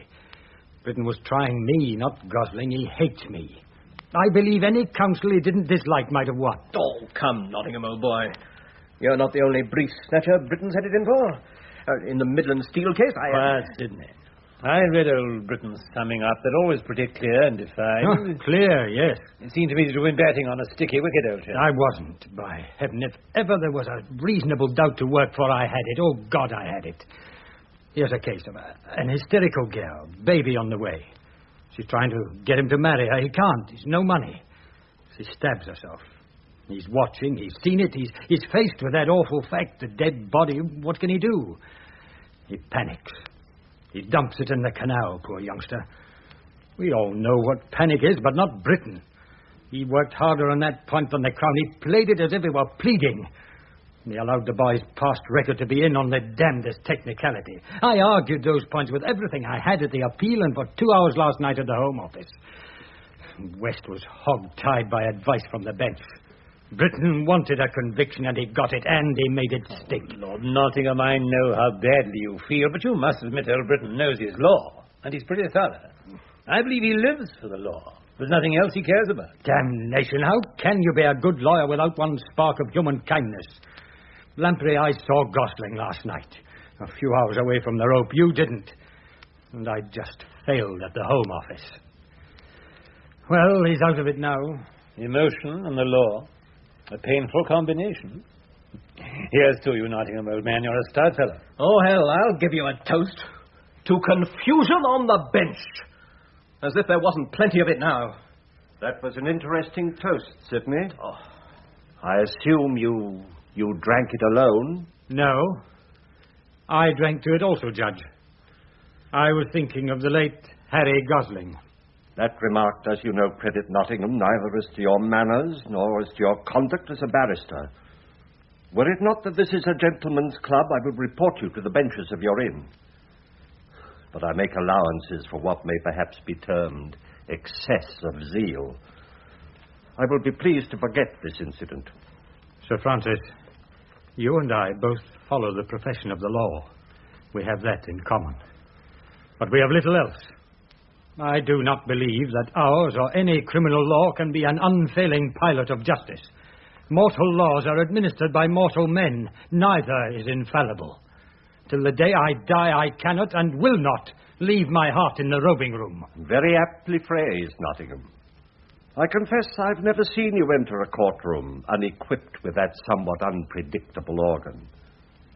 But I have not at any time claimed that the criminal law is an infallible instrument. But this I will claim, that in this country it approaches as near perfection as is humanly possible, and further, I believe that such perfection increases in direct proportion to the gravity of the issue judged. In cases of less than first importance, there may at times be excessive or even undeserved punishment, but in a capital charge, such a lapse leading to a miscarriage of justice is absolutely impossible. Oh, I pray to God that never again will I plead a case before you. Excuse me, Sidney. I know now why that damn statue has a bandage on. Well, I've got to go and make some more laws for you fellows to argue about. Good night, Lamprey. Put your medal under your pillow and make a wish. Good night, Sidney. Good night, Judge. Good night. Are you dining, Judge? Yes. We could split a bottle of Montrachet. Capital. Excuse me, Sir Francis. There's a man waiting to see you. Oh. Didn't he give his name? No, sir. I'll go in and keep a table. I'll join you, Lamprey. Well, send him packing, Roberts. I'll not be... Sir Francis Britton. My name is Teal. Teal. Very good, Roberts. I will deal with this man. Yes, sir. What does this intrusion mean? I've never seen you before in my life. No, of course you haven't. I've seen you, though. I saw you yesterday in your court. Yes. A great many people visit the court, sir. I think I must ask you to go. Oh, no, Sir Francis. You can't do that to me. I've a lot to say to you. Don't you remember the name of Teal? That's my name. And this ring. Do you remember that? Your name is Teal? Yes, it is. Quite a comfortable room, this, isn't it? This is quite impossible. I must ask you to go. I understand. Someone may come in. It's not good that I should be seen with you in your club, is it? Much better, I think, if I came to Moxton, Mr. Bainbridge. What's that? How the devil did you know that? That's quite a little story. But it would be better to talk to you there rather than here, wouldn't it? As you seem to know the whereabouts of my house in Norfolk, hang by incognito, heaven knows how. You'd better come there. I suggest Friday, the day after tomorrow, at 9 o'clock in the evening. It will not be to your interest to divulge my private address or my other identity, which I use for reasons of privacy. Now, please be off. Thank you, Sir Francis. I knew you'd see me, but it was better to come here first, wasn't it? On Friday, then, at 9 o'clock.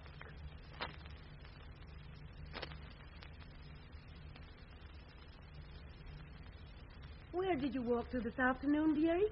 Over the marshes to the old mill and back. It's a perfect, lonely walk. Not a soul to be seen. You just can't abide people, can you, my dear? Oh, I come to Moxton for peace and quiet, Mary, and I will have what I want. So you shall, my dear. There's your coffee. Thank you, Nathan. Mary, has your father made any further objection to your working here? Oh, he doesn't think much of it, but that doesn't matter. I'm grown up and I like working here. That is when you're here, Dux. Then it's fun. Besides, Dad likes the money I earn. You're quite generous, Mr. Bainbridge. You've been a good girl and not talked to your father or anyone else about us? What a worrier. Heavens no, why should I? I don't talk. Not about that sort of thing. That's my business. No, dearie, Dad won't give any trouble. And I'm going to give you a lovely holiday. Mary. Get yourself a glass for some port. Thank you, Dux. I don't mind if I do. The peace of this place. Thank God for it. And for you, my sweet. How nicely you've kept everything. Is that the old silver tankard I got in Sutton Thorpe? You said you wanted a shiny prize. I cleaned it up for It's you. lovely. It's a good one. I've had plenty of time to work on it. Oh, it does get lonely here, dearie. Nearly 8 weeks since you were here last. Oh. You must have been teaching those boys an awful lot in wherever you live. Mary. Oh, I don't mind where you live as long as you come back. More often, though, I should like. What's this, Freddie? A sort of paper. Leave it alone, Mary. It's a headache powder, and I shall probably want it. I've a migraine coming on, I'm afraid. I've never seen you take these before. Oh, I'm sorry you've got a headache. Now, you must be going, my dear. It's nearly 9 o'clock. Why? Have you got to work tonight? You never do down here. Now, I've told you not to be inquisitive when I asked you to do anything. I want you to go home early tonight because I have to do some work. Now, that's all that I can tell you. Well, I think you might have finished your rotten old work before you came down to see me. You know what I think? I think you've got a lot of girls to teach, not boys at all. Otherwise, you wouldn't send me away like this. What a ridiculous little monkey it is. Now run along. Freddie, my sweet, I think I could scare that work right away. Oh, you must go, my love. I'll tell you the truth. It isn't work, not exactly. There's a man coming here tonight, and I must see him alone. It's a confidential matter. Just a poor fellow who's out of work, and I want to help him.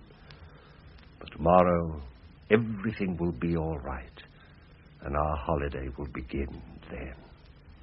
Now, won't you be a good girl and understand? Well, there's a new one. Nobody ever comes here. I don't think some poor tramp who's out of work should come before me. Well, I couldn't arrange it any other way. Oh, confound it. This migraine is really coming on. Oh, get me a glass of brandy, Mary. All right. Glad I had that powder. It's the last one, too. Don't tell anyone about this man who's coming here tonight. I don't want anyone to know that I can be visited here. I want to be alone with you. Worry killed a cow. Here's your brandy, sweet. I hope you feel better soon.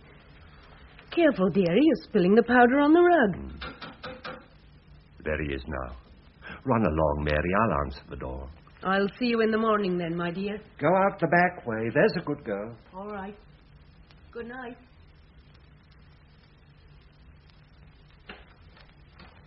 Good evening. Good evening. In here, please. This is a lonely room. One chair, one glass of brandy. Just as you would have it. Just as I expected when I looked at it from the outside 3 months ago. How dare you? Oh, yes, last spring. I followed you here from your house in London. I know your habits well, Mr. Shall I call you Mr. Bainbridge? You will address me as Sir Francis. Your private life as Mr. Frederick Bainbridge is well guarded, isn't it? The innkeeper tells me I'm your first visitor. You observed my instructions? Oh, yes. It would have done me no good to betray your innocent privacy. You will tell me at once what you are here for. You've made 2 mistakes so far, Sir Francis. Bad ones. I was quite sure you would. I counted on that. You didn't have me thrown out of your club. You invited me here to Moxton. Panic, wasn't it, Sir Francis? I wonder if the club steward heard me tell you my name. Your name meant nothing to me. It meant enough for you to bring about this meeting. The innkeeper here knows my name, too, and he'll expect me to return to the inn. Teal, if that is your name, you will be wise to come to the point of your visit. And then You chose to see me here alone. That's your second mistake. You're sure that I am alone? Oh, yes, quite sure. You've just sent your housekeeper, or whatever you call her, away, and there's no detective with a notebook hiding behind that door. Why should I take such precautions? Just for the reason that you have a heavy stick handy, and then, of course, there's your telephone. Exactly. May I sit down? My heart's not strong. Oh, no. Don't feel reassured, Sir Francis. It would be unfortunate if I died when, as you claim, you know so little about me. These threatening remarks can point to only one thing, and I would warn you that... The name of Teal hasn't a pleasant memory for you, has it? I haven't been out of your mind one moment for 3 days, have I? I believe you to be an impostor. You've made some clumsy allusions to a friendship which I had for a certain Mabel Teal 30 years ago. You remember this ring? The initials F.B. are engraved inside it. Francis Britton, Frederick Bainbridge.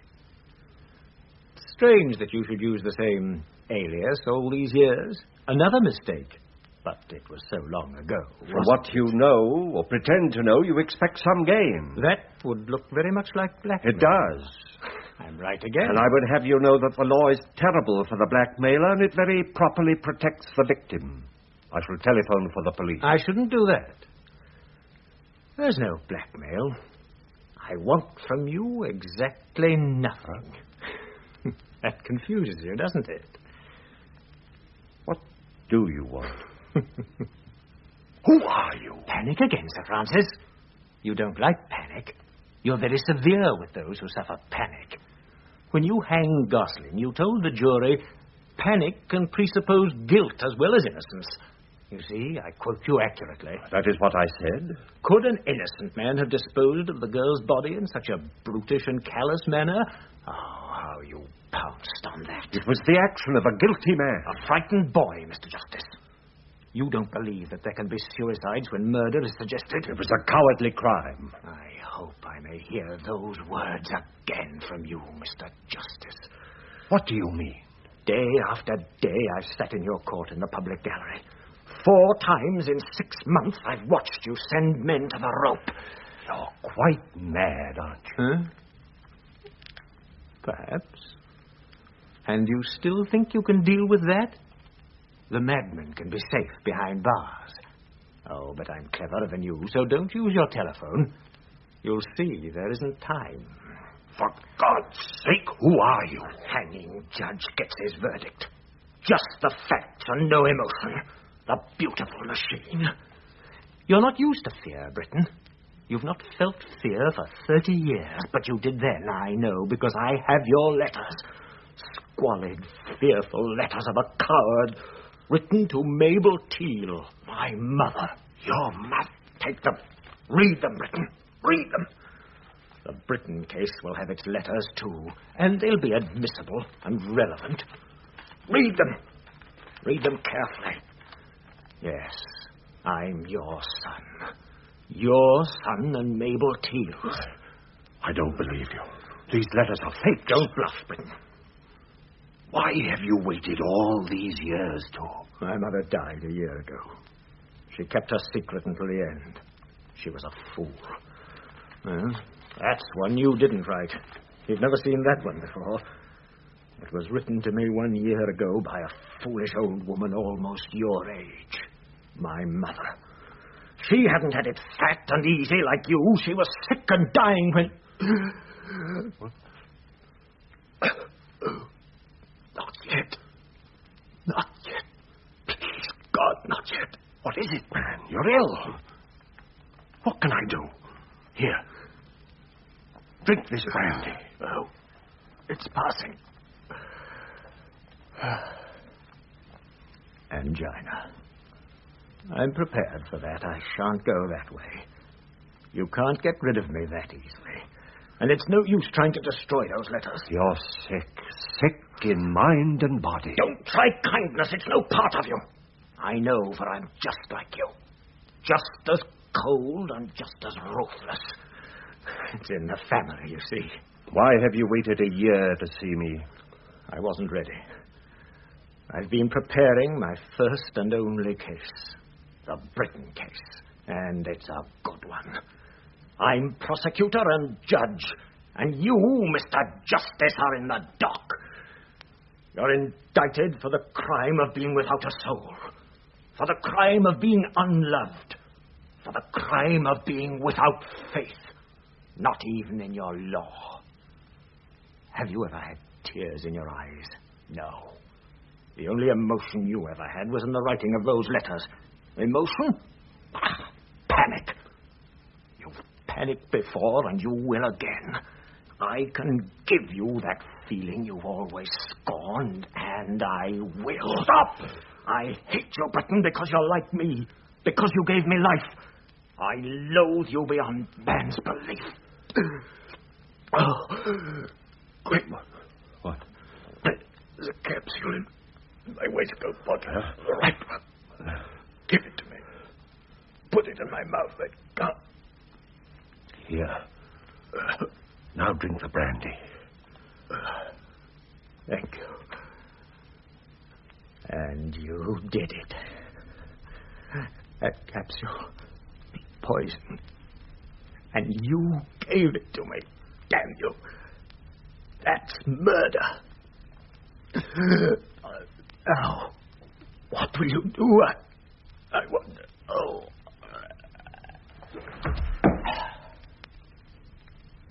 Teal. Stop laughing. Don't fool, man. I'll get a doctor. Teal!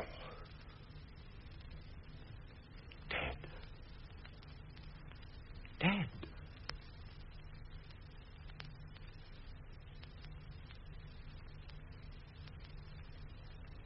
Good morning, Sir George. Morning, Roberts. When Colonel Archer arrives, tell him I'm in the writing room, will you? Very good, sir. Morning, Sidney. If it isn't Ronnie Bond.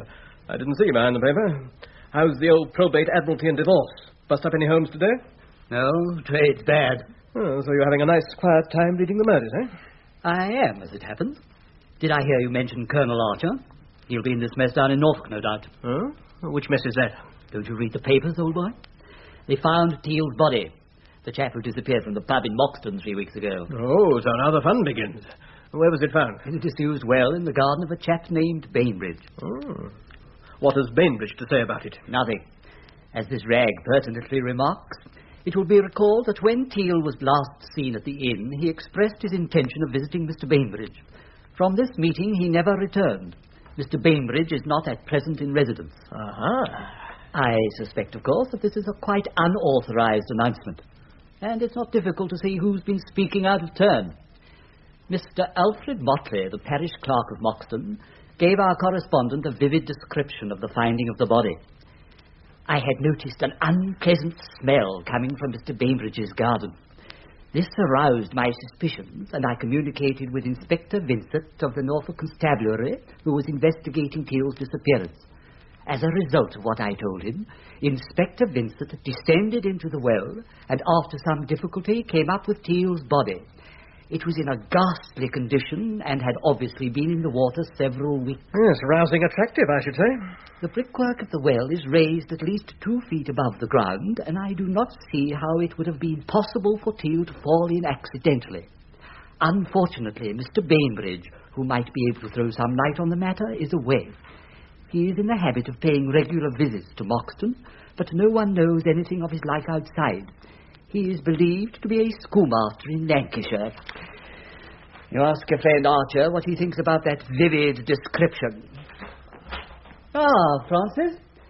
I didn't know you were back in town. Oh, I had some business brought me back, and the weather wasn't too good. Morning, Sidney. Morning, Judge. If you'll excuse me, I've got a letter to write. You're in Scotland, weren't you, Judge? Yes, a walking trip, but the mist became intolerable. Oh? My wife writes from Goldspeed that the weather was fine. That's the East Coast. I was in the West Highlands. You must have found the papers interesting this morning, Pond, with your predilection for detective stories. There seems to be a good involved case shaping up in Norfolk. Yes, I should imagine that it'll turn out to be a murder. Probably motivated by a blackmail attempt. No, I don't think so. I'd say from the heart weakness that the death was from natural causes. There's no mention here of the dead man having had a weak heart. Where did you see that? I seem to remember something to that effect. I must say... Besides, in the best detective fiction, heart attacks are not timed by nature to occur conveniently on the parapets of wells. You're not at your ease when you're for the defense, Francis. Try the other side, where you're on familiar ground. When is the inquest? Huh? Oh, I don't know. It doesn't say in this paper. Oh, yes, Friday. I say, Kent are doing well. What are you going to do for the rest of the vacation? Back to Scotland? Oh, I rather think I'll go abroad. Where was that place you enjoyed so much 2 years ago? Oh, Saint-Yvette. Yes, it's delightful. Very quiet and free of English people. This fellow Bainbridge, he seems to have acquired a substantial anonymity. Bainbridge? Oh, you're back on the Moxton case. I thought crime bored you.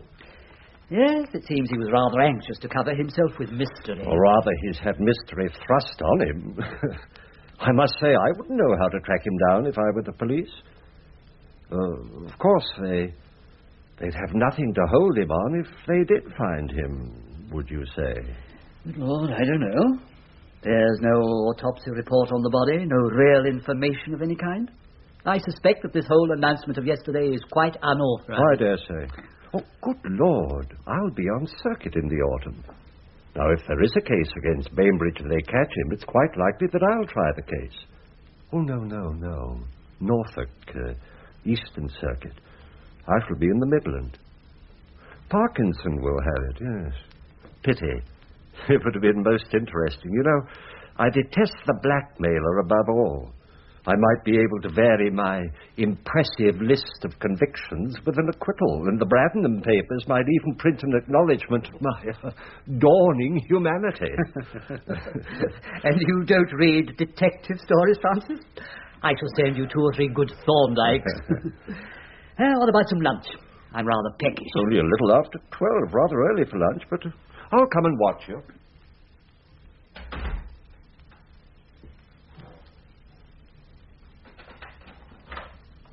I'm sorry to make you lunch so early, Sydney, but I have to be back at Scotland Yard again at 2 o'clock. Oh, suits me equally well. What'll you have, Archer? We don't have to eat just yet. Well, dry sherry, thank you. Strangely enough, I think I'll have a martini, Roberts. With no vegetables, Sir George? Wonderful fella. By the way, I gave this club as my whereabouts during lunchtime, and I may be rung up. I hope you'll forgive me. Oh, but of course. Well, Archer, you're off to a tough start in your new job. Yes, quite a difficult case. I called in Scotland Yard yesterday, but that doesn't mean I've given up the case. I read the newspaper stuff. There's not much to go on. That confounded statement about the body being found obviously made our quarry run to ground. Yes. It got in the papers in spite of the police. But it's pretty clear that we have a murder on our hands, and I'm convinced that this missing fellow Bainbridge is our man. You fellows don't talk that way without reason. More than meets the eye. At least this eye, is there? Very much so. 1 martini and a sherry, sir. Oh, thanks, Roberts. Well, may you get your man. Good health. Cheers. Tell me about this Bainbridge fellow. Nobody knows much about him in the district. There was no trace of any other base or residence. I gather he wasn't very sociable. Definitely not, no. None of the gentry knew him personally, and only a few by sight. 1 or 2 tradesmen and the innkeeper were the only people who had any communication with him. He had a rather unsavory reputation as far as his servant was concerned. He wanted amorous acquiescence in addition to culinary skill. 100% efficiency, what?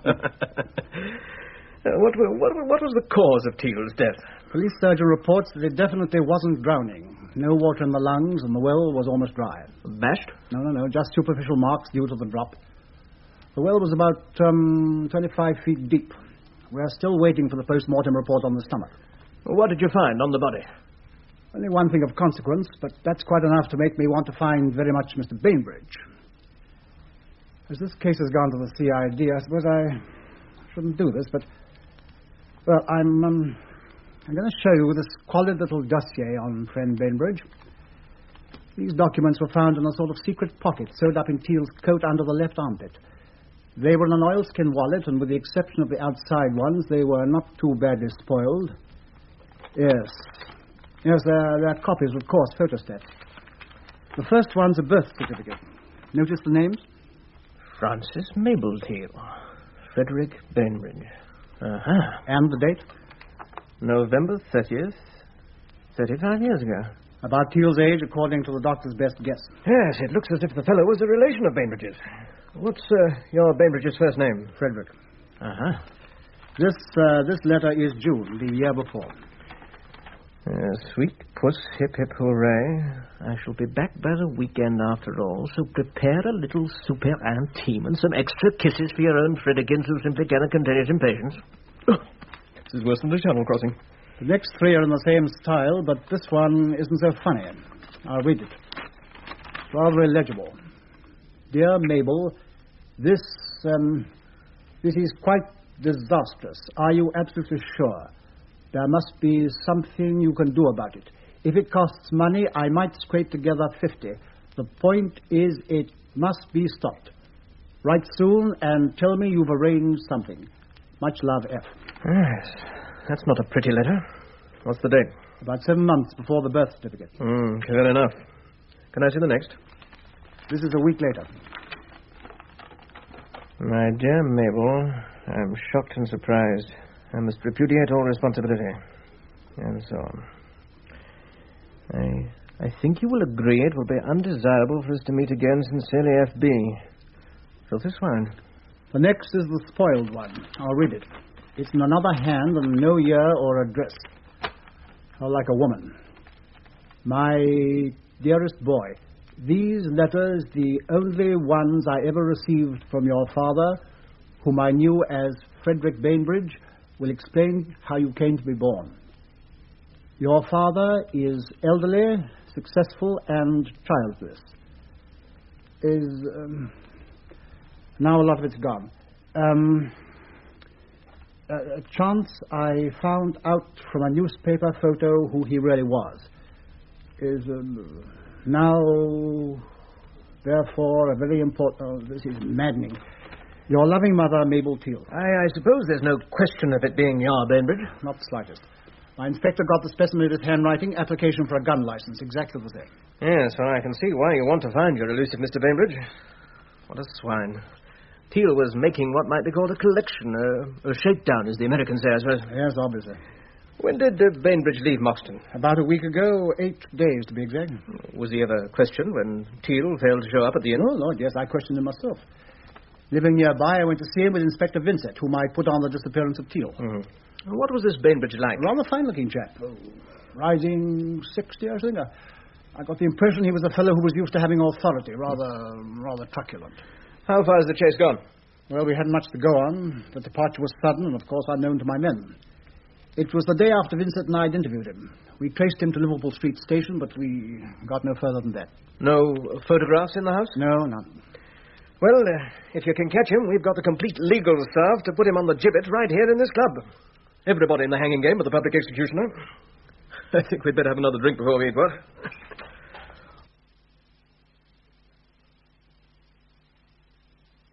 Oh, Judge, this is Colonel Archer. He's trying to drum up some business for you. How do you do? How do you do? I am, as you see, in the inevitable bewilderment of trying to find a train in the timetable. Never a happy experience. I believe we've met before. Really? I don't remember. Oh, of course, yes. It was at Moxton. You're in the police, are you not? You came to see me about the disappearance of this poor vagrant, his name... Teal. Ah, yes, Teal. Rather an unfortunate turn to the case, I see.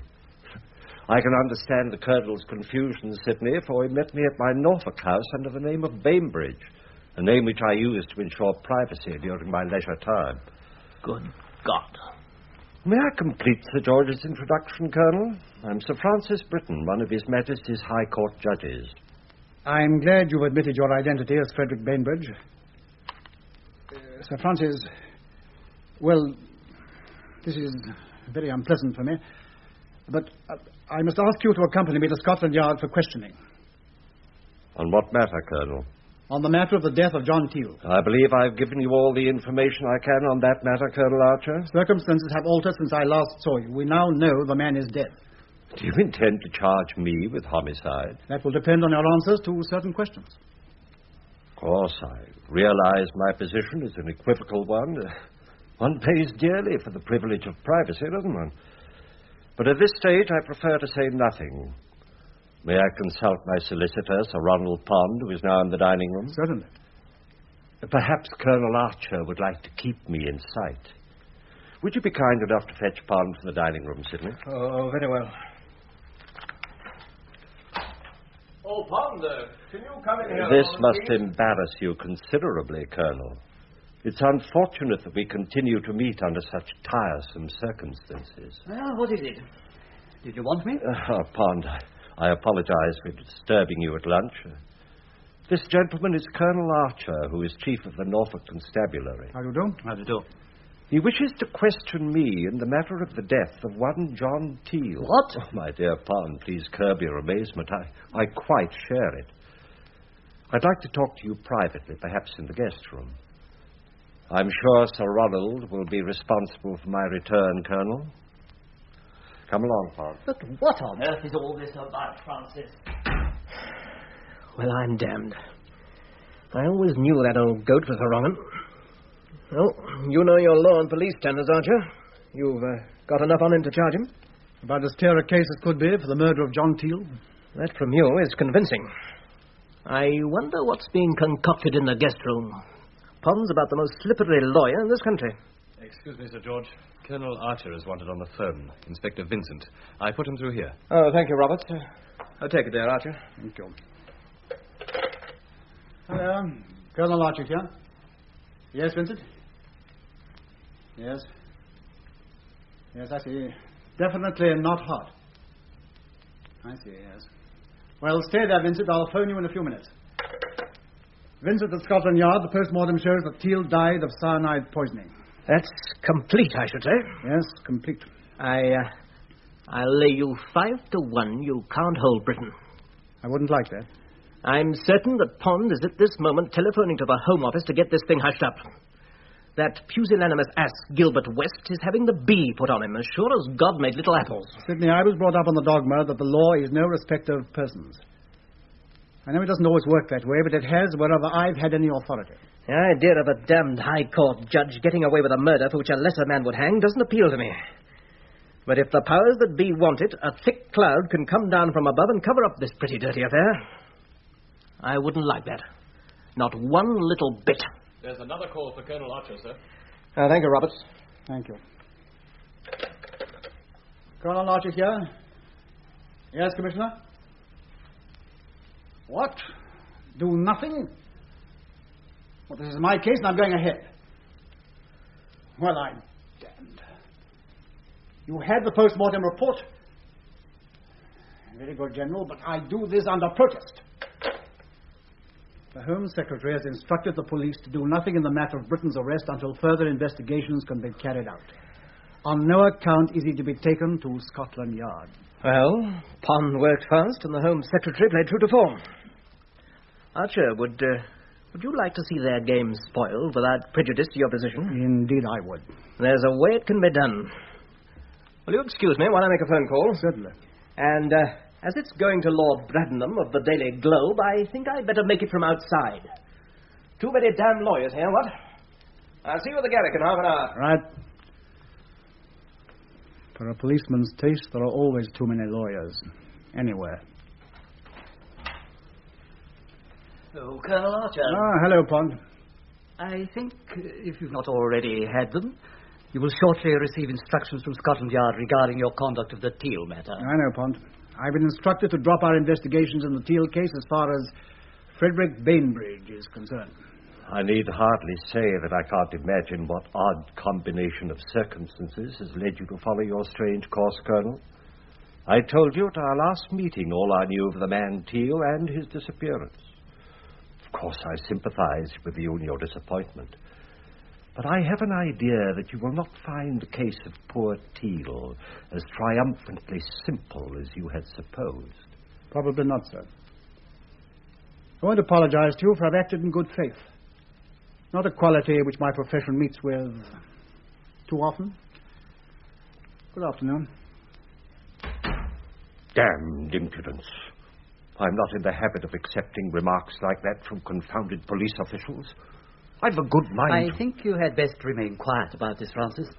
We've dodged a rather ugly situation rather neatly, I think. Damnation, Pond, what do you mean? You talk as if there was a case against me. Now, steady, Francis. I realize that you're innocent in this affair, but granted that you are Bainbridge, there is a case against you. How strong, we don't know. West will be here in a couple of minutes from the Home Office. Before he comes, I must be clear about one thing. When the report came out that the body had been found, why didn't you go to the police? You knew about it from our conversation before lunch. Such an action would have made your position quite secure. Well, I'd already told Archer all I knew, when I was certain that my identity as Bainbridge could not be traced to me as Britain. I couldn't have foreseen this confounded encounter with Archer. Yes, I see. Where were you after you left Moxton? At home in London. Oh, it may have been an error of judgment to leave, but such mistakes aren't of necessity evidence of guilt. They have sometimes been so interpreted from the bench, Francis. Confound it, Pond, I'm not on trial. We'll try to see to it that you won't be. Tell me, Pond, how far is West prepared to go in withholding the police from further action against me? I don't know. As I told you, his instant reaction was to stop immediate investigation. Of course, he knew nothing of the police case when I spoke to him. Nor do we. Pond, I've made two grave mistakes. To leave Moxton was a blunder. But when I did so, the matter was merely an unexplained disappearance of a vagrant. And you can see that police curiosity would perhaps have exposed this double life of mine. Innocent as it was. Exactly. But my second mistake was worse. When Archer recognized me here, before I sent for you, he asked me to go with him to Scotland Yard for questioning. And I asked him then if he were charging me with the homicide of Teal. I see. That was unfortunate. But it's inadmissible for you'd not been charged or warned. Quite, but I don't like it. Mine was a natural question. You and I had been discussing the case, you remember? And the circumstances seemed I shouldn't worry about that. You said that Archer had talked to you some days after the man had disappeared. What had you told him then? Merely a brief account of Teal's visit to me. That he was a man who'd done me a service some years ago and that I'd helped him financially in small ways several times. I described him as extremely overwrought at the time, and I think I mentioned the possibility of suicide being in his mind. You're sure you said that? Yes, I'm fairly certain that I said that. Of course, I knew nothing of the circumstances of his life and said that to Archer, too. But you made the suggestion that the man might be dead? Yes, I did. I see. Good morning, Bretton. Pond? West? Yes, all right. I'm glad you both waited here. I didn't want you to come to the Home Office, Britton, in the circumstances. What a damn ridiculous situation this is. I've talked to General Fellers of the CID since you rang me, Pond. I may say he's as embarrassed as I am. Well, fortunately, only one or two Scotland Yard people, and Archer, of course, know of your identity as Bainbridge, Britton. In view of all the circumstances, I think I can say the case will not be pressed at this time. You're holding off, Major? Yes, there's no question that the police have a sort of case against you, Bainbridge. I don't like that, West. What is the case, Major? Well, the main points are that the man died of cyanide poisoning. What's that? Poison? The Home Office analysis report came in this morning, and some letters were found on the body. What letters? But there couldn't have been. Yes, a packet of letters were found sewn up in the man's coat, which, if genuine, could point to a blackmail attempt against Bainbridge. That implies a possible motive on the part of Bainbridge to get rid of the fellow. That's not the whole case, of course. No, there are other cumulative facts. Not a strong case, I'd say. Well, no, it would seem not. After all, the case may turn out to be a suicide, and the letters may be forgeries. In which case it would be appalling to subject the judge to the humiliation of clearing himself. And what of the inquest? On no account must you appear. Yes, I'm quite certain we're doing the right thing. I see no reason on God's earth to drag you through the mud of defending yourself, and the scandal to the bench must be avoided. Right. I say, excuse me, you fellows. Have you seen this in the Globe-Stop press? What is it, Lamprey? The missing man Bainbridge in the body in the well case has been identified as Sir Francis Britton, the High Court judge. Good God. In the name of heaven, how did they get hold of that? There must have been some leakage. It's Sydney's doing. He was here when Archer recognized me. Sidney gave this to the press. What a dastardly thing. But what is Braddon about to print it? Why the blazes can't these press fellows mind their own business? It takes the matter right out of my hands. I'm sorry, Britton. I'm deeply sorry. I would have done anything in my power. You mean the case is open? I'm afraid with this publicity there'll be no holding the police. But surely, Major... I'm sorry, but there it is. But it's impossible. Pond, please. You seem to forget. I have faith in the law. I put my trust in the law of England.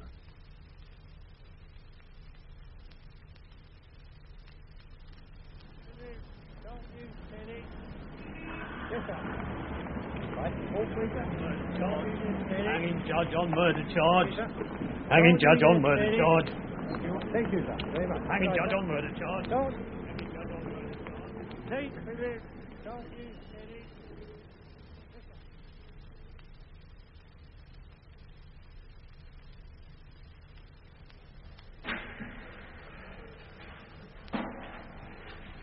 I need not remind counsel of your experience, Mr. Nottingham, that members of the jury will be greatly assisted in their task if you confine your questions to what is relevant.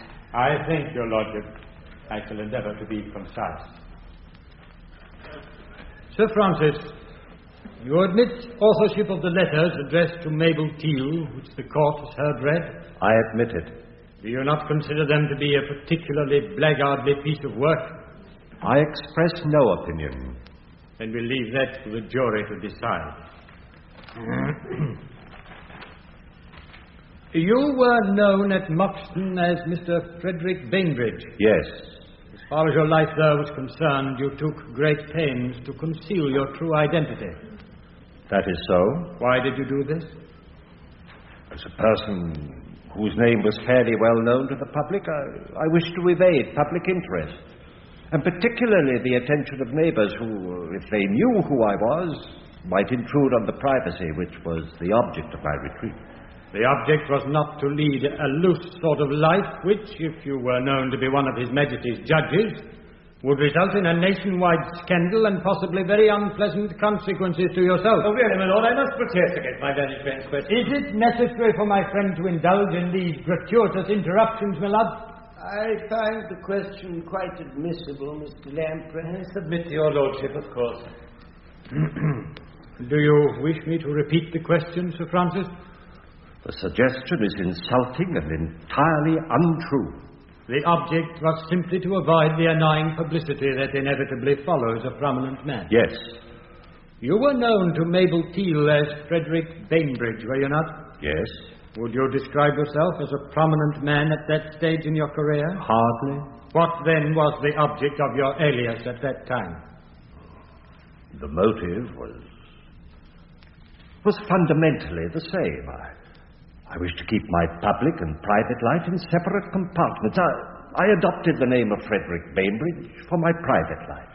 For a private life which would not bear a close scrutiny. I do not admit that. Is it not true that you have periodically been leading a Jekyll and Hyde existence?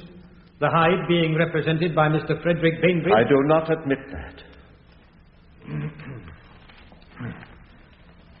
Have you ever done any amateur photography, Sir Francis? No. Or gold or silver electroplating? No. You are aware that in these processes and in photography, potassium cyanide is employed. I have heard so. You had no legitimate reason for having a supply of cyanide in your house at any time? No reason at all. Yet cyanide crystals were found on the rug in your living room. So we have been told. Are you suggesting that Inspector Vincent is a perjurer? I make no suggestion. I only say that to the best of my knowledge, there was no potassium cyanide in the house while I was living there. Turning now to the events on the night of Teal's death. Is it true that just before Teal's arrival at the house, you told the witness Mary Reddish that you were suffering from a migraine? That is so. And that in her presence you emptied into a glass of brandy what the witness described as a whitish powder contained in a paper packet? I did. What was that powder, Sir Francis? It was a headache powder. You were in the habit of using these powders to relieve migraine? I've used them for many years. How do you account for the fact that in your medicine chest there were found no powders answering to this description? Quite simply. The powder in question was the last one. There were none left. Quite so. The powder in question was the only one? The last one. While you were emptying the powder into the glass of brandy, is it true that Mary Reddish called your attention to the fact that some of the powder was spilling onto the rug? Possibly. I have no recollection of it. You agree it is possible that you did spill a quantity of this powder on the rug? Of course it is possible. I just don't remember doing so. And you cannot account for the presence on the rug of cyanide crystals? I've already said that I cannot. I put it to you, Sir Francis, that you can account for it. That the so-called headache powder was in fact a quantity of potassium cyanide, that you used it to prepare a fatal drink which you gave to your visitor. I did no such thing. That he collapsed almost immediately, and that you dragged his body out into the garden and flung it into the well. Untrue and absurd. The whole suggestion is fantastic. Earlier in cross-examination, you denied that you were expecting Teal to visit you at Moxton. Yes.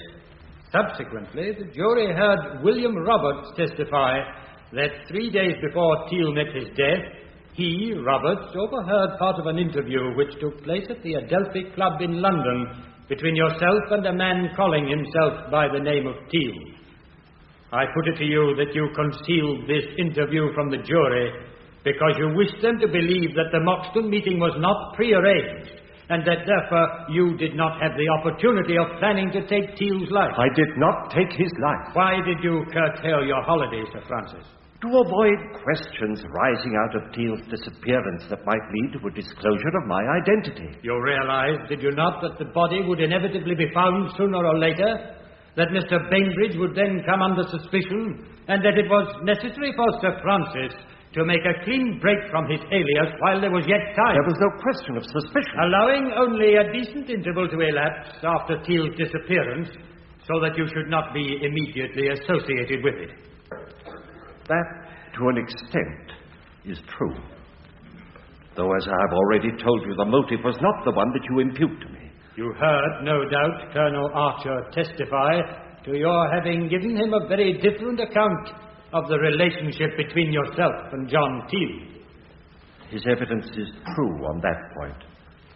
My account was a false one, given for the obvious reason that I did not wish to reveal my connection with Teal. You repeated that account at the inquest on Teal? I did. You perjured yourself? Yes. That is the case for the Crown, my lord. You wish to re-examine Mr. Lamprey? No, thank you, my lord. I hardly think that with the time remaining to us, I shall therefore adjourn until tomorrow.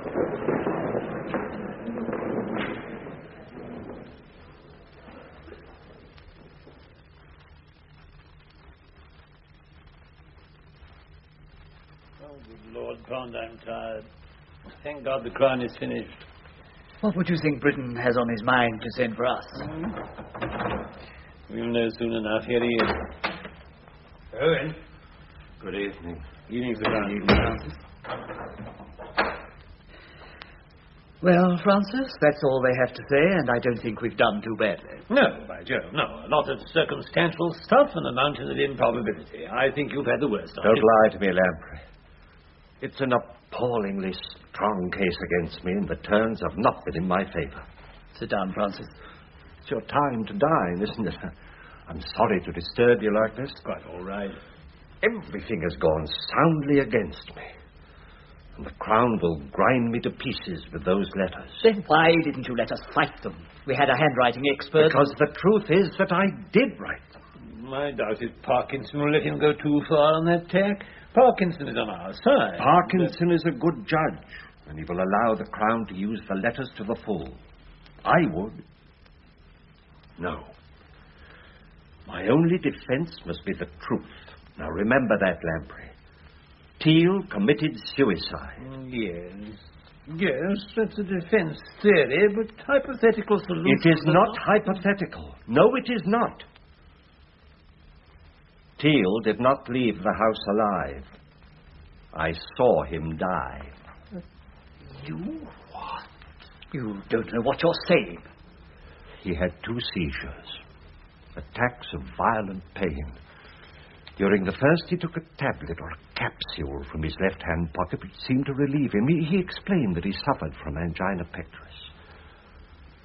A second seizure came, more severe. He was helpless. He asked me to administer another capsule. I did so. He made me take it from his right-hand pocket and place it in his mouth. He planned it all. That was the poison. He snatched the brandy and drank it. He was dead in a few moments. Good God. Why haven't you told us this? You told us that he walked out of your house quietly. I know I did. I told that to the police, and I so testified at the inquest.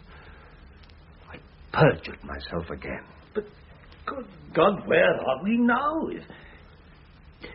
What happened after he died? I thought what to do for a long time. First, I wanted to phone the police, but I thought. I didn't do that. I examined the body, made sure he was dead, and then I took the letters he had shown me and burned them. And then, long afterwards, I dragged the body out to the well and dropped it in. You didn't find the wallet with the letters? No, I thought those I read and destroyed were the real and the only ones that he had. Why didn't you tell the police? Yes, great heaven, why didn't you? Why didn't I? Can't you see? I can. You think it's incredible that a man such as I, Britain, a judge, should have done this mad thing? I've persuaded juries to send men to the gallows for such acts. Brutish and deliberate, I've called it. It is difficult to believe that an innocent man could have disposed of the girl's body in such a callous, brutish way. Yes. He was a young man. The jury believed me. They always did. I could have told them what panic does to men. I knew what it does.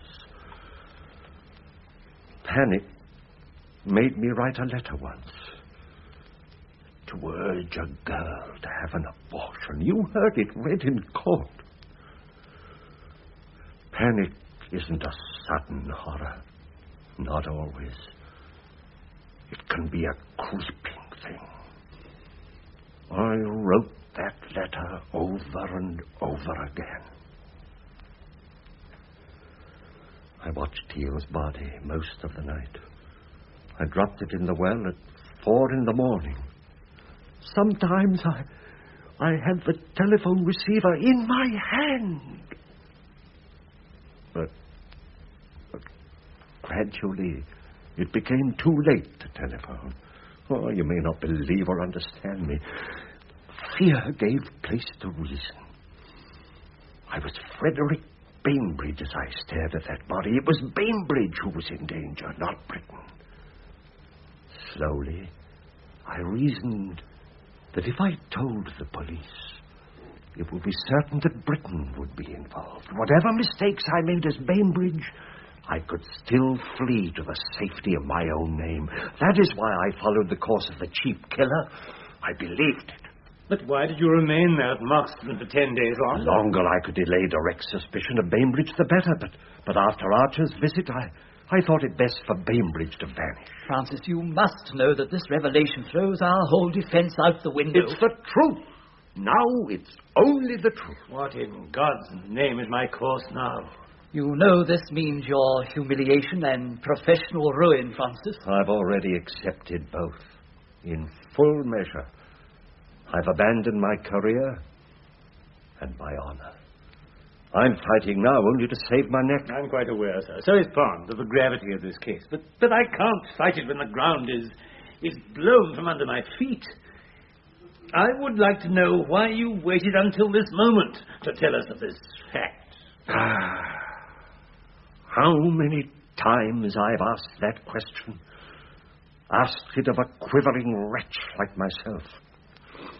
It's a stupid question and unanswerable. Francis, why do you tell us this now? Coming at this point, you know it must go against you. Why don't you let... My only hope is to prove that Teal died by his own intention, and I saw him die. Pond, I don't know what to do.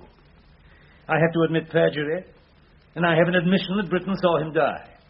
Not only that, he saw Teal drink the brandy with the powder, and the Crown has made a mighty pay to suggest the powder was cyanide. But now I have to admit that he administered a capsule just before death. But I didn't know what the capsule was. And what I say now is the truth.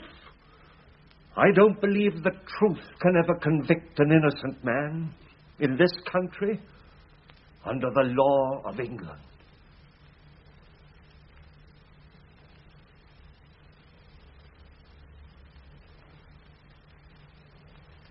Hello, Nottingham. Oh, there you are.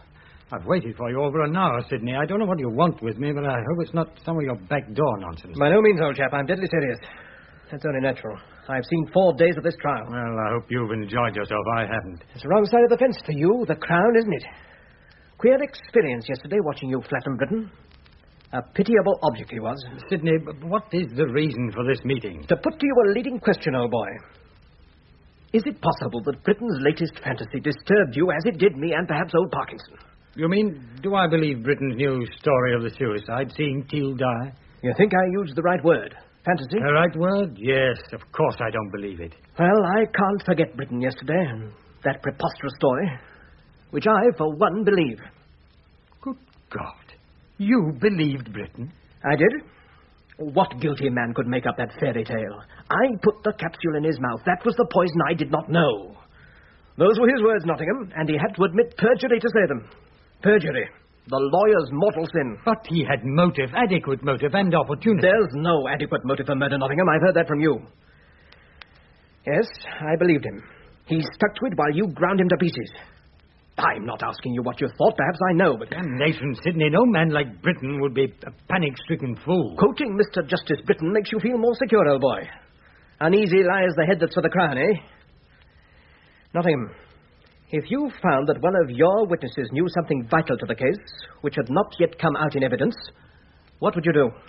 Recall him tomorrow and produce the testimony. Regardless of the fact that what comes out might work for the defense? I'm an officer of the court. I can withhold nothing, no matter what the result. If you hadn't said that, I'd have gone to Parkinson.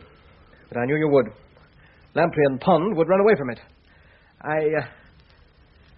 I know how the cyanide crystals got on the rug. What? How? Wait a minute. Mary, come in, will you? Mary? Who is it? Mary Reddish. You're mad, Sidney, tampering with a witness. What does she know? Yes, sir? Now, Mary, I want you to answer the questions I ask you, just as you did when we met at Moxton. Trust me, you do, don't you? Yes, sir. Right now, tell Mr. Nottingham what you told me. How did the cyanide crystals get on the rug? They spilled when I was cleaning the mug. What mug? The big silver mug which Sir Francis asked me to clean while he was away. What did you clean it with? Some stuff in a bottle that I got from Mr. Murchison, the jeweler. And what did he tell you about it? He said it'll shine horseshoes, but don't give it to the cat. And what did he say was in the bottle when you went back yesterday and asked him? He said it was a solution of 1 in 8 cyanide of... Potassium? Yes, sir. Did you tell him why you wanted the cleaner? Yes, to clean the silver mug. And who it was for? I said it was for me. Why? Because, well, they don't like it. Me being with Mr. Bainbridge. What did you do with the bottle afterwards? It was empty and I threw it on the rubbish heap. Oh, your witness, Nottingham. But why didn't you tell this to us before? I didn't know what was in the bottle. I didn't think it was important. Then I got to thinking and I remembered about the cat. Oh, sir, this might be bad for him. Everything I've said so far has been bad for him. Now, Miss Reddish, you may have saved Sir Francis. You've certainly done him no harm. Now, go along and wait in my car. Go along, there's a good girl. Yes, sir. Thank you, sir. I've got a job to do, Sidney, and I'm out for a conviction. So speaks a lawyer with a heart. Would cyanide in solution leave traces when it evaporated a month or so later? Too bad for the Crown, Nottingham, it would.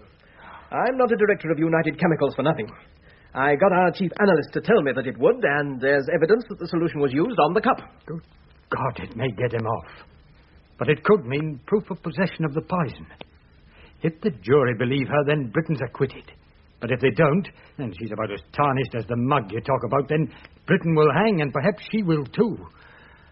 I can only bring out her story in direct examination. Lamprey will leave her alone, of course, and that evidence is better for Britain coming from the prosecution, you clever swine. I'll call this jeweller. What's his name? Murchison. He's in my car, too. If I'd been in Moxton much longer, I'd have needed a bus. Damn lawyers can't find your own evidence.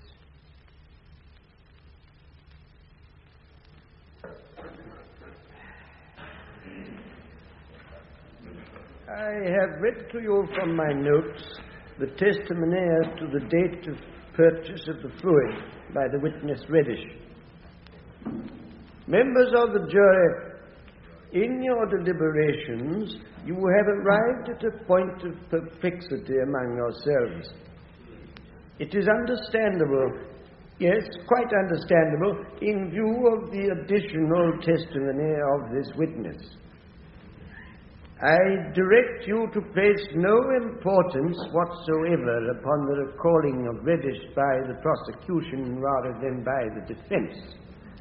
I remind you that under English law, the prosecution is mindful that all facts shall be presented to the jury, not only the facts that are adverse to the defense. That will clear for you the confusion caused by the late admission of this testimony. As to its value, I do most earnestly direct you that if you believe this witness, Mary Reddish, there can be reasonable doubt, I repeat, reasonable doubt, as to the guilt of the accused. Now you will again retire and consider your verdict.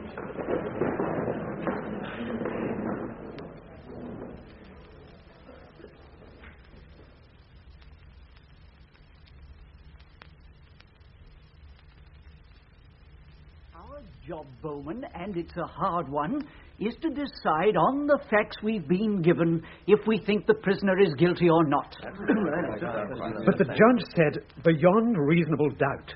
And that's what I have. A reasonable doubt. Well, we've made up our minds, 11 of us, all but you. The judge believes Mary Reddish. It's our verdict we're handing in, not the judge's. How can you believe the word of a girl like that? If you don't go along with us, all this trial goes for nothing. You can't hold out any longer, Bowman. We've been at it over 3 hours now. But if I agree with all of you, then we're hanging him. And I'm not sure. How long are we going to wait to do our duty? Every fact's against this man. I don't care what the judge says. Britain's had plenty of poor blokes in the dock himself and never turned a hair. 11 of us believe in a guilty verdict in spite of the judge. You all hate Britain, that's why. That's not true. Of course not. The man's had a fair trial, and the facts are against him.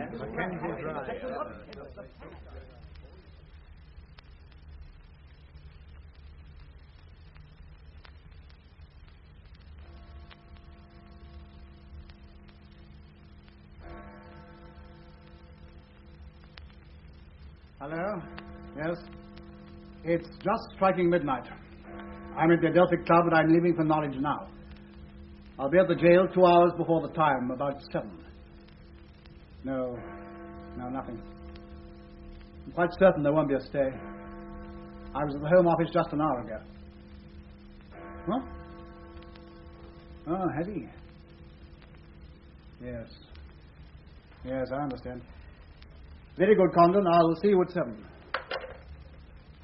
Britain has just asked to see the governor again. Well, you're off now, eh? Yes, I suppose so, Sidney. I'd rather drive tonight than try to sleep. Seemed on the point of rain when I came in here just now. A dreary drive out of town at the best of times, but...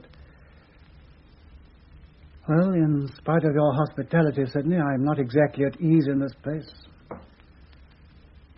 Good God, we got what we were after. Speak for yourself. I'm only a policeman. That's a simple job, but not a pleasant one now. 9 hours to go. Poor devil. Pond and Lamprey will probably be along in a minute. They won't have accomplished much for the Home Secretary. Oh, I thought you had gone home, Nottingham. I've been up in the library. Evening, Archer. Evening, I just called in to see Sydney. It's nicer to meet you here than Norwich. Oh, Lord, I ought to go to bed, but even this hole is preferable. I suppose they'll give him sedatives or something to see him through. Oh, yes. The governor was with him 2 hours ago, Nottingham. He's about the same. Have you seen him? Yes, this morning. Condon took me to have a look at him. Confidentially, the Home Office wanted some sort of layman's opinion about his condition. Pond's been trying for a stay on mental grounds. A couple of alienists have seen him. What is his condition? Nothing to stop us going ahead. Yes, Nottingham, you wanted a conviction and you got it. And you made it stick. Oh, damn you, Sydney. I've had enough of your knight in armour. Your words, old man, delivered right here. And here comes the defence.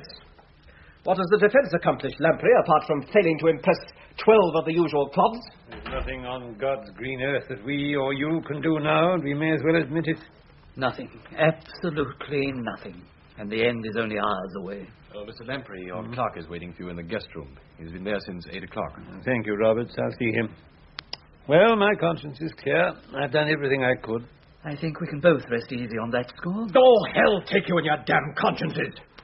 What lawyer ever had one? I'm sorry to intrude, Mr. Lamprey, but I've been waiting for you some time, and I believe this letter may be of importance. Quite right, Hodson. It was delivered to your chambers about 6 o'clock. An old woman brought it. Said it had to be delivered to you tonight, and I believed her. She was quite willing to give me her address. Thank you, Hodson. Would you mind waiting in the guest room? Yes, sir. I apologize for intruding, gentlemen. Britain's being a judge has been against him all along. Any bricklayer or butcher would have had a better chance. Britain's being damned unpopular has fixed him. Well, there's no petition to worry about this time. Let's face it, if we got a reprieve from him, there would have been an outcry. And I'm the fellow who believed he was innocent when the chips were down, which is probably more than you birds can say. That's below the belt. All I know is we did our best for our client. A jury thought Britain murdered Teal. 3 judges of appeal thought he was fairly tried. And the public thought so, too. As for me, I don't know. He's to be hanged at 9 o'clock. As I thought, another crank letter. I've had dozens of them. Threatening you if you got Britain off, I imagine. Yes, most of them. Oh, but this one is for the defence. Listen to this. The Defence Counsel of Sir Francis Britton, whoever you may be, you will be right in your defence. The suicide theory is correct. Fine time for encouragement. But as you won't believe in it yourself, you will fail. Britain will panic. For God's sake, tear the damn thing up. No, go on. Lies are easy at first, and bodies can be hidden. And Britain will only tell the truth when it is too late, and even the truth becomes a lie.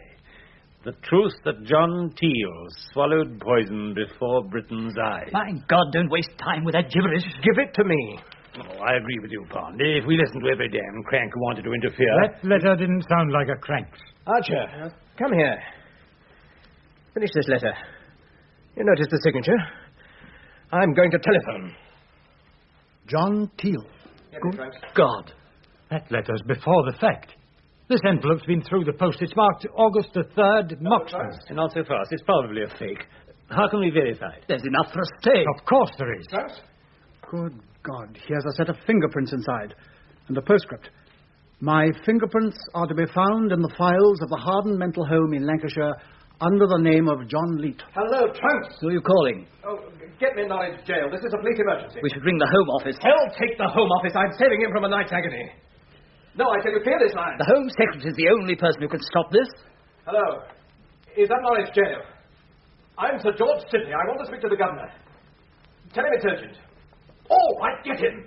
If this is a fake, Sidney, it's the cruelest thing you can do. Of course it's not a fake. And I'm the one who nearly put him on the gibbet. My God. Teal thought of everything. If Britain was convicted, this letter was not to be delivered until the eve of the execution. It's the most fiendish thing I've ever seen. Hello? Are you the governor? Oh, just a minute. I'll put Colonel Archer on. Hello, Condon. This is Archer. We've just received a letter which I believe genuine and which proves Britain's innocence. Yes, I know it's a matter for the Home Secretary. We're getting him, but whatever happens, hold off. What? You can't mean it. What is it? What? Britain has just signed a confession. What? Well, hold off till you hear from the Home Office.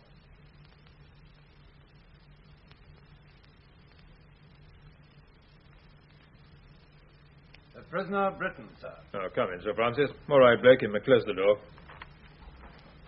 Sit down, Sir Francis. Britain, your torture's over. Wait, Sidney. Why has there been a stay, sir? Why have you sent for me? You have my confession.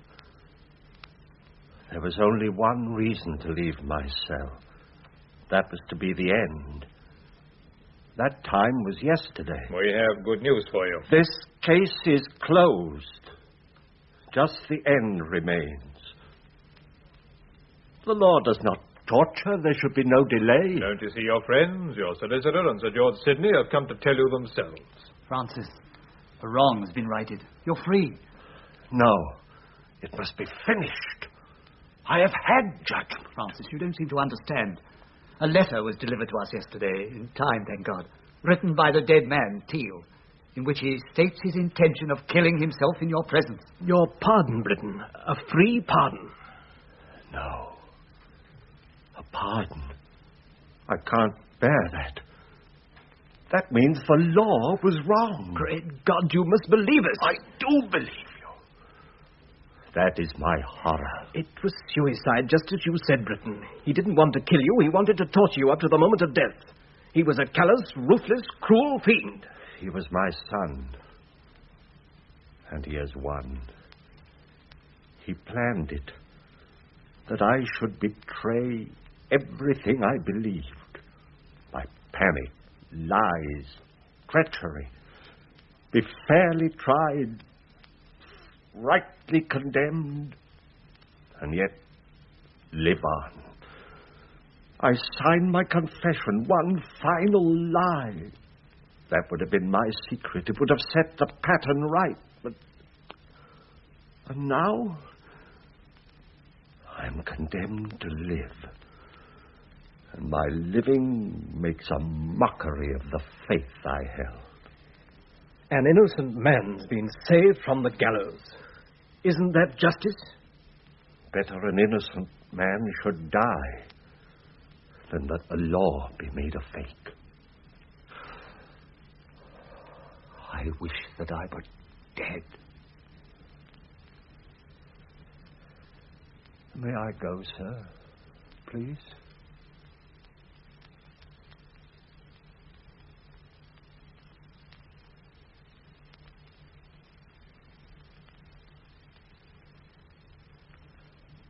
That was Hanging Judge, a play by Raymond Massey based on a novel by Bruce Hamilton, adapted for broadcasting by John Richmond. Sir Francis Bittenden was played by Boris Karloff, Sir George Sidney by Hugh Manning, Keith Nottingham by Duncan McIntyre, Miles Lamprey by Harrison Culf, Sir Ronald Pond by Robert Webber, Colonel George Archer by Richard Williams, Major Gilbert West by Norman Claridge, John Teal by T. St. John Barry, Mary Reddish by Gabriel Blunt, Roberts by Richard Hutton. Other parts were played by Geoffrey Bond, John Casaubon, Brian Hayes, Peter Hoare, Arthur Lawrence, Stanley Mackenzie, and Tony Quinn. The recorded production was by Cleland Finn.